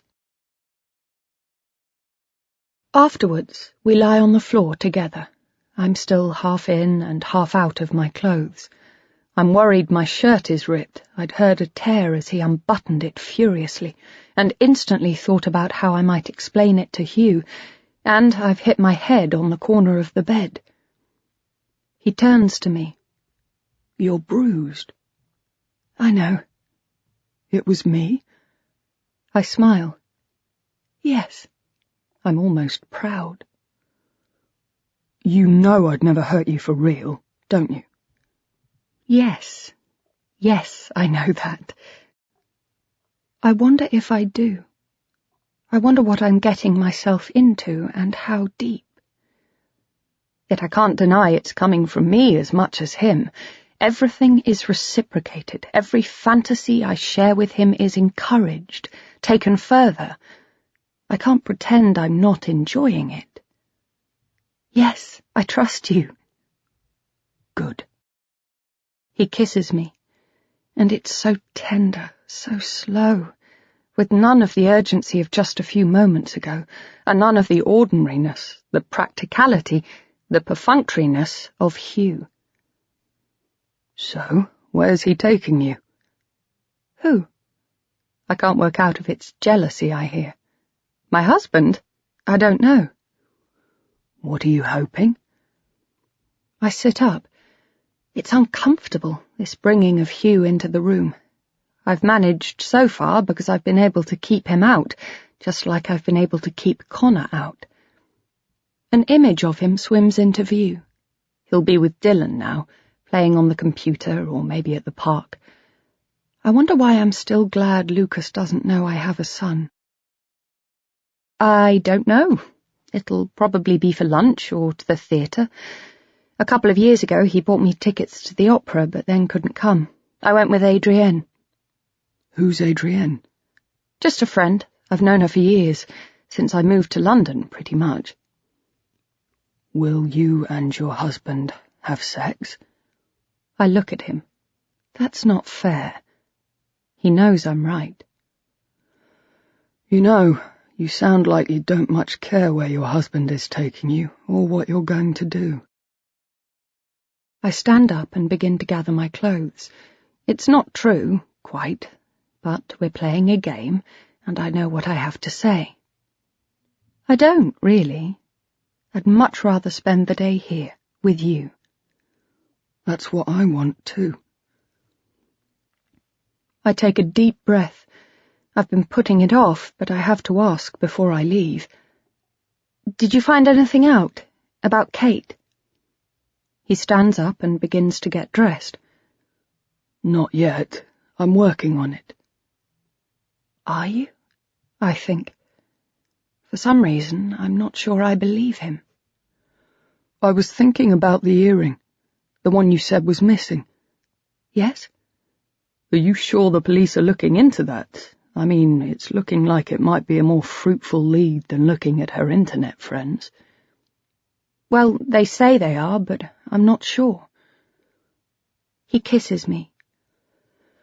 Leave it with me. I'm sure something will come up. We'll just have to keep digging. Thanks. Don't mention it. He kisses me goodbye. By the way, you haven't had your present from me yet. I smile. You'll get it later. It's a surprise. I leave one hotel to go straight to another. My head is throbbing. There's a rip in my shirt that I try to cover up by buttoning up my jacket. When I arrive, I see Hugh across the lobby. He's sitting in an armchair. Across the room from him there's a piano. Above hangs a huge chandelier. I go over to my husband, and he stands as I approach. He looks tired, and I feel guilty. Darling, he says. How was it? I tell him it was fine. I see he's got a beach bag with him, one of mine. It must have been the first one he found. We sit, and he pours me a tea. Here you go. I take it from him. I look around the room at the other guests, an older couple eating scones, 2 women having lunch and discussing something in hushed voices, a man with a newspaper. I wonder what kind of person stays in the hotel, whether it's the kind of place Lucas might one day invite me. It's going well, says Hugh suddenly. Your therapy, I mean. You seem much... better? No, relaxed, at peace. You seem to be much clearer about Kate's death. He waits, as if I'm going to say more. When I don't, he says, You can't talk to me, you know. I know that. We did our best, you know, to help her, to be there for her. I look away. I want to change the subject. It's just... well, it's complicated. Connor, you mean? Yes. It wouldn't have turned out better, you know, if he'd stayed with her. It would have been exactly the same, or worse. We had to get him out of there. It wasn't a good place for him. I shrug, then say, maybe. Do you think he's all right? I think so. I mean, he's struggling a little with the Kate thing. It must be very confusing for him. I guess, I say. I'm going to take him out next week. We're spending the day together, the cinema or something. I'll talk to him then. He nods. I feel guilty. I should have discussed this with him already. We should be united when it comes to Connor, as we always have been before. Good idea, he says. He'll be fine, you know. He's a good lad. He has his head screwed on. I hope so. You know, I think he has a girlfriend. He smiles. a pleasant complicity between a father and his son. Really? I'm surprised, even though I shouldn't be, and I feel the heat of jealousy. I always thought I'd be the one he came to, confided in. Haven't you noticed? He keeps mentioning this girl, Evie. I smile. I don't know why I'm so relieved. I think I've met her. Really? I think back to Carla's party. The girl I'd seen Connor with, I'm sure that was her name. Yes, she seems okay. That's good. He drinks some of his tea. He's seeing a lot of Dylan, too. He's popular. He'll be fine. He pauses. And tonight we have the house to ourselves. I thought we could get some dinner, and then... The sentence peters out. I think of the marks on my back, my thighs. For a week I've been going to bed early, undressing in the dark, grabbing my robe as soon as I wake up. I can't let him see the bruises. I commit myself to nothing. That'd be lovely. He smiles. So, what are we doing here? He grins, then puts down his cup. He shifts forward in his seat as if he's about to stand to make a presentation or an announcement. Well, I thought we needed to relax. He beams. He hands me my bag. Inside it, I can see the dark blue of my swimming costume, my shampoo and conditioner. They have a spa here. He points to the sign by the lobby. Now, I've booked you a pedicure, and we're both having a massage. I had arranged that for midday, but it's okay, they've moved it to the afternoon. A spa? Yes, we can spend all day here. They've got steam rooms and a sauna and a pool. Great, I say. Anxiety begins to roll in my stomach, to swell into panic. My costume is cut low at the back. Shall we go? Unless you'd like lunch here first. I shake my head. I don't know what I'm going to do. It's fine. This is your day. I know. I'm desperately trying to think of an excuse, a way out of it. But there isn't one. We're already heading back through the lobby towards the spa. I think of when I got dressed, just an hour or so ago, in the room with Lucas. I'd looked over my shoulder at my reflection in the full-length mirror. The bruises were dark and purpling, unmistakable. He's sitting by the pool, where he said he'd be. He's ordered a juice for both of us. It's green and looks organic, and is sipping his. He's wearing his shorts, the pair I bought for him just before our last holiday to Turkey. Dimly, beneath the layers of worry, I'm aware that he looks good. He's lost weight. I sit down next to him. I've wrapped my towel around my chest. Fancy a swim? I lie back on the lounger. In a while. He puts his paper down. Come on. He stands up. There's a jacuzzi. I'm going in now. He holds out his hand, and I have no option but to take it. I feel a sense of dread, of inexorable momentum, and also guilt. Only a couple of hours ago it had been another man holding his hand out to me. We go over and sit in the pool. The water is warm and clear. Hugh activates the jacuzzi and it begins to bubble. I lie back, staring at the light dancing on the ceiling, reflected from the thrashing water. The bruises on my back sting as if I've been branded. For a moment, I want to tell him everything, about Lucas and what I've been doing. It wasn't my fault, I want to say. Kate died and I went off the rails and what? And it doesn't mean anything. I genuinely thought I was trying to find out who killed her, for me, for her son. I thought I was doing the right thing. But who am I trying to kid? Hugh, I say, but he cuts me dead. I want to talk to you. I look at him. This is it, I think. It hits me. Connor saw it all, in the summer house at Carla's party. He's finally told his father. Or someone has seen me on the street, in a hotel lobby, kissing someone who is not my husband. What is it? He reaches out, under the water, and takes my hand. It's about your drinking. Relief mixes with confusion. What? What drinking? Julia, I'm worried. He looks uncomfortable, but not as uncomfortable as he should. I find myself wishing this were difficult for him, a tricky subject, but it's not. Not really. He's in his professional mode. Hugh, you've nothing to worry about. I haven't touched a drop. Julia, please don't insult my intelligence. You told me when you came back from Paris. I know, but I was letting off steam. It wasn't an easy trip. I know, but I think you should start going to your meetings again. It's been a few months.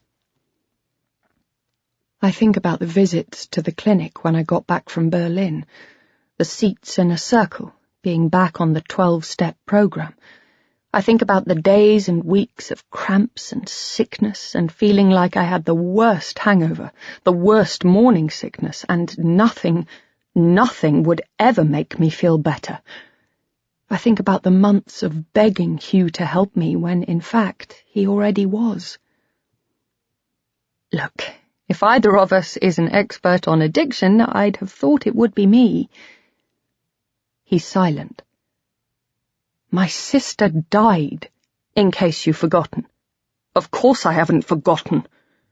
He snaps. This isn't going as well as he'd thought. You ask me all the time how the investigation is going. How can I have forgotten? Bringing that up now is low, Hugh. I care, that's all. He hesitates. Why don't you go to some meetings of your own, I want to say. To Al-Anon. Sort your own stuff out before you start on mine. I'm sorry, he says eventually. It's just... I'm not sure it's healthy for you. I wish you'd just trust me to handle it. I do, I say. I will. I consider telling him it's not just me who can't find peace, who won't rest until the person who killed Kate is caught. It's Connor, too. I just worry, that's all. I haven't had anything since then, not a drop.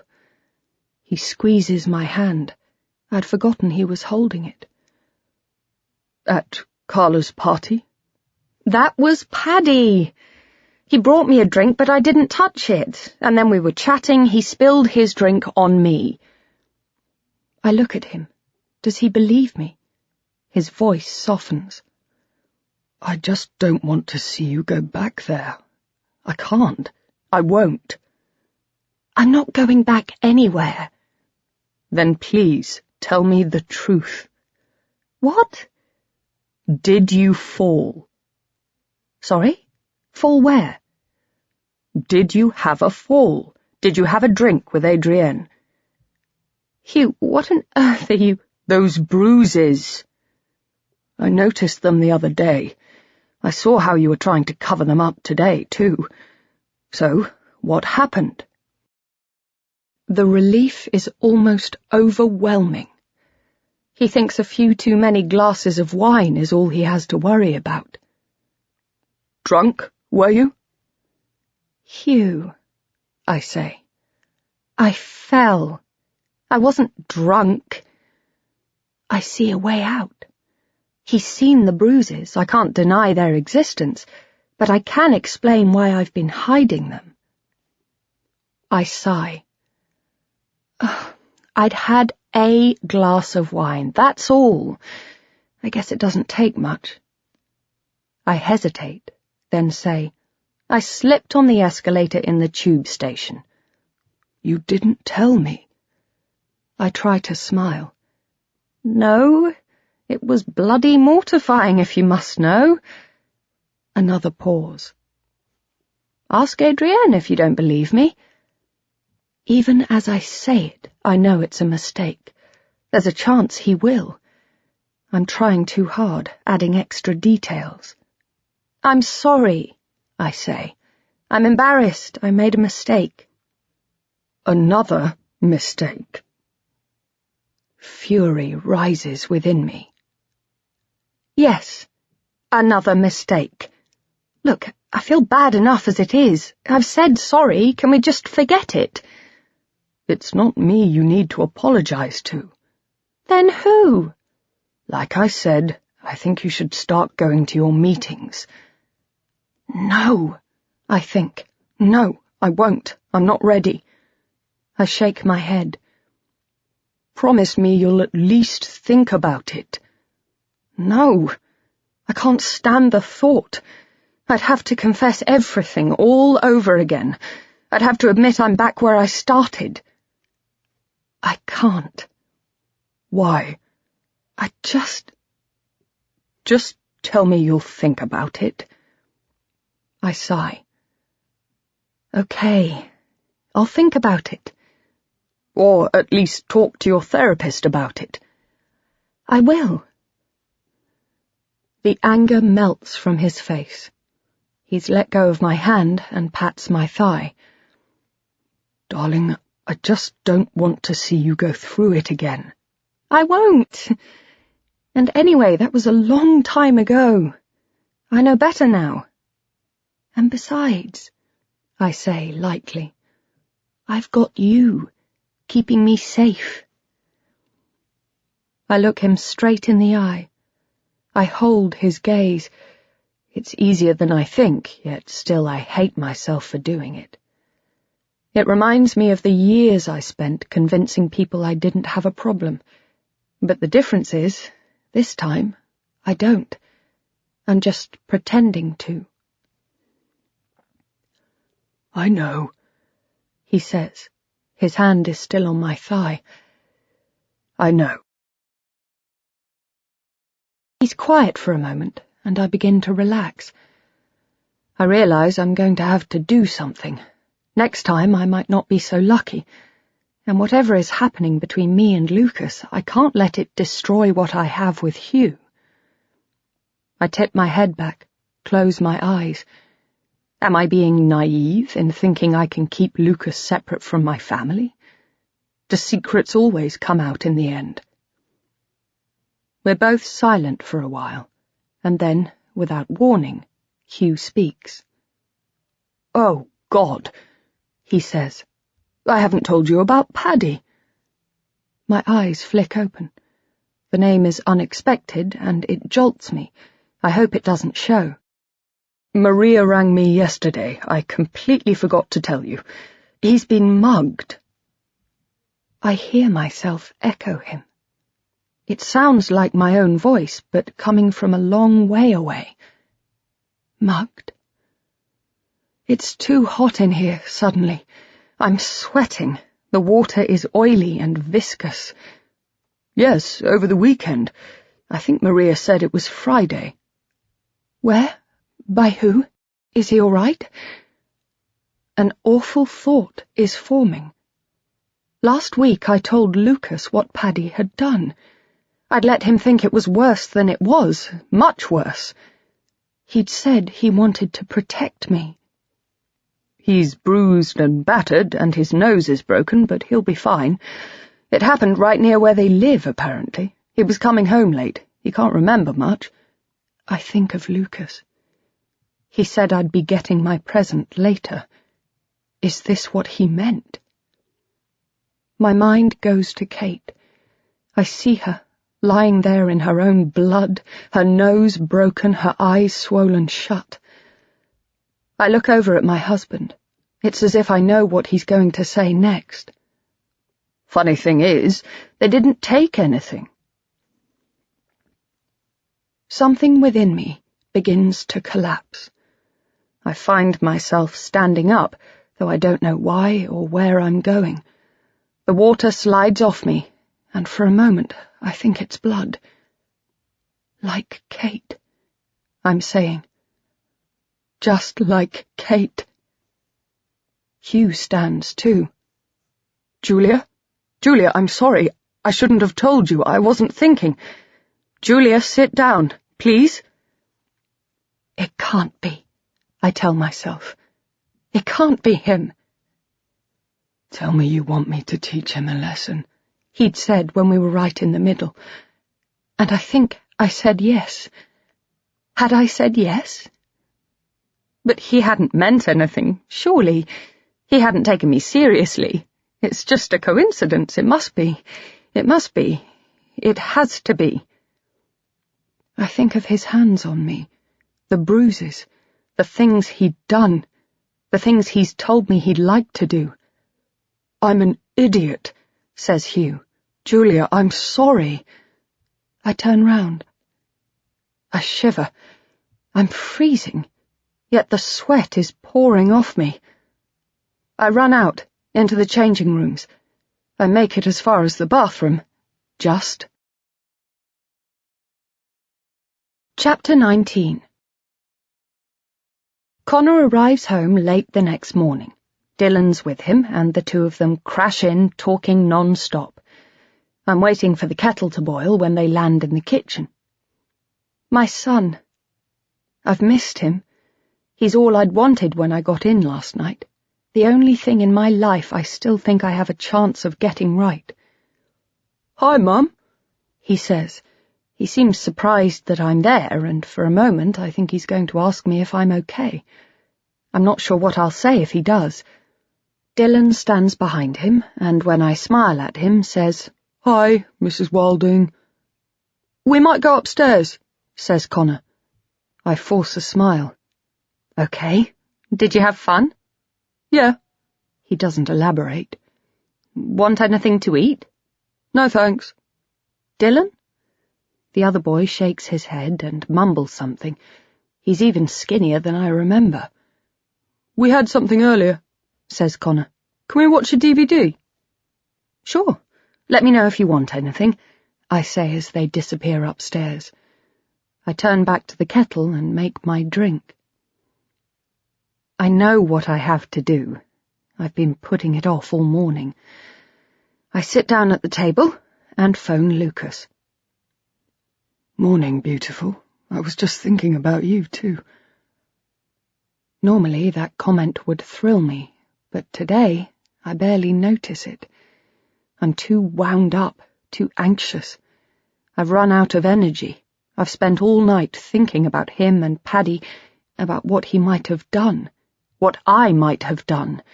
I'm exhausted. Lucas, we need to talk.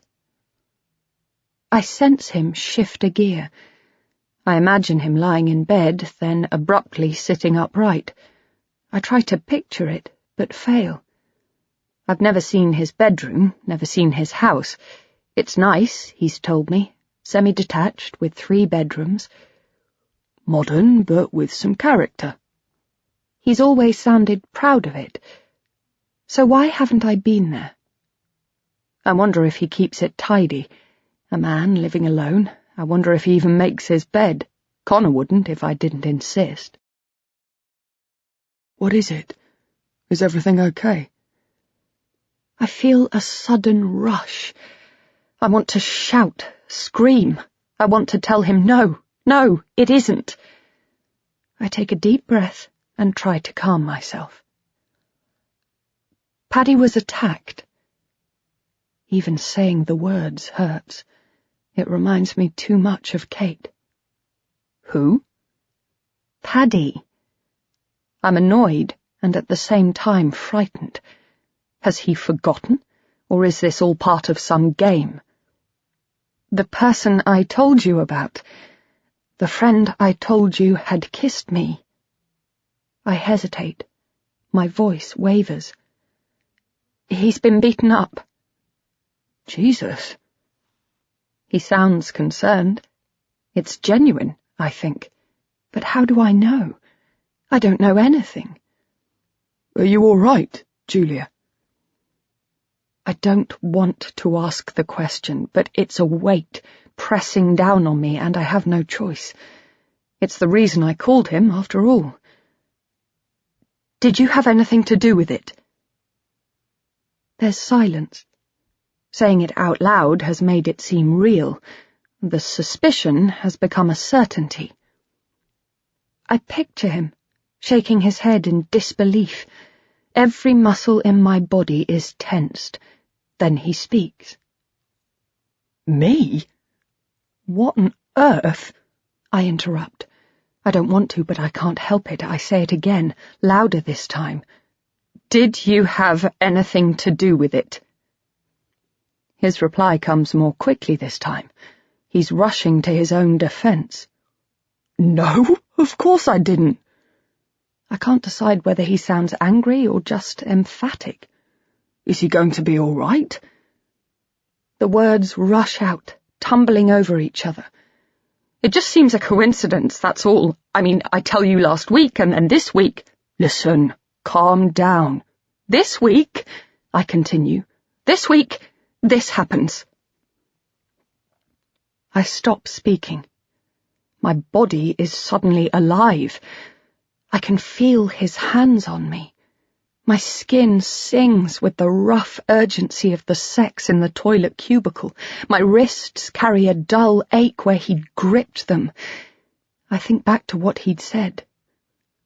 You asked me if I wanted you to teach him a lesson.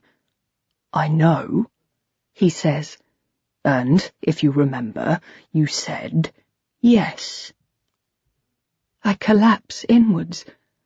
I'm almost breathless with panic and rage. I didn't mean it, though. We were just messing around. It was play acting. Was it? His voice has taken on an edge. He sounds different. Not like him at all. You know, he says, you have to be careful what you wish for, Julia. Very careful.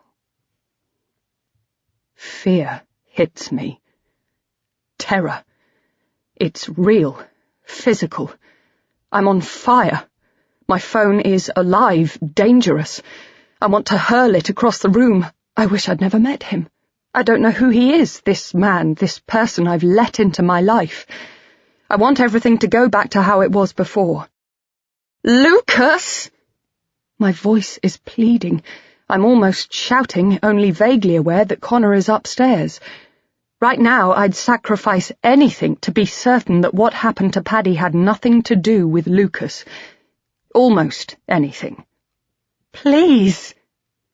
I stop. He's making a noise.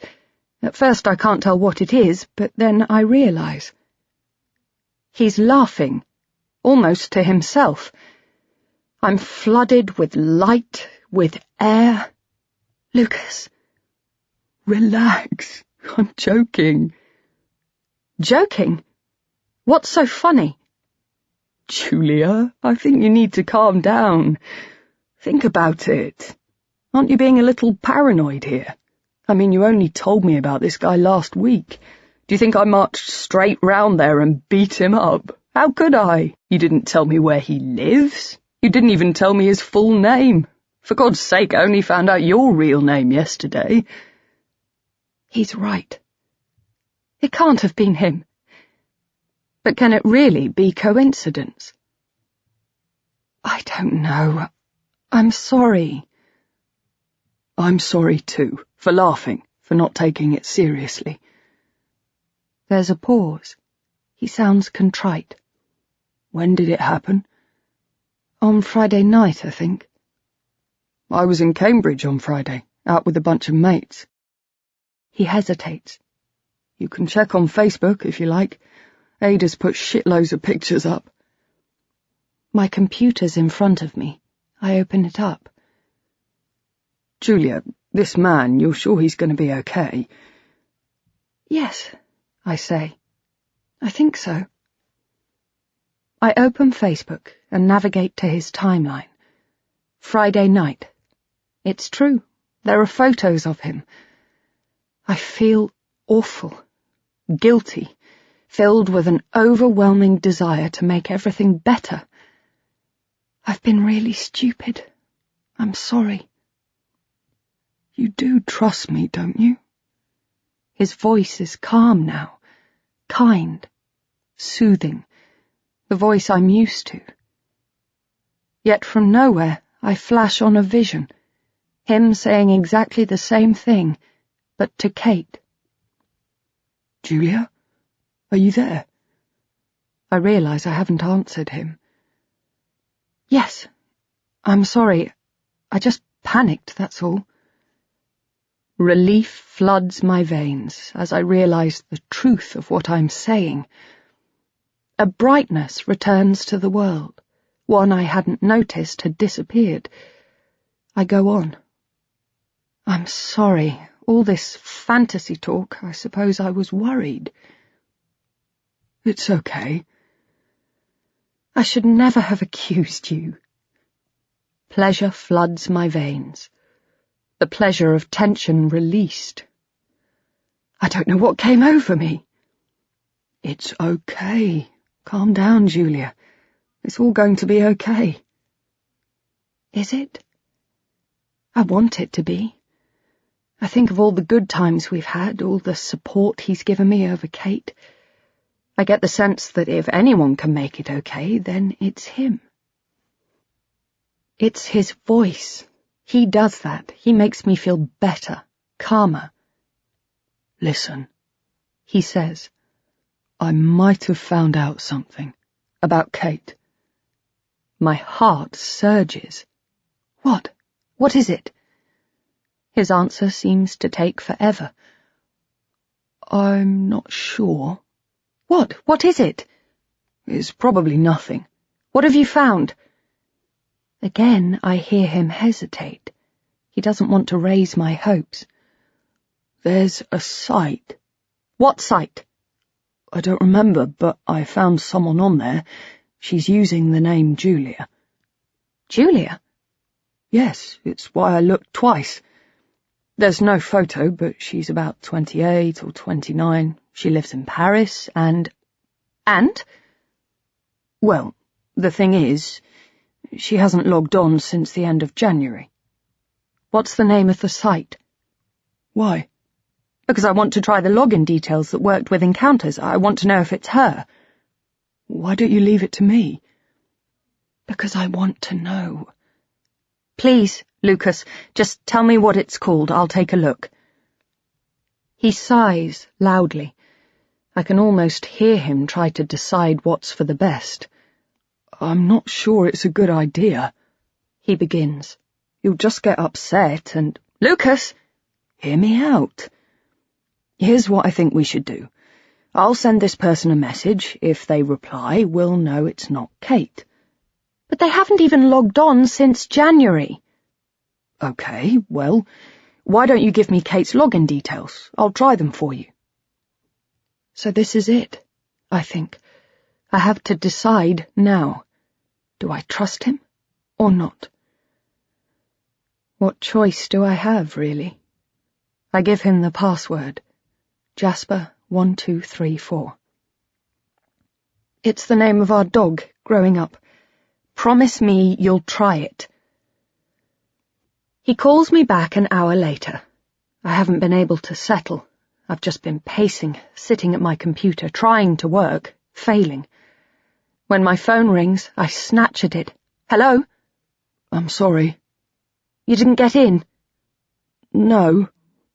She might have used a different password. Julia, wait. This woman responded to my message. I asked her for a picture and she sent me one. It's not Kate. Can I see the picture? It might be someone impersonating her. It's not, he says. This woman's black. I feel utterly flat. It's not worth it, this false raising of my hopes, when it leads only to crushing disappointment. Anything feels better, even emptiness. I'll keep looking, if you want me to. I tell him, I'm just disappointed. Try not to be. Will I see you next week? Tuesday? I hesitate. Everything is too bright, too intense. I want normality, stability. I think back to the visceral love I feel for my son, the way in which I missed him last night after finding out about Paddy's attack. As if for the first time, I realise this love isn't compatible with what I'm doing. I remind myself why I chatted to Lucas in the first place, why I first met him, to find my sister's killer, for the sake of Connor, for the family. But that's got me nowhere, and now Connor needs something else from me. A trip to the cinema, a burger, mother and son. I make my decision. I can't. Not Tuesday. I'm busy. I have the sense of a grip suddenly relaxed. I'm relieved. It's a good feeling. I've been selfish. Now I'm doing the right thing. Busy? Yes. I'm sorry. I realise I'm holding my breath. Part of me wants him to argue, to protest. The rest hopes he'll just suggest another day. I want to make sure I can last a week without seeing him. Silence. I need an excuse. It's just that I have a friend, Anna. She wants me to help her look for a wedding dress. She can't do a different day? No, I'm sorry. Okay. I want him to argue some more. I want him to try and persuade me, to ask me who's more important, him or Anna. But he doesn't. He's saying goodbye, and a moment later, the call is over. Chapter 20. Tuesday comes. It's Connor's day, and I decide we'll do whatever he wants. I owe it to him. He deserves it. He seems more cheerful, is talking more now, more like his old self. At the weekend, we went to see Paddy, Hugh's idea. He didn't look as bad as I was expecting. His eyes were swollen and bruised. There was a graze on his cheek. He couldn't tell how many people had attacked him, or even if it was more than one. They took nothing, just knocked him out. He didn't look at me once the whole time we were there. I get up early. I haven't slept well. Last night I'd seen the figure again, outside my window. It looked more real this time. It had more substance. I even thought I saw the glow of a cigarette. But once again, once I'd looked away to talk to Hugh, then gone back, he'd gone. If he'd ever been there at all. I'm blurry-eyed as I go downstairs. I find my phone and see I missed another call from Adrienne last night. I feel guilty. She's been travelling. She wants to know if I got my present. A silver necklace I admired months ago when we were out shopping. "Just let me know," she'd said in her last message. "And let's meet up. I'm busy, as ever, but dying to see you. Call me back."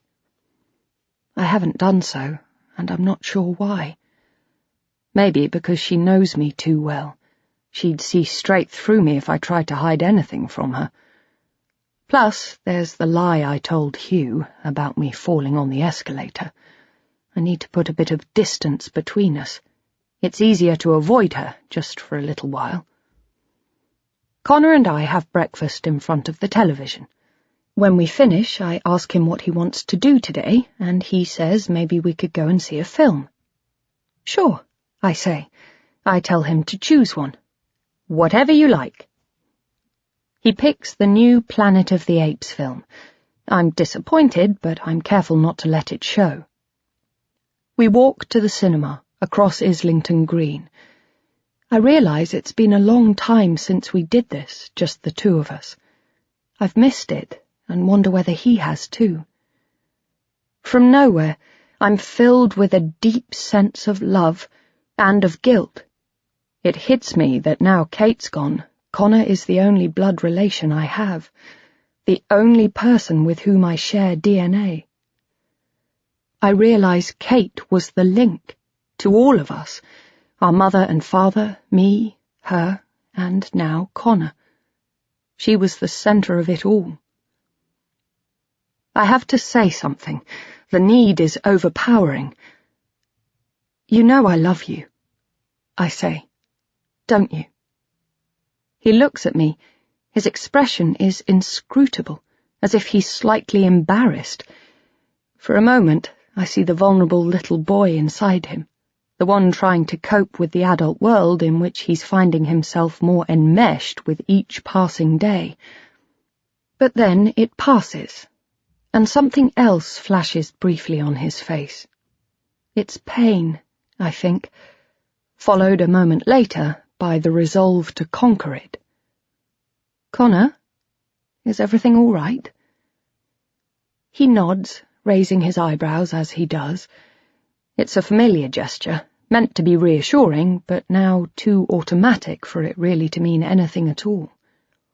I'm good. We cross the road, then on the other side we stop, both at the same time, as if we'd rehearsed it. Honestly. I put my arms on his shoulders. Sometimes he doesn't like to be hugged, and I guess that standing in the middle of Upper Street might be one of those times. You can talk to me, Con. I remember how long it's been since I used to call him that. Did he ask me to stop, or did it just fade away? Perhaps that's what always happens between mothers and sons. Please remember that. I'm here for you. Always. I feel guilty as I say it. Am I there for him? I haven't been, recently. I know. The last few weeks, months, I begin, but I don't know where I'm going. I'm trying to build the connection between us, one that I should never have put in jeopardy. They've not been easy, I know that, for any of us. He looks at me. I want him to forgive me, to tell me I've been there for him, that he's all right. I know they've been really shit for you too, Connor. I want you to know that. I do understand. He shrugs, as I knew he would.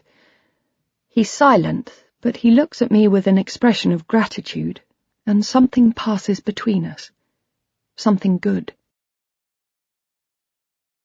In the cinema, Connor goes to the bathroom while I buy our tickets at the machine, then queue for the popcorn I've promised him. When he returns, we make our way to the screen. I'd thought it would be busy, but it's less than half full. People are dotted around, mostly couples, and I suggest that we head for an almost empty row about halfway back. Connor agrees, and we settle ourselves. The film hasn't yet started, and the room is filled with the symphony of bottles being opened, drinks being slurped through straws, bags of sweets or crisps being torn into. I pass our popcorn to Connor. "Have you got everything you want?" I whisper, and he says he has. He's checking his phone and looks up guiltily. A message from his girlfriend, I suppose. Evie. He mentions her occasionally. He said she wasn't at Carla's party, but he's evasive, still at that age where discussing a girlfriend with his parents is embarrassing. Without thinking, and to reassure him it's fine, I pick up my bag and check mine. I have a message from Lucas. I'm relieved. Our last few conversations have been frosty, and since I last saw him, I've thrown an accusation at him and told him I didn't want to see him today. I thought maybe he'd taken the decision to end things before I did, and to do it with silence. "How's the shopping?" I type my reply quickly. "Boring, but thanks for caring." I press send. Part of me is hoping he won't respond, yet still I keep my phone in my hand in case he does. Sure enough, a moment later, there's a reply. "I wish I was there with you." I smile to myself. He's no longer angry with me, if he ever was. I was being ridiculous. So do I. Once again I press send, then I switch off my phone. The film begins. It's not my kind of thing at all, but I remind myself I'm here for Connor, and when I look across at him I can see that he's enjoying it. I try to settle. I try to stop thinking about Lucas, try to ignore the temptation to fish my phone out of my bag and check whether he's replied. I concentrate on the movie. A minute or so later, Connor shifts his legs. Someone is pushing past him, murmuring, "Sorry," as he does so. It's odd, I think. This new arrival is alone. There are plenty of seats. Why does he choose our row? I move out of the way too, and he says sorry to me, though he's looking at the screen while he does it. I'm even more surprised when he sits in the seat right next to me. I consider pointing out that there are plenty further along, but then think, really, what's the harm? I go back to the film. A few moments later, I begin to feel a pressure on my leg. I'm not certain at first, but then it becomes definite. The newcomer is pressing his leg against mine. It feels deliberate, though I can't be sure. I look down. His leg is bare. He's wearing board shorts. Then move my leg away just an inch or so. It might have been accidental. I don't want to make any kind of fuss. I pretend to be engrossed in the screen. But then the man's leg moves to connect with mine again, more urgently this time, too deliberate for it to be coincidence. I look over. The action on the screen is dark and I can't see much. I make out thick-rimmed glasses and a baseball cap, one of the ones that's rigid and sits tall on the front of the head. The man staring at the screen, rubbing the lower half of his face with his right hand as if in deep contemplation. I move my leg again and take a deep breath, readying myself to say something, to tell him to pack it in or get lost, I'm not sure which. At the same time, the stranger drops his hand from his face and turns to me, and as he does, the action on the screen moves overground, to a scene of lit brilliance, bathing the theatre with light. It's then I see that the man sitting next to me is no stranger. It's Lucas. He's smiling. I gasp, yet at the same time my stomach tips with desire. An abyss of fear opens in front of me and I begin to spiral towards it. What's he doing here, in this cinema? What the fuck is going on? It can't be a coincidence, it would be ridiculous. Yet how can it be anything else? He doesn't know where I live, I've never told him, I know that. I've been careful all the way through. Yet here he is. He's looking back at the screen now. He's moved his leg away, as if he's now trying to avoid contact with me. I turn back to the movie. Then a moment later, glance at Connor sitting on my other side. He's noticed nothing. My heart is beating too fast. I don't know what to do. This is too far, I want to say. You've gone too far. Yet he's pressing his leg against mine once again, and this time I haven't shifted away. His skin on mine is charged. I can feel every tiny hair, the warmth of his muscles. Even though my son is just inches away, I find I like it. I close my eyes. My mind whirls in confusion. Just a few minutes ago he'd sent me a message about the shopping I'd told him I was doing. He must have already known that was a lie, but how can he have known I was here? I look over at Connor again. He's engrossed in the film, his hand dipping occasionally into the bucket of popcorn on his lap. After a moment, I turn to look at Lucas, who appears to be fixated too. He must sense my gaze. Slowly, he turns to me, so that he's looking directly at me, as if he wants to make sure I know it's him. I look into his eyes and ask the question wordlessly, and he begins to smile. There's no warmth, and I feel a sick disappointment. I look back at the screen, then after a few moments at him again. This time he winks, still without warmth, then looks ahead once more, and after a few moments stands to leave. As he does, he says, "Excuse me," and he pushes past my son with a, "Hey, dude." And then, as if he'd never been here, he's gone. I sit. My mind won't be still. I can't concentrate on the film. I'm thinking of Lucas. I can't work out what he'd wanted, why he'd turned up, or how he'd known where I'd be. My hand goes to the seat in which he'd been sitting, as if I might feel him there. It's still warm. I haven't imagined it. I begin to tremble. My mouth is dry, and I take a sip of water from the bottle I'd bought with Connor's popcorn. Nausea rises within me. I must calm down. I take a deep breath, but the air is syrupy with the smell of half-eaten hot dogs and belched ketchup. I feel sick. I close my eyes. I see Lucas. I have to get out. I have to get some air. "Come on." "What?" "We're leaving." "But, Mum, this is rubbish," I say. "Well, I'm enjoying it." I'm aware we're making a lot of noise. From somewhere behind, someone tuts. I stand up. I need to keep moving. "Okay, stay here then. I'll be back in a minute." I go to the toilet. I'm nervous as I push the door open. He might be in here, I think, and straight away my mind goes to the time we had sex in the toilet cubicle near his hotel. But he isn't. Just some girls, Connor's age or a little older, fixing makeup, gossiping. Someone was fucking unbelievable. Someone else was apparently gonna make him pay. I ignore them and go into one of the cubicles. I lock the door and take out my phone.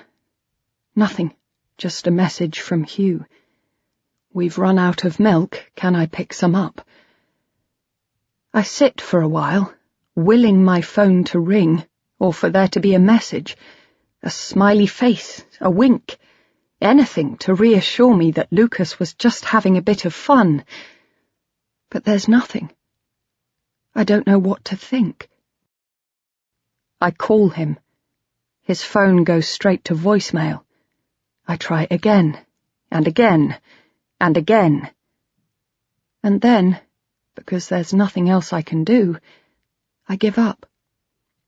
I put my phone in my bag and rejoin my son.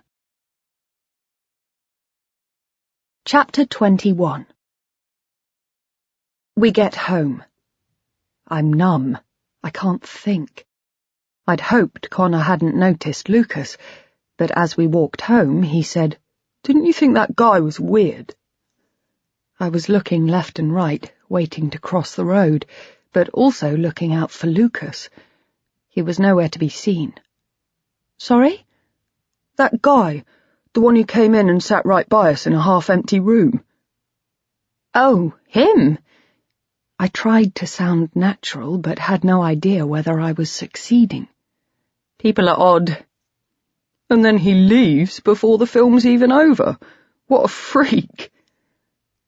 I wondered if that was it, part of the game. I wondered whether I was supposed to make an excuse to my son, follow Lucas, have him fuck me in the toilets. I wondered if, deep down, I'd really wanted to do just that. Now my mind spins. I don't understand how he's done this, much less why. Every time a possibility comes, a solution, I'm forced to reject it. If it was a coincidence, then why didn't he say hello? If it was a game, then why didn't he at least smile, let me know we were playing? I keep returning to the same few thoughts. This shouldn't have been possible. He doesn't know where I live. He thought I was out shopping with Anna.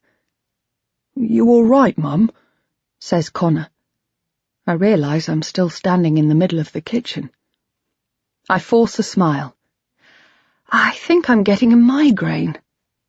Another wave of panic crashes in. I look at my son. He knows about you now, I think. You're no longer safe. I feel myself begin to suffocate.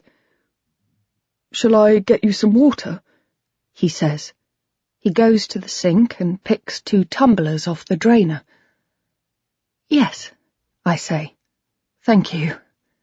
I take the glass from him and sip. It's lukewarm.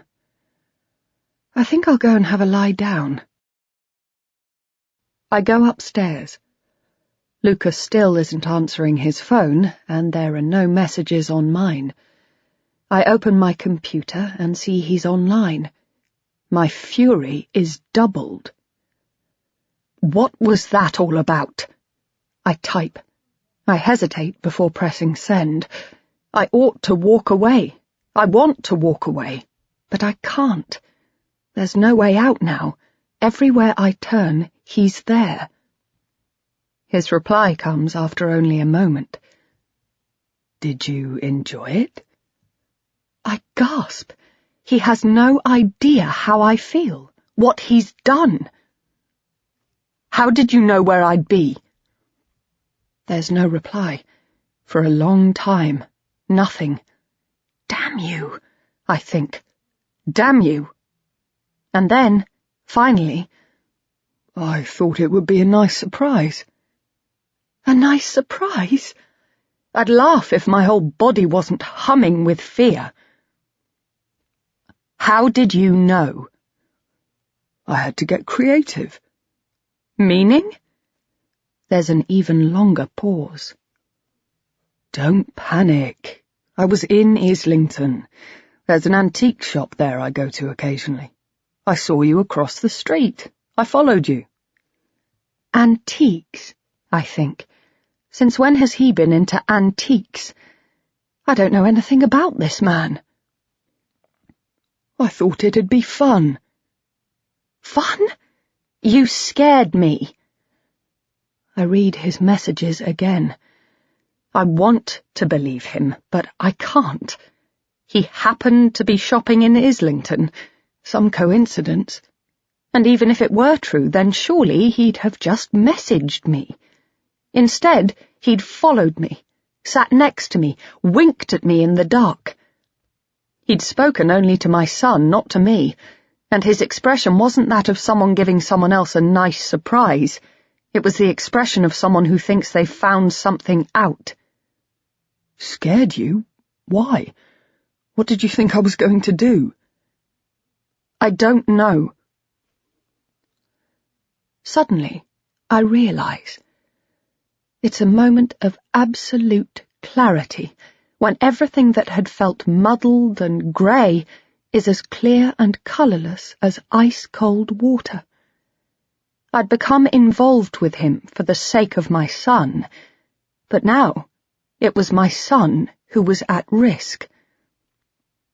I have no choice. I'm going to have to end it. I try to fix on the thought, but even as I do, another, stronger part of me is trying to push it away. Lucas sends me another message. "What did you want me to do?" What? "In the cinema. Tell me." I feel like screaming. How can I make him see this isn't a game? There are things at stake here, things that might be lost forever. Not now, Lucas, okay? I press send. I sit back. I want him to understand what he's done, how much it had scared me. I want him to know there are lines we mustn't cross. His reply comes a few seconds later.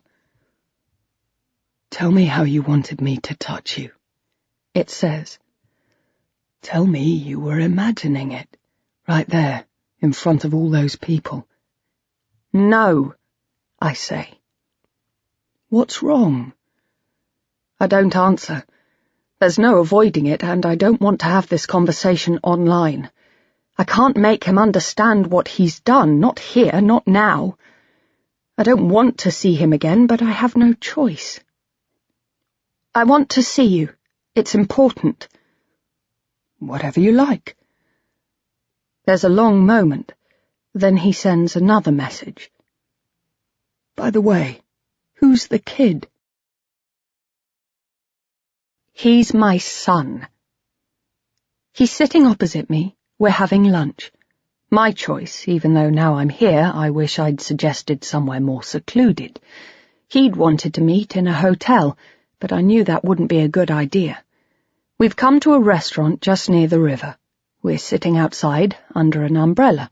Commuters stream past on their way to the station. I haven't even asked about his hunt for more of Kate's online profiles. I suspect he's given up. I doubt he was ever looking very hard. Your son? He says. For a moment, I think he doesn't believe me. You didn't tell me. No. I sigh. I have to be honest. It's time for that, at least. I wanted to keep him out of it. And I failed. Lucas knows everything now, and it's too much. What had seemed manageable is now out of control. What had been in a box has now broken free. I look at this man. It's almost as if he owns me, and I must claim myself back. What's his name? I flinch. It's a protective instinct. I'm angrier than I thought. I look away. On the other side of the road, a guy in lycra remonstrates with the driver who must have almost knocked him off his bike. No. I turn back. Like I said, I want to keep him out of it. You don't trust me. Lucas, it's not as simple as that. What we had, I wanted to keep it separate from my real life. I wanted to keep it apart. I didn't want to have to think about my husband, and certainly not my son. What we had. It's a statement, not a question. Sorry? You said, what we had. Past tense. So, I'm guessing it's over? I don't answer. My choice of words had been uncalculated. My mistake, Freudian. But it's made, and now a single word is all it would take. I could say yes, then stand up. I could walk away, change my phone number, never log on to those websites, then all this would be in the past. A mistake, but one that's easily undone. He's never been to my house, never even seen it, nor I to his. We're entangled, but not so much that one single decisive action wouldn't separate us, cleanly and forever. But is that what I want? On the way here, I'd thought it was, but now I can't be sure. Sitting here now, I'm in two minds. Would he really hurt anyone? He seems so gentle, so loving. I think of the long nights of loneliness. I think of going back to the days when a new message on my phone would be nothing more exciting than Hugh telling me he'll be late again, or Connor asking whether he can stay out longer. Look. He shifts his weight, opens his arms to shrug his shoulders. I'm struck again by his presence, his flesh right in front of me. It glows. It's in 3 dimensions, where everything else seems in 2. I fucked up in the cinema. I'm sorry. I really thought you'd like it. I didn't. I glance briefly over his shoulder at the argument that's only now beginning to lose momentum, then look back at him. It was a coincidence, that's all. I was in Islington. I didn't even know you lived round there. Lucas, You don't believe me? What were you doing in Islington? he hesitates. It's just a fraction of a second, but long enough for it to sound like a lie. I told you. Shopping. I go quite often when I'm in town. So why were you in town? I come in every Tuesday, if you hadn't noticed. Usually it's to see you. It was force of habit, I suppose. He sighs. I missed you. My day felt kind of wasted without you, so I thought I'd come up to town anyway. You expect me to believe that? I was upset, I guess. I wanted to see you. It was our day. You cancelled on me. So you were in Islington, completely randomly, where I was taking my son to the cinema? Coincidences do happen, you know. I find myself beginning to wish I could believe him. You think I've been following you? You really are paranoid. That's an unkind thing to say. I'm sorry. Listen, I saw you, honestly, crossing the street, and I'd thought of nothing else but you for a whole week, so I followed you. Maybe it was a mistake. It was. But I'm going crazy. You're all I think about. Lucas. Tell me you've been thinking of me. Of course I have, but... So? What's the problem? I don't know, It freaked me out. It was risky. I thought you liked risk. I thought you liked danger. Not like that.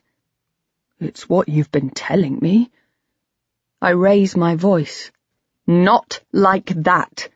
Not when it involves Connor. Shit, I think.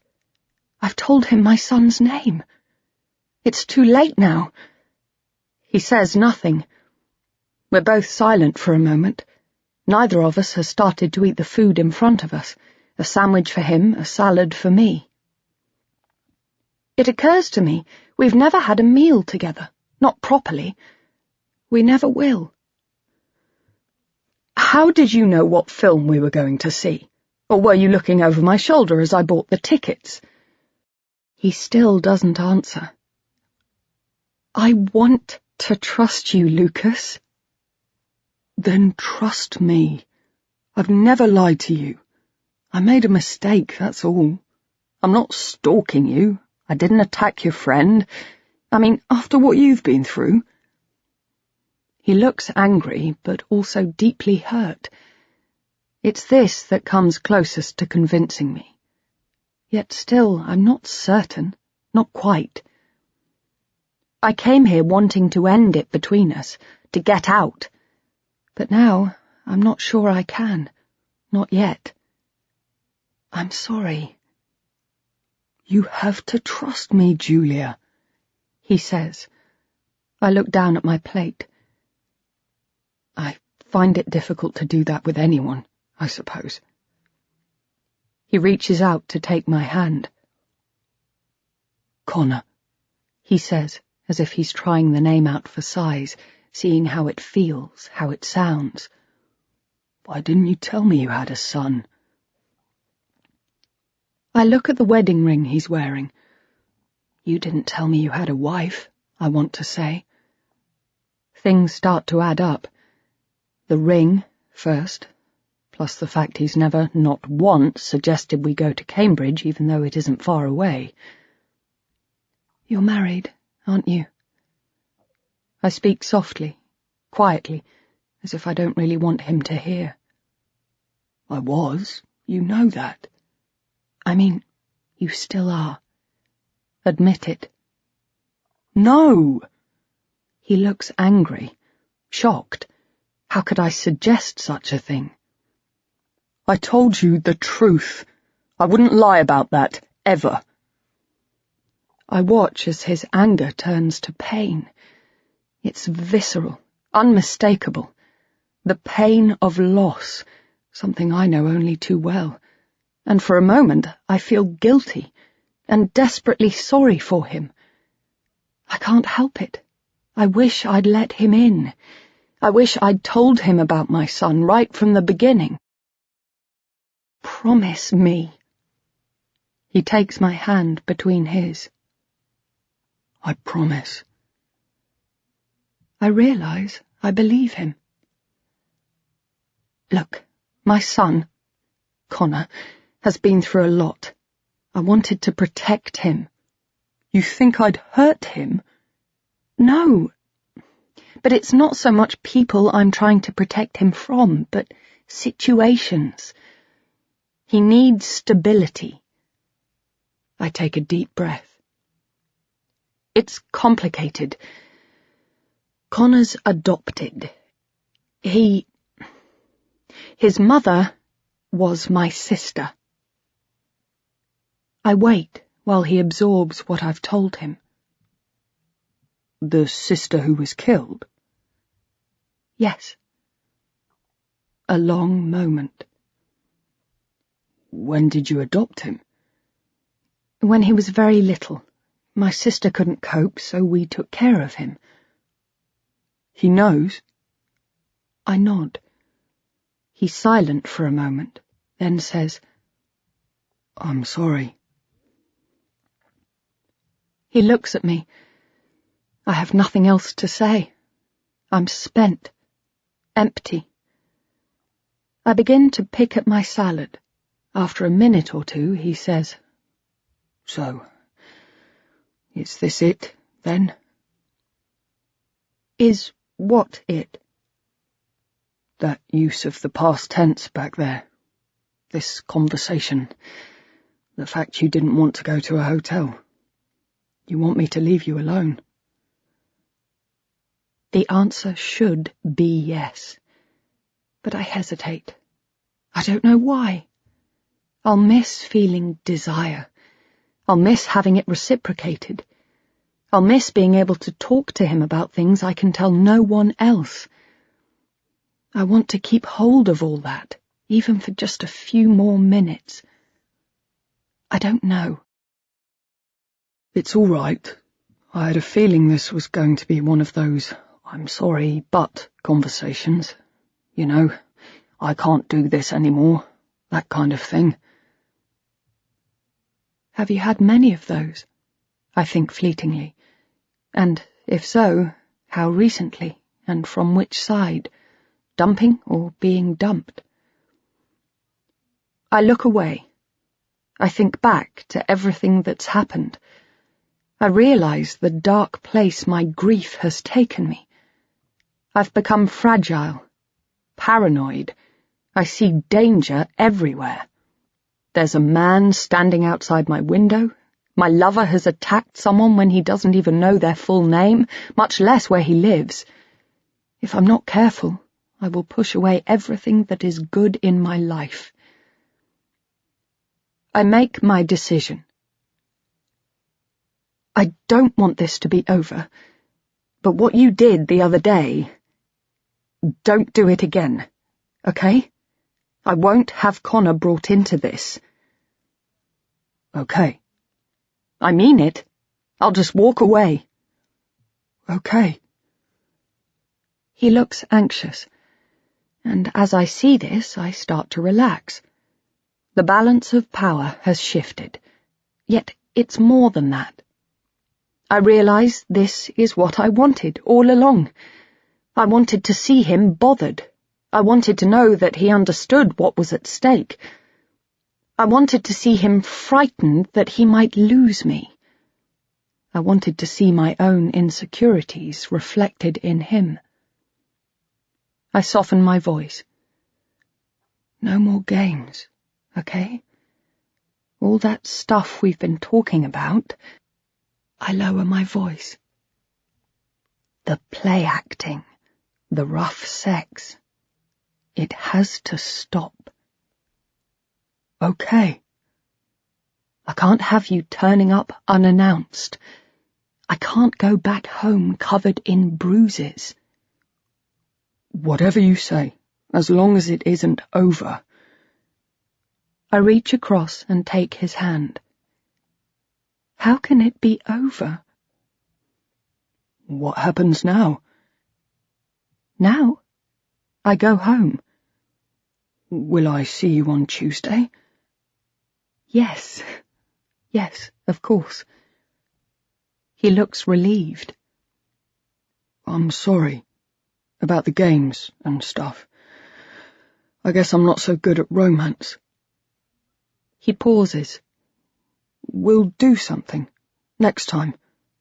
Something lovely. Leave it with me. Chapter 22. A week passes. Connor goes back to school, a year nearer to his exams, to adulthood and whatever comes with it, a year nearer to moving away from me. I've had his blazer dry cleaned and taken him shopping for shirts and a new pair of shoes. He's not enthusiastic about going back, but I know that will only last a day or so. He'll be reunited with his friends, with his routine. He'll remember how he enjoys his studies. Hugh's right when he says he's a good kid. On his first day back, I go to the window and watch him walk down the street. By the time he's gone a few feet, barely past the end of the drive, he's loosened his tie, and just at the corner he waits for a moment. One of his friends arrives, they clap each other on the shoulder, then set off together. He's becoming a man. I turn away from the window. I have another job tomorrow. The woman whose family I photographed a few weeks ago has recommended me to a friend, and another next week. The hole in my soul is closing. Yet part of me still feels empty. Kate's death still haunts everything I do. When Connor goes, I don't know how I'll cope.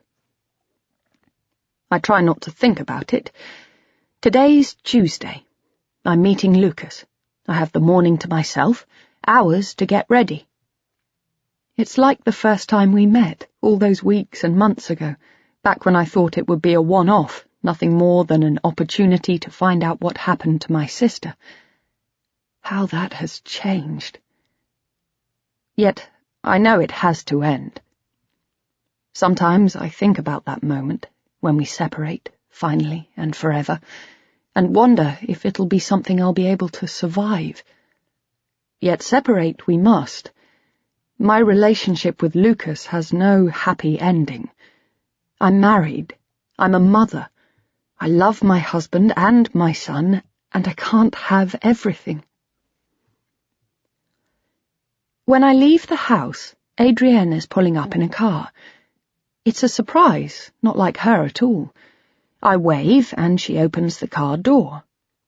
Her face is grave, set in a hard line, and I'm nervous. "New car?"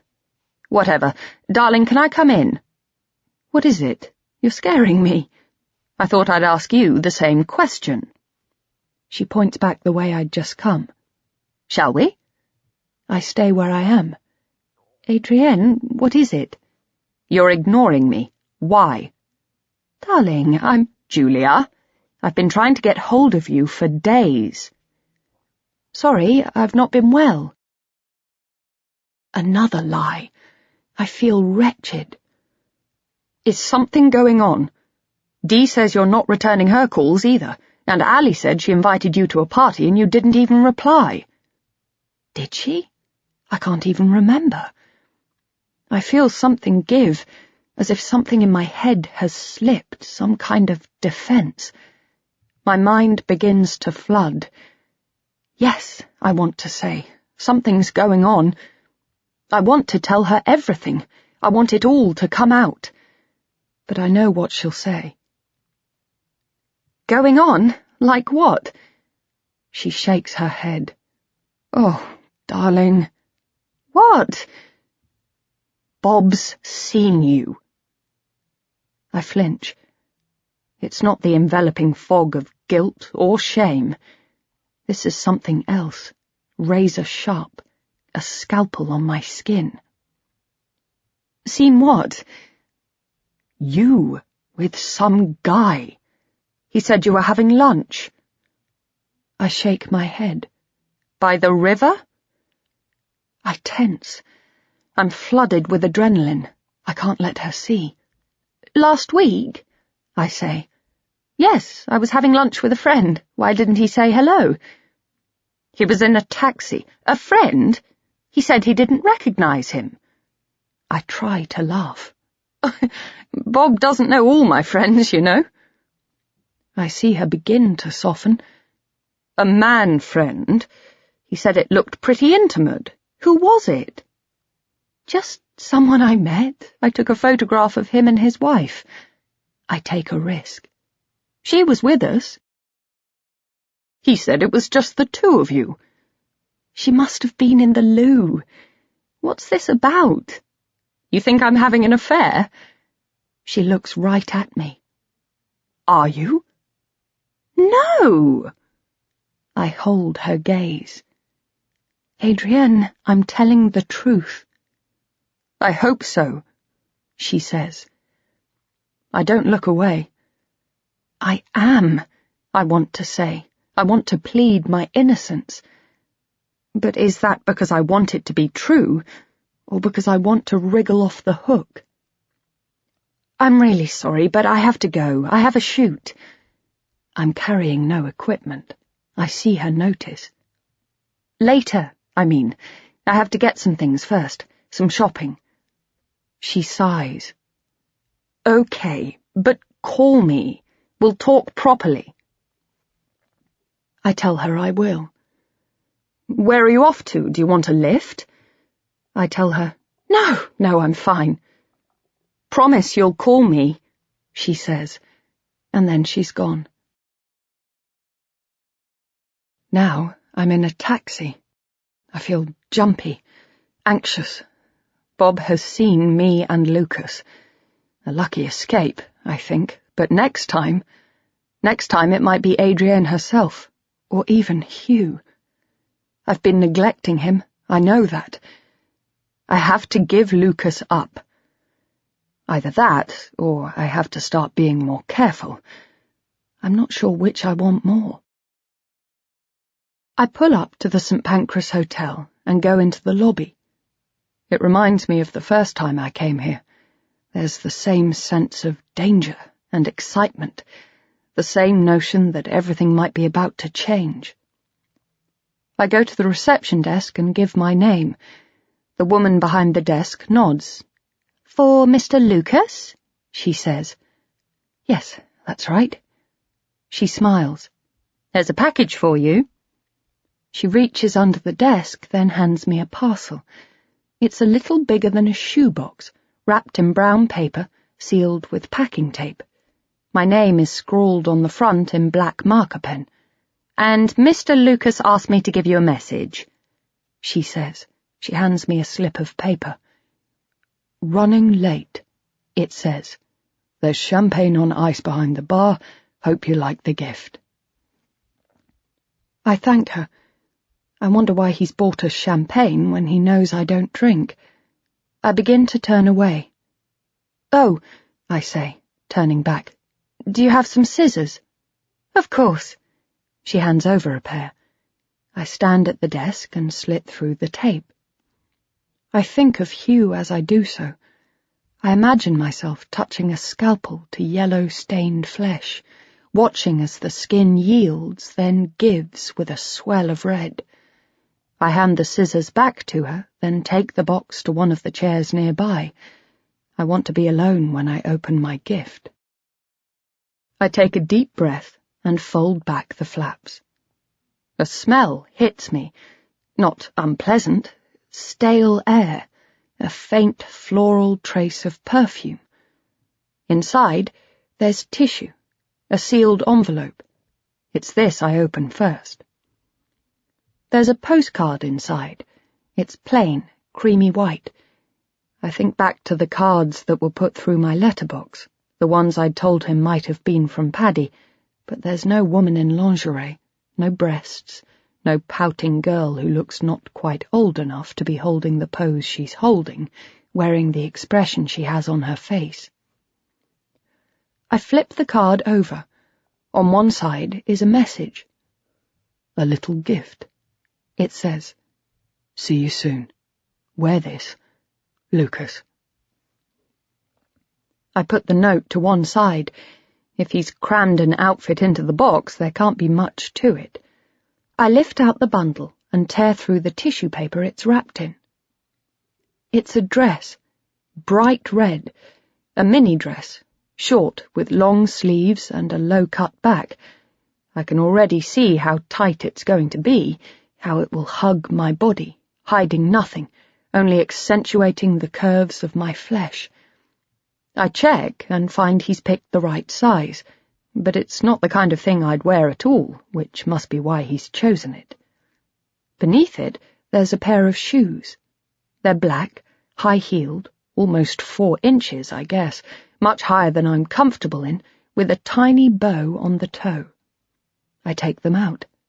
They're beautiful. They look expensive. At the bottom of the box is one more thing, a padded jewellery case in soft red leather. My heart beats with childish excitement as I flip it open. Inside, there's a pair of earrings. Gold drop with a 4-leaf clover design, and, unlike the shoes, they look inexpensive.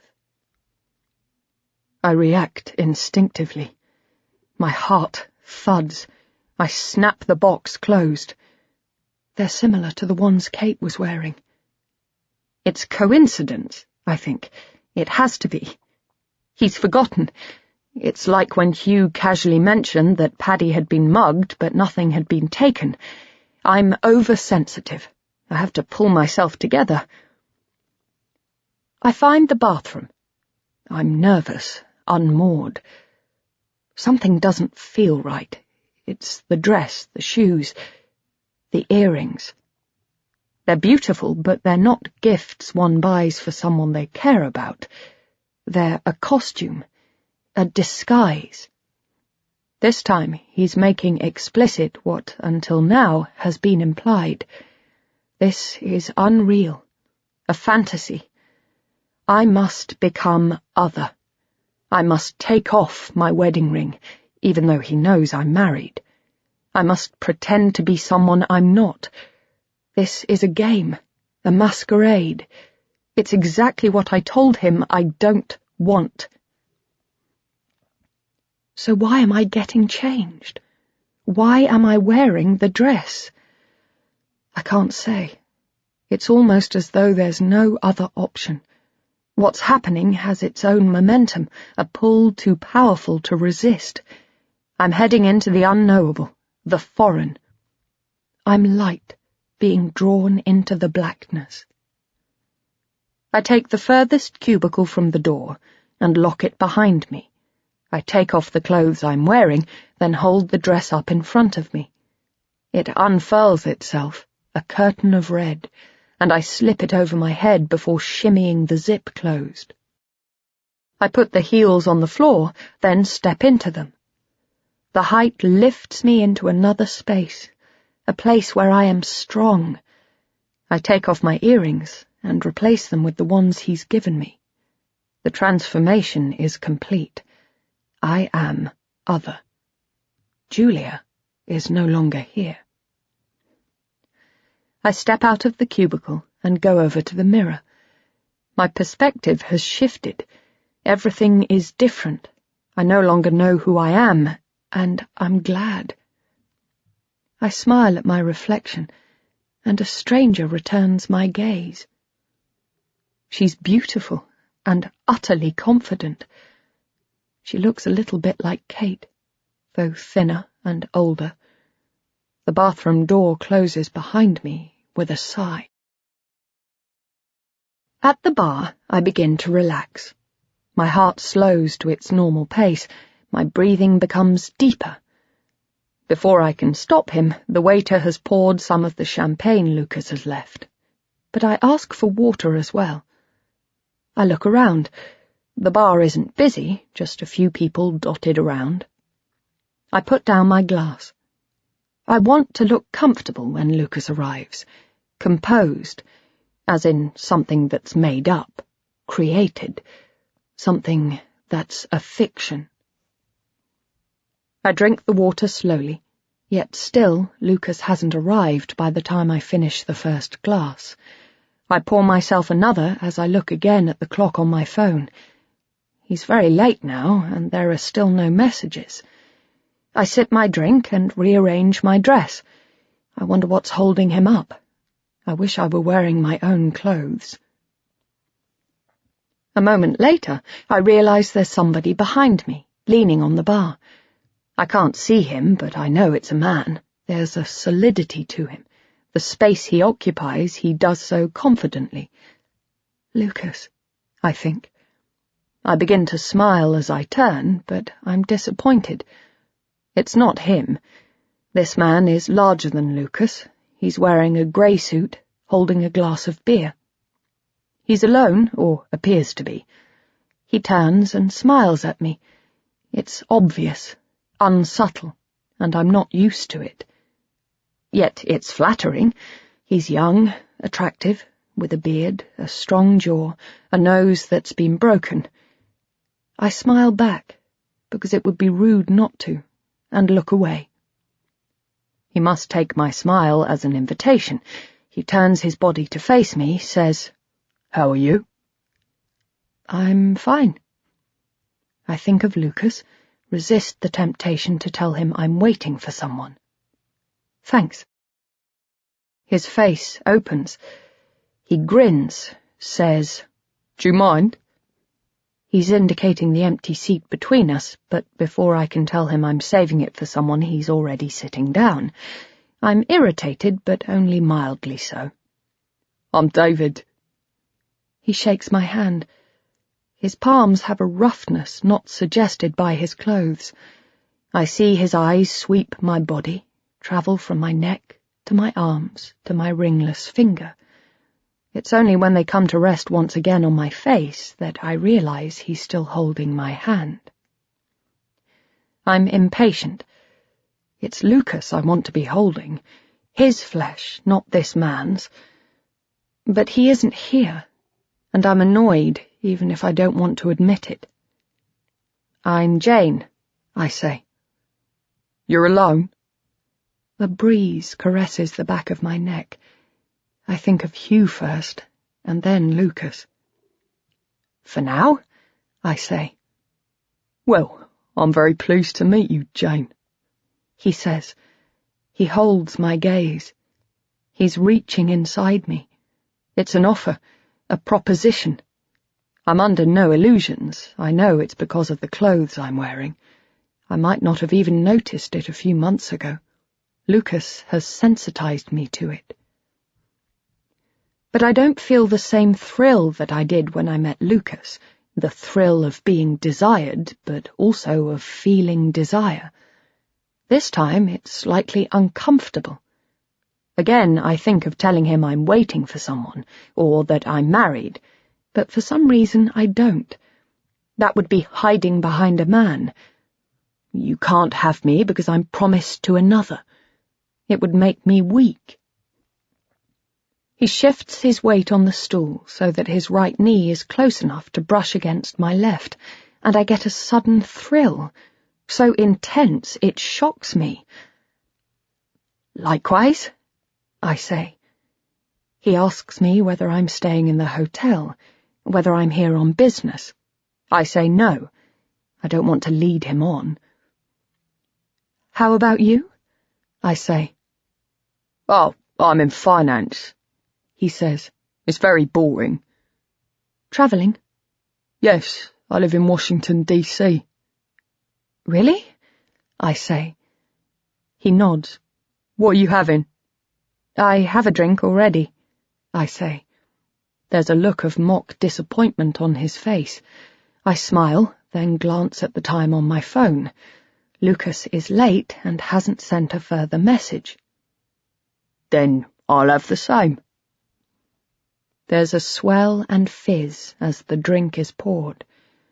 We chink glasses, but I don't drink.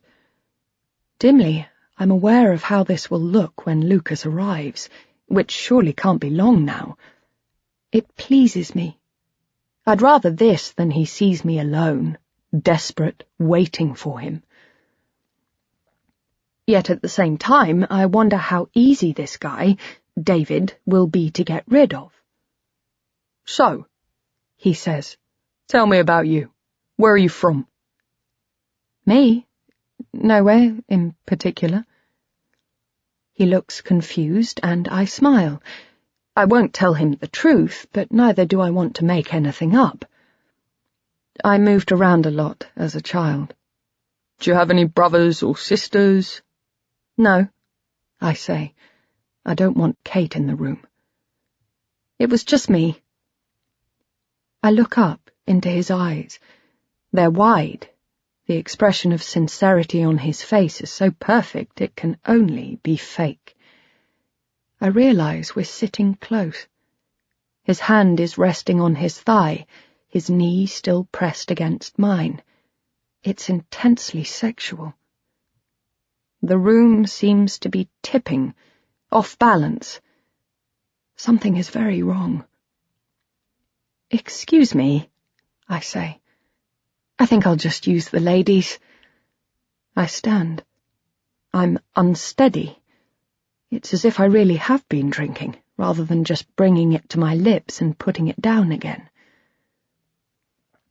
In the bathroom, I look at myself in the mirror, trying to reclaim the confidence I felt earlier. But I can't.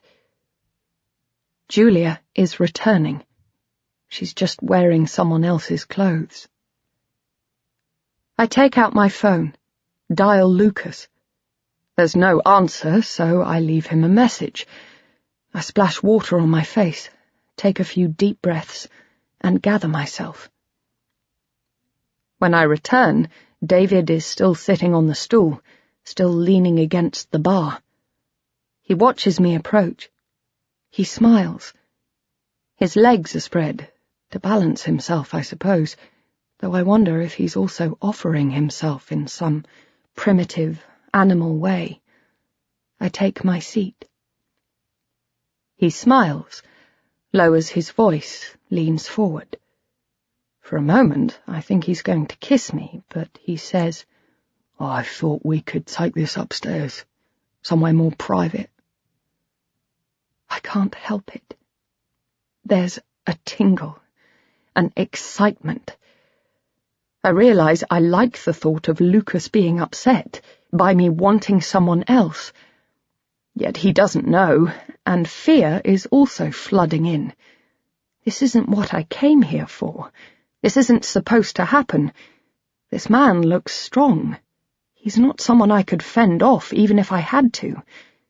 Plus, we're in public, and I don't want to cause a scene. I play for time.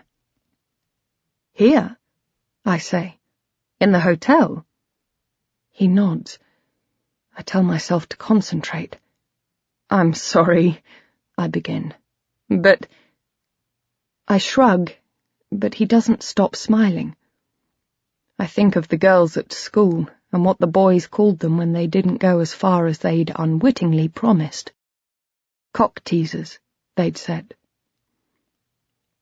He doesn't seem to get the message. He puts his hand on my knee, moves it a fraction up, towards my thigh. He leans forward. I can smell him, pepper and wood, leathery like old books. He begins to stroke the inside of my wrist.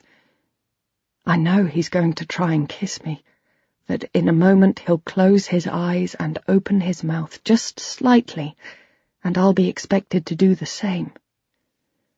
I cough and look towards the bar. He touches my arm. There's another tiny crackle of static. He whispers, I know who you are. He says, as if he's read my mind. He smiles, baring his teeth, as if he's growling. He's still stroking my skin. I look at his lips, his dark skin, the faint shadow of stubble that he's probably never quite without. What?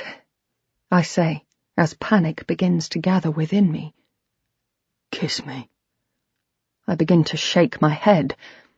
I try to smile, to look confident, but I can't. I'm not. I can't believe what's happening. Without thinking, I reach for the glass of champagne.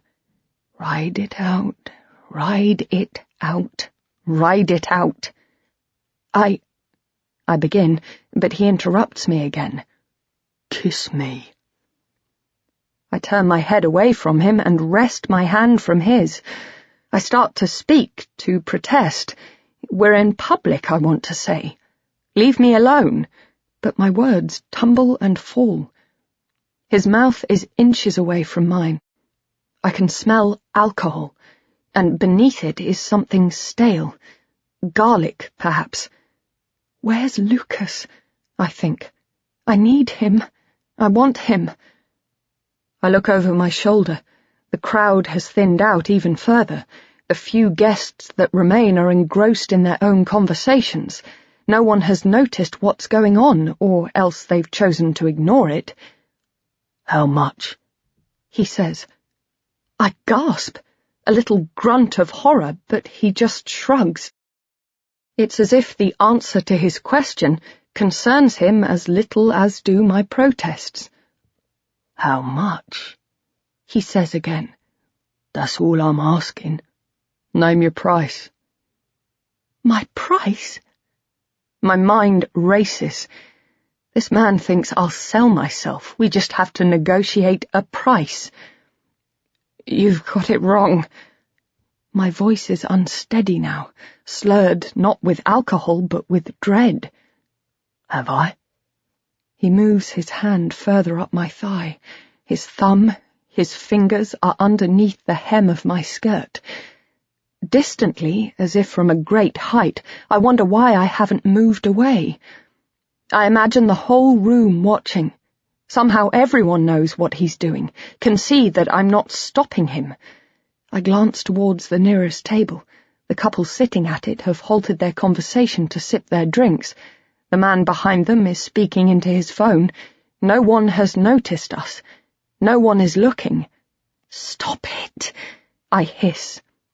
I will, if you kiss me. If you promise to come upstairs and then let me fuck you.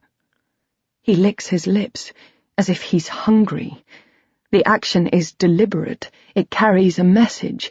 If it had been Lucas, I'd be flattered, excited. But from him, it's more like a threat. Like I know you want me to, little slag. I turn in on myself. There's a rush, a swell of anger. Lucas is supposed to be here, not this man. I feel myself in balance, a perfect serenity that cannot last, and for a long moment I'm unsure what I'm going to do, which way I'm going to fall. I steel myself. Look. I've raised my voice, just slightly. I want to attract attention, though without yet causing alarm. I speak firmly, hoping my voice will have an authority I don't feel. I'm asking you, politely, just this once. Take your hands off me right now, or else I'll break your fucking arm.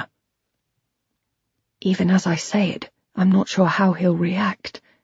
Hurt, perhaps, but surely he'll get the message. I expect him to turn away, mutter something under his breath, but it'll make no difference. I'll stand up, walk out. I'll hold my head up and walk away, and I won't look back. But he doesn't move. He's perfectly still. Then, without warning, he grabs my wrist. I recoil, try to get away, but his grip is powerful. He digs in tight, twisting as he does. You want to go home? Is that it? Home to your faggot husband? Hasn't had you in weeks. Is that what you want, Julia? I freeze. I know I should cry out, but I don't. I can't. I'm paralyzed.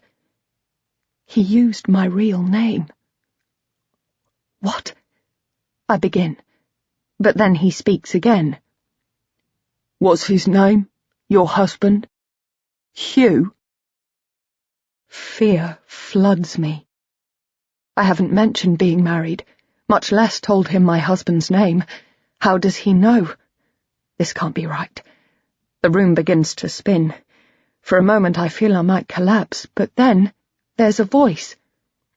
Is everything okay here? I turn, and it's him, Lucas. Relief rushes through me as instantly as if a tourniquet had been released. The sound of the bar rushes back like blood cells closing in on a wound. I'm safe. This other man, David, lets go of me. He holds up his hands, palms out, a gesture of submission aimed not at me, but at Lucas. It's as if he's asking this other man for his forgiveness, saying he's sorry for touching his property, and it enrages me. What? He seems to say. I was just having a bit of fun, no harm done. At the same time, Lucas steps in, putting himself between me and David. I can see his broad back, his hair curly and unkempt. Finally, I understand. The rush of excitement and fear I feel is so vertiginous that for a moment I think I might gasp aloud. I'd asked for this. A stranger, I'd said during one of our chats, in a bar. Someone who won't take no for an answer. He'd planned it. After everything I'd said, he'd planned this. We go upstairs. The door slams behind me. Vaguely, I'm aware that I'm the one who slammed it. Lucas turns to face me. I have the sense I shouldn't feel safe with him, yet somehow I still do, and I realize that the feeling is familiar. It's the exact same feeling I used to have about heroin. How can something that feels this good ever hurt me? What the fuck are you doing? What the fuck? Don't be, he begins, but I interrupt again. Where the hell were you? What the— I was late, he begins, and I interrupt him, furious. Late? Like you not being on time is the important thing we're discussing here. Who was that guy? And how the hell do you know my husband's name? What? That guy, he called him Hugh. I've never told you my husband's called Hugh. Harvey, I've always called him Harvey. Yes, why did you do that? I've got every right to. But that's not the point. How did you— Relax. You slipped up, just once. You called him Hugh. Weeks ago. You were upset, I guess. You called him Hugh, and I remembered. I try to think back, to remember, but it's impossible. I want to believe him, though. I have to. Not to believe him about this might mean I have to not believe him about other things, too. And then everything would come crashing down. Julia. He takes another step forward. Don't come near me. To my surprise, he stays where he is. After a moment, he turns, goes to the minibar. More champagne? I snort with derision. I don't drink. Not with me, but you will with a stranger. I'm furious. You ordered that bottle. And you drank it. I look away. I can't be bothered to argue, there's no point. I've been a fool. I don't know him at all. I've rejected every warning, failed to see what was going on at every turn. He's taken my deepest desires, the things I ought never to have told anyone, and turned them against me. He opens a miniature, vodka, I think, and pours it into a glass. You told me your fantasy was being rescued. Or one of them was, at least. You think that's what I wanted? Didn't you enjoy it? So you told him, that man, to be aggressive, to make me think, to behave like that. You shared everything I told you. Not everything, just enough. I kept some of it to myself. I said no more games, Lucas. No more. Remember? I sit in the chair. He sits on the bed. I realise he's between me and the door. A fundamental mistake, Hugh would say, though I don't know why he's ever had to worry. His patients don't tend to be the aggressive type. I stand up again. I thought it'd be fun. He sighs, runs his fingers through his hair. Look, you told me. Your fantasy, being in danger, being rescued. You did say that. I said lots of things. That doesn't mean I want them to happen, not really. That's why they're called fantasies, Lucas. Dread hits. I remember the other things I've told him I fantasized about. Being taken by force, not quite against my will, but almost. Being tied to the bed, handcuffs, rope. Is he also planning that? I tried to backtrack. Half of the things I said I wanted, I only said to please you. Really? Like how Paddy had forced himself on you? He's sneering. He looks as if he doesn't care about me at all. I mean nothing to him. Poor Paddy, accused of all those things he didn't do. And look where it got him. I back away. Every part of me wants to reject what he's telling me is true. It was you. It's what you wanted. It was you. My heart hammers. I tense as if for escape. It was you, all along. And the mysterious figure outside your window? What? It's what you want, isn't it? To be scared? I try to work it out. The first time I'd thought I'd seen someone watching me was before I even met Lucas. But the other night, it had seemed more real then. Could that have been him? No, he doesn't know where I live. He's using my paranoia against me. You're crazy. He looks at me, and I return his gaze. Something slips within me, like a lever that's been thrown. Somehow I see myself through him, reflected in his eyes. I see the clothes I'm wearing, the shoes, even the way I smell. I realize, as if for the first time, the place I'm in and how deep I've got. I've been here before, enthralled to something that's destroying me, unable to escape. I think of Marcus and of Frosty. I force myself to say it. I'm leaving now. This is over. The room is still. The words have escaped. I can't unsay them now, even if I wanted to. He closes his eyes, then opens them again. His face breaks. He smiles. He doesn't believe me. You're not. His voice is low and heavy. It sounds like it belongs to someone else. All his pretense has gone, leaving in its place nothing but a heavy malevolence. My eyes flick to the door. If he wants to stop me, there's no way I can overcome him. I draw breath, summon as much strength as I can. Get out of my way. I thought we were having fun. We were, but we aren't now. Not anymore. His mouth hangs, half open. Then he speaks. But I love you. It's the last thing I expect him to say. I freeze. I'm disarmed, utterly shocked. My mouth opens, but I have no words. I love you, he says again. I want him to stop, yet at the same time, I don't. I want to believe him, yet don't think I can. What? You heard me. I thought I was making you happy. All this, he gestures around the room, was for you. I thought it's what you wanted. I shake my head. It's another game, I know it is. No, I say. Lucas, no. Tell me you love me too.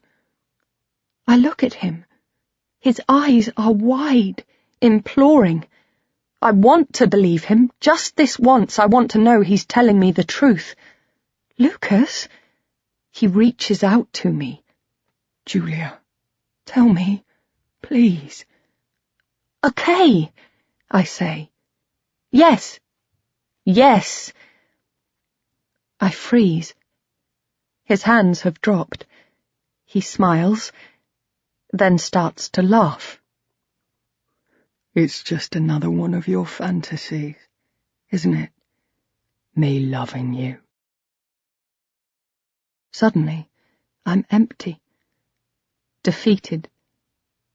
It's as if everything has flooded out of me, and, right now, I hate him. Fuck you! Oh, Julia, come on. What's the big deal? Today? David? You want to be rescued, I want to rescue you. I wanted you to think you really were in danger. He looks at me. He's trying to see if I'm softening, if the anger is burning off. It's not. Not really. Look, he says. All I said was he should try and pick you up, that you might be keen, you might not.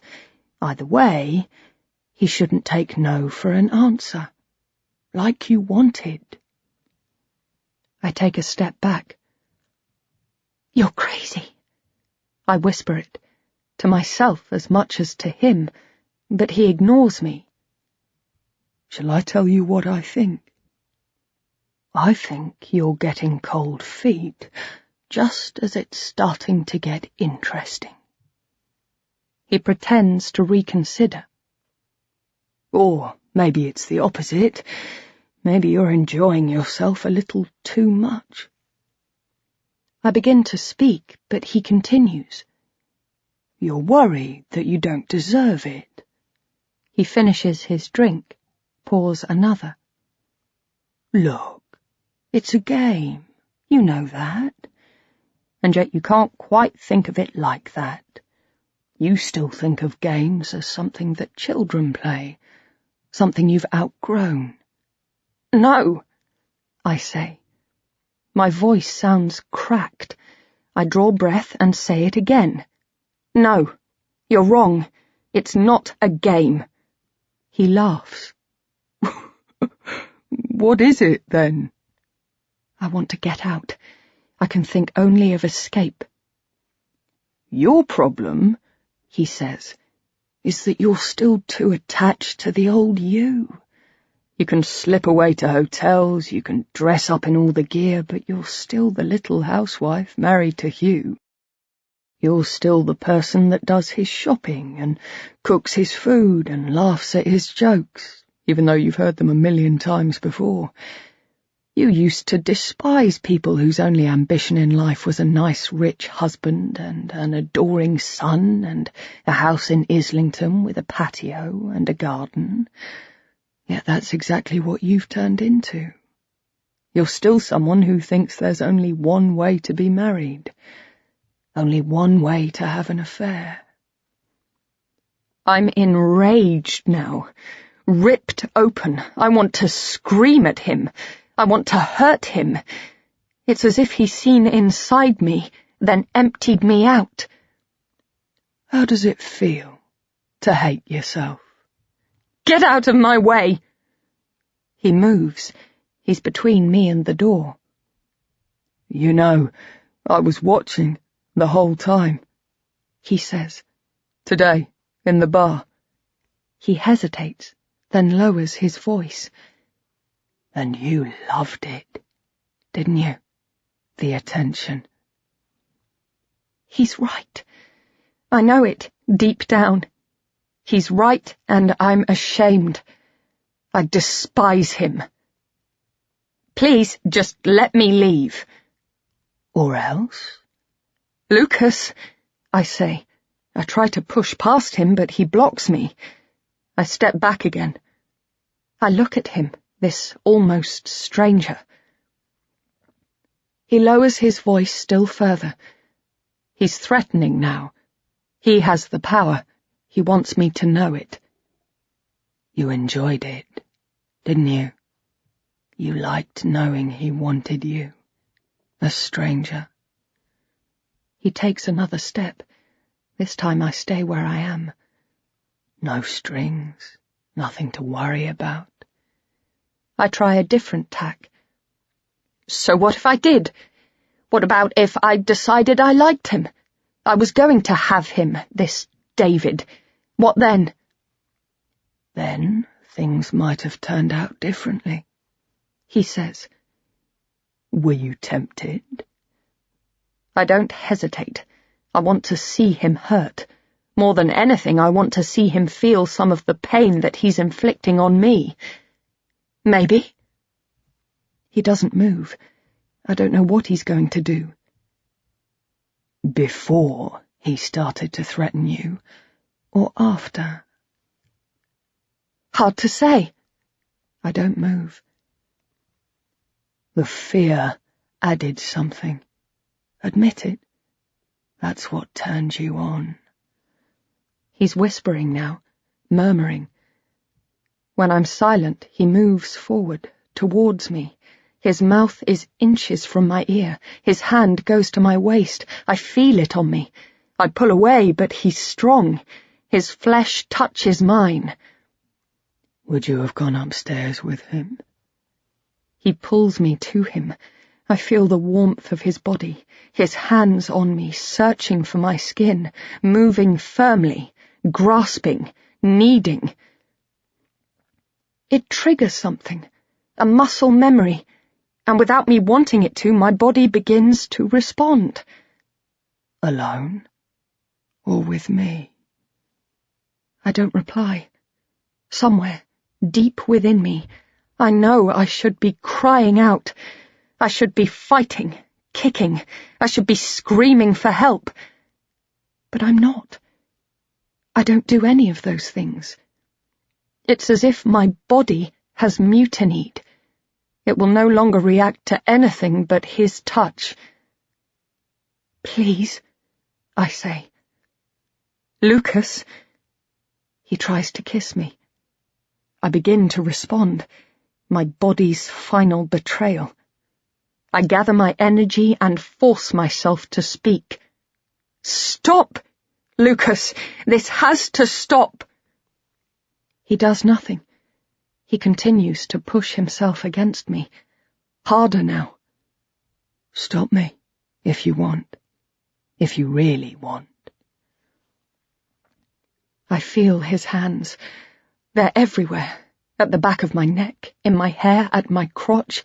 He's pushing and grabbing with more and more urgency. He tries to push me backwards or turn me round. I flash on the time we'd had sex, in the cubicle, his hands around my neck. It had been a game then, but it isn't now. I have to get away from him. I lash out, aiming at his face, his eyes.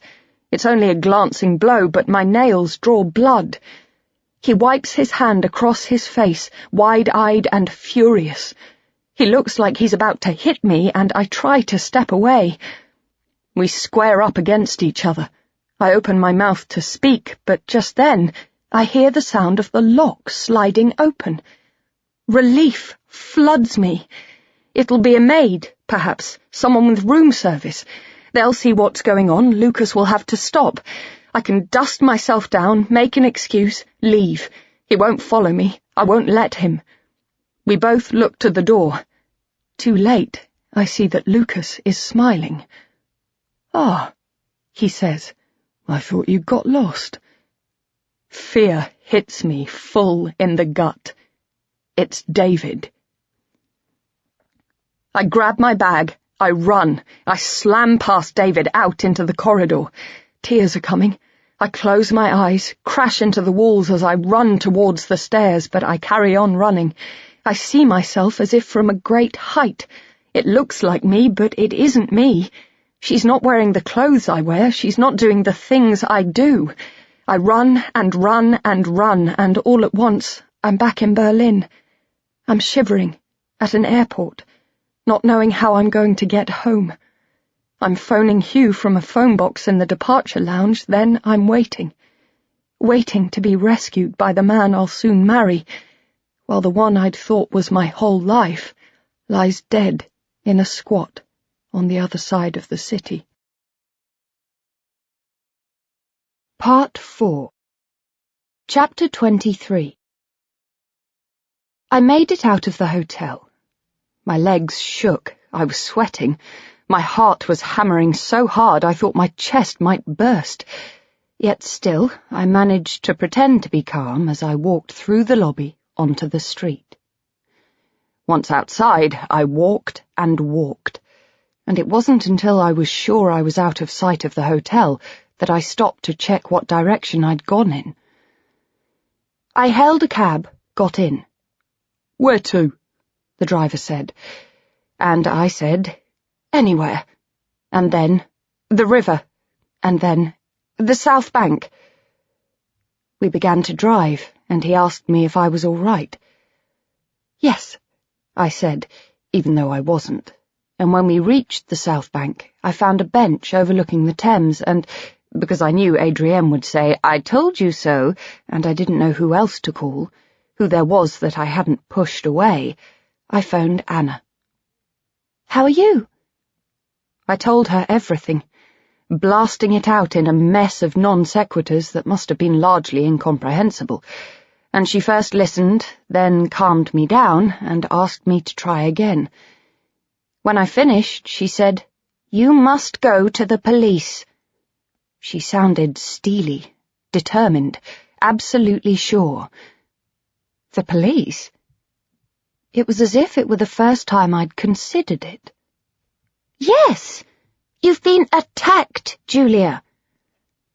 I flashed on his hands on me, all over me, grabbing my flesh, tearing at my clothes. "But," I said, "Julia, you have to." "No," I said. "No, they didn't. He didn't. And Hugh—" I imagined telling Hugh, making the call to the police. What would I say? I've heard the stories. Even if I had been raped, they almost certainly wouldn't take me seriously. And if they did, it'd be me who'd be on trial, not David, not Lucas. "And you went there for sex," they'd say, and I'd have to say yes. "Dressed in clothes that he sent you?" Yes.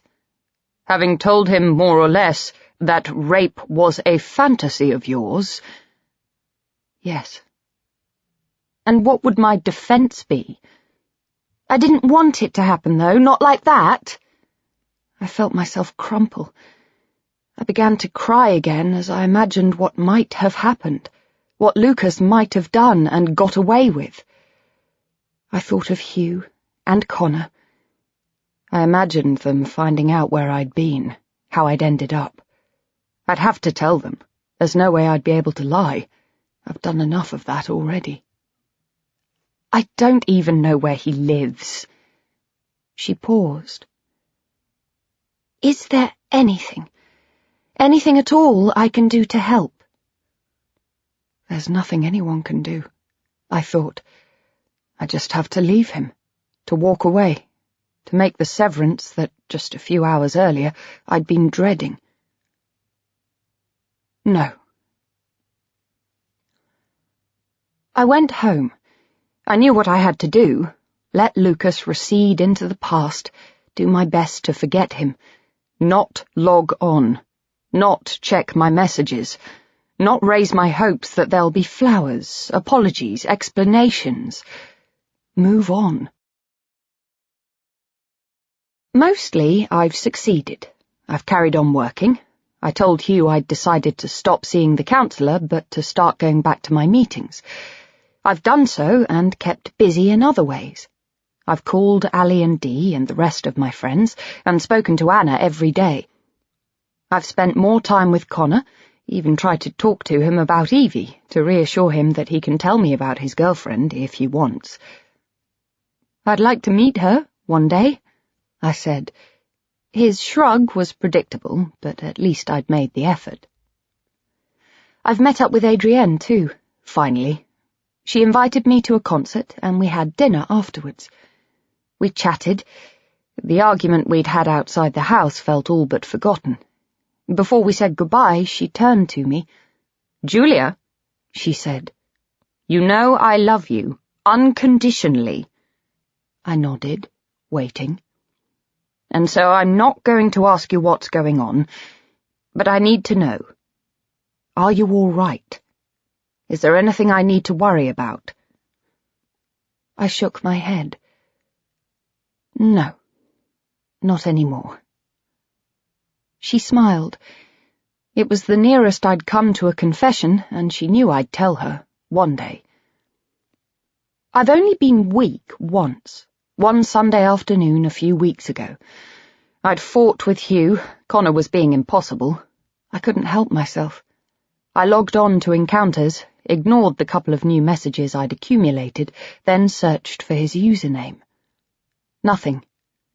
Username not found. He'd vanished. I couldn't help it. I called him. His number was unavailable. It didn't even go to voicemail. I tried again, in case there'd been a problem. He was out of the country, there was an issue with the connection, and then again, and again, and again. Each time, nothing. And then I realized where I was, what I was doing. I told myself I was being ridiculous. I'd promised myself complete cut-off. I'd told myself it would be easier, the best way. And here it was, the severance I craved. I should be grateful. I get in late. I've been out, taking photos. First, portraits of a family that had been in touch through the website. Then, on the way home, I'd stopped off to get some shots of people as they stood outside the bars of Soho, trying to get back to the subjects who really interest me, I guess. But now Hugh is already home. He asks me to come with him. He has something to tell me. It sounds ominous. I think of the time I got home from the gallery, the police in the kitchen, the news that Kate was dead. I know Connor is fine. His light is on upstairs. It's always the first thing I ask when I arrive home, and I've already done so tonight, but still I'm nervous. "Tell me now," I want to say, whatever it is, but I don't. I follow him into the kitchen. I dump my bag on the floor, my camera on the table. "What is it?" He looks serious. "What is it? What's wrong?" He takes a deep breath. "Roger called, from the Foreign Office. They think they know what happened to Kate." I feel myself collapse. Questions tumble out. What? Who? And he explains. "There's a man, this guy who they arrested on something totally unrelated.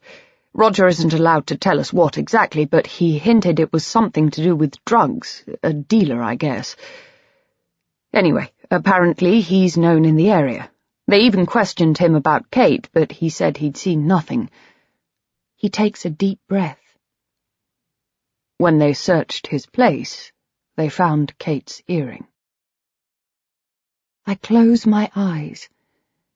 I picture him, ripping it off her, or her being forced to give it to him, thinking that cooperation might save her life, when, in fact, it did no such thing.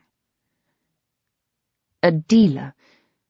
Was it drugs, after all, not sex? Suddenly I'm there again, me and Marcus. We'd go together, but I'd wait for him. At the end of the street, on the corner, outside the station. He'd meet our dealer, hand over the cash. He'd come back with what we both wanted, smiling. But Kate saw none of that. I made sure of it, even the one time she visited us during the school holidays. She hadn't wanted to go home and be alone with Dad. She begged me to let her come for a visit. "Just for a few days," she said, and I relented. I scraped some money together to pay for her ticket, and our father put up the rest. She came for a long weekend and slept on the bed in our room while we slept on the couch, but I'm certain she saw nothing. It was a few weeks before Marcus died, and neither of us was using. I took her to the galleries, we walked the length of Unter den Linden, drank hot chocolate at the top of the Fernsehturm. I photographed her on the streets of Mitte, pictures that are lost now, and we wandered around Tiergarten. I left her with Marcus only once, when I went to buy groceries. But he knew how much I wanted to keep her from drugs, and I trusted him completely. When I got home, they were playing cards with Frosty, the TV on in the background, showing cartoons. She saw nothing. Still, shouldn't I have set a better example? I begin to sob, a sound that turns into a howl of pain. Hugh holds my hands in his. I'd thought it might make me feel better, knowing who'd killed my sister, knowing he'd been arrested, would be punished. It should draw a line under everything. It should open up a future, allow me to move on. But it doesn't. It feels so meaningless, so banal. If anything, it's worse. Julia? Julia, it's all right. I look at him. I can't bear it. I know. It's definitely him. They think so. I begin to cry properly. Tears run in thick streams. My sister dead. Her son devastated. Over drugs. Why? I say, over and over. Hugh holds me until I calm down. I want my son. Have you told Connor? He shakes his head. We need to tell him. He nods, then stands up. He goes to the stairs as I go into the kitchen. I grab some kitchen roll and wipe the tears from my face, then pour myself a drink of water. When I go back into the living room, Connor is sitting opposite his father. He looks up. Mum? I sit down on the sofa and take Connor's hand. Darling? I begin. I'm not sure what to say. I look at Hugh, then back at our son. I dig as deep as I can, searching for the last reserves of strength. Darling? They've caught the man who killed Auntie Kate. He sits for a moment. The room is perfectly still. Darling? Who? What to say? This isn't the movies. There's no big plot, no satisfying resolution to the story tied with a bow at the end. Just a senseless waste of life. Just a man, I say. Who? I look again at Hugh. He opens his mouth to speak. Don't say it, I think. Don't tell him it was someone selling drugs. Don't put that idea into his head. Auntie Kate was in the wrong place at the wrong time, he says. That's all. She ran into an evil man. We don't know why or what happened, but he's been caught now, and he'll go to prison and pay for what he's done. Connor nods. He's trying to understand, trying to come to terms with the lack of an explanation. After a moment, he lets go of my hand. Can I go back to my room now? I say yes. There's an urge to follow him, but I know I mustn't. I leave him for 10 minutes, 15. I ring Adrienne, then Anna. She's shocked. Drugs? She says. Yes. Did she? No, No. Well, I mean, she partied, we all did, but nothing hardcore. As far as you know, I think. I'm only too well aware how easy it can be to keep these things hidden. Maybe you just didn't know. I don't think so, she says. Honestly, I don't. We talk for a while longer, but I want to see my son. I tell Anna I'm looking forward to seeing her in a couple of weeks, and she tells me she can't wait. We say goodbye, and then I tell Hugh I'm going up to see Connor. I knock. He tells me to come in. He's playing music, lying on the bed, facing the ceiling. His eyes are red. I say nothing. I go in. I hold him. And together we cry. Chapter 24. She's arriving today. I'm picking her up later. We'll have a coffee or something, but for now I'm alone. I have the newspaper spread out in front of me. I turn to the magazine, skim-read something about some fashion designer, what she wishes she'd known when she was young, then turn the page. A real-life article, someone whose daughter became a heroin addict. I turn that page too. I think of my own narrow escape, if that's what it was, if I really can be said to have escaped, and wonder for a moment whether they'd run a story about me and Lucas. I shudder at the thought, but my story isn't unusual. I got myself involved with a man who wasn't the person I thought he was, and things went too far. It happens all the time. I close the magazine and empty the dishwasher, on autopilot. I pick up the dishcloth, the bottle of bleach. I clean the surfaces. I wonder if this is how my mother's generation felt. Valium in the bathroom cabinet, a bottle of gin under the sink, an affair with the milkman for the adventurous. So much for progress. I feel ashamed. When I've finished my chores, I go up to see Hugh. He's in his office, despite the cold he's been fighting for almost a week. He's working on a statement. The case against him has progressed. The patient has relapsed, and solicitors have been instructed. The hospital's legal team want to prevent it going to a tribunal. "They've said I'm screwed if it does," he told me. "The fact is, I didn't write down what I'd told them, so I might as well have said nothing." Doesn't it make any difference that they'd have gone ahead anyway? Nope. They just want some cash. It's Maria dealing with the family now. According to Hugh, if they were that upset, they'd have sought their second opinion from a different hospital altogether. I've asked him if he'll lose his job. He said no one's died. He hasn't been criminally negligent, but I can see the stress it's causing him.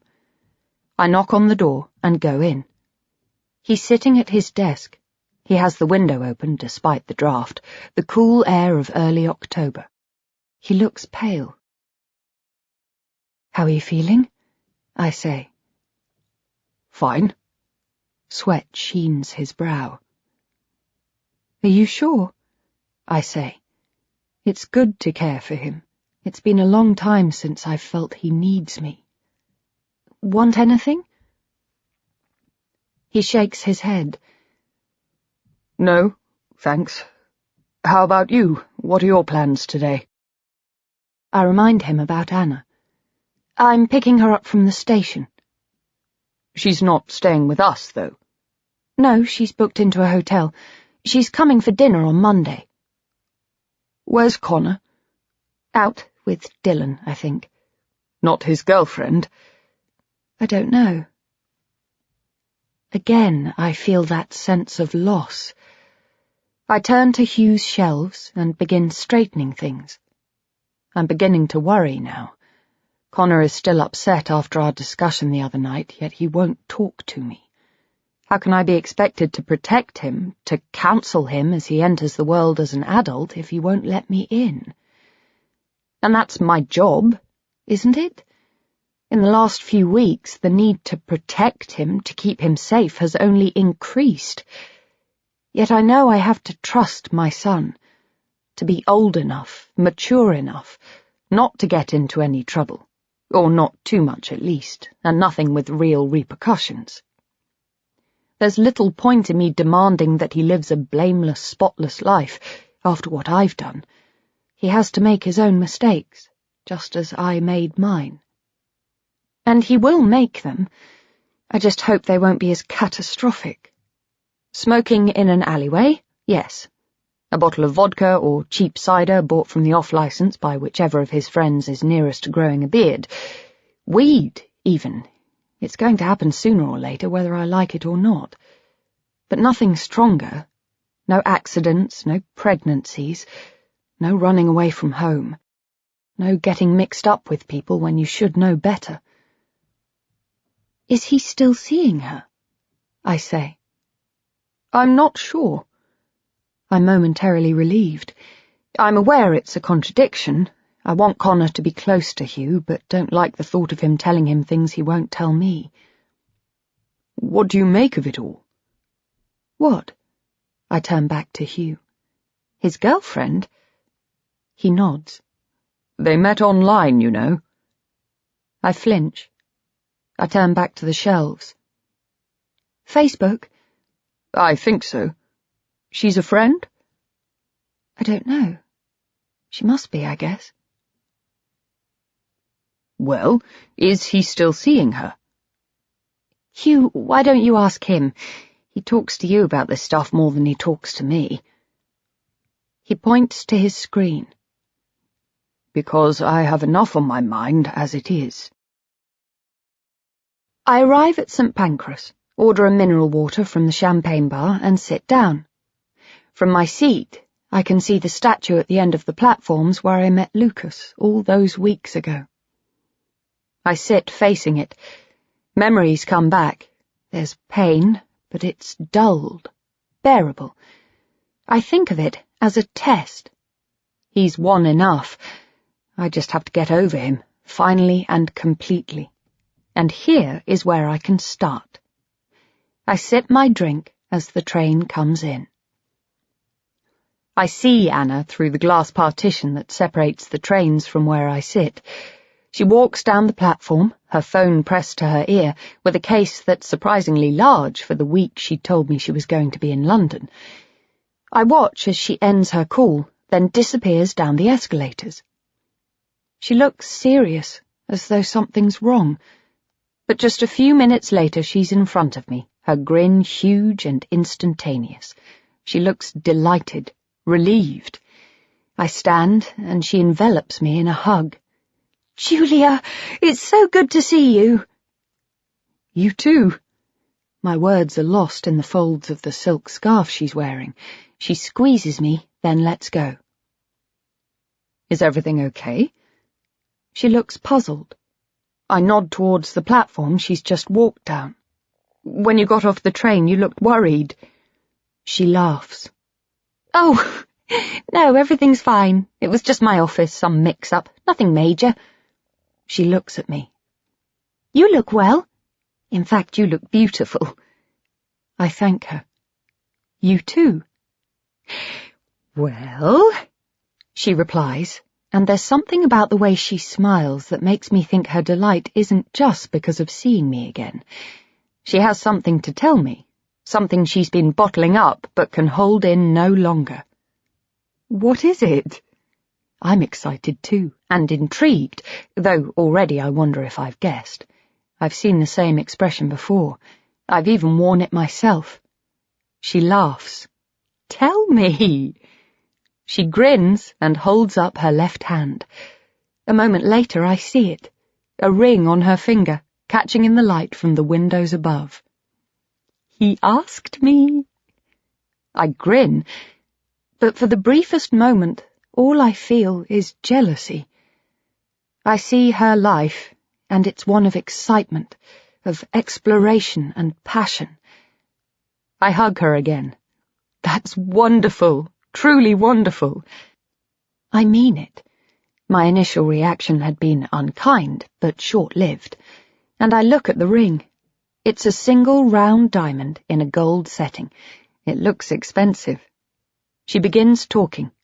He asked her just last week. He had the ring. He didn't quite go down on one knee, but... She hesitates, clearly remembering. I wanted you to be one of the first to know. I force a smile. I'm jealous on Kate's behalf. It's as if her death has somehow set Anna free. She doesn't seem to notice, though. She squeezes my arm. I just feel very close to you, Julia. Because of Kate, I suppose. Because of what happened. I take her hand. Yes, I agree. I guess sometimes it's not so much about how long you've known someone, but about what you've been through together. She looks relieved. We really are friends. I let go of her hand and pick up her bag before linking my arm in hers. So, I say as we begin to walk towards the car. Tell me what happened. How did he ask you? She seems to jump to attention. Her mind was wandering, back into the memories, I guess. We went to the Sacré-Cœur, she says. I thought we were just going for a stroll to look at the view, you know, or maybe get some lunch.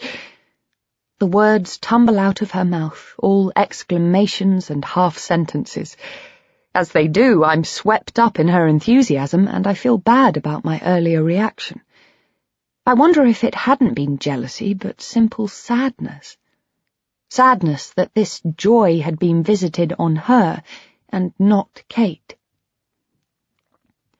As she talks, I think back to Hugh's proposal to me. We were in a restaurant, our favourite, in Piccadilly, and he'd asked me between the main course and dessert. "Julia," he said, and I remember thinking how serious he looked, how nervous. This is it, I'd thought, for the briefest of instants. He's brought me here to end it, to tell me he's met someone, or that now I'm better, now I'm cured, it's time for me to move on. But at the same time, I thought it couldn't possibly be that. We'd been so happy over the previous few months, so much in love. "What?" I'd said. "What is it?" "You know I love you, don't you?" "And I love you."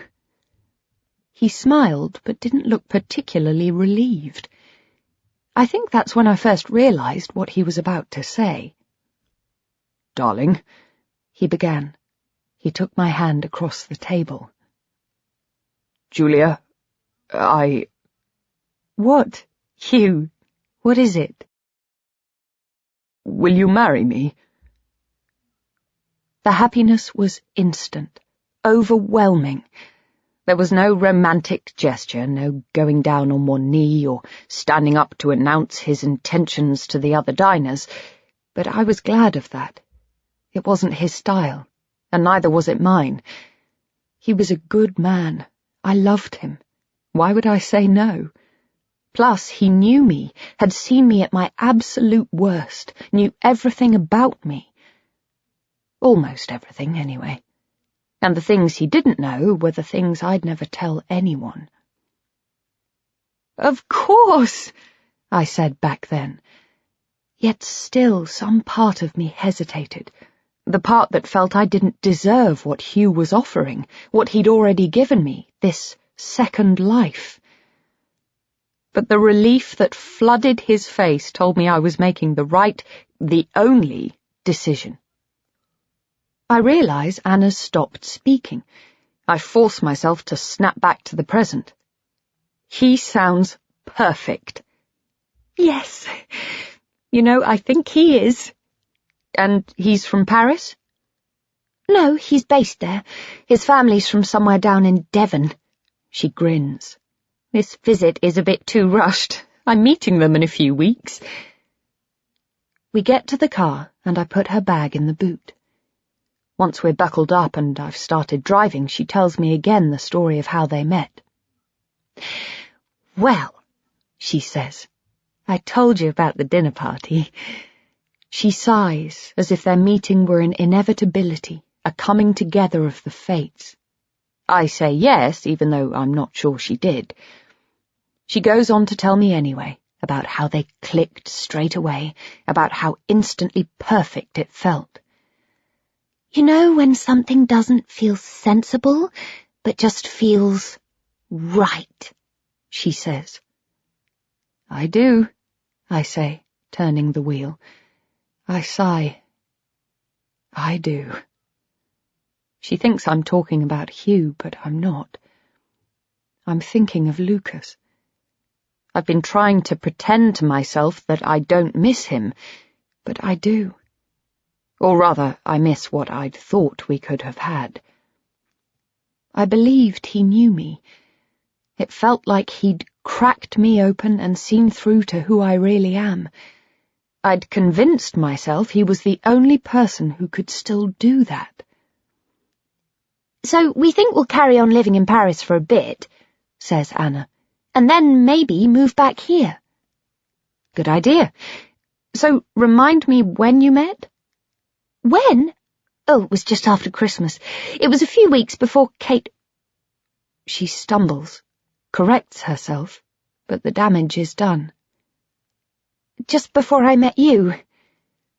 I smile, but she can see I'm upset. I can talk about Kate now. I can think about her, but such an explicit reference to her death, coming from nowhere, still throws me. I'm sorry, she says. Me and my big mouth. It's okay. I don't want to dwell on it, and neither do I want her to feel guilty. Anna is the last person I should expect to avoid the topic of my sister. Nevertheless, I changed the subject. But it all seems to have happened very quickly, I say. I'm thinking of Lucas again, of how rapidly I'd fallen. I hope you don't mind me saying that. I mean, are you sure? Oh, yes, you're right. But no, I'm totally sure. We both are, she adds. He says the same. Neither of us thought there was any point in hanging around when we're so certain. She's silent for a moment. I can feel her looking at me as I drive, no doubt weighing up what to say, wondering how much happiness I can stand. You know, I think in a weird way, it's all connected with Kate, with what happened. It just reminded me that life is for living, you know? It's not a rehearsal. No, I say. It's a cliché, but only because it's true. No, it isn't. I think that's what Kate's death taught me. Really? I feel it's taught me nothing. It comes from nowhere. I wish I could unsay it, but it's impossible. Don't say that. It's true. All I've done is try to escape it. And look where it led me. I spent the summer obsessed with Lucas, a man 10 years younger than me, falling in a love that I was stupid enough to think might be reciprocated. I'd ended up running from a pain that I owed it to my sister to experience, and I'll never be able to repay that. It feels like a final betrayal. I'm just feeling sorry for myself. Ryan sounds wonderful. I can't wait to meet him. You will. He might be coming over this week. He's not sure. You might even meet him on Monday. I didn't know he was in town. He must come to dinner. Oh, no, he's not here yet. He had to stay behind to finish some work. I don't know when he'll be arriving, and... Well, I'll ask him, anyway, if you're sure you don't mind. I shake my head. Of course not. How are you and Connor getting on now? Much better. She nods.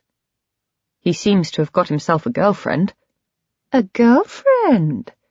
I feel a flash of pride. Uh-huh. I pull up at some traffic lights. In the wing mirror, I see a cyclist weaving through the traffic, coming up too close. Though he won't talk to me about it, of course. I add. He barely even admits that she exists to me, though he seems to talk to Hugh. Is that usual? She sounds genuinely interested. For him, I mean. I think of what Adrienne has told me. It's probably usual for all teenagers, I sigh. The lights change and we pull away. We're almost at Great Portland Street, nearly there. I'm happy Connor's growing up. Sad that must also inevitably mean growing away.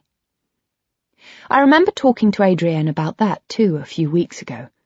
It's something they go through, she'd said, then she hesitated, corrected herself. Well, not exactly go through, she said. They don't really come out of it. This is the first stage of him leaving you, I'm afraid. I glance at Anna. He doesn't want to come out with us when we go out anymore. He just stays in his room. She smiles. So you're sure it's a girlfriend? Oh, yes, I think so. Though he tells me to mind my own business, of course. I don't tell her I insisted he showed me a photograph this morning after much discussion with Hugh. She looks a little older than him. I'm still convinced it's the girl from Carla's party, though he's certain she wasn't there. She's a friend of his. They met on Facebook. She looks at me with a knowing smile. Hugh's spoken to him about her. They chat online, apparently, though she doesn't live far away. There's a long pause. Then she says, And did you ever hear from that guy again, Lucas? Oh, no, I haven't heard from him at all. I'm glad I'm driving. I can take my time to answer, decide what to say. I can pretend my silences are due to an increased need for concentration, rather than the fact that I'm finding the conversation difficult. I can fix my gaze on the road, disguise the expression on my face. I can skirt the truth as I tell her what's been going on. As much as I feel I can confide in Anna, I feel shame, too. So, Hugh... He doesn't know any of it, I say quickly. I glance at her. She's looking at me, her face impassive. I try to lighten the tone, to reassure her that I know I was stupid, but it's over now. He wouldn't understand. Oh, God, I won't say anything to Hugh. Don't, I just wouldn't. It was a bit of fun, you know, a distraction. Good while it lasted. Oh, yes, totally, of course. Until it wasn't fun anymore, I think. He's vanished, anyway. You sound disappointed. Not at all. There's a longer pause, then. I'm tense, embarrassed, because we both know how my affair with Lucas ended. The silence goes on. Each of us waits for the other to break it. Eventually, she does. She asks me what my plans are for the week, and I tell her. A bit of work, I might catch a movie. At last we reach the hotel. Ah, we're here.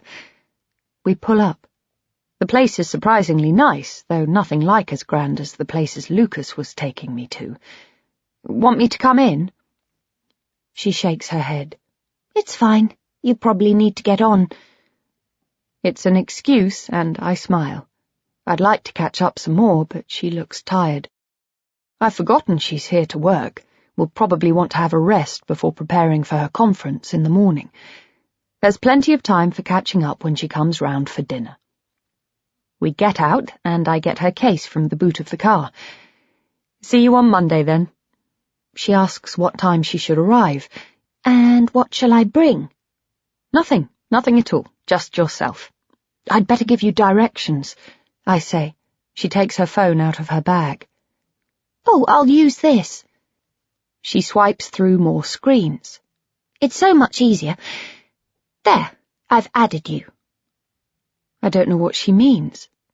I begin, but she interrupts me. Find friends. It's an app that shows where your friends are in relation to you, on a map. It's standard. Check your emails. I do. There's a new message. Accept that invitation, she says. Then our profiles are linked. I can see where you are on the map, and you can see me. I use it all the time back home. After Kate died, it was kind of reassuring to know where my friends were. She takes my phone and shows me. A map opens, showing where we're standing. 2 dots pulse over each other. 1 for me, 1 for you, she says. I look at the screen. Underneath the map, there's a list of people who are following me. Anna's name is there, but underneath is another. Lucas. I feel like I've been slapped. Shit. Anna looks shocked. What is it? Him. Lucas. I try to keep my voice steady. I don't want her to hear the fear in it. He's been following me on here. What? I hold out my phone. Look. How? I begin, but she's already explaining. He must have linked your profiles. You didn't know? I shake my head. I can't believe what's happening. He must have found some way of sending you a request, then accepting it on your behalf. Easy enough if you left him alone with your phone. All those times I was in the bathroom, my phone in my bag or on the bedside table. She's right. It would have been easy. Can we stop him following me? Easy. She swipes something on the screen, then hands the phone back to me. There, she says firmly. Deleted.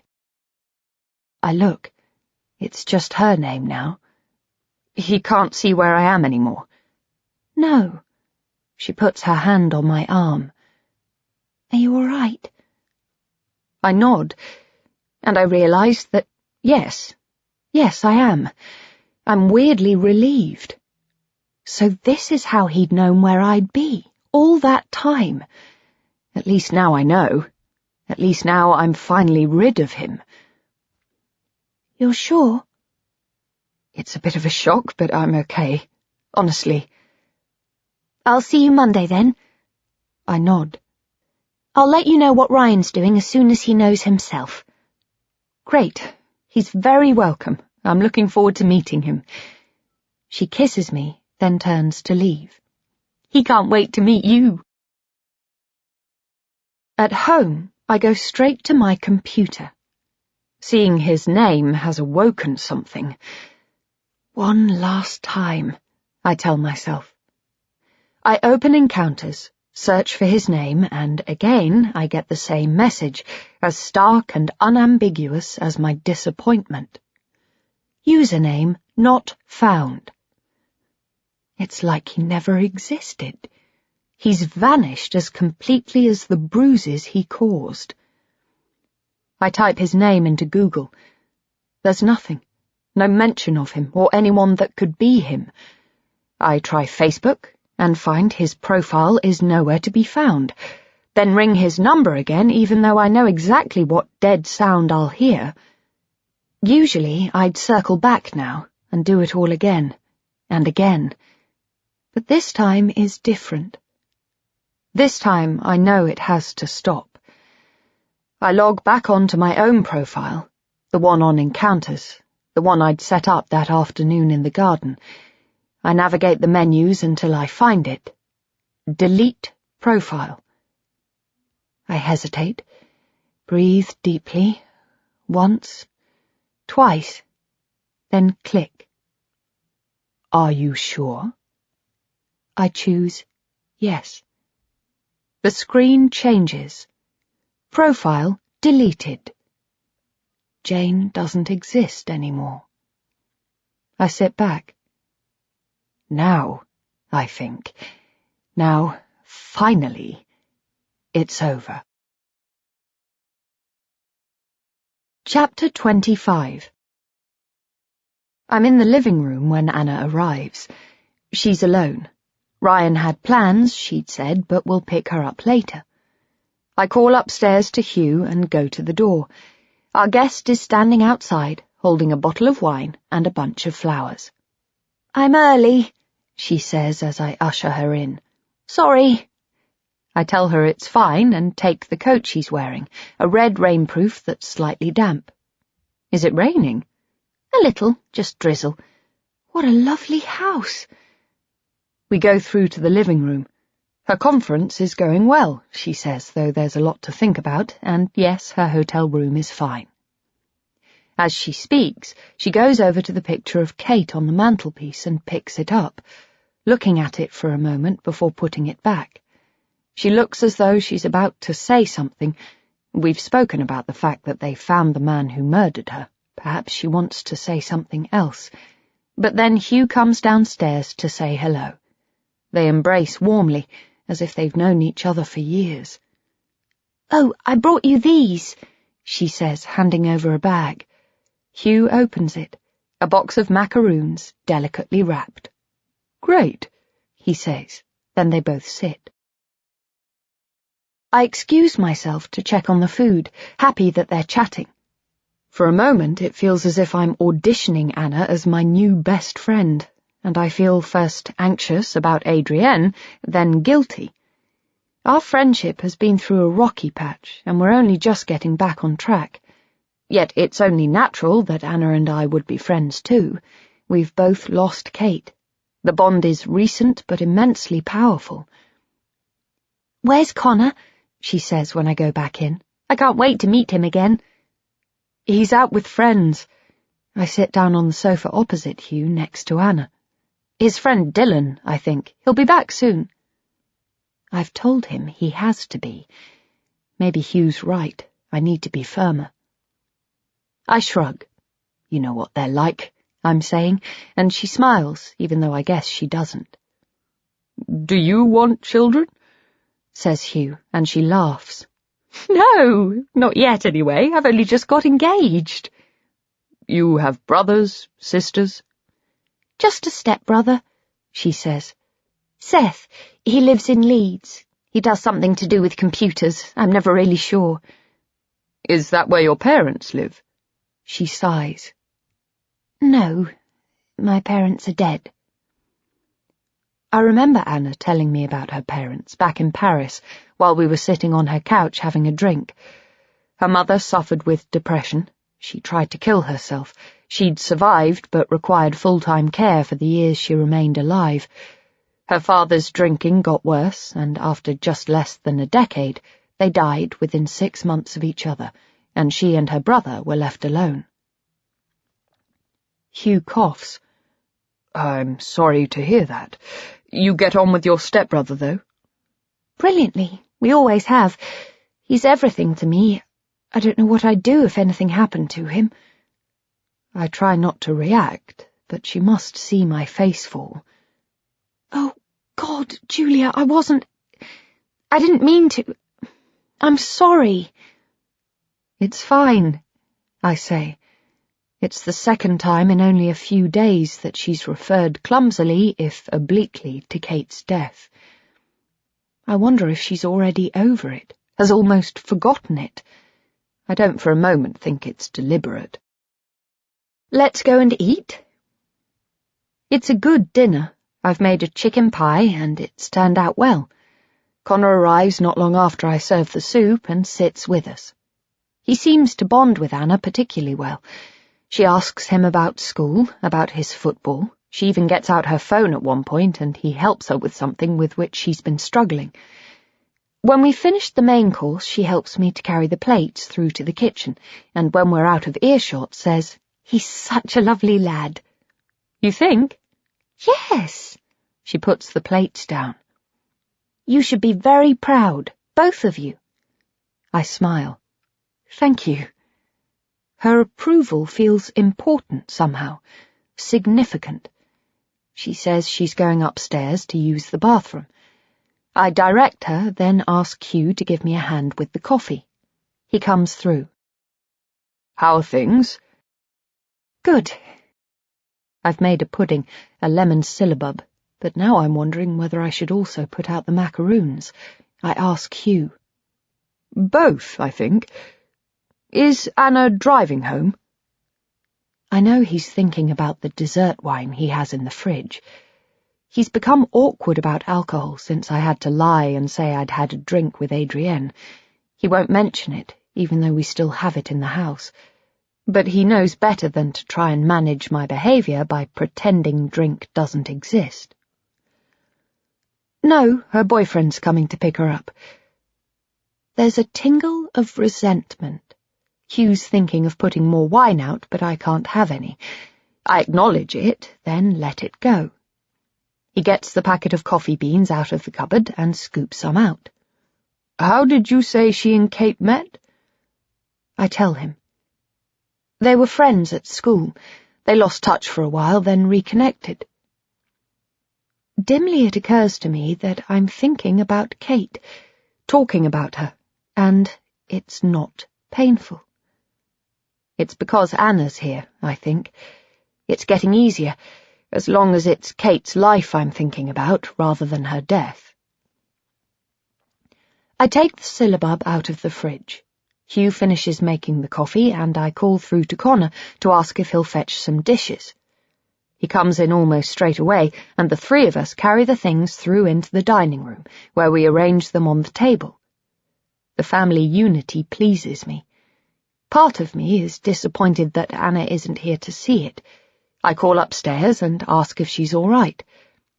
She shouts down, she's okay, she'll just be a minute, and when she appears, she puts her phone on the table with a sheepish grin. Sorry, Ryan called. She looks suddenly, radiantly happy. He's on his way. He should come for dinner, says Hugh. How long is he staying for? Not sure, until next week sometime. And when do you go back? Says Hugh. Saturday. She turns to me. That reminds me, do you fancy lunch on Saturday, before I get my train? I tell her that would be lovely. Okay, if you're sure. I tell her I am. You must invite Ryan in for a drink, too, I say. Oh, no, she begins. I wouldn't dream. Nonsense, says Hugh. He must come in. He turns to me, and I say, of course. Anna looks relieved. I pour her coffee. Connor asks if he can be excused and goes back to his room. We talk some more, sip our drinks, but the evening is winding down. After another 15 minutes of chat, we hear a car pull up outside. A door slams, there's the pip-pip of the alarm, and a moment later, footsteps up the path and the doorbell rings. I look over to Anna, who says, He's early. She looks electrified, like a little girl waiting for the postman to bring her birthday cards, and I feel a curious excitement too. I'm looking forward to meeting this person, this man who has given Anna such transparent, uncomplicated happiness, who has helped her grieve for Kate and move on. I stand up. I'll go and let him in. I walk through into the hallway. I rearrange my hair, smooth down the front of my shirt, open the door. It's Lucas. I take a step back. It's as if I've been punched. The feeling is physical and intense. My skin burns with a hit of adrenaline as instant as if someone had just plunged a needle into me. I can't take my eyes off him. My body is reacting. My muscles tensed to fight or run. It's the memory of his attack burned into my body. As I look, he cocks his head just slightly and smiles. You must be Julia. He's speaking clearly. His voice sounds loud enough to be heard in the other room. My mind is racing. All the panic and pain is coming back, wave after wave. Ride it out, I tell myself, ride it out. But I can't. For a moment, I think it's a game, another sick game. It's as if he knows I only just deleted my profile, resolved never to ring him again. It's as if he's teaching me that I don't get to decide when I let him go. I feel as if I'm falling. The room behind me tips and spins. What are you doing here? I say under my breath, but he doesn't reply. I realize I'm gripping the doorframe, shaking. The smile hasn't left his face. Well, aren't you going to let me in? I look away, look down at the floor. Hugh, I think, in the other room. Anna, who's expecting Ryan. Connor, upstairs. I look back up so that we're staring into each other's eyes. What the fuck are you doing here? I hiss. He doesn't answer, just stands there, smiling. I open my mouth to speak, to ask him again for the third time, but then he glances over my shoulder and everything changes. It's as if a switch has been thrown.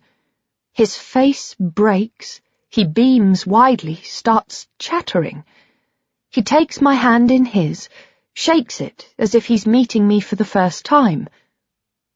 What? I begin, but then a moment later I realize Anna is right behind me.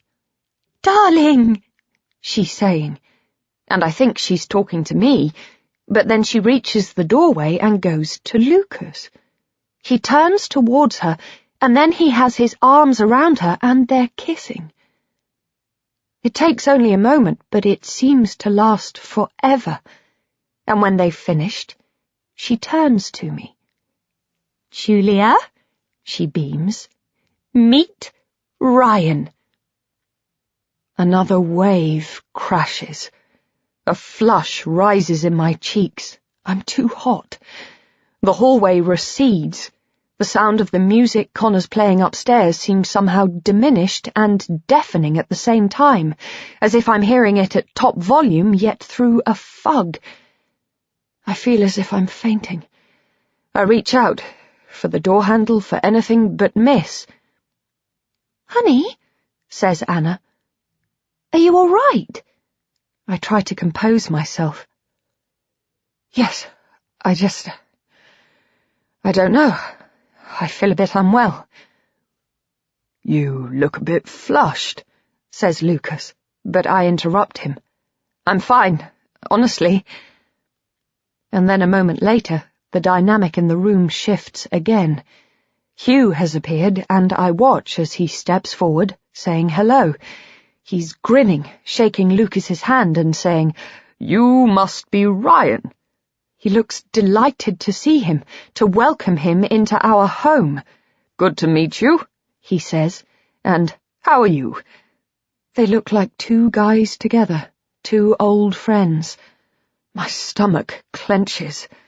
My husband and my lover together. "Good," says Lucas. "Good. I'm a bit worried about Julia, though." Hugh turns to me. "Are you all right, darling?" "Yes," I say, even though I'm not. The room has stopped spinning, but still I shake with an anxiety so intense, I worry I'll not be able to control it. I don't know what came over me. "Well," says Hugh, "come in at least, Ryan, come in." Lucas thanks him. We go through to the living room, an awkward entourage. Hugh invites Lucas to sit on the sofa. Anna sits next to him, takes his hand. Hugh offers him a drink, but he shakes his head, says he's driving. I watch it all through a gauzy screen of fear, as if it's happening elsewhere, to other people, this scene of polite normality that no longer has anything to do with me. Wordlessly, I accept the drink Hugh gives me, a glass of water. "Have this. You'll feel better." "Are you sure you're okay?" says Anna. I sip and nod and say yes. Then Lucas turns to me. "It's so great to meet you. I've heard so much about you." I smile thinly. "You too." I watch as he thanks me, then takes Anna's hand and squeezes it. "Anna has told you our news?" He strokes her hand, looking into her eyes with an expression I recognize, one of love, of pure adoration. "Yes," Yes, it's wonderful. It is, says Hugh. He's turned on the charm, is trying hard to impress. You're sure you won't have a drink? Just one? Lucas says nothing for a moment, then nods his head. Okay, then, why not? One won't take me over the limit, just a short. You're sure you don't mind me dropping in on you like this? Not at all, says Hugh. He goes over to the drinks cabinet and gets out the bottles of whiskey, vodka and gin. What'll it be? Lucas chooses a single malt, something I've never seen him drink before. Hugh prepares the drink. Lucas turns to me. Anna tells me you're a photographer. His face is open, his head tilted, as if he's genuinely interested. I look from him to Anna, back again. I can't work out what he's doing, whether I should say something, tell her now. I'm in shock, I suppose, though there's a kind of weird detachment. I need to figure it out. All this time, while I thought I was having an affair, he was already seeing my sister's best friend. I've been utterly betrayed. I was the affair. But they met before Kate was killed, I think, so why did he choose me? It can't be coincidence. If it were, he'd have been shocked when I opened the door to him tonight. Julia? He'd have said. What are you doing here? Where's Anna?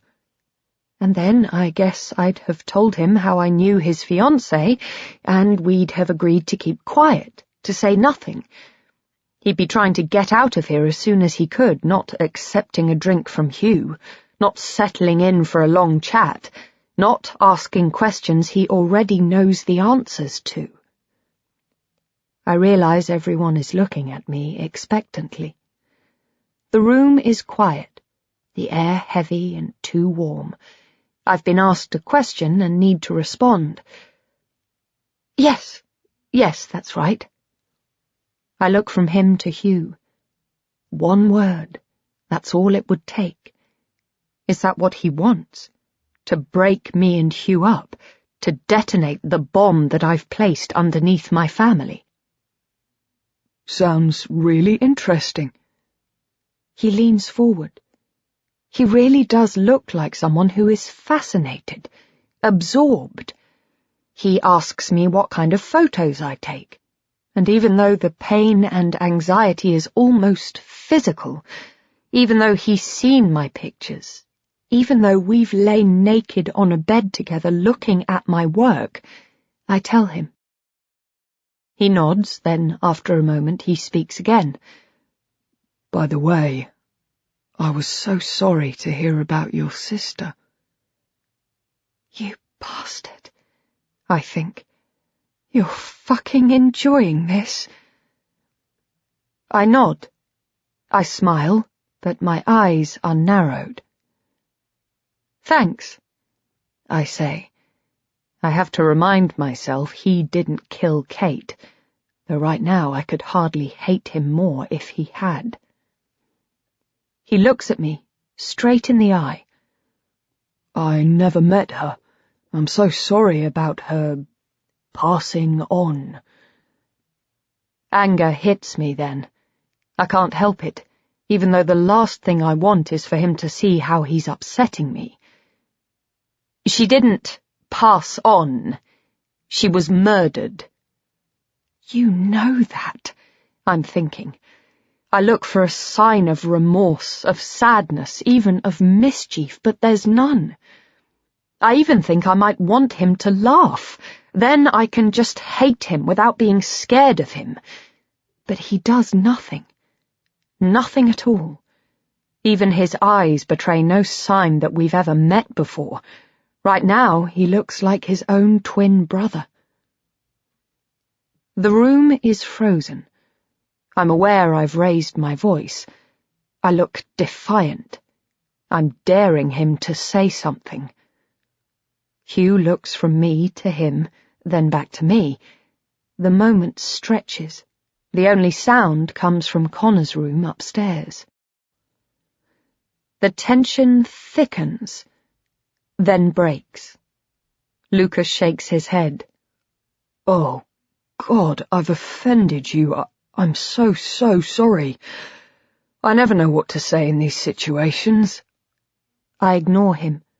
I'm aware of Hugh, twitching, willing me to say something, but I don't. I hold Lucas's gaze. Anna looks from him over to me. She's expectant, and after a moment, I relent. It's okay. No one ever knows what to say. There's nothing to say. He shrugs. He's staring at me. Hugh and Anna are in the room watching. They can see it, I think, surely. Is he crazy? Does he want them to see what's going on? Or maybe he doesn't care.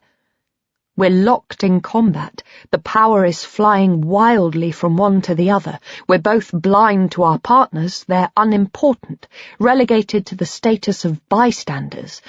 We're potassium in water, acid on skin.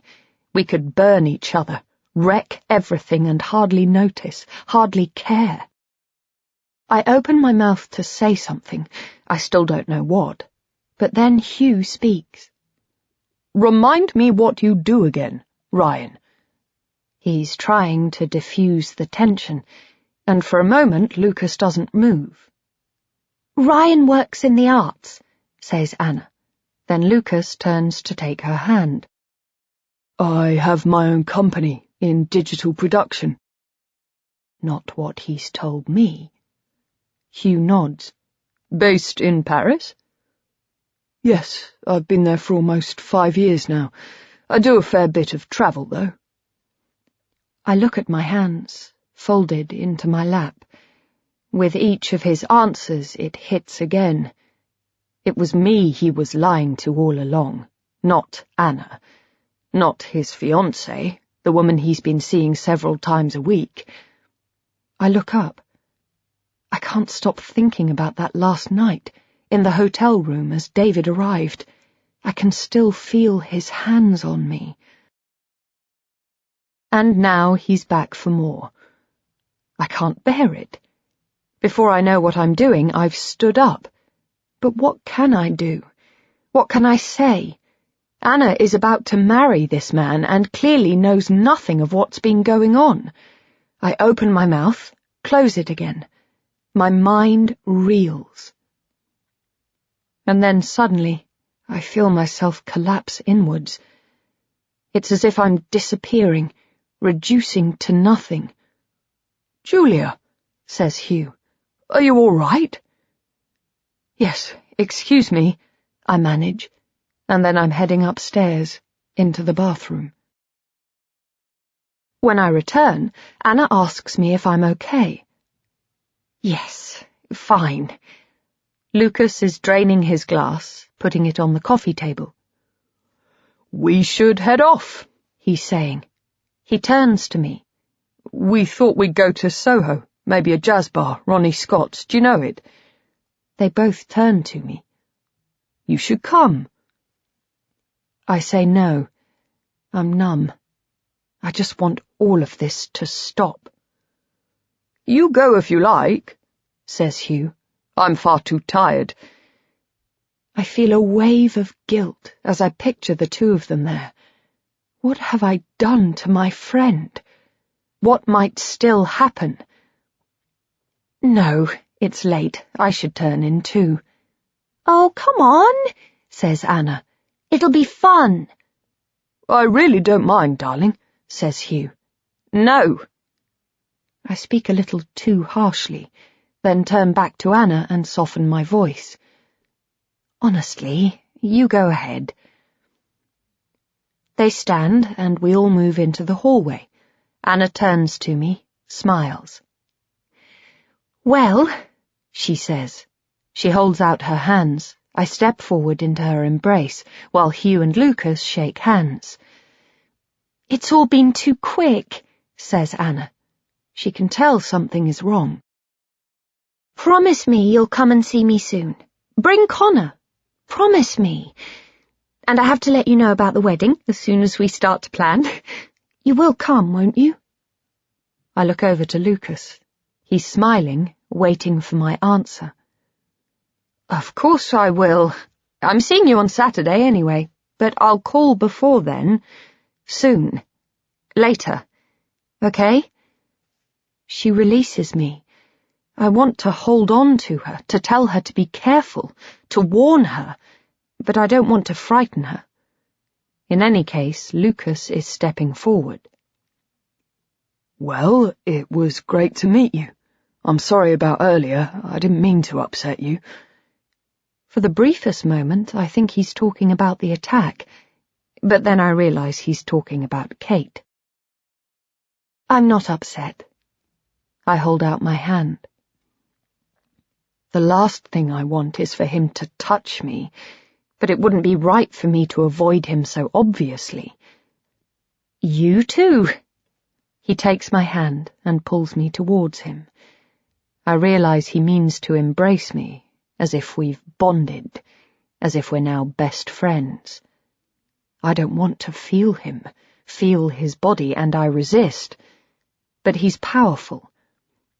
He hugs me tight, then kisses me, first one cheek, then the other. I can feel the muscles of his chest. Despite everything, I can't help the barest fluttering of desire. He holds me for a moment, and I freeze. I'm hollow, scooped out. I'm aware that Anna and Hugh are saying their own goodbye, laughing about something, oblivious to what's going on. He whispers into my ear, "Tell her, and I'll kill you." I feel cold, paralyzed. But then a moment later, he lets go. He smiles at me once more, then takes Anna's hand and squeezes my arm.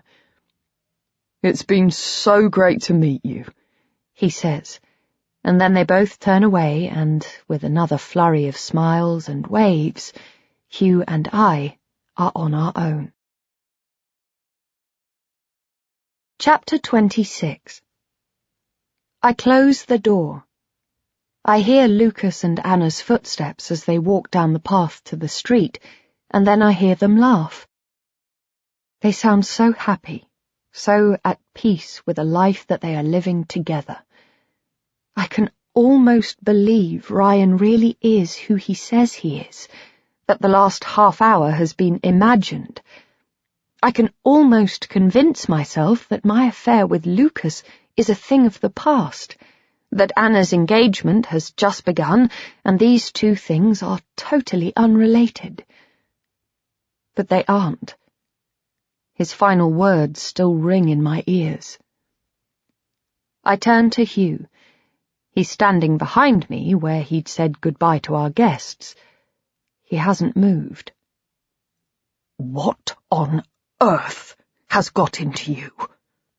He's speaking quietly so that only I can hear, but his tone is one of fury. I can't let him know. I can't have him suspecting. I don't know what you mean. I go into the living room. He follows me. "What was that all about?" I pick up a plate, a glass. What? I know it's annoying when people say passed on, but these euphemisms are pretty common, you know. I hear them all the time. He meant well. I can't even begin to tell him the truth. I just get sick of it, you know? She hasn't passed on. She hasn't gone to a better place. She was murdered. That guy hit her over the head with God knows what until her skull caved in, and she bled to death on the ground in an alleyway in fucking Paris. He takes a step towards me. I can see he's trying to calm down now, to be placatory. "Darling, I know you're angry, but that was no reason to take it out on our guest. And think of Connor. Hugh, for God's sake!" I'm shaking. He can see how upset I am. I don't want him even to suspect what it's about. I don't want him to connect it with my behaviour in the hallway when Lucas arrived. I take a deep breath, close my eyes. I try to take myself out of my anger. Look, I'm sorry. He smiles, but it's a sad smile. You're not all right, Julia. I know where this is going. Don't start, Hugh. I turn to face him, trembling with rage, my heart hammering as though it's about to explode. He begins, and I turn round, slam out of the living room, storm up the stairs. I know Connor will be able to hear, but right now I don't care. I no longer even have the capacity to consider my son. I get to the bedroom and close the door. I stand still, paralyzed. I don't know what to do. I hear him follow me, stand at the top of the stairs. I have to warn Anna. Even if it destroys our friendship, I have no choice. Julia? I'm fine, I shout. Just give me a minute, please. I think again of what he said. I'll kill you. I feel the bruises on my back, my arms, my thighs. They begin to pulse again as if they were still fresh. I remember what he did to me in that hotel room, how he made me feel. I feel used and then discarded. But kill me? He can't have meant it. I hear Hugh retreat. I try to calm down. I tell myself that Kate's killer is in custody, but over and over, the thought keeps coming back. He did it. They've made a mistake. They've got the wrong guy. My mind will not be still, will not be rational. This is what he's done to me. This is how low he's brought me. I'm rejecting all sense. My heart hammers. I remember logging on to Facebook, navigating to his page. I'd scrolled back to the photos of him in Australia, in Sydney, in front of Uluru. The dates tallied. I clicked on his friends, the ones he was with, and saw they'd posted more pictures from that holiday. One of him on a beach, another in which he's surfing, a third of him snorkeling off a boat. The evidence had been there. If he had anything at all to do with Kate's death, then half of his friends must have been in on it. I feel my breathing go back to normal. He's not a killer. Just a nasty piece of work, scaring me because he knew my sister had been killed. Maybe it's his revenge for ending it, for running out on him. How he must hate me. There must be a way to warn my friend. I pick my phone up from the bedside table and scroll quickly through to Anna's name. Without hesitating, I press call. I don't think as it rings out, but then it goes to voicemail. It's as if she's silenced it, and I wonder what they're doing. Maybe they've skipped Ronnie Scott's or wherever they've gone instead, and are on their way back to the hotel. I picture them. She'll be under him, kissing him as he enters her, running her fingers down the muscles of his back. Or maybe she'll be cowering, in terror, a bruise already forming. A wave of nausea hits me, and I swallow it down. I have to believe he loves her. I have to. Their relationship is genuine. He's just someone who saw a photo of me, perhaps the one that Anna took when I was over in Paris, and decided he wanted me. I imagine the conversation. Anna telling him she met me, showing him the snap. "She's really nice," she says, and he agrees. And then he comes for me, and I was only too willing to let him have me. That must be it. He won't attack her. But then my own memory surfaces again. The carpet beneath me in the hotel room, the burns on my wrists. I know what he's capable of. I have to warn her. She has to know before they're even married that he's prepared to do something like that. I pick up my phone once more. This time I leave a message. Call me. I try to control my voice, make it sound like I'm not nervous, not scared. It's urgent, I add. There's something I need to talk to you about. I lower my voice, even though Hugh is still downstairs and can't possibly hear me. It's about that guy I was seeing. It's about Lucas. I wince when I say his name. Please, call me. I put the phone back down. I get my computer out of my bag and, with shaking hands, navigate to the trash can. The file I deleted the other day is still there, the messages I'd saved. I open a few, as if to check I'm right. He said he lived in Cambridge. No mention of a girlfriend, much less a fiancé. I decide I should print one out, just in case I need it to persuade Anna, but the printer's upstairs, in Hugh's office. I pick up my machine and go up, flicking on the light as I do, barely even registering the paperwork that's begun to litter the floor since Hugh has had the complaint hanging over him. I select a message and print it out. On paper, it's solid, irrefutable. "There's no one else I want but you," it says. "We were made for each other." Even so, all it proves is that I've been messaging someone called Lucas, and she knows that in any case. I wish I had a photo, one of the two of us, but I don't. I've deleted any I took, too scared that Hugh might find them. I fold the page anyway and put it in my bag, then check my phone. She hasn't called, and I know what I have to do.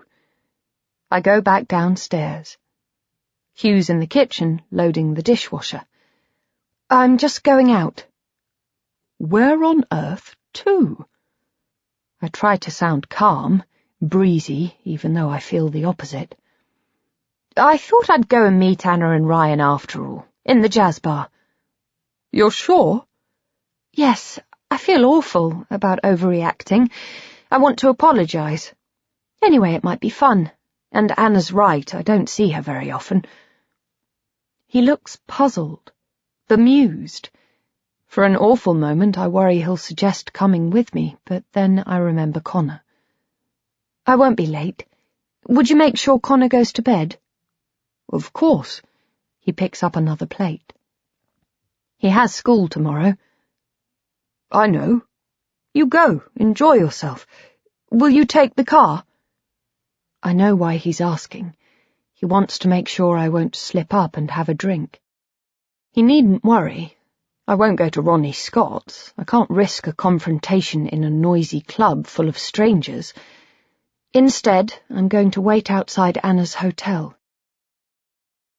I will, I say. And leave this, will you? I'll tidy the rest of the dinner things in the morning. He nods. "Okay." I head straight to the hotel. When I arrive, I park the car and call Anna again. Still no answer. Once again, it goes straight to voicemail. I slam the steering wheel. I'm going to have to go in. The lobby is large, impressive, but I barely notice it. I go into the bar and find a deep leather sofa near the door. Through the glass partition, I can see the main entrance. I won't miss them. A waiter comes over to ask if I'd like a drink. "Mineral water," I say, and he nods as if that's what he'd been expecting all along. He goes back to the bar and delivers my order with a whisper, a glance over his shoulder towards where I sit. My drink arrives with a bowl of pretzels. The waiter hesitates for a moment, blocking my view of the entrance, then bends towards me. "Waiting for someone?"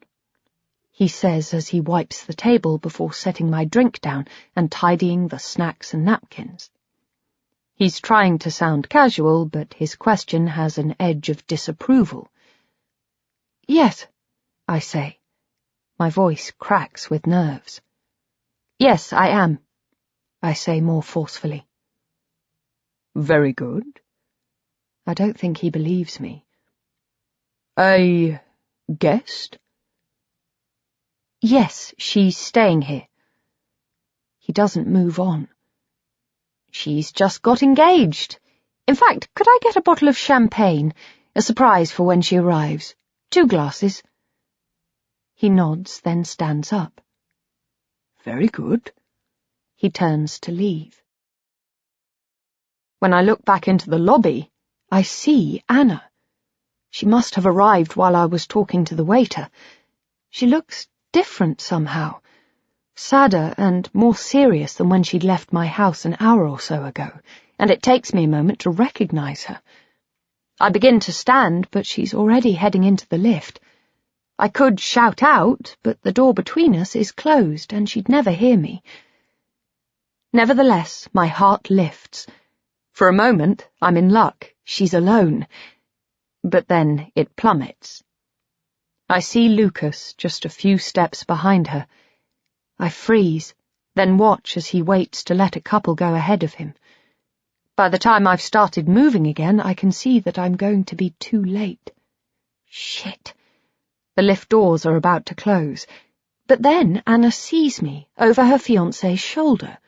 She stares for a moment. She looks shocked. But before I can even smile, the lift doors have closed and she's out of sight. I head out of the bar and into the lobby. I run over to the lift, but it's already ascending. I watch, cursing silently, as it stops on the 3rd, 5th, and 6th floors. I have no way of knowing which is theirs, much less what room they're in. When it begins to come back down again, I turn and head back to my seat, scrabbling for my phone, imagining their conversation. "I'm sure I saw Julia in the lobby," she'll have said. "I wonder what she's doing here." No, he'll say. It wasn't her. They'll get to the room. Come here, He'll say, and he'll kiss her, undress her, the way he had with me. She'll feel herself give in to him. Their hands, their mouths will find each other. His prick will already be stiffening when she begins to undo his trousers. I push the thought away. I have to stay focused. My phone is already buzzing when I find it, and I answer it quickly. It's Anna. "Is that you? Downstairs?" She sounds happy, relaxed, if surprised. I can hear Lucas in the background. It sounds like he's pouring drinks. "Yes. I thought I saw you when I came in. Is everything all right?" "Yes." I realize there's no point in pretending. "Actually, no. Listen, I have to see you.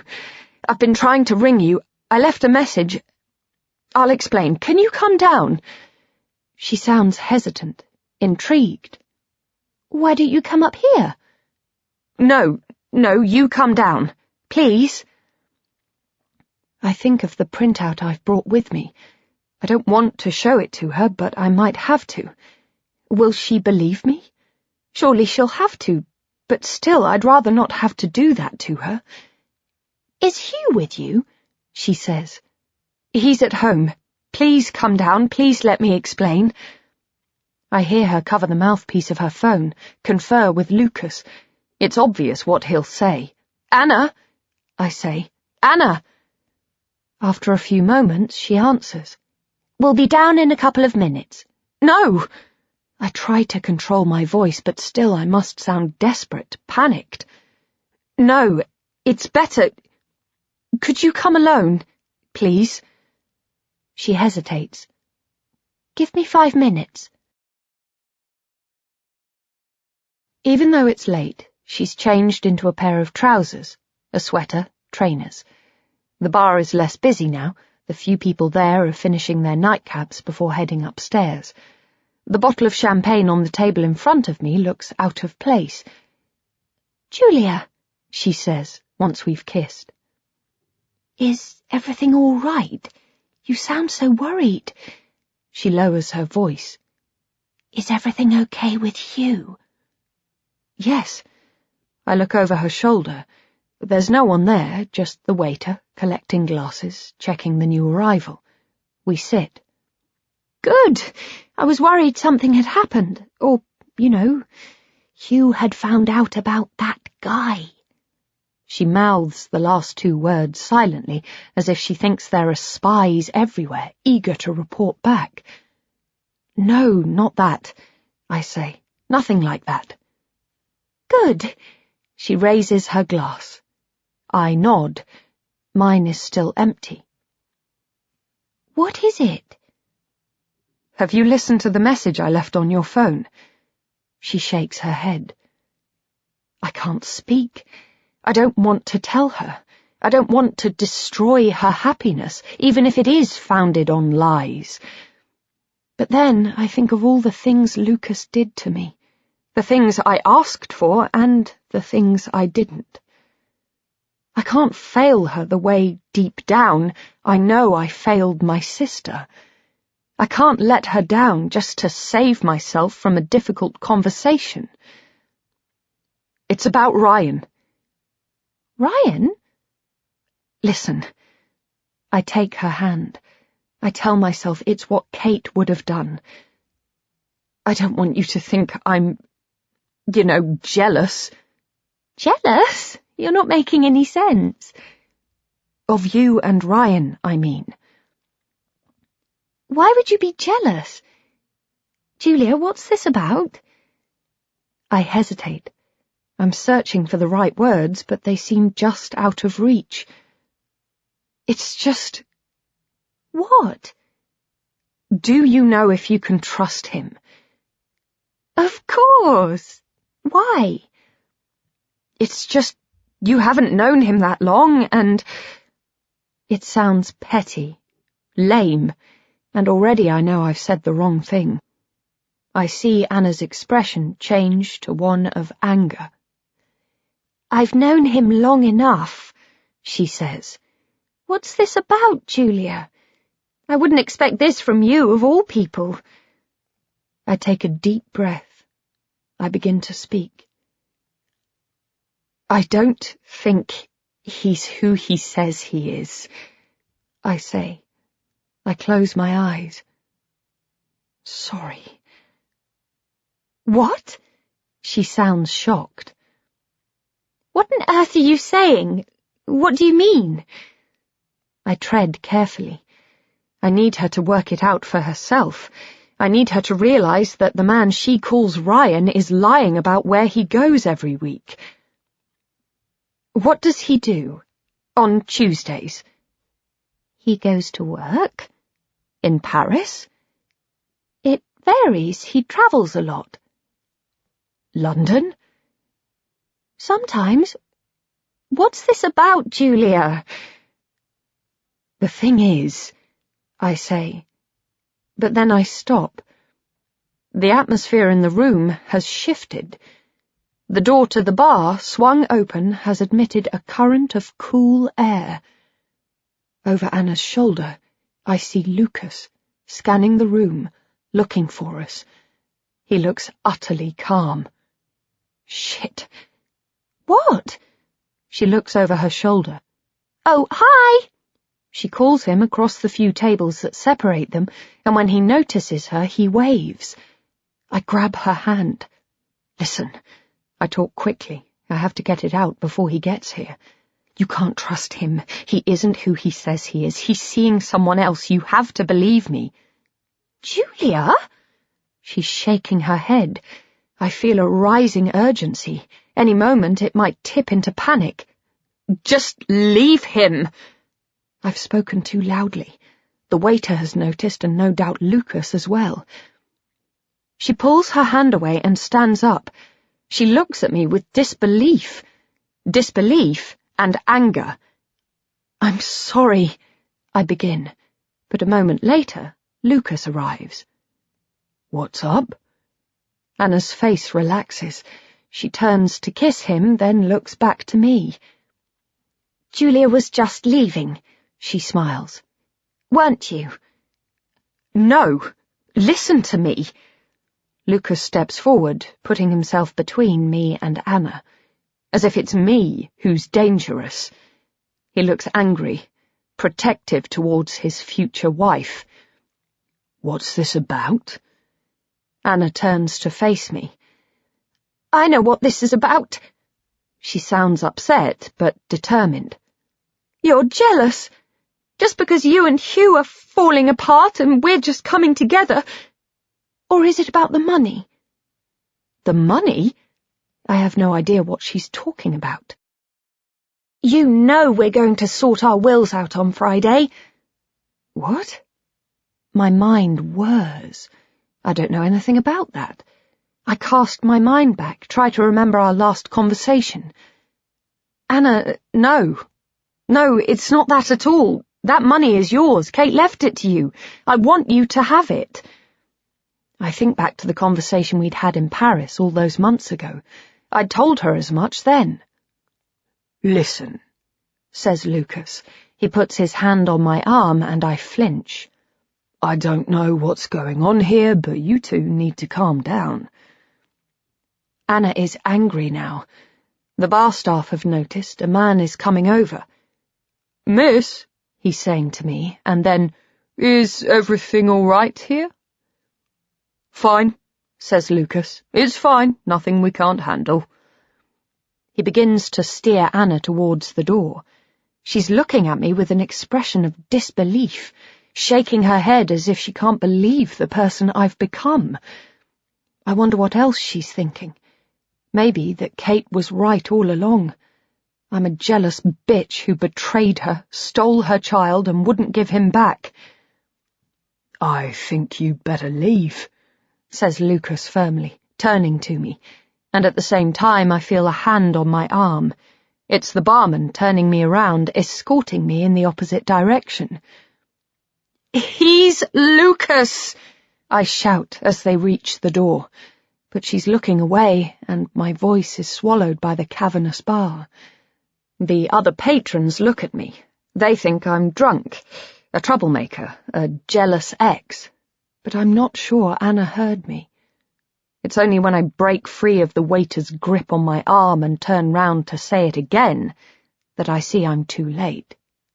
She's gone. I pay and leave. There's nothing else to do, and I can't stay, not after the commotion I've caused. When I reach the car, I open the window, then light a cigarette from the packet I've started to keep in the glove compartment. I think of Hugh. He doesn't approve of smoking in the car, and wish I could be with him right now. I screwed it up. I don't know what I could have done differently, but I screwed it up. I exhale, sit back in the leather seat. I've parked on a side street just off Portland Place and can see the doorway to the hotel framed in the wing mirror. Even though it must be after midnight now, people are still coming and going. I wonder if Anna was right. Maybe it really is all about my sister's money, though not in the way she imagines. I imagine Lucas hearing about Kate's death, moving in on me, but then finding out my sister had left all the cash to her best friend.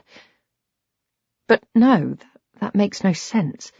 He was definitely seeing Anna first, before Kate died. I'm back to square one. Again, the same thought forms, the one that's been haunting me. It grows. I can't shake it, can't hold it down. It's because I know he lives in Paris now. It rises to the surface, inexorable, unstoppable. It was him. But it can't be. There's Kate's earring. They've made an arrest. Plus, we know the police checked everyone out, all Kate's online contacts. They're satisfied. It can't have been him. So why did he target me then? Or am I not a target at all? Was it just sheer chance? I finish my cigarette, then toss it onto the pavement, through the half-open window. Straight away, I feel the urge to light another. I fight it, but it seems pointless, futile. I have to calm my mind. I have to sort it out. I lift my bag off the passenger seat and begin to rummage inside it. It happens quickly. I don't see him come out of the hotel, don't hear him approach. I'm barely aware of him opening the door. I look up, and he's there. I've gone from alone to not alone in an instant. My heart leaps with sudden terror. "What the—" I begin, but he turns to me. "Surprise." His exclamation is dry and humourless. His face is inches from mine. He smells of aftershave, the one I'm used to, the fragrance of wood, sandalwood, I think, mixed with something else, something medicinal. He looks paler than I remember, his features thinner. I try to tell myself that if I met him now, I wouldn't look twice, but it's a lie. "Lucas," I gasp. My muscle memory kicks in once again. Instinctively, I shoot as far back in my seat as I can, move as far away from him as I can get without opening the door and running. I wonder if that is what I should be doing. Running. "What do you want?" "Oh, sweetheart, don't be like that." His voice sounds thick, not like him at all. "Where's Anna?" I have visions of her upstairs, pacing. I wonder if she knows he's with me. It's possible he's told her he's just popped out for a walk to get some air. He smiles. It's bitter, resentful. "Relax. I don't know what you think is going on, but let me tell you, you're wrong on every count." He pauses. "Anna's upstairs," he says. "I left her in the shower." He grins. I wonder if I'm supposed to find his comments suggestive, sexual, titillating. Is this the game he's playing? The three of us, upstairs, naked? "She knows I'm here. She sent me. She's sorry about losing her temper. She wants you to come up and have a drink with us. Sort things out." He shrugs. "So how about it?" I want to believe him, but I don't. How can I? Anna thinks I've met him for the first time tonight. "Who are you? Tell me what you want." He ignores me. "No? Didn't think so." He turns. "Look, Anna's a big girl. She can look after herself. I don't know why you want to come and interfere." Interfere? "Warning her away? Telling her I'm not who she thinks I am? Maybe I'm exactly who she thinks I am, just not who you thought I was." He looks thoughtful. "Maybe it's you who doesn't know anything about me, not her." He leans towards me. "Anna trusts me, you know. She tells me everything." I think of the printout I have in my bag. I should have given it to her when I had the chance. "Maybe, for now," I begin, but he moves abruptly. He grabs my arm, twisting it as he does so. It's sudden and brutal. I cry out, a scream of shock and pain, and then I'm silenced. "You know," he hisses, still holding my arm, still digging in his fingers.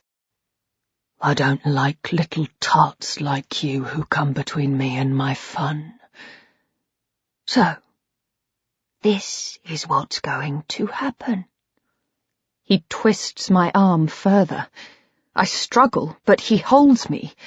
He's using only one hand, yet still it seems easy for him. It feels as if he could snap my arm with hardly any effort at all, as if that's exactly what he'd like to do. I gasp once more. Again, I remember his hands on me, how once they'd caressed the very skin that now screams with pain. "You're going to get the fuck out of my life," he says. "You're going to leave Anna alone, and you're not going to interfere. Get it?" I gather all my strength. I turn to him. Finally, I manage to wrench my arm from his. Or what? I saw you, you know, earlier, getting into the lift. You didn't look that in love to me. I don't know what you're doing, but she doesn't deserve it. She's done nothing to you. She really thinks you love her. I feel his resolve waver, just slightly. I've hit a nerve. But then he speaks. It makes no difference to me what you think you saw. His smile is sickly, thin. And you are going to leave us alone? He seems so certain. Dread fills me. Or what? Or I might just make my private archive a little bit more public. I don't understand what he's saying, yet I feel myself tense. It's as if my body has already worked it out, while my mind lags behind. You're what? Yes, he says. I've got some very interesting photos in my collection. Videos, too. Want to see? I feel myself falling. He seems so totally confident. I'm no one. Nothing. He could destroy me without even having to try. I shake my head. He pulls his phone out of his pocket and scrolls through some screens. Ah, this is a good one. He selects a photograph, and the glow from the screen briefly illuminates the dark interior of the car.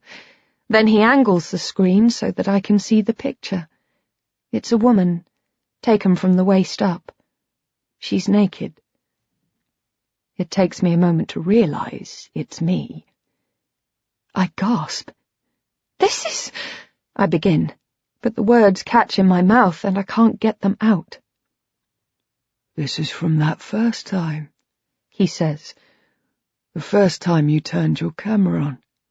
Do you remember? I do. I'd been in my studio, the door locked. I'd angled my camera, stood up. I felt stupid at first, but then I'd become swept up in it until there was just me and him, and the rest of the world had faded to nothing. The betrayal seems absolute. I can't look at it anymore, but neither do I want to look at him. You took it? You kept it? I like having an archive. He shrugs as if it's nothing. For when I'm bored, you know. How dare you! Fury is rising in my chest, but something else, too. A new fear, cold and hard and piercing. If he has this, I think, then he'll have more. He begins to scroll through his phone. I have plenty of others, he's saying. This, for example. Or this. He shows me image after image, a rerun of the past few months, the edited highlights. Almost every time I'd stripped for him because he was bored or horny, and I missed him and wanted to please him. With each picture I sink lower until I feel I'm drowning. The water is closing over me, invading me until I can't breathe. Oh, and this. This one is different, taken in the hotel after we'd had sex. In it, I'm standing up, smiling at the camera. He's caught me as I was dressing. I remember the day he took it. I'd been flattered at the time. He wanted a memento, some reminder of the day. I'd been glad. Yet I remember I'd asked him to delete it. I just feel uncomfortable, I'd said. He told me I was beautiful, that he wanted a picture. Please, Lucas, I said, delete it. Clearly, he hadn't. Now, as I look at it, I'm horrified. It's like one version of me looking at another. Julia looking at Jane. I'd thought I could keep them separate, in boxes, locked away, but I was wrong. Things have a habit of escaping. Another wave of despair hits. None of it was real. From the beginning, it was based on a lie, an illusion of love. Anyway, you get the general idea. You bastard, I whisper. Even this word feels wholly inadequate after what he's taken from me. Oh, come on now. These pictures are great. You should know. It'd be very selfish of me not to share. His hand goes to his pocket again. When he takes it out, he's holding a memory stick. He holds it up. Here's your copy, for example. I stare at it, but refuse to take it from him. No? You might as well have it. There are plenty more. He smiles, then puts it between us on the dashboard. But you're in half of these photographs. Why would you share them? I'm in some of them, yes, but not all. And in any case, I don't have a child. I'm not married to a surgeon. I think I'd just about get away with it. He smiles. Just think. He shakes his head, tutting. Imagine what the press would say. The Mail, top surgeon's wife in sex scandal. It might even go viral, don't you think? I don't reply. He's right. The future collapses in slow motion. On top of the complaint against Hugh, it would be too much. I see the scandal, our friends turning away from us, Maria, Carla, all of his colleagues. I imagine myself walking down the street, feeling people's eyes burning into me, not knowing what they'd seen, what gossip they'd believed. He's won, I think, and there's nothing I can do. He has Anna. He will get his hands on my sister's money, and then he'll abuse and mistreat Anna the way he has me. He hasn't finished, though.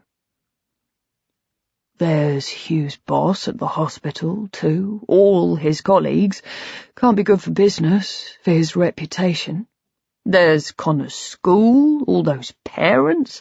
I can't imagine it'd be too difficult to get hold of their email addresses. Oh, he says, as if something's just occurred to him. I just remembered. There's all those porn websites I can upload these to. Hot amateur.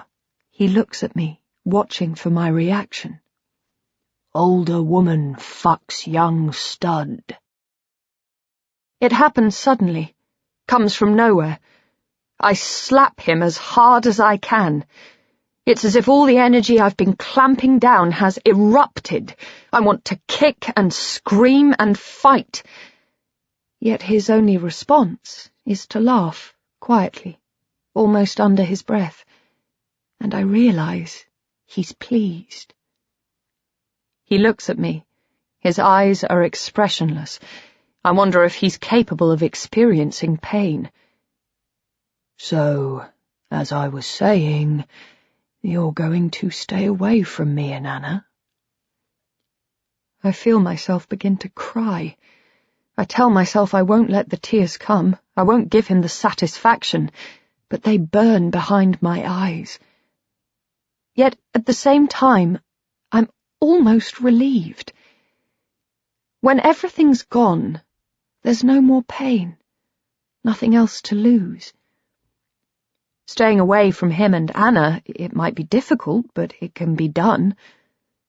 Plus, he says, why not have a think about how much these pictures might be worth to you? I mean, I know your sister left a bit of money to Anna, but I understand there's a lot more that's gone to your son. You bastard, I say again. He turns to open the door. The temperature in the car seems to drop as he moves away from me, and the rest of the world rushes in. I ought to be going, he says. Anna will be wondering where we are. Plus, I guess you've got a lot to think about. I'll tell her you were still upset you had to get home to Connor. Something. I want to give up, to let him go. But then I think again of Kate, and I know what I have to do. I'm strong enough. This year has taught me that, if nothing else. I'm stronger than I think. Wait. He pulls the catch, but doesn't step out. He turns to me instead. What? Anna trusts me. Now I've made my decision, my voice is strong, defiant. She'll never believe you, not if I tell her what you're doing. He closes the car door. Tell her whatever you like. The truth is, Anna is beginning to think you're a bit crazy. Sick. She thinks your sister's death might have sent you off the rails. That perfect life you had. And now... His hand goes to his pocket. She thinks you're a little bit unpredictable. A tiny bit jealous, perhaps. Which, of course, you are, though she doesn't know why. I think back to the time I spent with Anna in Paris, to all the conversations we've had over the months. He's wrong. You're lying. Whatever makes her think that? I guess this doesn't help. He holds his hand up between us. He's holding something. It must have been in his pocket. It takes me a moment to realize it's a knife. I'm overcome with panic. I try to back away, but the car is cramped and there's nowhere for me to go. It happens in an instant.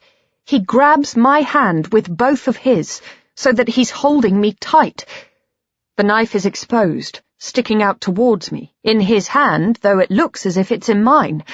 I struggle to free myself, thinking he's trying to stab me, and he begins swinging my hand left, right, back again.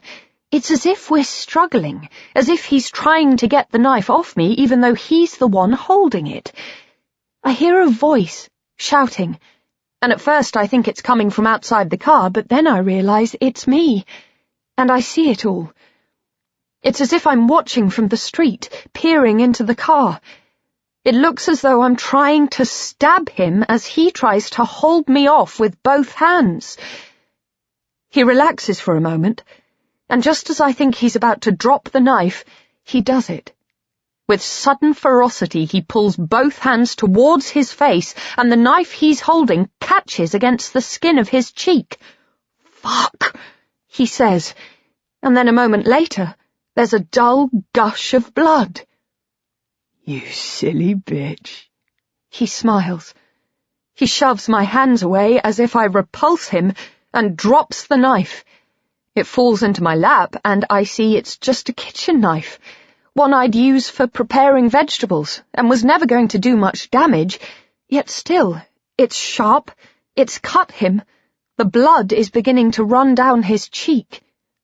"You tried to stab me!" He scrabbles as if he's trying to get away from me, then he's stumbling out of the car. I'm speechless. Dumb. There are a couple outside the car, a man and a woman. They peer in, trying to see what's going on. My mouth opens and closes. Pathetic. I can see the wound on his cheek is a scratch more than anything, but still the blood pours.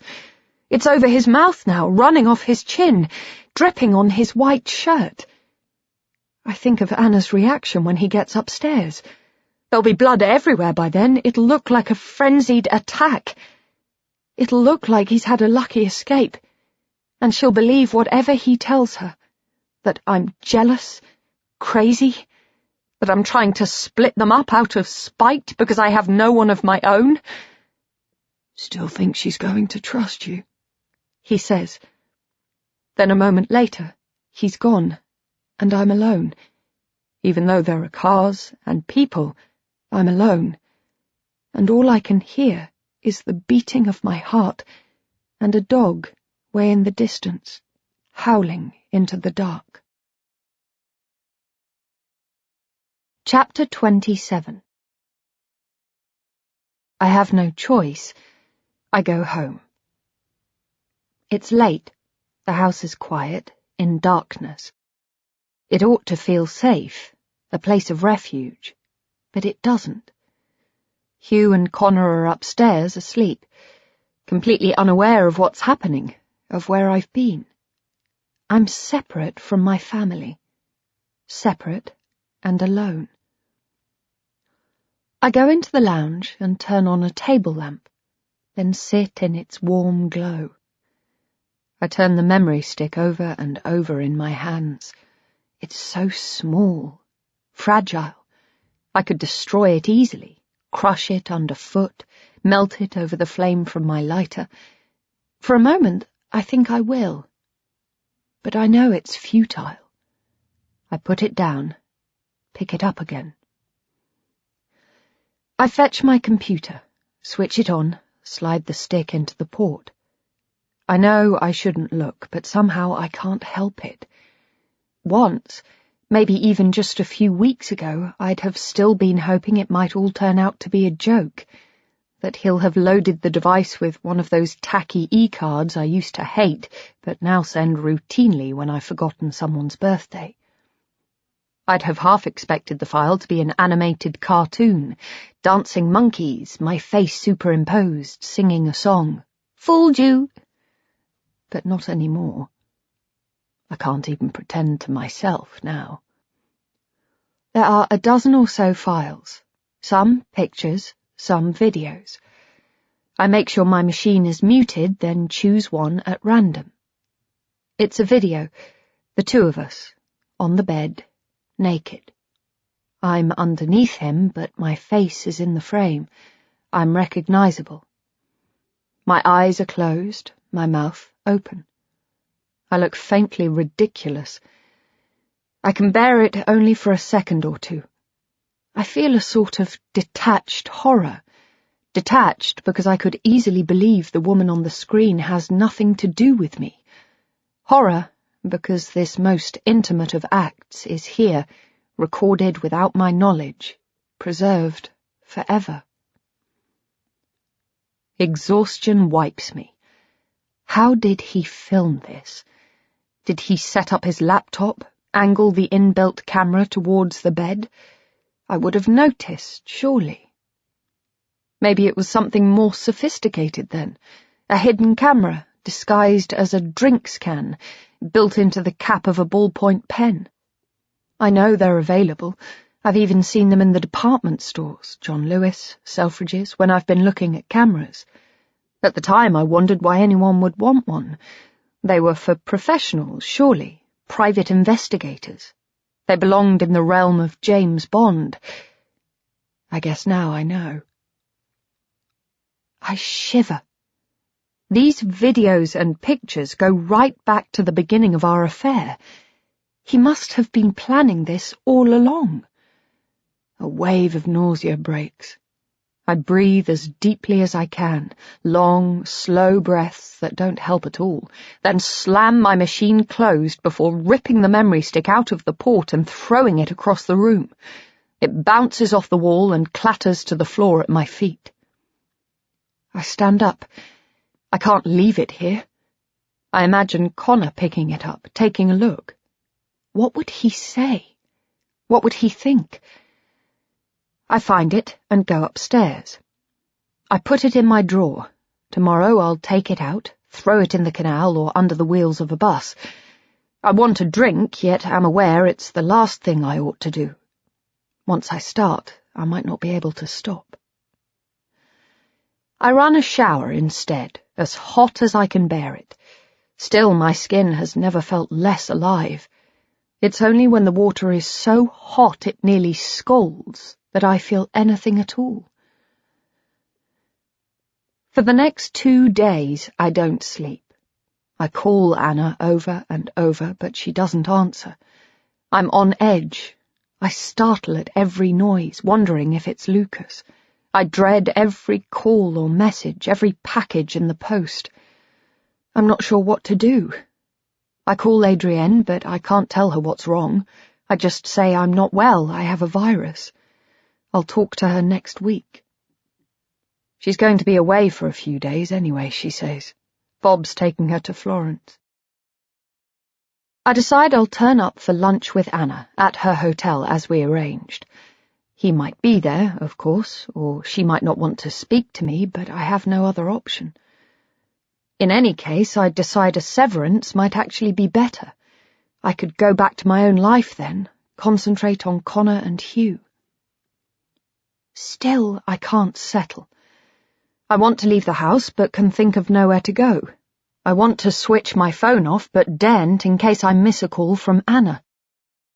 By Thursday, Hugh has noticed. He tells me I need to get out, to do something to take my mind off Kate. You've just taken a step backwards, he says. He thinks the grief has returned, and in a way, he's right. There's the grief he knows about, and also the grief he doesn't. I take Connor out for supper. I choose a bun-free burger and a salad, though when I look over at Connor's meal, all melting cheese and twice-fried chips, I wonder why I'm bothered. My life is falling apart, my affair about to be exposed in the worst possible way. What do I care what I look like, what I eat? Perhaps Kate had the right idea. Eat, drink, fuck who you like, and never mind the consequences. And then die. I reach over and grab a couple of Connor's fries. He looks up from his phone, his brow furrowed, his face a picture of mock indignation. "Mum?" he says, but he's laughing. It's a tiny moment of pleasure, seeing him happy. I wonder if it's the first time since we told him they'd caught Kate's killer. I nod at his phone. "What are you up to?" I say. He puts his phone back on the table, within reach, face down. It buzzes almost straight away. "It's just Facebook, and I've got a chess game going." "With Dad?" "No, Hugh only likes to play in real life." "Hugh?" I'm shocked, momentarily. "He said I could call him that if I wanted. He said he didn't mind." It bothers me. He's growing up, but also pushing away from us. The first is inevitable, but like every parent, I'd hoped to avoid the second, for a little while longer at least. But in a way, it's good to be upset by this. After the horrors of the last few days, the worry about Anna and the pictures Lucas has on his computer, this is something mundane and easily sorted. It feels normal, family stuff. Just don't ask to call me Julia. I'm Mum, I want to add. Okay. I smile. I want him to know I understand, that I remember being a teenager, that desperate hunger for adulthood and responsibility. I want him to know I'm part of his world, that I love him. He takes a huge bite of his burger. Juice runs down his chin. He wipes it with the back of his hand, and I pass him a napkin. I can't help myself. He takes it from me, but doesn't use it. I pick at my salad, casting around for something to talk about. "How's football?" "I was picked for the team again. I'm playing next Saturday." He pauses, then says, "Oh, did I tell you?" I put down my fork. The noise in the restaurant seems suddenly to increase. He's looking at me, expectantly, his eyebrows raised, and I shake my head. He takes another bite of his burger, a few fries. "Well," he begins. I'm about to tell him to please finish chewing before beginning to speak, but some kind of premonition stops me.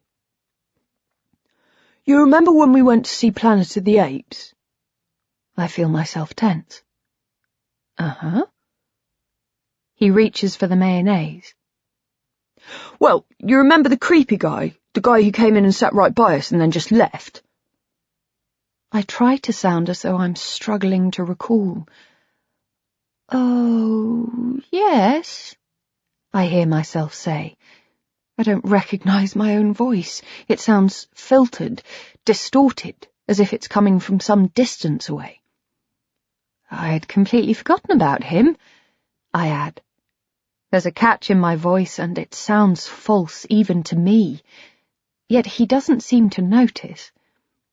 I watch, silently, bile rising to my throat, waiting for him to continue as he squirts mayonnaise onto his plate, then goes for the ketchup. As he speaks, he mixes the two to a marbled pink mush. I want him to hurry up with whatever he's got to tell me. "Last night, I saw him again," he says. "You remember I went bowling with Dylan and Molly and the others? Well, he was there, over in the next alley." He picks up a handful of fries, dips them in the pink sauce. "I noticed him first of all because it looked like he was there on his own. You know, no kids or anything. We thought he was waiting for someone, but nobody turned up. He just stood there, bowling by himself. Then he left. Weird, eh? I mean, who does that? Molly thought he looked like a pedo." My head begins to spin. I flush as if all the blood in my body were rushing to my head and neck. Then a moment later, everything, Connor, the rest of the restaurant, begins to recede, as if disappearing down a tunnel. "Mum," says Connor, "are you okay?" I reach for the glass of water in front of me. It's cool to the touch. I bring it to my mouth. The movement is mechanical. I do it without thinking. I sip, and some spills from the overfull glass. I barely notice. It's as if I'm watching myself from the other side of the room. "Mum," says Connor, more urgently. He looks worried, but I can do nothing to allay his fears. My head spins with images of Lucas. I should have known. I should have protected my son. I've let him down, just like Kate and Anna. I force myself back to the present. Yes. I realize water is dripping down my chin. I wipe it. "I'm fine. Sorry, go on." "Well, that's it. He just turned up and bowled and—" Another rush of panic hits. "How did you know it was him?" "Oh, you know." He picks up another couple of fries. I grab his hand. "Connor, how did you— Are you sure?"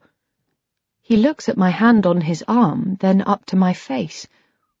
"Yes, Mum, I recognised him. He was wearing the same cap. Remember, the Vans trucker? It was a classic patch." I don't know what he's talking about. I must look puzzled. He seems to be about to describe it to me when he changes his mind. "Anyway, he had the same cap on." "You're sure?" "Yes." "Did he say anything to you?" "Not really." Anger begins to displace the panic. Anger with myself, with Lucas, with Connor. "Not really? Is that not really yes or not really no? Which is it, Connor?" My voice has risen in both pitch and volume. I fight to control it. "He just said sorry." Already he sounds resentful, sulky. He's looking at me as if I've gone crazy. I can see he wishes he hadn't mentioned it. "He spilled his beer over me, that's all. It was an accident. Anyway—" It's clear he wants to change the subject, but I ignore him. "So what did this guy say?" He sighs. "Oh, he said, 'Hey dude, I'm sorry,' that was it. That's one of the ways I knew it was the same bloke, because that's what he'd called me in the cinema. Dude. No one says it anymore." He sips his milkshake. "Can you let go of my arm?" I hadn't realized I was still clutching him.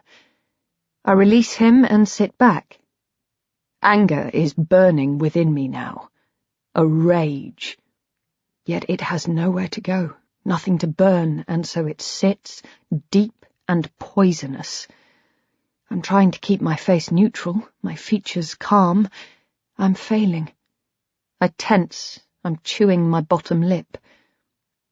A question comes to me with an awful, sickening lurch. I now know Lucas has been following me on the iPhone app, but how did he know where my son would be? How did he get to Connor? I sit forward. Who knew you were going bowling? I say, trying to keep the panic out of my voice. Who did you tell? No one. Why, Mum? Don't be ridiculous! I'm almost shouting. You must have told someone. Mum? Molly and Dylan? They knew for a start. Who else was there with you? He looks at me. His expression is odd, almost fearful. Dylan's dad took us. When? The questions come thick and fast. When did you arrange it? Who did you tell? Connor, who knew you were going? Jesus, Mum! Some of the guys, you know. We invited Sahil and Rory, but they couldn't come. Oh, and I guess Molly might have invited a few people, and I guess Dylan's dad might have told Dylan's mum, just possibly. His voice has a new note, one I haven't heard in him before. Sarcasm. There's no need for that attitude. He ignores me. And I probably told Evie, and I suppose I just might have posted it on Facebook, so there's all the people who follow me there, and I interrupt him. Who follows you on Facebook? I don't know, friends of my friends, people like that. Something begins to coalesce in my mind. All the way through, Lucas had always known more than I thought I'd let him know. I now know he was tracking my location moment by moment, but I've never worked out how he knew the other details. The fact we were planning on going to a cinema at all, what film we were going to see, Hugh's name when I'd only ever called him Harvey. And now I think I know. If he was following Connor's posts, and Connor was posting everything, an awful thought occurs. Could that be how he'd figured out Paddy's last name, too, and where he lives? I can see how it might be. Connor might have mentioned our guests by name, and from there a quick search, Maria, Hugh, surgeon, would lead to a surname. He could then easily look at Paddy's Facebook page, or LinkedIn, or whatever else he might use. Give me your phone. Mum? He begins, but I silence him. Give me your phone, Connor, now. He passes it over, and I tell him to unlock the screen, to open his Facebook profile. I can see he wants to fight, to protest, but he knows he's not old enough to stand against me, yet. I hold my hand out for him to give me the phone back, but he tosses it onto the table. I pick it up. I scan through his updates. Most days he's posted several. There are too many to check, and many of them I don't understand. Messages to his friends, in-jokes, gossip, chat about the football, or things he's watched on TV. I go back, rewinding through the year, to the summer, and I see what I'm looking for. Off to Islington View, says one. With my mother. I scroll back further, to older messages, realizing as I do how used I am to reading things in backwards chronology. A few messages later, I see, family trip to the cinema tomorrow, Planet of the Apes. Who are you friends with? I hand the phone back to him. Show me. He begins to protest, but I interrupt. Connor, show me now. He hands back the phone. There are hundreds of people following his updates, some whose names I recognize, but many I don't. I scan them quickly, and after a moment I see it. David Lagos. Without warning, I flash back on my first conversation with Lucas, back when things had felt simple, manageable. The surname is the same as his username back then. Whatever hope I'd had, that I was mistaken, that I was wrong, collapses. I hold the phone out to him. Who's this? I shout. Who's David Lagos?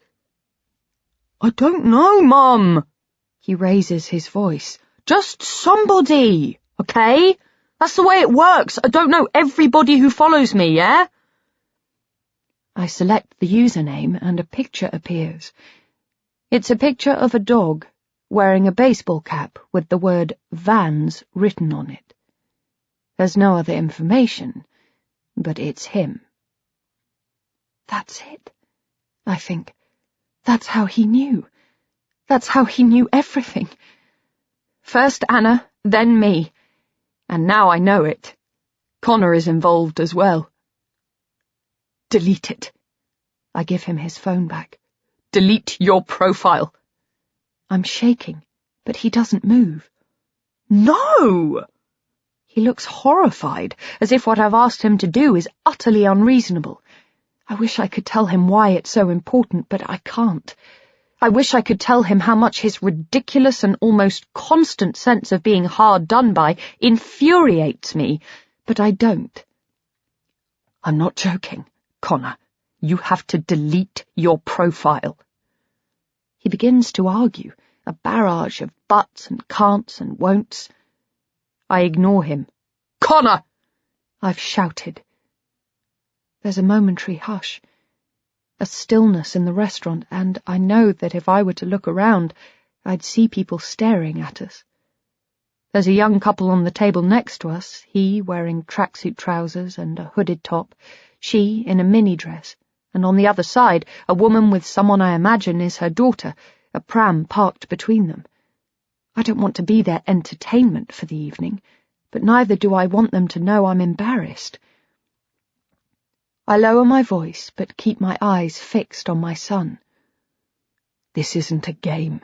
I'm telling you, delete your profile. Now. Or else I'll take your phone off you and you can go back to using your old one.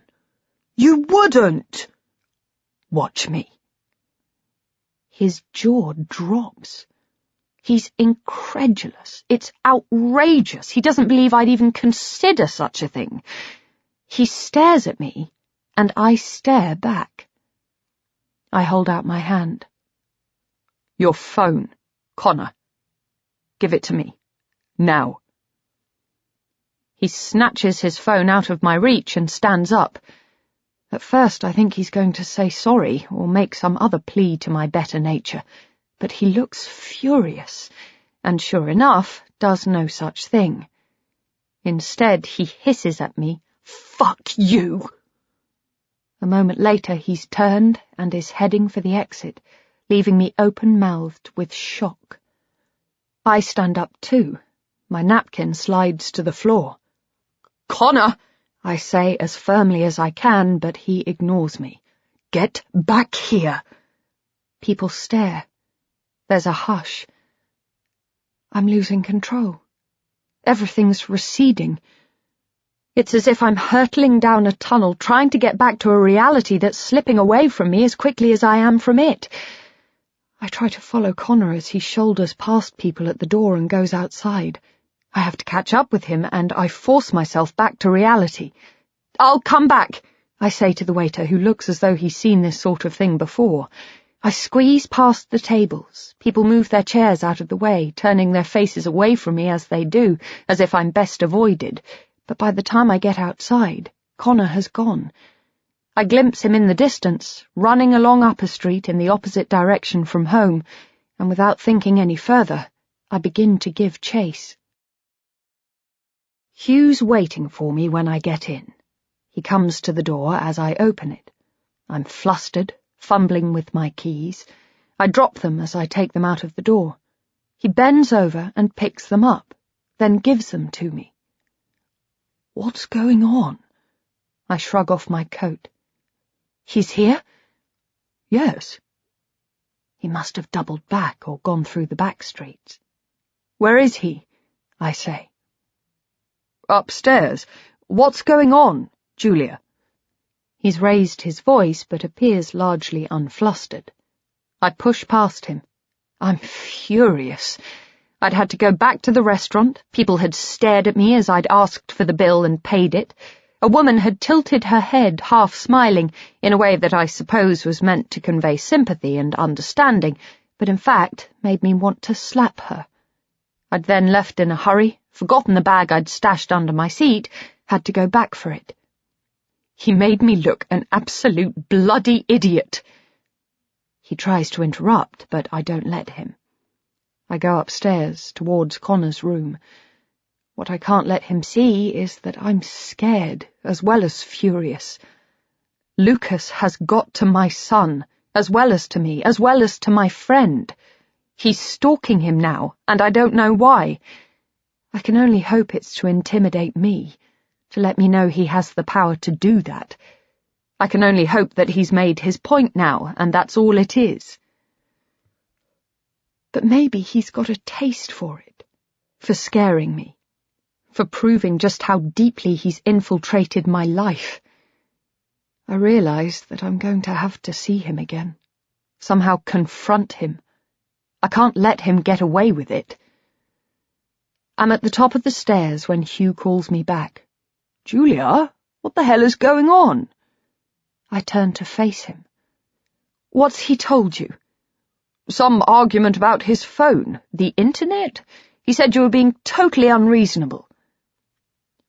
I could tell Hugh, I think. I could tell him everything. Lucas would have no power over me then. But it would end our marriage, and Connor wouldn't be able to cope with that, not on top of his mother's death. I might lose him too, if it all came out. I have to protect him. I promised Kate I'd put him first, always. I told her that he was the world to me, when we first had him, and then again and again when she was trying to take him back. To let him down now would be the final betrayal, the ultimate failure. "He's grounded." It's a punishment, for leaving me in the restaurant, for using Facebook to tell the whole world about my life. But then I realise it would also be a protection. If he can't go out, Lucas can't get to him. I mean it. Hugh stands still. He shrugs as if to say it's up to me, but then says, "Is it really that important?" It enrages me even further.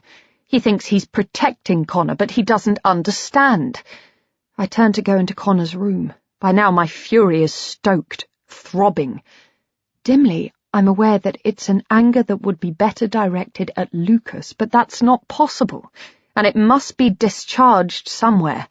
And so, here we are. "And I'm taking his phone," I say, adding, "That's all there is to it," as if he were about to argue. Connor has closed his door, of course. I knock, but it's perfunctory. I'm opening the door before I've even finished telling him I'm coming in. I don't know what I expect to see. Him lying face down on his unmade bed, perhaps, wearing headphones, or lying back to stare grimly at the ceiling. But what I do see surprises me. The room is even more untidy than usual, and he's standing at his bed, frantically stuffing the contents of his chest of drawers into the sports bag he has open in front of him. "Connor?" He looks up, his face grim, but says nothing. I ask him what he thinks he's doing. "What the fuck does it look like?" "Don't you use language like that with me." I'm aware of Hugh arriving at my side, though he hangs back slightly. This is my argument, and he won't take sides until he's sure which one he should be on. The room is silent for a moment, thick with venom and animosity. Connor mutters something. Again it sounds like, "Fuck you," though that might be my imagination finally refusing to give him the benefit of the doubt. "What did you just say?" I'm shouting now. I can feel my heart in my chest too fast, preparation for the fight. "Julia," begins Hugh at the doorway, but I silence him. "Connor Wilding, stop what you're doing right now!" He ignores me. I go over, snatch the bag off the bed and toss it to the floor behind me. He raises his hand as if he's about to strike me, and I look in his eyes and see that he'd like to. I grab his wrist.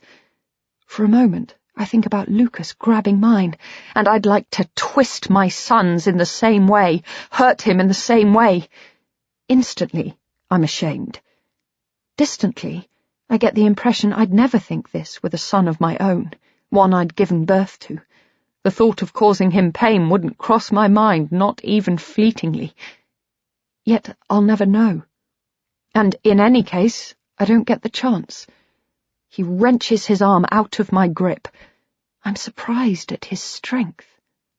"You stupid little boy!" I can't help it. I can feel Hugh bristle behind me. He takes a step forward, is about to speak, I get in ahead of him. Where do you think you're going to go? Running away? At your age? Don't be so ridiculous. He looks wounded. You think you'd last more than 5 minutes? I'm going to see Evie, he yells, his face inches from mine. His spittle falls on my lips. Evie? I start to laugh. I'm regretting it already, but somehow powerless to stop speaking. Your girlfriend? Yes, your girlfriend who you only talk to online. His face falls. I can see I'm right. His voice cracks.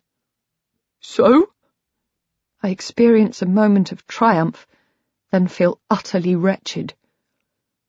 Are you even sure she's who she says she is? I mean it to be a genuine question, yet it comes out as a sneering accusation. Julia? Hugh's taken another step forward, is by my side now. I can feel his heat, the faint aroma of his body after a day in the office. Enough, he says. He puts his hand on my arm and I shrug it off. There's a long silence. Connor stares at me with a look of absolute hatred in his eyes. Then he says, For fuck's sake, of course she's who she says she is. That's enough of your language, says Hugh. He's picked his team. Both of you just calm down. I ignore him. You've spoken to her, have you? Or are you just Facebook friends? My tone is supremely condescending, as if I find him pathetic. I don't. It's me I'm really talking to. I did exactly that. Fell for someone on the internet. It's myself I'm furious with, not him. I try to calm down, but I can't. My anger is unstoppable.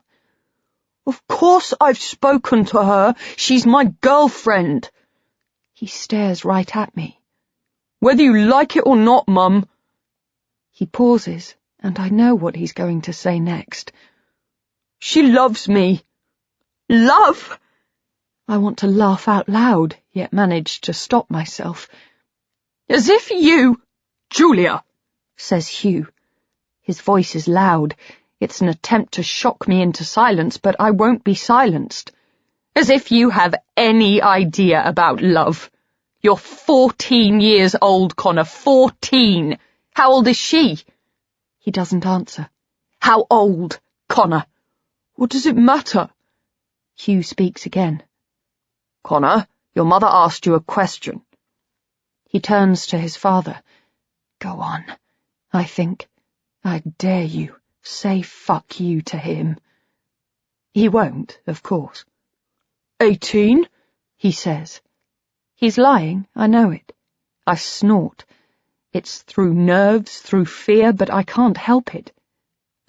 18, I say. No, Connor. No way can you go and see her. No way. You can't stop me. He's right. If he were determined enough, then there'd be nothing I could do. Where does she live? He says nothing. Connor, I say again. Where does she live? He remains silent. I can see that he won't tell me. I'm guessing from the bag that it's not up the road, I say. So how are you going to get there, eh? Connor knows he's beaten. He can't survive without me. Not yet. I want to go and see her. His voice rises. It takes on a pleading edge, and I'm taken back to when he was a child, to when he wanted an ice cream or another bag of sweets, to stay up late to watch some show on TV. Everything else this year's been shit, he says, except for her.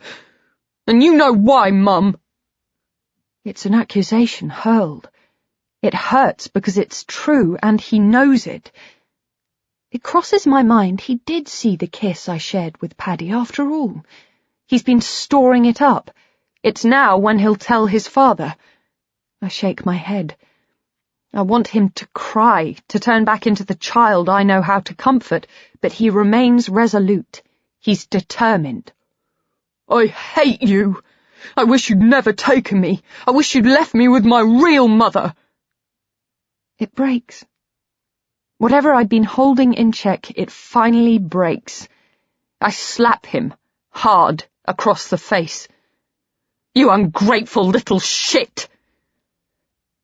I hate myself as soon as it's out of my mouth, but it's too late.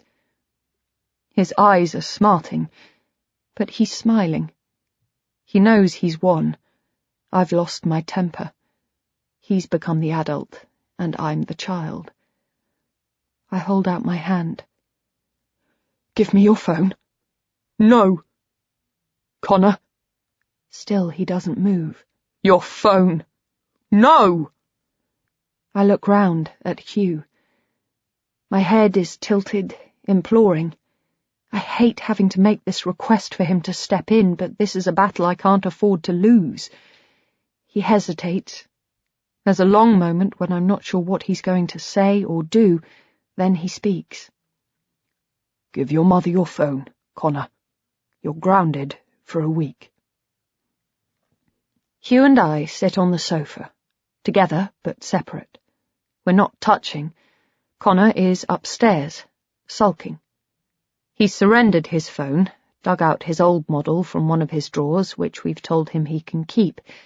It has no internet connection. He can make calls, receive texts, take pictures, but that's it. No Facebook, no Twitter. We've left his computer in his room, but I've told him he has to delete every friend he doesn't know in real life. He complained, but I told him it was that, or I'd take away his computer altogether. He's behaving as if we've cut off a limb. So, I begin. Hugh looks at me with something like pity. There's a calmness in the room, despite the music Connor has insisted on playing loudly upstairs. In an odd way, it's refreshing that Hugh and I are united on something. It'll blow over, I promise you. Shall I tell him? I think. I could, even though it would end it all. My marriage, this life I've built, my relationship with Connor, all of it would go. Yet still I imagine it. I'd take his hand, look him in the eye. Hugh, I'd say, there's something you need to know. He'd know, of course, that something was wrong, that it was something bad. I wonder what he'd think. I'm ill. I'm leaving him. I want to move out of London. I wonder what his deepest fears are, where his mind would race. Darling, he'd say, what is it? And then I suppose I'd say something about how I love him and always have, and that hasn't changed. He'd nod, waiting for the blow, and then, eventually, once I've prepared the ground, I'd tell him. I met someone. And we've been having sex, but it's over. And it turns out that he was already engaged, to Anna of all people, and he has pictures, and now he's trying to blackmail me. What would he do? We'd row, of course we would. Things might be thrown. He'd blame the fact that I'd had a drink, I guess, and my duty would be to let him explode, to let him be angry and accuse me of whatever he wanted, to duck the crockery and to remain silent while he blows off his rage and Connor hears it all. And then, if I'm lucky, we might be able to figure out what to do, how to stay together. Or, just as likely, if not more so, that would be it. I've betrayed him. I know what he'd say. He'd tell me I could have let him help me cope with Kate's death, but instead I'd run. First, in Paris, I ran to the bottle. Back here, I ran to the internet, then to bed with a stranger. I've no doubt he'd help me to sort out whatever mess I'm in, help Anna, but that would be it. Our relationship would be over. And he'd want to take Connor, and Connor would want to go with him, and I'd be powerless to stop them. My life would be over. Everything gone. Even the thought of it is utterly unbearable. This Evie, I say. The girlfriend? You know he's never met her, Hugh. Doesn't that bother you? It's just what they do, isn't it? Do we even know she is who she says she is? What? You hear stories these days. I'm treading carefully. This is a story he can't know I'm part of. All kinds of things, I say. There are horror stories. Adrienne's told me, kids being groomed. Well, Adrien can be a bit melodramatic at times. He's a sensible boy. It happens, though. I picture Lucas, sitting at a computer, talking to my son. We don't even know she's a girl. You're the last person I'd have thought would have been bothered about that. I realize what he means. No, I'm not talking about him being gay. I could cope with that, I think. That would be easy compared to this, at least. I mean, do we even know this Evie is the person Connor thinks she is? She might be older, a bloke, anything. I realize I'm closer than I thought to telling him. It'd be easy now. I could just say it. I think I know who it is. I think it's this guy. I'm sorry, Hugh, but... Well? He draws breath. I've spoken to her. A mixture of emotions hits at once. Relief, first, that Connor is safe, but also annoyance. Hugh has been allowed into a part of our son's life to which I've been denied access. What? When?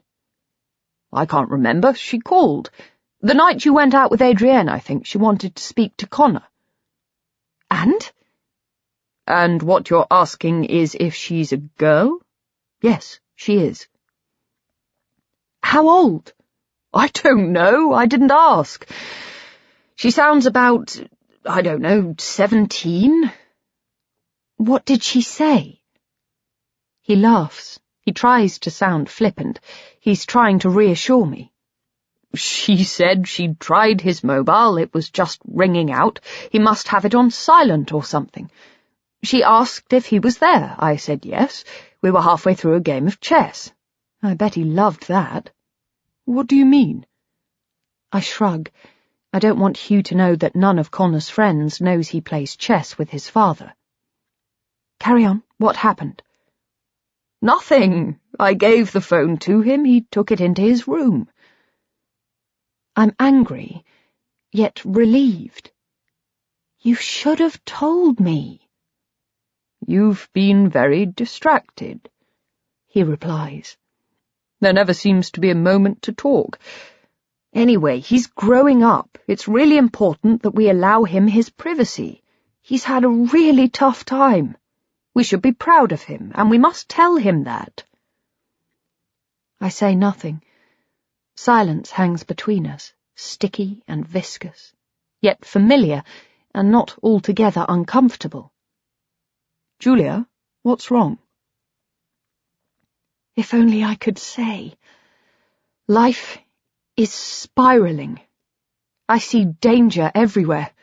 I'm paranoid, hysterical. I don't speak.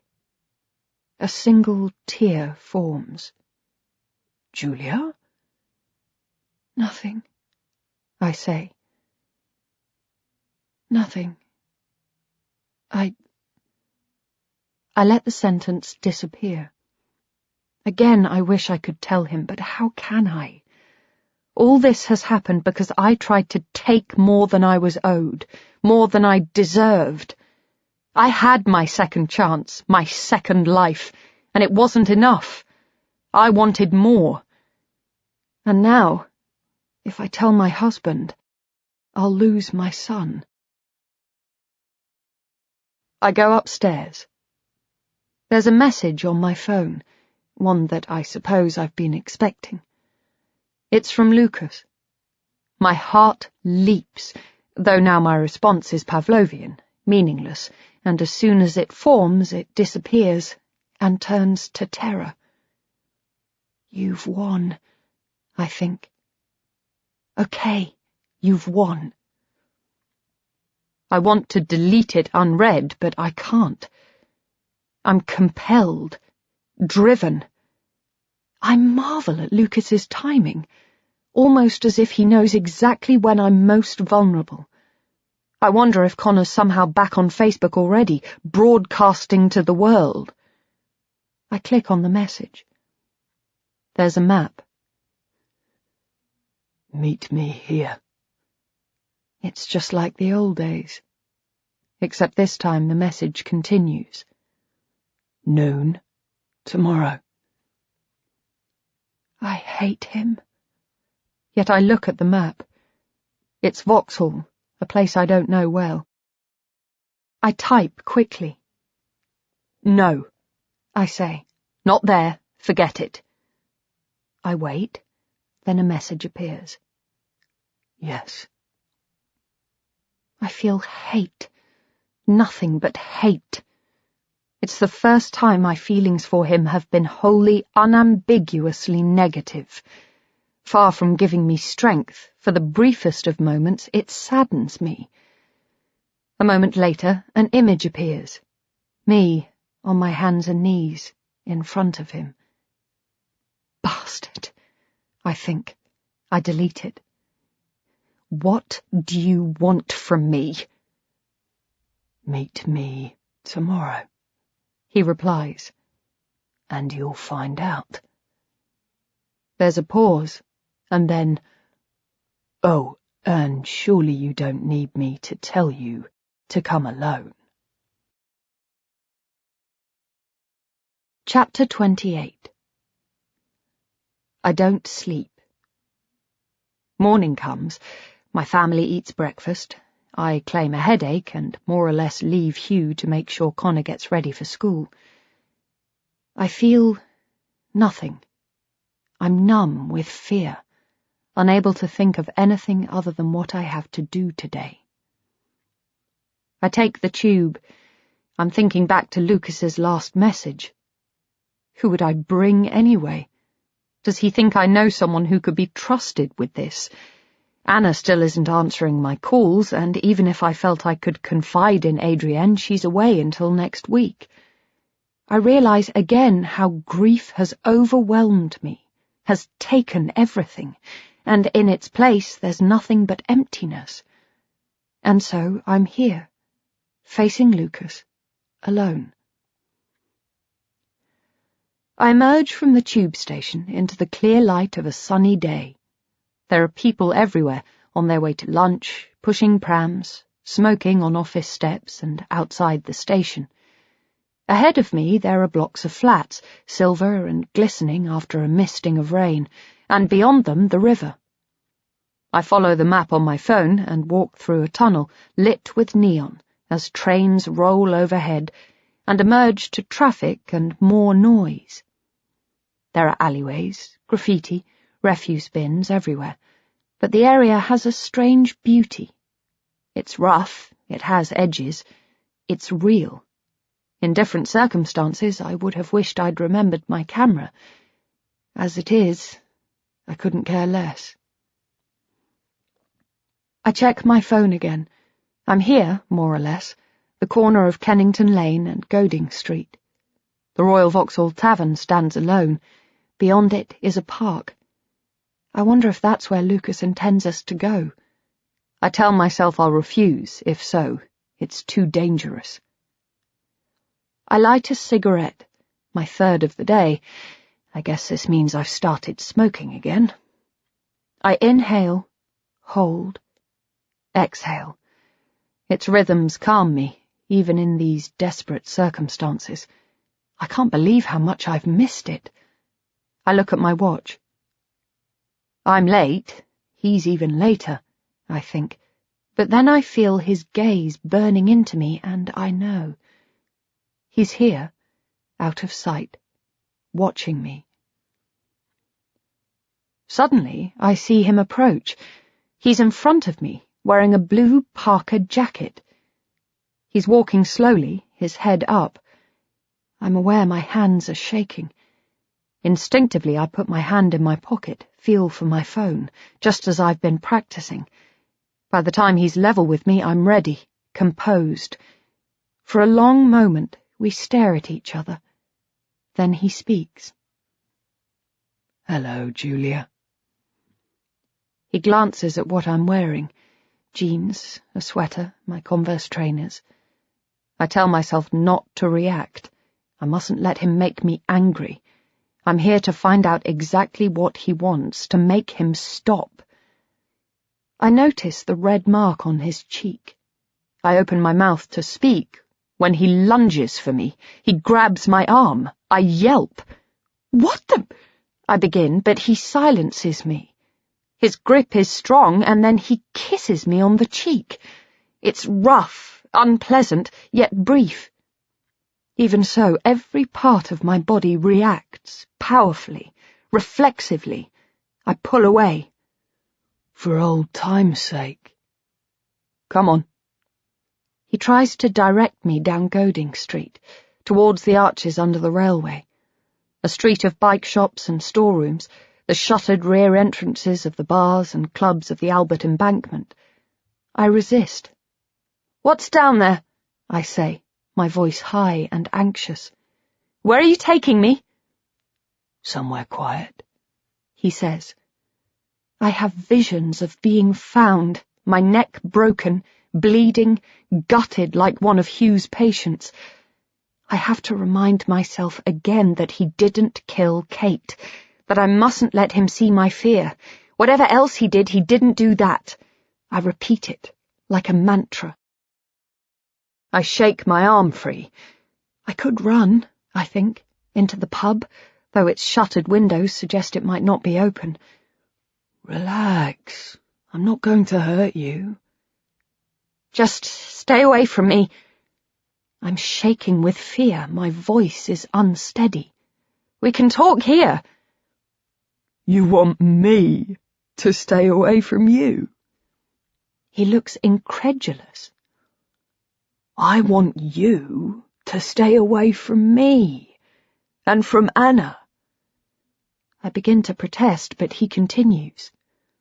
"You're the one who's messaging me non-stop, who's ringing me up day and fucking night over and over. I had to change my fucking number just to get rid of you." I stare at him. We're both totally still, as if locked in stalemate. Then I speak. "No," I say. "No." "So, you're the one who won't leave me alone." He points to his cheek. "I mean, look at this. Crazy. You're crazy." The wound has healed, more or less. It's superficial. Soon it won't be visible at all. "You did that!" He laughs. "Are you mad? I brought the knife down with me to protect myself, not so that I could stab myself. I didn't know you were going to lose it and try to grab it out of my hand." "No. No. No." I take a step back.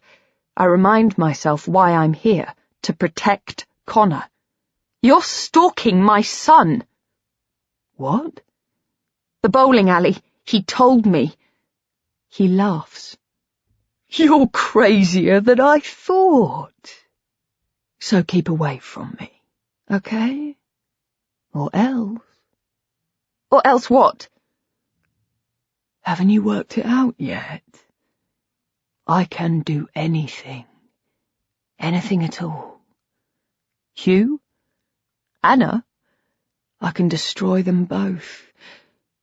Unless there's a way you could make it worth my while not to." "You're wrong." I try to keep my voice steady. I want it to have a strength I don't feel. I want him to think I'm telling the truth. "You think I care, but I don't. Hugh and I are only staying together because of Connor. I've already told him all about you. He understands, so—" I shrug. "What you're trying won't work. Show those photos to anyone you like." Anyone? I nod. Really? Yes. How about Connor? I try not to recoil, but I can't help it. He sees it. "Connor's grounded. You won't get near him again, coincidentally or not." Oh, don't worry. Me and Connor, we have history now. We're virtually friends. I feel a chill. What does he mean? Is there something else, something I don't know about?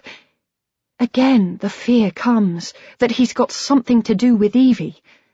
I have to remind myself that Hugh's spoken to her. In real life, he's heard her voice. It can't be Lucas. I have to remember that. "You don't scare me." Don't you get it? You and me. It was fun while it lasted, but now I just want what's owed to me. You have to back off. I'm having my fun with someone else. You have to get it into your stupid head that it's over. I'm shocked. Anna, you make her sound like an object, but you asked her to marry you. There are lots of different types of games, you know. He's a few feet away, a little further than arm's length. It might not be close enough. I step towards him. I raise my voice. "What are you doing with Anna? Really? I know you're using her. You don't love her, like you didn't love me." He's smiling.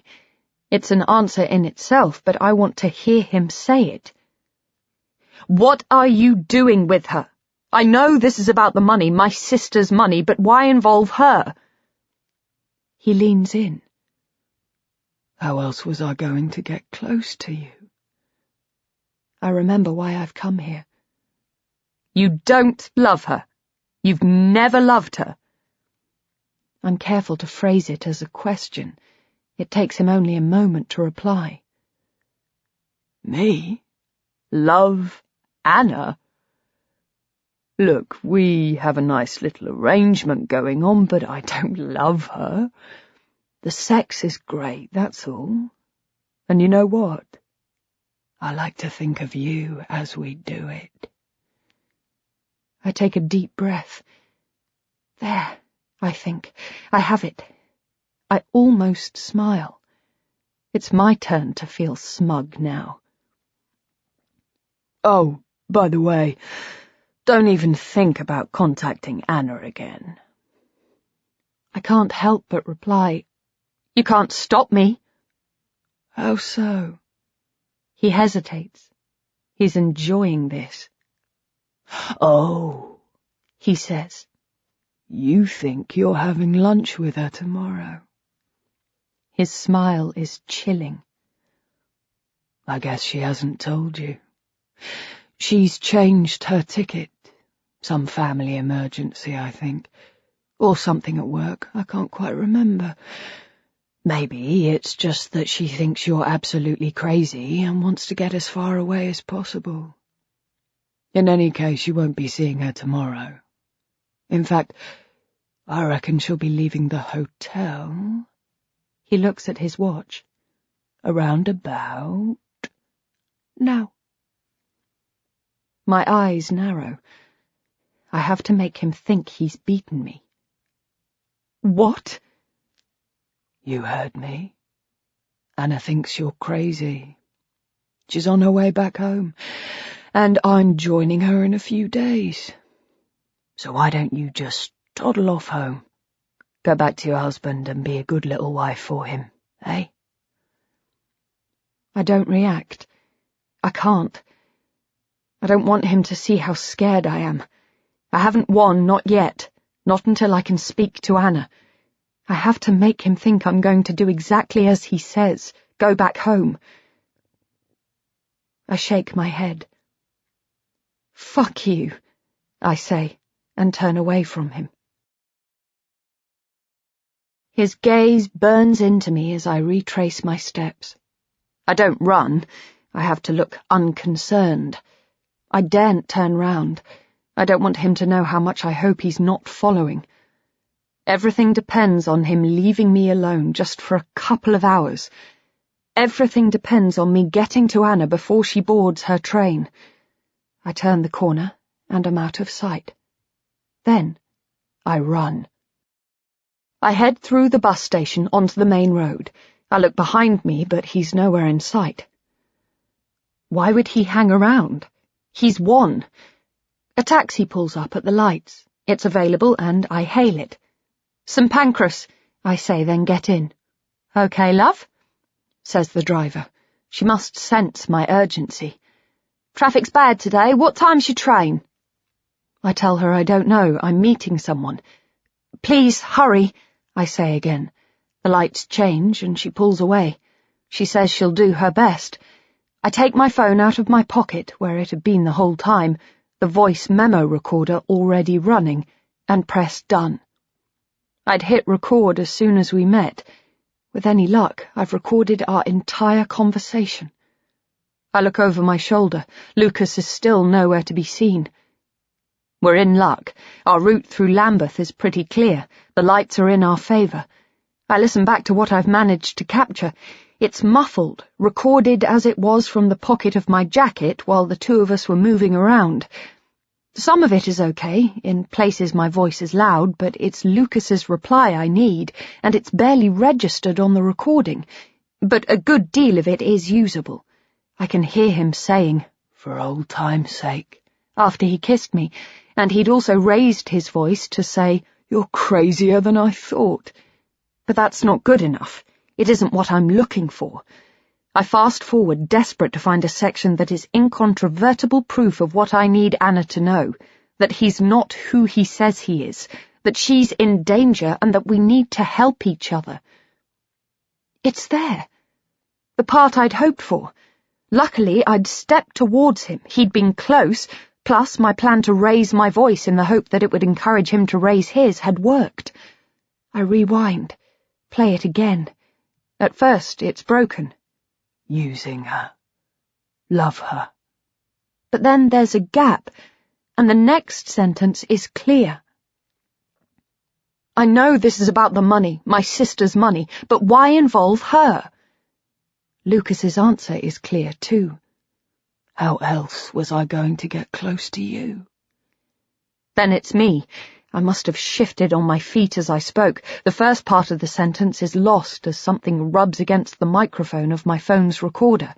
I recognize my own voice, but what I'm saying is all but lost. Only one word is audible. Her. It shouldn't matter, though.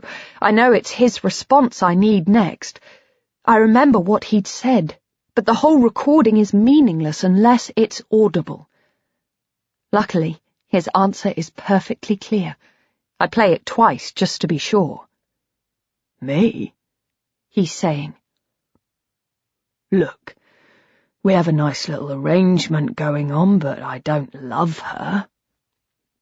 I close my eyes as if in victory, then rewind and listen to it a third time.